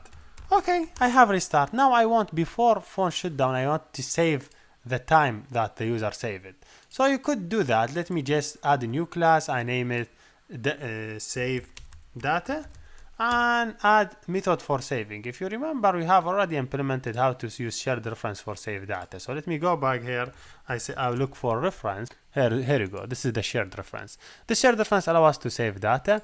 So you could use it in this way. I will copy this code for shared reference, all the code. I copied and pasted here. If you see, this shared reference is really easy to work. It first have constructor and using shared reference as instance, and it take context as input. This I modify. I name it this file. So saving, it should be this one, and this one should be minute. I would save the minute here and take this one as a minute. So I'm saving hour and minute. So for sure, when I want to load them, I will take integer. Make sure this one is correct. So data is changing. So minute equal minute reference dot get init, because I'm taking integer, because I'm saving already integer. So get a minute, give it 0 if there is no minute set down. And same thing for time. I just let me take something for hour. So this is for hour. I just taking integer for hour. There is no hour signal. Make sure this method I will change it void, because I no longer read it. So yes, this is one. So I want to save the data. To save, how I save the data first. When the user select time, I go here. I say, okay, when he said there are, let me save data. Save data. So I will say save equal a new instance of this one. I'm saving. Then I say dot save. I hope save will work. It take two things, hour and it will take minute. I'm sending both of them for this one for save data. Now when I hope this one work. Yes, this one for save data. Make sure everything yes, because save data is string. So make sure here this one change it to integer and integer. So you'll save data. Now I have saving data and I know how to save data. Make sure this one put integer and this one should be also put integer, because I'm saving integer, I'm getting integer. So put integer. Okay, here you go. Now I'm saving. So yes, here you go. I understand how to save this data as a data in time, and now I want to load them. So if you go here, what happened broadcast here, this happened broadcast. First of all, I do this one. Then if you see, I don't have this now. I have context because I'm from class as we said. Then I say save data dot load because I'm loading data. So I say okay, load. I hope load data will work. Load. So okay, he will call load. So I need, when he call load, I want to alarm, set up the alarm. So let me say void alarm set. It take 2 parameter. Let me suppose take this 2 parameter also as an input. This the alarm for the alarm set. Just moving the code and make my application like more comfortable or more. So I will take all this part for calendar. Here you go. Take this line and move it to the save it in this part. Yes, here you go. You know I have hour, so make sure I change this one to hour as capital, and minute, make sure change this one minute to capital, and get system service. Now I need to have a context. Or do I have context here in my project? I have to have one. I have context here, so let me just define it as a public because I already access to it. So context, and I say okay, hey context equal context, but make sure this context should be the class context. That means this dot context. Yes. So now whenever you have this and this new method, change it to. So now I have get service. I cannot call get service directly. I have say context. Instead this one, this I will add context. I have this. I add context. Make sure there is no other error. Here you go. I think there is no error now. Yes. Now I want to save set alarm. So it's really easy. Just here before you saving, just save data dot alarm set. The alarm will take an hour and take minute. So I first using set, then you load, save the data. So now we go here in the my receiver and you do same operation. So when you load, after you load the data, just do not from here, from the load. So you say okay, you load it, then hey, when you load this, send it. Make sure this hour capital and this minute capital, and that's great. Say you fix it, so you don't longer need this one, and here we done. Now whenever anyone start the application and set everything to you, so it will, if you see here, if in a broadcast I have it, not a broadcast, in main activity when application started pop up, when he set the time, you take this defined time and set the alarm in specific time. You send hour and minute, and you save the hour and minute after you set it. And when the application restart, you will get already this data. Start, you just define initialize, then you load the data from the file. Now here we go. If you see, I have this my class. First I display pop-up, then when someone select data time, I will take data grid instance and set up my alarm to run that time and save the hour and minute. Now when the phone restart again, everything should go, but I still have data and time saved. So first of all, I load them. So I will take a minute, an hour that I save it. Then I set up the alarm in that time, and now I'm okay without any problem. One thing you have to do it, you don't want this one to display every time. You want to display it one time. You could add other parameter or whatever. Here we done, and thank you for watching. Hey everybody, let me talk in this video about one of most interesting feature in Android. That name is deprecated. So what we mean by deprecated? First of all, Android is one of the very fast growing software. So because Android Studio is growing too fast, so they did a lot of changes.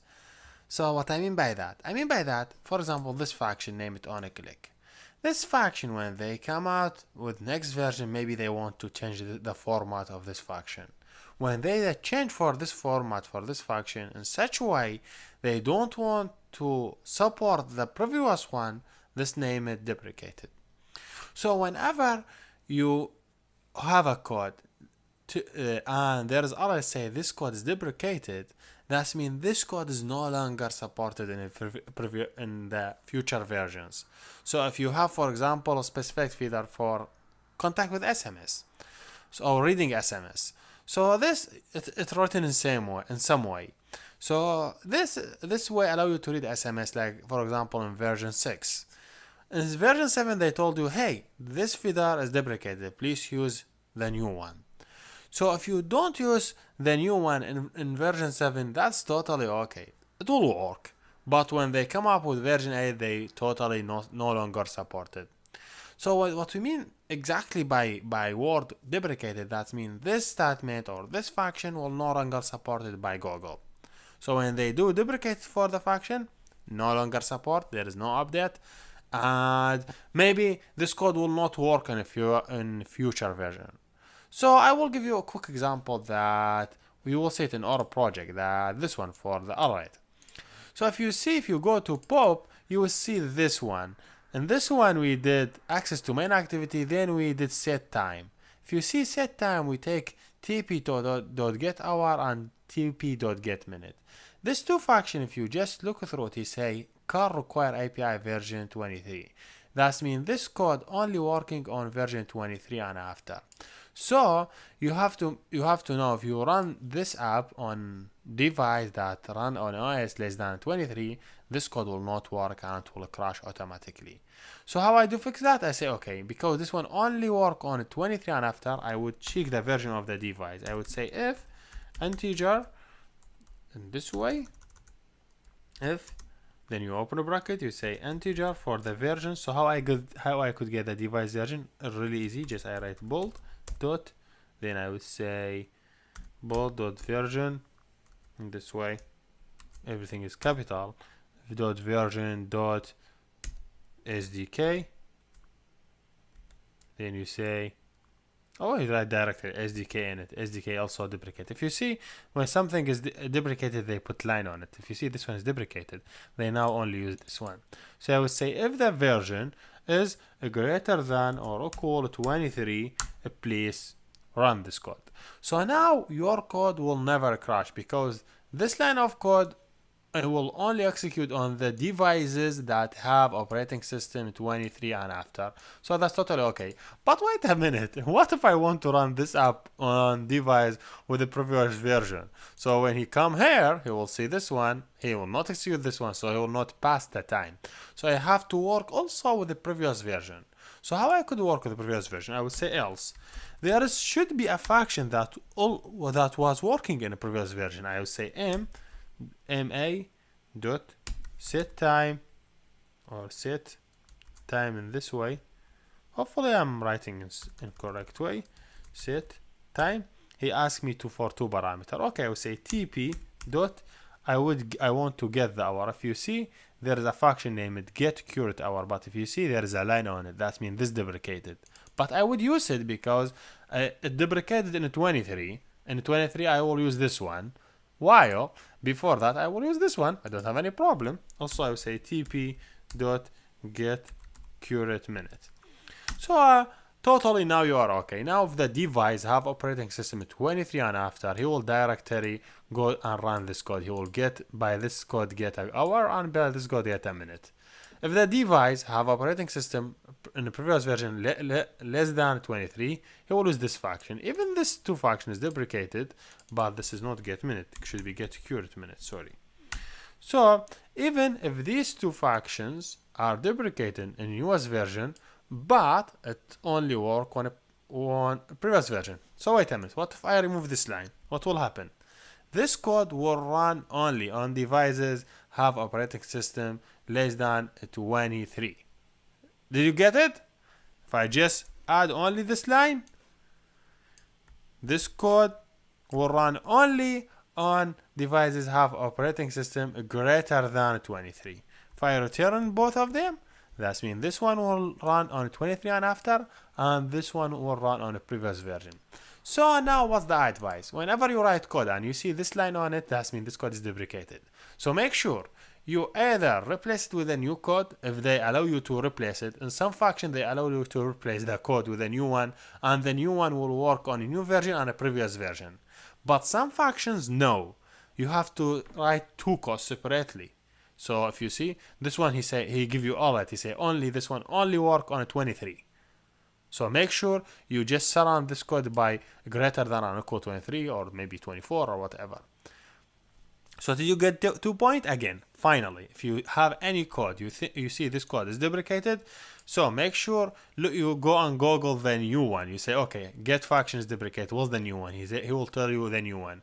If you write the new one and you get notification like this one, make sure you write this line before it. Then you say else, you write this one. Otherwise, if you don't get notification, for example, if there is no alert, that means this function could work with the new and the previous version, so totally use the new one. But now I have alert, that means okay, the new I have written and the previous one. Here we done, and I hope you understand it well. Thank you very much, and see you next. Hey everybody, let we talk in this video how we could do implement for job service. So first of all, what do you mean by job service?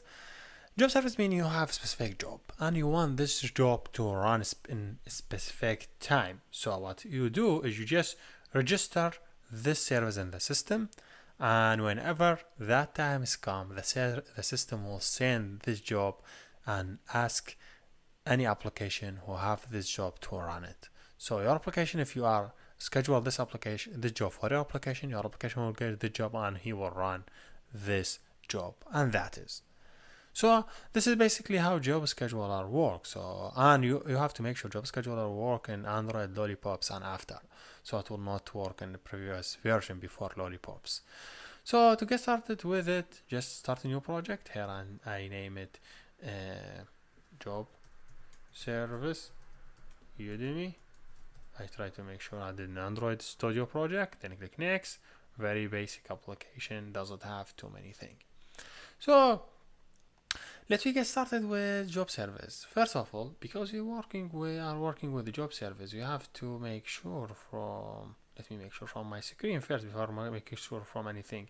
I know this is something in new Android preview. Maybe you're not using Android preview, you are using the stable version. But yeah, we still make sure just make it equal to the screen size, hopefully. Okay. Oh, sorry. Take it this way, up, yes, screen size. Here you go. Now I have it. I have Android Studio in my screen size.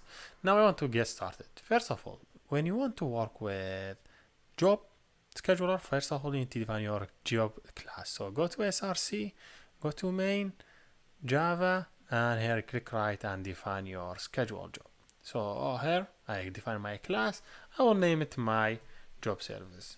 Okay, and click save.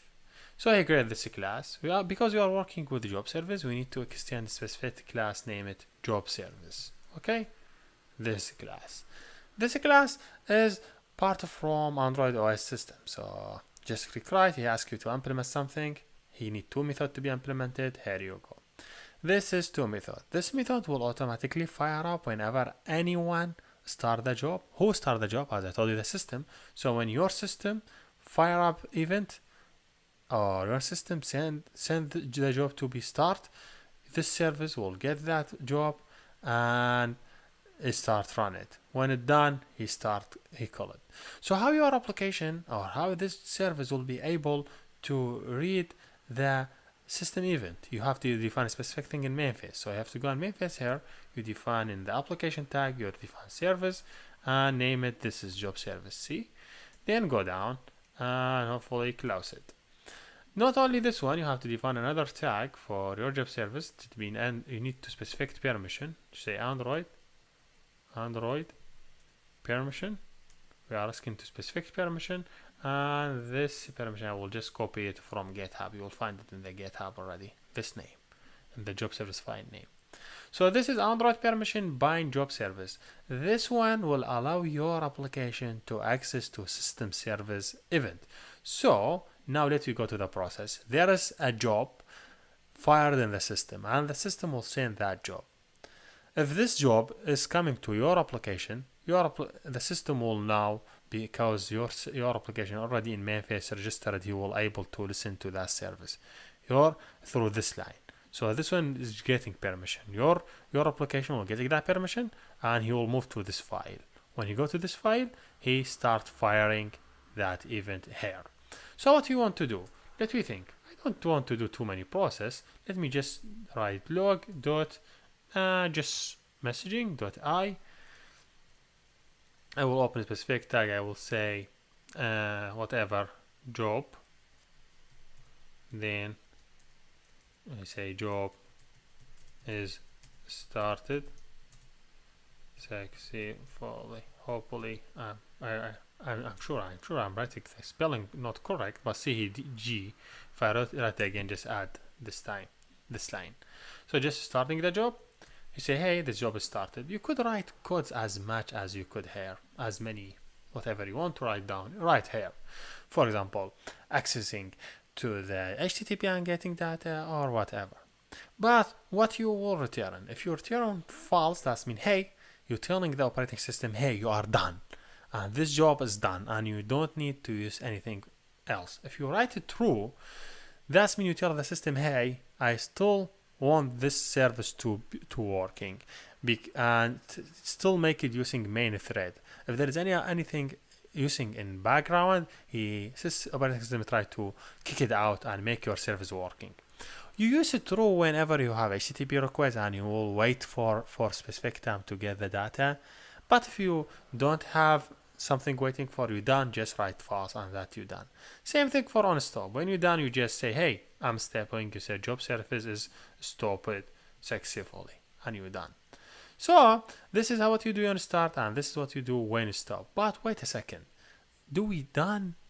No, because when you now this service, when it's getting the job, he will fire it. For example, here we just printing this line. I want just to print this line. Then he will return the system. But the system still did not know you are done. Because this one doesn't tell the system, hey, the job is done. He just say, hey, I'm no longer need to use the resource. So we have to tell the system, hey, we are done. Otherwise, the system is still keeping a space for us. So you say, okay, here you say job service finish. You say job finish it. Okay. When you say job finished, you give it two parameters. The first parameter means the job ID. Which job you call? The same job that coming as input. So add it here. Then the second parameter, that is mean what you do you want to repeat this one? That's mean you say do you want, if you just click here, just see it. He said he give you in the hint boolean need reschedule. That's mean do you need to reschedule this job? You say if you don't want to reschedule, you say false. If you want to reschedule it, you say true. So when we say true and when we say false, think about you are calling HTTP, okay? And the calls fail for some reason. So you have, for example, something boolean for is fail, okay? You're getting the result. So if it's fail, it will be true. Let me suppose this thing is getting from HTTP. So if he wasn't able to get the data from HTTP, this one should be true. Okay? So if it is true, you just say, hey, need to schedule, yes. Is fail, yes. So now think about it. Think about he came here, he went there, this line, he go to the HTTP and he wasn't able to get the data from HTTP. So here on this point, you are not done. You still need to do something. You need to repeat the job. So what you will do, this one will be false. You're sending back to the system, hey, I'm not done. My job is failed. The system will reschedule the job because you give it a true. He will rerun the job again. But for us, we don't have to run the job because we're done already. So you say, hey, true, I'm done. Now we're done. On the server side or on the listening side, we're done. But now one thing missing, we need to reschedule the job. So let me just reschedule the job from here. So how you would able to reschedule any job in the system? First of all, let we define the job ID. Integer job ID.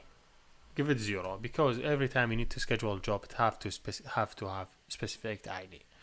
So now I want to schedule the job to be running. I want to say, hey system, I need this job to run in 10:30. So when 10:30 came, the system will send this job and my service will read this job and run it. So how I do? First of all, I need to build my job. So just I say, hey, job info dot build. I'm just building. Then I say build. Define variable from job info. Oh, cool. This take two parameters. So a new job info dot bold, and if you see, take two parameters. The first parameter is job ID. As you see here, we define the job ID. The second parameter is the component. So just we could say new component name, and we give it the name. This take two parameters. First parameter this, that means this activity. The second parameter, the service that we want to schedule it. What's the name of the service? This is the service. So you say this service dot class. You're just telling the system, hey, I want to schedule this job. So first of all, I want to build my job. I say, hey, I want to build this job. I want to give it this ID, and this job, when I run it, it will call this service. So when I register this one in the system will now, when the job times come, he will call this service, which is this one. So now I'm building the job, but there is a specific parameter I could give it to this job. For example, first of all, I send latency, or send minimum latency, like how long time I have to wait until the job to be run. Let me suppose the job will run after 1 second. Okay, this is, I give it in millisecond, so 1000 to 1 second. Then I say dot set override deadline, like how much time I have to wait maximum to before like expect before the deadline is done. We use this line whenever we have error to be, when we have some error to run the job. So we will wait for a specific time. Then he say, hey, error, I cannot. So we wait for 2 seconds. If it's failed, hey, you will give us, you are done. So now I'm building the job, and I have all the information for my job, and just want to send this job to the system so the system could run this job. How I could send it to the system? Just I define job scheduler. Then I say, okay, job scheduler, or call. For sure, I'm defining job scheduler. Then this job scheduler will get system service. I'm accessing to specific system service. Make sure to add it in 2 line. And what the type of the service that I want to access to it? Context dot job schedule service. So here you say, hey, I want to access the specific service in the system, name it job service, and I want to schedule this job. Okay. Then you say, hey, job service dot, what you say, dot schedule, hopefully schedule. Then you give it your job. Very, very basic thing. So no, this job, this is my job. So let me think about it. Let me track it, how this one will work. Make sure dot bold after it. So first of all, you say, hey, I have a job. This is my job. I want this job will run after 1 second. If there is any error, wait for 2 seconds, then give me the error. And when this job run, I wanted to call this service. Okay? Then you complete your job. This is job info. Job info. Then you want to send this job to the system. Here you send it. Here you send the job to system. Here you define system service, job service, and you send it. Now, when you run the application, this service will go to the system, and it will be saving inside the system. After 1 second, the system will send the job. How he will now, according to this package, he will now for which application send it. So your application already registered, this one will receive this event, he will receive it, then he will run this job for you. So if you just try to run it, I already have application running, so and you try to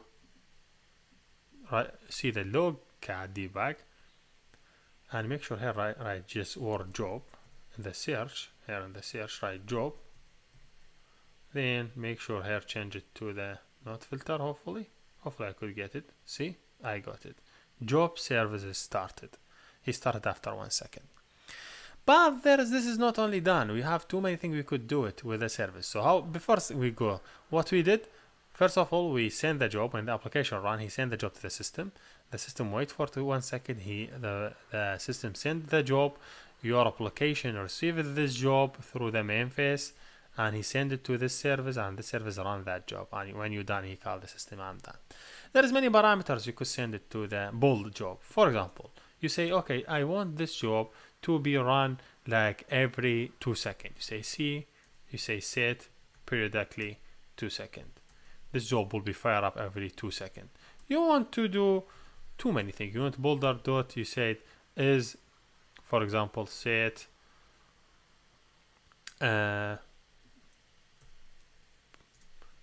periodicity, this one, This one you give your application permission to access with, to start with OS.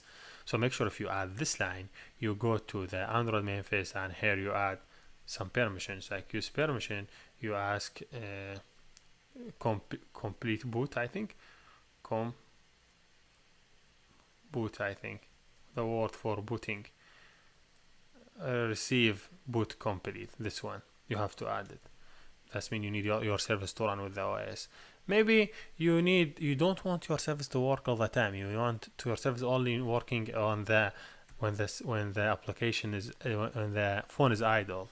So you say, okay, set require device idle true. That means, hey, you want your service only running when the device idle. So if the user using the application and explore application, your service will not run. Only when the device go to idle, your service will run. This is very helpful to make the device fast always, so he could explore normally without any delay. Then when the application go to sleep mode, you could start working. Also, you make your service working only when the device is charging. If you need something to use battery a lot, you say, okay, set require device charging, so it will work only when the device is charging. Also, you could define many things, like you say, okay, define set require network. You mean, hey, this application require network to run. So for example, you say require network. Is this one? No, this is not require network. Dot set require network type. You say, hey, this application will require specific network type. You give it job info dope network unlimited. There is different type of the network type you could define here. See, there's too many. So the idea here, think about you don't need your service to run if there is no internet. You define here the rules. So if there is no internet, your service will not run. And also make sure if you want to use network, you have to go to main face and say, hey, I need permissions to use network. So you say access network state. Is that right? Access network state, because you need to access new network. So this is very helpful when you don't want your service to run if there is no network, for example, or whatever. So this is basically what you have to know. All this cannot work together. So you cannot set periodically at the same time you have latency. So make sure to go to the SDK and read everything. So yes, this is the thing that we have it in this video, and that's what I want to share with you. Go to the documentation and start to now to learn. Like I could use this one. I cannot use this both together. I use this one with this one and whatever. We're done, and thank you for watching. Hey everybody! In Android published a new framework. Name it Autofill framework. Autofill framework help users when they use your application to do autofill or autocomplete. So how we start with this type of project? To get started, I just click here, import Android sample, and from import their sample, I will select Android preview and select autofill framework. Next, then create the project. Waiting for some time until he will be able to create the project for me.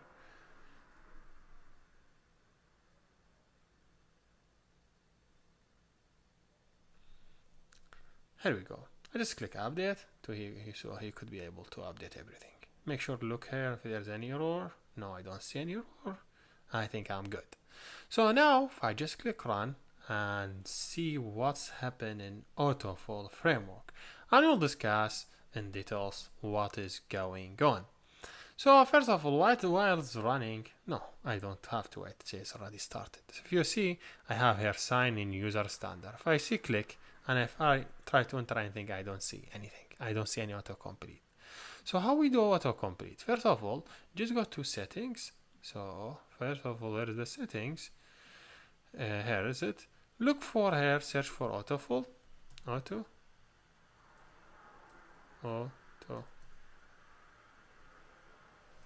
apps. This one. Click on it. And then here select autofill app and change it to autofill framework. So your application could be the resource for autofill. So now you have it. Now let me go back to my application. Hopefully I would see it. The application that I already. Oops. Wait, let me see what's going on.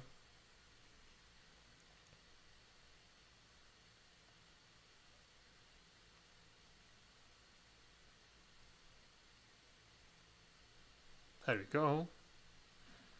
I think I have it now. I have two. If you see, I have two applications. One of them autofill framework, one autofill setting. If I click on autofill framework, now I click here. I try to enter anything. See, I select you. He do autocomplete. User 0, user 1. That means there is data. He do autocomplete from them.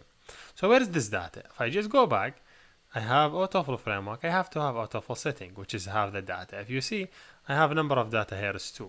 Let me see, it is 22. Let me just remove it and let's make it 9, whatever. And click save.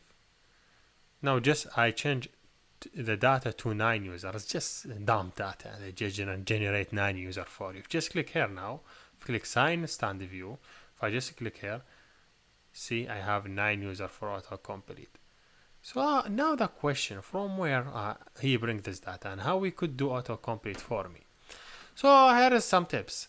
First of all, if you go here to main face, to the main face of your application, here, you would see there is something new you never seen before. This is the application and this is the activities that you have it. Some specific activity for your application. This is normal application. Here you have another activities for autofill settings. It's totally different of your application activity. This is your application activity, app, whatever, and this is another activity for the autofill settings. So he could go and bring data from that application as a setting data. Also, you see here service. Service is that resource that provide the data for your application. So think about it. You have application, which is this application. You have service that bring data to your application. He will bring this data from this one. Or I could not say from this one. This one is just layout for setting, because you see when you go here, you see you have two applications. One of them your application, one of them autofill setting. So from where here bring this, from where he generated from this layout. So he generated autofill framework using this activity. Autofill setting he generated using this one. If you see, he just go back. For that reason, when you click here and you click save, you just go back. So because this is the layout will be the resource for the other application. The service is something, the data that you served by your application. If you go here, you see you have two in the Java, you have two things. One app, one service. App is something your application. That's mean, hey, I have this application, this is my application, this is my layout. So the service is part responsible for generate the data. So if you select here autofill data, this is the place where you generate the data. If you see, this is the code. So if you want, basically, if you want to do autofill from other place, all this code, copy same this code. Don't change anything. Don't only change this part of code of returning data. If you see here, he return users. So you could change it to anything. You say change it to admin, and admin as a key and value. Now if someone run it, you will see list of admins, admin 1, admin 2, admin 3, or whatever. So this is simple tips I could give it to you. So click here, see admin 0, admin 1, whatever. So basically the service you still use the same. You will not change anything from all these files. You just change this method that return, if you see, hash map contains string and logic credential. You just fill this one with data. So you see how we fill it, and you return it, and you done. You will not change anything here. Still your application using for anything, any layout you could use it in the same way. If you go to the layout, you will see it basically very, very basic. And this is the case. Here we done, and thank you for watching. Hey everybody, let me talk in this video about JSON and XML and how we could represent our data as a JSON and how we could represent our data as XML. So first, why we need JSON and XML? Because in Android we communicate with the server to get the data in some type of the application. So the data that coming from the server is not coming as HTML as when you browse your Google Chrome or whatever. The data will come as JSON or as XML. So you need to know how you could deal with the JSON or XML in your application. So again, when we send HTTP request to the server, the data will become as a JSON or as XML. Depend or on your work. Maybe you want a JSON, maybe you want an XML.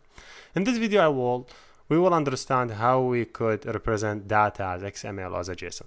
If you see, this is the data I have it, name of the person, his age, the language that he know, and the jobs that he know, and the place for everything. Now, I want to start to represent this data as a JSON. So let's just open a new file. I'm using Sublime as editor. You could use any editor you would like, just to make you understand. So I would save this file in our work. I will name it info.json. This is for our work. So make sure that the extension will be .json, because we need a JSON, so the data will be formatted as JSON. So first of all, when you work with JSON, you need to add this two bracket. You start and end, and all your data will be between these two brackets. The data in JSON is very, very easy to represent. You just key and value. In this way, you have key, and then in this way, key, then you have colon, then you have the value for the key, and that is value. And you will continue key, value, and the same way you key and value, and then you add this one, then key and value, then you continue. So what the key? I have it here. First of all, name is the key. Okay, add it here. What the value for the name? Is Hussein. Now, what the age? The key is the age. What's the value for key? You could say 27, but it's better because 27 is not string. It's better to remove this one. So if you have data as string, you have to have single colon from both sides. If you don't have a string, you just represent directory. Third one is the language, but language is not single element. He now number of language. That means he now array. He have array of language. So it's better to again we have key and we have value. Again we have value in this way. But the value now is not single element, is number of element. So it's number of value. So we could say it in this way. Represent it between two brackets of array, and you have the value 1, 2, 3, 4 in this way. So in this way you present it. Just I want to make you understand what I'm doing. So yes, now okay, the first one he now Android. Okay, this first value. Second thing he now iOS. This is the second value. Third thing he now C#. So make sure you add C# in correct way. And fourth thing he now Java. That's great. So if you see, the languages that he now is this for language. If you see, because I have more than one, I have to represent them as array. Then next I add this column, then I go down. I have also key, also represent your data in this way as beginner, and value.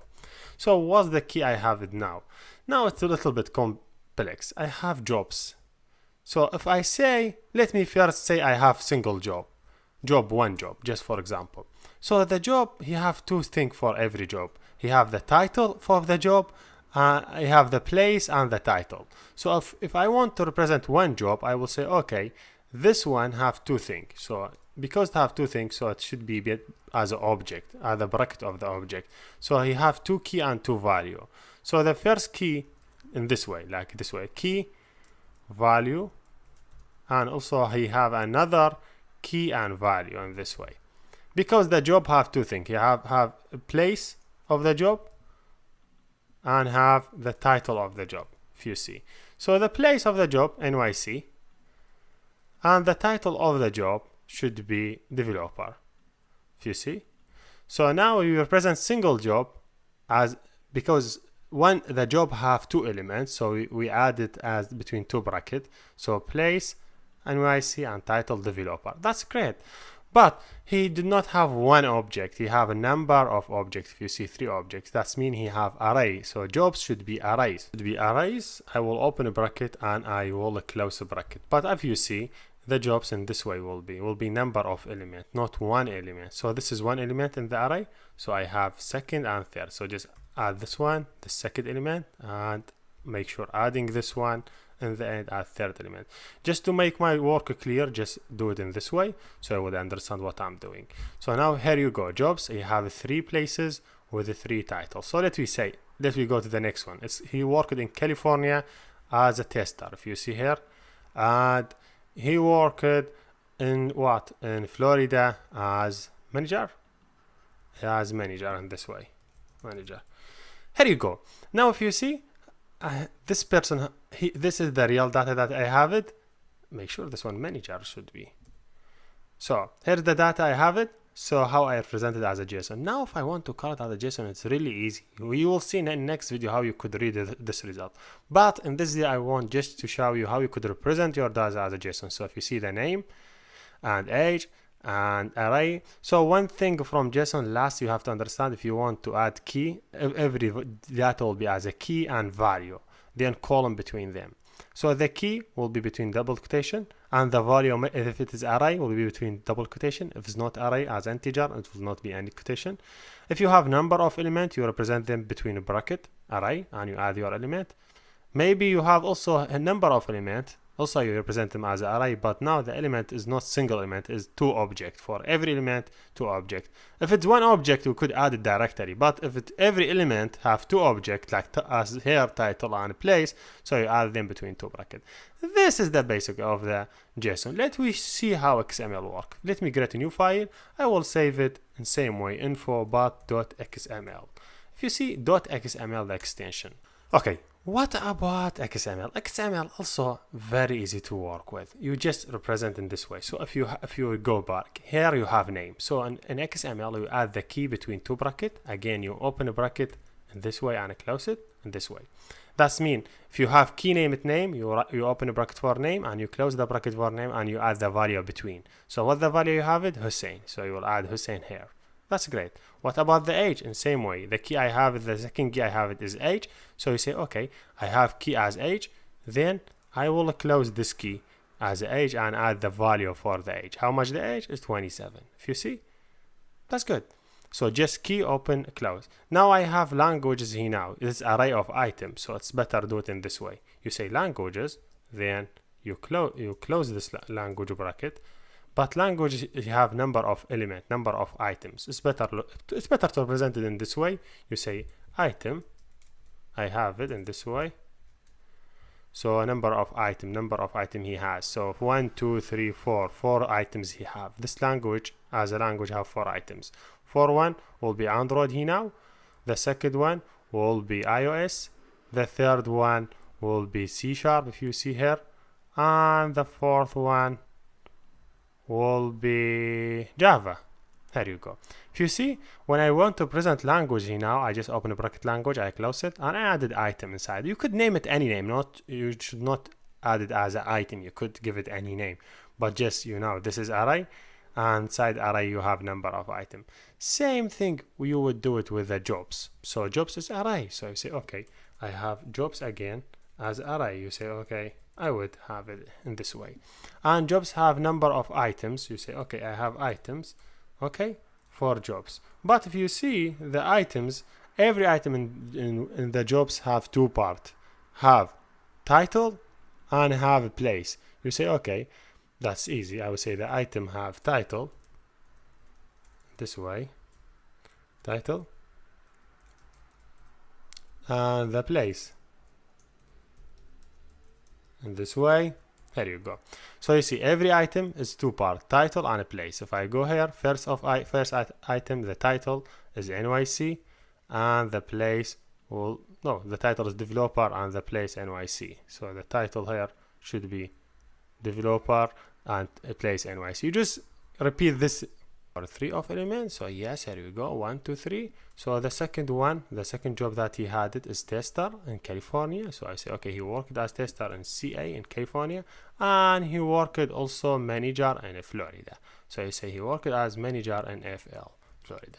But this data, and this is what you think, but this data also have to be between two keys. So if you see here in JSON, you present the data between two brackets. So also this one will have to be between two keys. So it's really easy. Just you say, okay, give it any name. I give it info. Then I will open the bracket here. Then I will close the bracket in the end. I'll say here I will close info. So okay, I have info as one key, and the info has name and has age and has number of language that he now, and number of jobs that he now. And if you see how I present it, mostly with Android you will work with JSON because the JSON is faster. So yes, so if you understand the JSON, that is great. Let's go next. Everybody, let me talk in this video how we could deal with JSON data. If you want to have application in Android that talk with the server side, you have to know how to deal with JSON, because when you get data from the server, the data will be either in JSON format or in XML. Mostly in application, in mobile application, you use JSON because it's faster. So when the data came to you in this format, if you see it, you have to know how to read this format in your application. You have to know how to get the name, how to get the age, how to get the jobs that you have it. So in this video, I will teach you how you could work with JSON data. The simple example I have it's JSON result having information for as an object, have a name Hussein and age 27, and have another object is for jobs, is array of object, number of job he had it, per job, like have an ID for the job and the title of the job and description, and also have this for the second job. So now I want to deal with this one in the code. So if you see, here is my code. I just try to implement it in this way, and I will add it to you in GitHub. This is same JSON but in string. So okay, I want to work with this string. I want to change it from string to JSON. Okay, that's easy. I will say JSON, not JSON. I will say JSON object, I will say JSON equal a new JSON object. Then I will send it this string. This line will directly change the data from the string to JSON, but now it's not working because JSON need try catch. So make sure surround your code by try catch. So add here try, then add catch for exception. This is how this one work, how Android deal with JSON data. So okay, now I have the data as an object. Now I want to get the info. Info is single object having two objects. So info is also as an object. So I will say okay, JSON object, name it info. This will be as object in JSON. So I say okay, dot get object or get JSON object. What the name of the object? I would get it. I would get info. So bring me the info name. So now info as a name Hussein and age 27 will be here. Okay. Then now I want to get the jobs. The jobs is, if you see, it is array of objects. So I have to define JSON array. I will say okay, jobs equal a new. I also will look for JSON in this one. I will say okay, JSON get JSON array from what's the JSON array? It name it jobs. Here you go. I would define it and I have it here. Now that's really easy to access to the name here and access to the jobs here. Let me first here I want to access to the name. So how I could access to the name? Okay, I will say string name equal. I have this object as info now, having two other objects.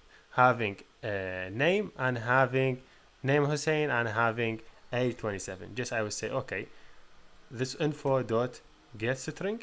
I would give it directory that I would say okay, name. Bring me the name from this one. He will directly bring the name for you. If I copy it and paste it for the age, I will say okay, not string. Age will be integer. I will say okay, integer for age. Get init, not get string.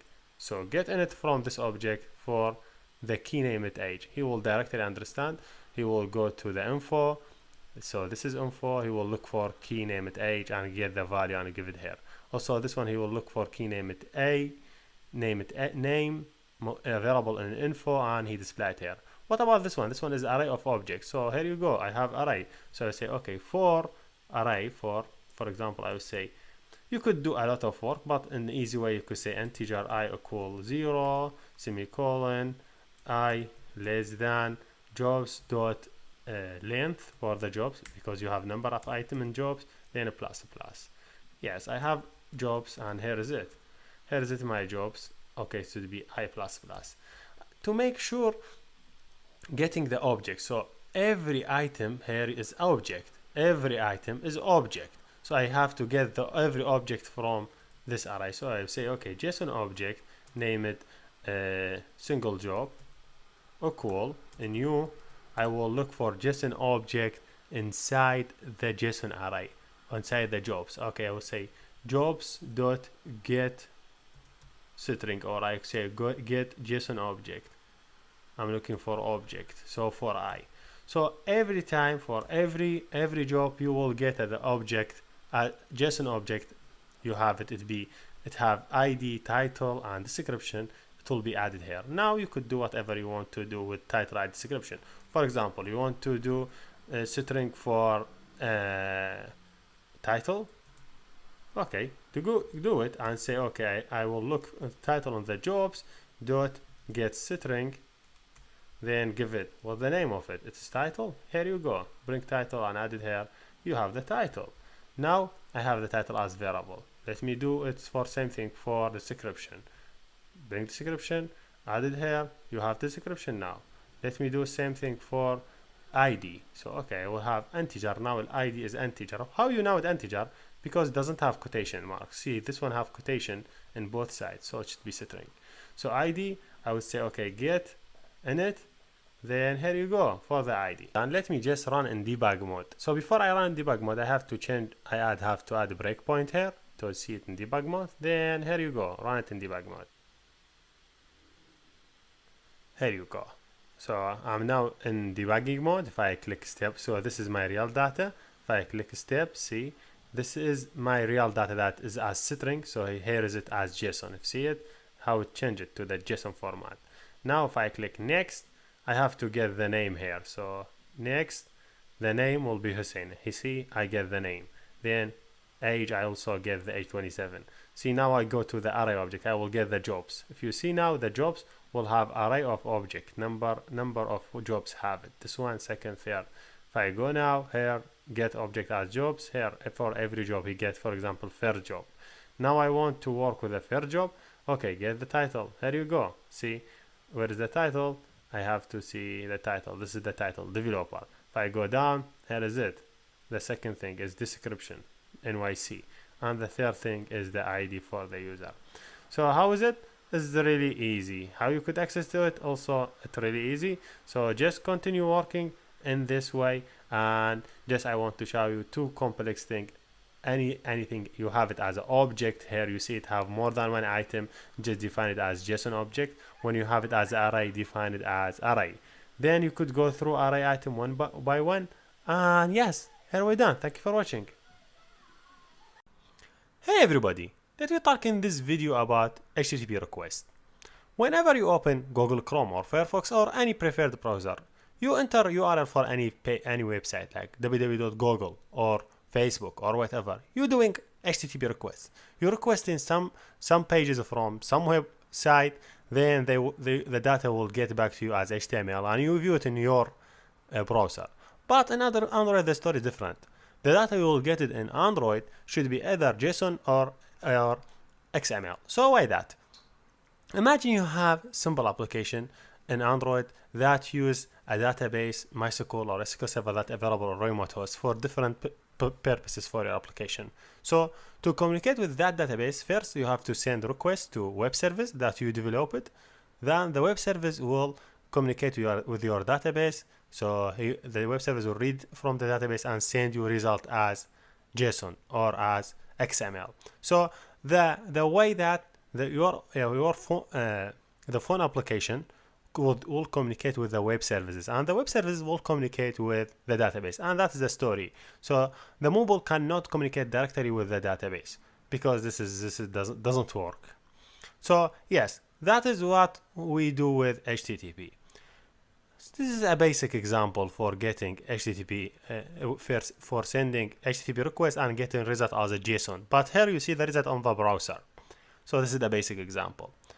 So to read HTTP in Android, so HTTP response in Android, there is two ways. Either using HTTP URL connection. This is a new way from Android. First thing, you just define the URL that you want connected to it. Then you say URL to connect to that URL. Then you make your connection. Then you will get the data as stream. Then you convert stream to string, and then string you know how to convert string to JSON to read it.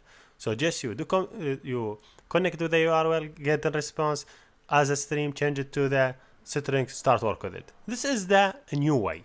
But there's many developers still using the old way. That means Apache. Android from version 6 and after, they no longer support Apache. So if you're still interested and you want to work with Apache, you have to add this line in your Gradle file. You say use library Oracle Apache HTTP legacy. Otherwise, it will not work. This is a basic code for Apache. Also you say input stream, you define your URL, then you connect with it, then you get a response. But this way, as Android say, will use a lot of network. So don't use it. Start using the new version of Android.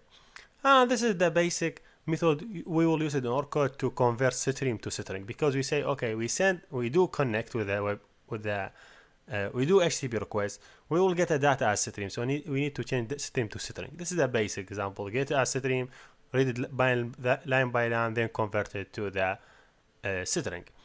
And here is the update. You will see it in Android website. They talk about what change that Android do in HTTP in version 6 and after.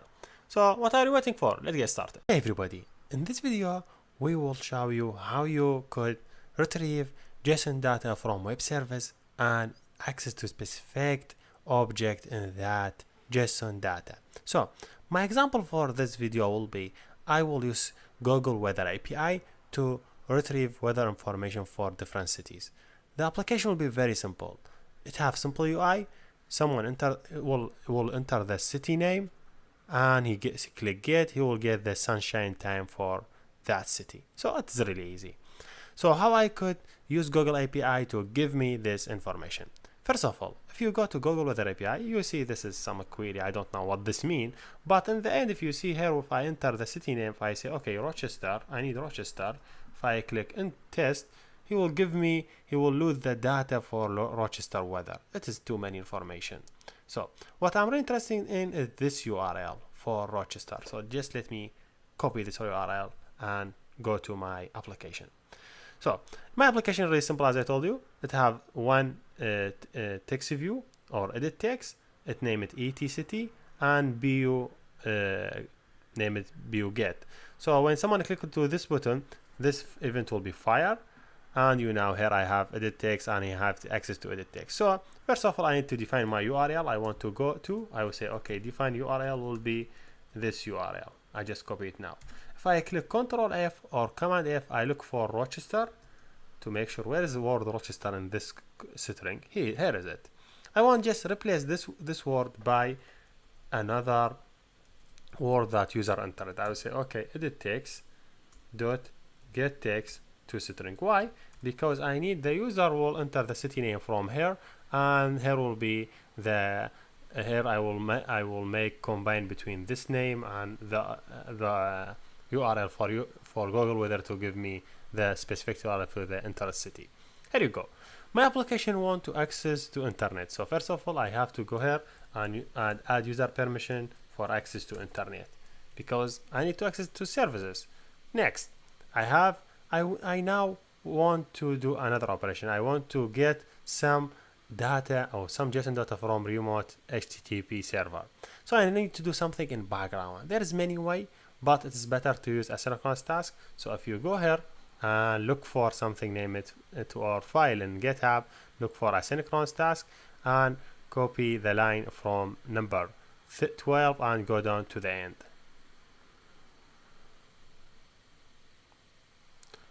To the line 86, just copy all the file, all the lines, and paste it here down. Now you see I have two methods. One of them name it, or one class added new you never see about, or you never know about it, name it asynchronous task.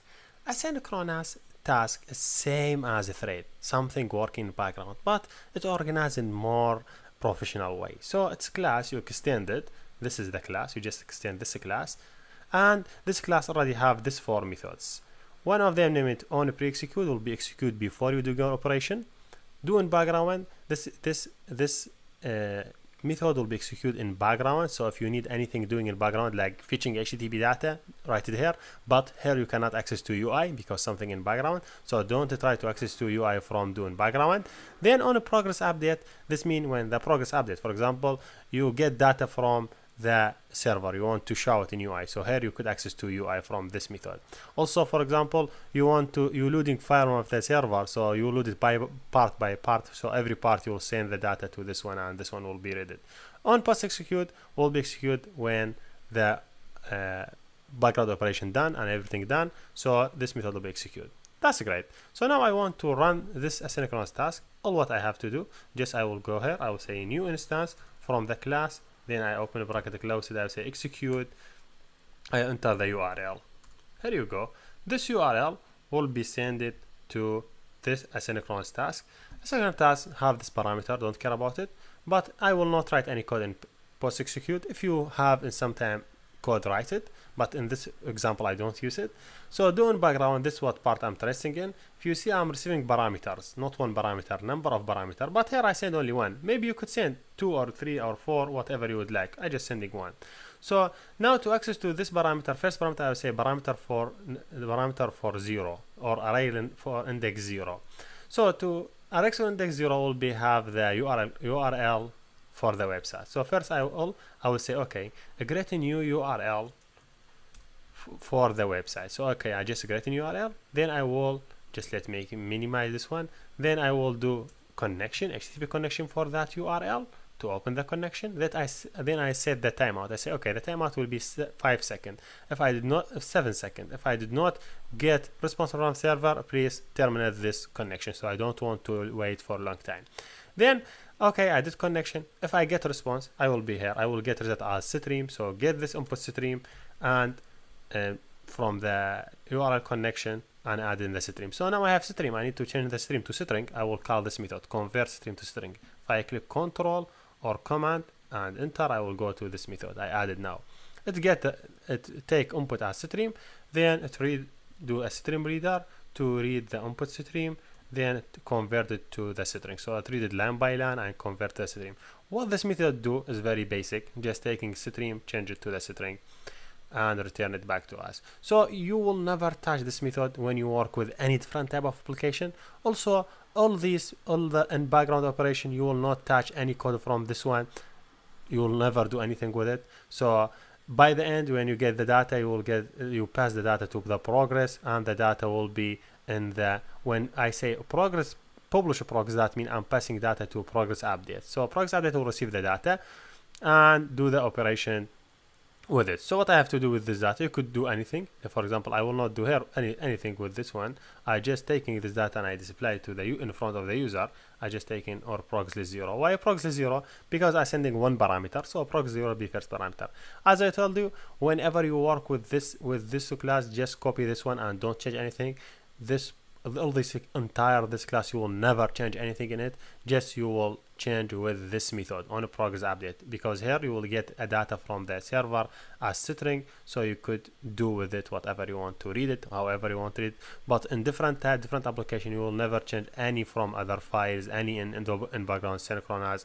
Only you will change the URL that you will send it to synchronous task. So here, okay, I'm getting the data as string. I will display. So if I run, he will bring entire data. If I give any city, he will give me entire data. So let me just enter Rochester this way. Here you go. He give me all the data as a query. There's many data here. I want to read specific tag. Okay. If I go here to my weather, this is a basic example to show you how you could read from web API. If you see, I cannot understand there is many data, so just let me copy all these data, take it, open Sublime or any editor you would like, just format this data. I say, okay, file.json. You don't have to care about that. I just will add in download. Just give it extension .json so you could read it. Okay, now the code will be formulated. If you see, there is where is the sunshine? The sunshine will be sunrise. Here is it. But it is inside number of object. Inside the query, then inside the query there is result, then inside the result there is object. I think name it channel. If you see, read the tag and you will understand. And inside the channel there is this tag, and inside this one there is sunrise. So I need to go through number of object. So it is easy. I just have this data as a string. So I want first to change it to the object. So I say, okay, JSON object will be my JSON equal a new JSON object. I will give it the string. Now in this line, I'm taking the string data and I change it to the JSON. Now I could work with this JSON data. If you see, I have number my Sublime to be in right direction. First, I need to access to query. So here you go. I will go here. I will define JSON object, name it a query. Please search in JSON for JSON object, name it a query. Okay.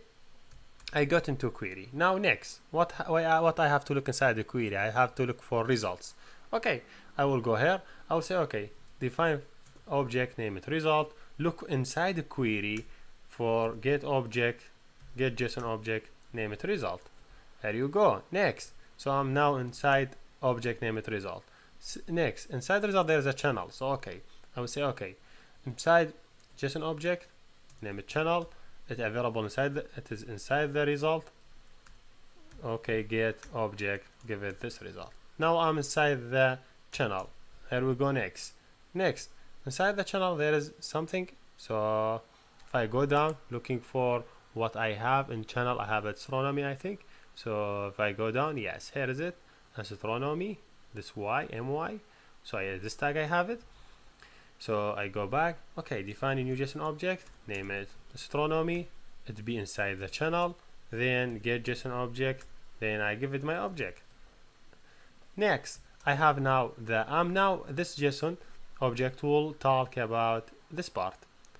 So now I'm in this part. That's okay. I could get this one directly without anything. So you have sunrise and sunset.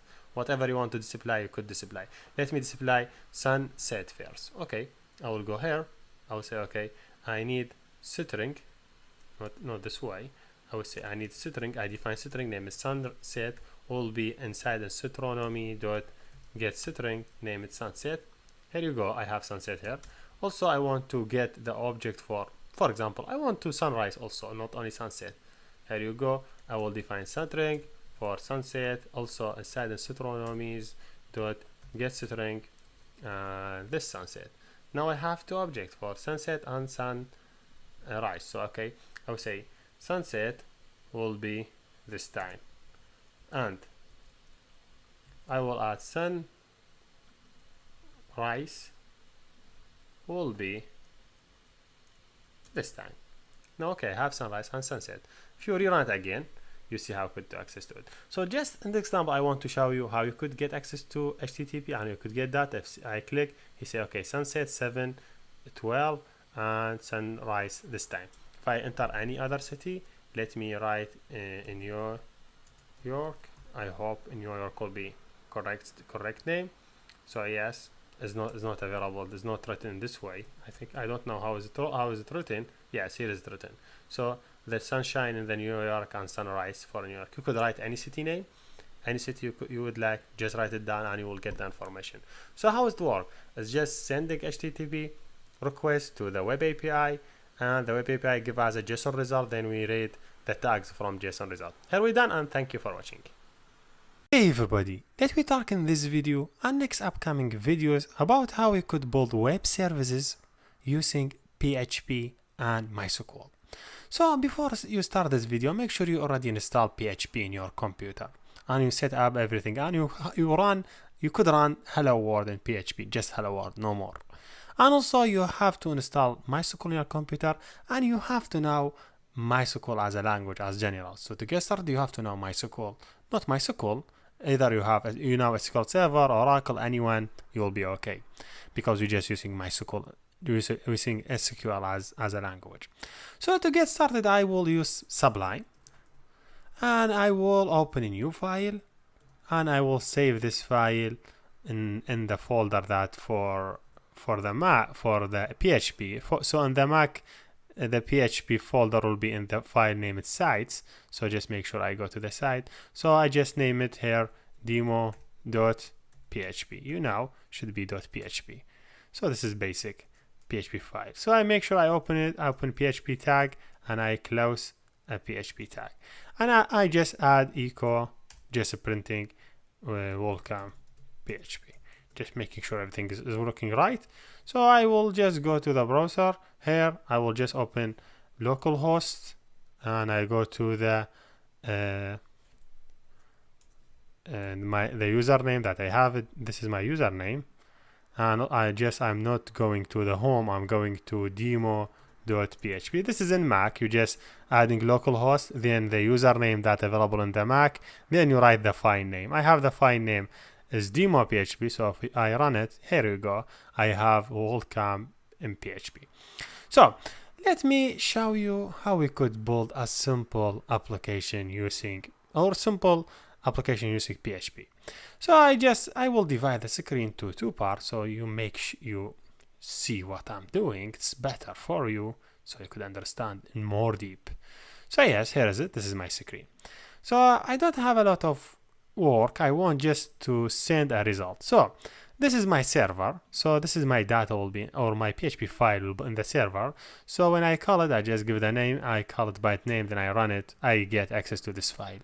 Imagine I want this file to return a result to me as a JSON. Imagine the result that I have it is just some information, like for example, some info about string information about username and password. For just for example, username and password, I will say single quotation. Username will be, it is better used in this way. You just use one format. Then this is username. Let me say username will be Alex1AA. Then the password will be in this way. Password. Let me suppose it. Use it. Just you write in the password will be 1 2 3 4 5. This is very basic string, but it's not string. You know what this means. I'm just adding JSON having username, and this is the username, and having a password, and this is a password to object. So to print this info, to see it in the screen, I will just say echo. It's better to do not say echo. It's better to say print, because I want to print a result to the screen. So now when I want to see this result here, I just run it. I will see it. But you say, hey, you have error on line number 4. Yes, because I didn't add here the semicolon. So make sure I add semicolon. Here we go. This is my result. But in some cases, some browser see this data as a string, does not see it as a JSON. So it's better to convert this result from string to JSON. So to convert from string to JSON, you just say JSON encoder, and that's okay. Just JSON encoder.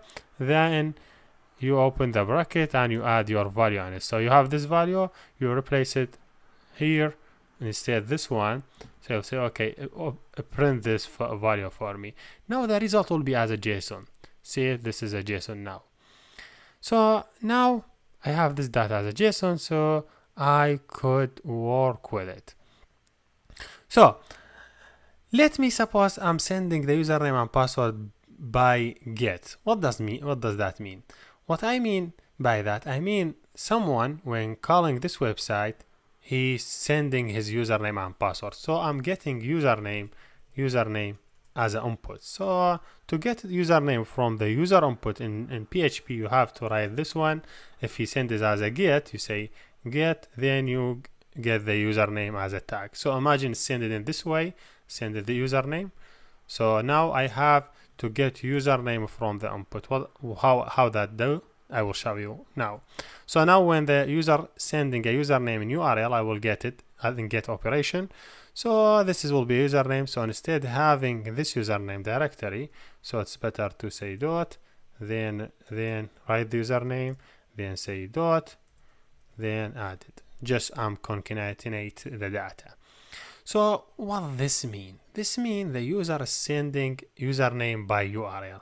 Mean here he just adding semicolon or question mark, then he add a key as username, because as I have it as a get, then he give it username. Let me say he give the username ABC. If I run it, see, this is the username ABC. So how does that work?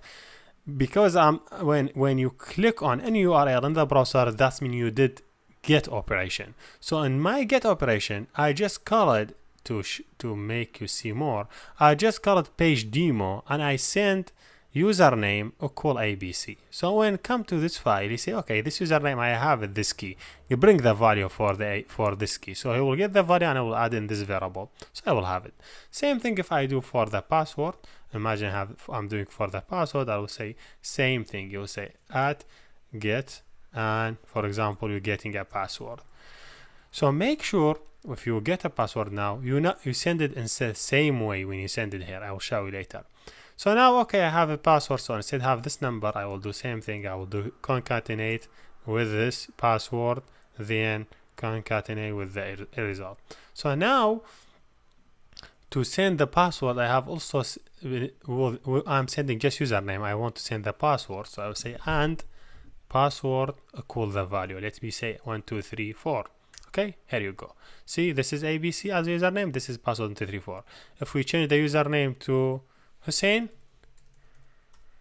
and this is the Hussein and password 1234, you could change the password to anything you would like. Let me change it to 3 zeros. So you see, this is the username and this is the password. So that is great. Now you understand how we could send data to our service and how our service could read this data and display it for us as a JSON. So now let me go more like deep and talk about database. Imagine I want to send this username and password to the database and I want to save them to the database. So I have to have a database. So I will open the terminal. I will open MySQL /user, then I will go to the user root, then I will say /password. The password for my computer is 12345. I will open MySQL. First of all, I want to create database.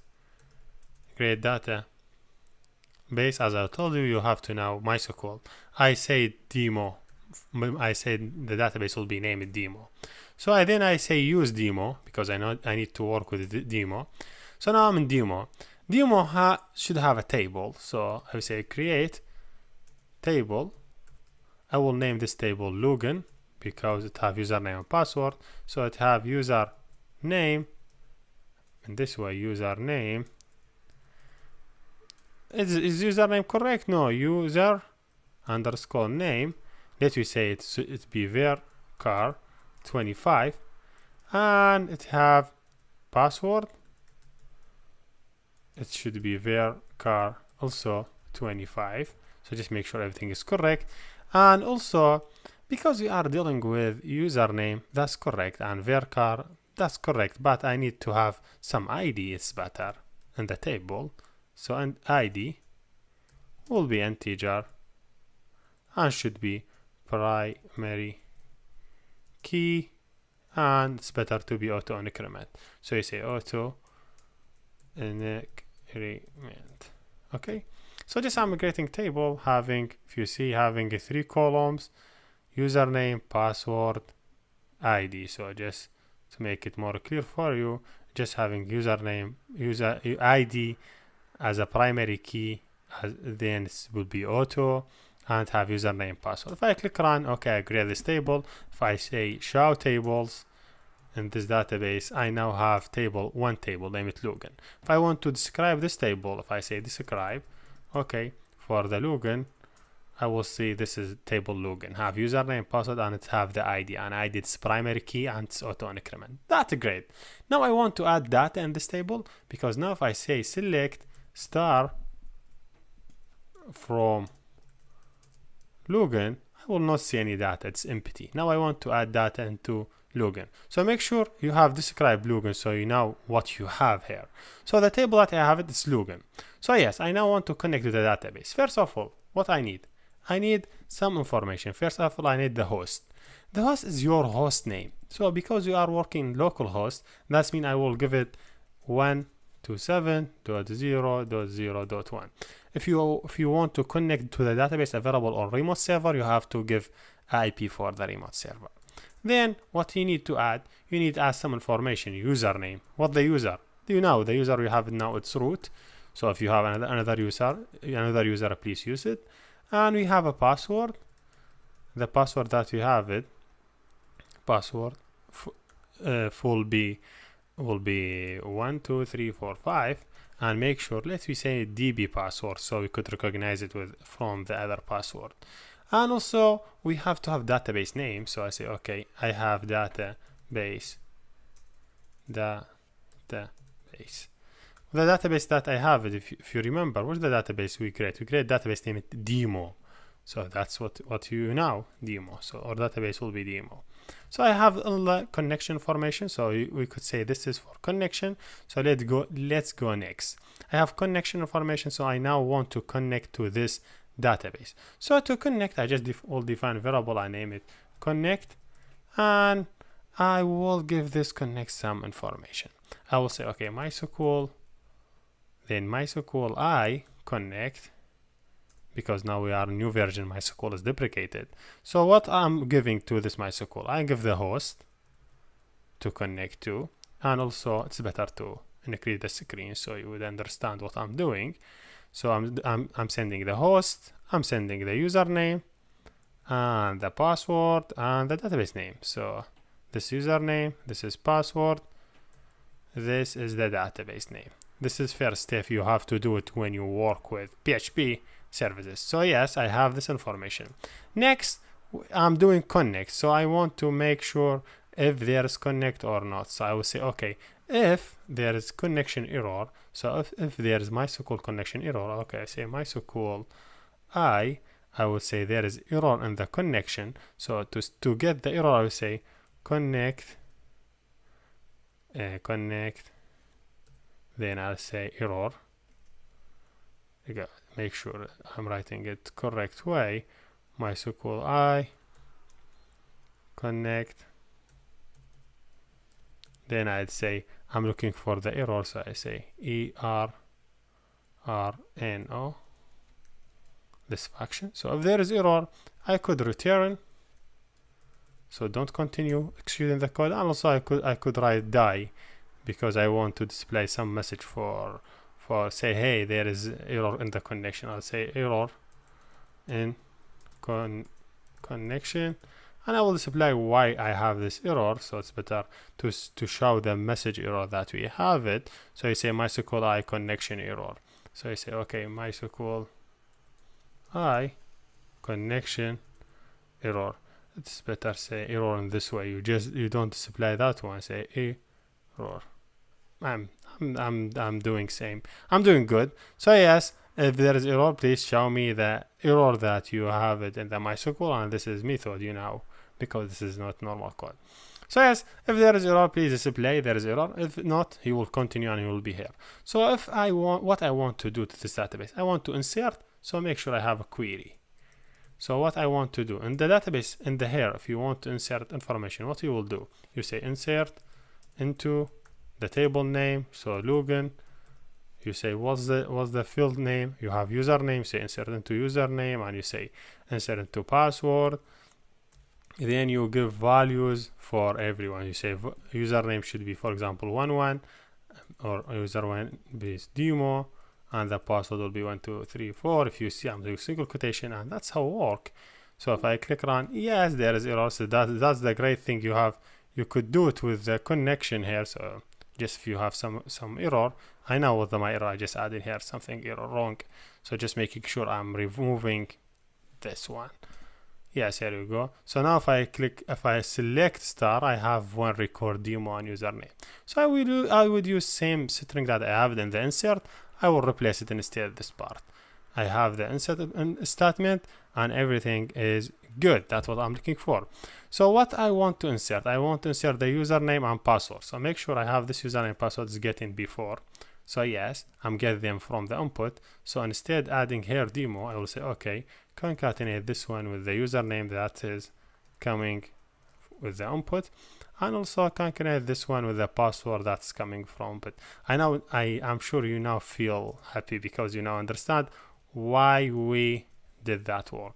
So why we get username and password. Now we get them from the input user and we add them to the database. Here you go. I have the SQL.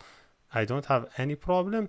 I want to execute this statement on the database, just making sure if there is any error. No, there is no error. So I could continue. So I want to execute this data on the database. I will say, okay, I will get result from the database, and I will say MySQL. I think there is something missing. So just make sure I have here insert in the statement. Then I have concatenate the username. Then this part is concatenate. And this part, yes, see, there is two of them. They make a problem. So I want to execute this code on the database. Just I will say C MySQL I query. This way, just I'm executing a query on the database. So I say query. I hope I'm doing right. So what the query I want to execute it? I want to execute a query on this connection. You want to execute this query. Just really easy. Just two parameter. First parameter, I'll say, okay, MySQL I underscore query. So execute this query on this database. You will insert this data in the table, and that's great. If he inserted, I could do the sum operation. I say, okay, if there is no error, so he inserted, So that means there is no error. If there is no data, that means there is error. I could return, I could say, okay, info, let me JS, okay, I will say info equal some JSON. I will say, I will send a message, msg, I will say in this way, cannot insert, just show you message as a JSON. Then if he success, so if he success in adding, so I will say else, if he success, please info he data is inserted, data is inserted. So that's great. I'm doing data is inserted, so when I want to return, I want to take this data and I will send it to the encoder, and that's great. So I just have message and I have the message, so if he success and if he fail. If I go back and try to execute same command now, see message data is inserted. So why? You know, first of all, he will check the connection. Yes, there is connection. He try to connect with the database. If there is error, he will die and return. If not, he will take the username and password that we added in the connection string. So yes, we have the username and password here in connection string. He will take this username and this password, and they will be here. Then he will create concatenate statement for insert. Then execute the statement on the database. If he succeeds, he will display this message that we have it. If not, he will show us the message failure. So if you go to the database now, if I rerun the login again, you'll see here I have Hussein and he have this password. If I try to add more users, so if I go here back, I will say, okay, I will have one other user have password 12345, and the password username will be Jenna. I say enter, I say data is added. If I click again, I have Jenna is added now. So yes, that is really amazing. You know how we could add data in the database. And yes, here you go. Now you know how you could add, insert, something you could do delete, something you could do update, something you could do other operation.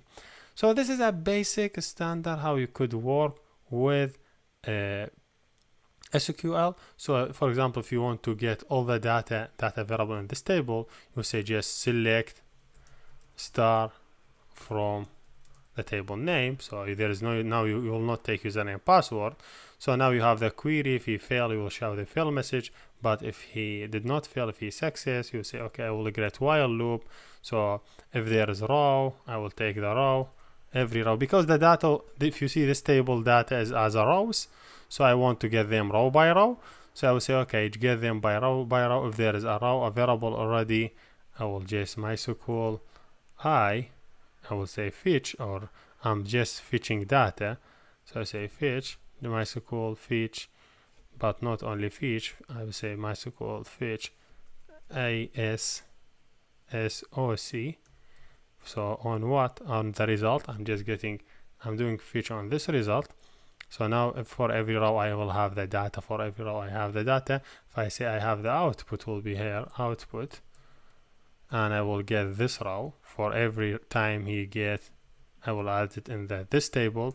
So you know, to add to the array, I will use this way. So yes, I'm getting all the data from database, and I will continue. One thing last before I done, I will say, okay, MySQL I just release the connection. I will say, okay, my free MySQL I free result just free my result, which the result that I have it. This is the result. I just try to be free from the result from memory, because this result will be in the memory and I don't want to keep them in the memory. Then you have to do by the end MySQL I, you have to disconnect your SQL. So I say close, you're just closing the connection. And yes, here you go, just making sure you see everything. So this to submit, make sure you add them so you will not have a problem again. There you go, you say this one expect parameter and this and 29. Yes, so this one you have to close the connection. You cannot do close for nothing. You have to give, okay, I want to close this connection. If you see in the previous video, he add 2 items in 1 minute because we did not close the connection before. So make sure you add this 2 line in the end. So now when you're done, just go back, rerun it again. Here you go, data is inserted. But now let me just rerun. You see, here is it. But what we say? The way data is inserted. Wait. We are not wanting to print the data as inserted. We want to print this one instead. If I want to get the data, I want to add the data as info.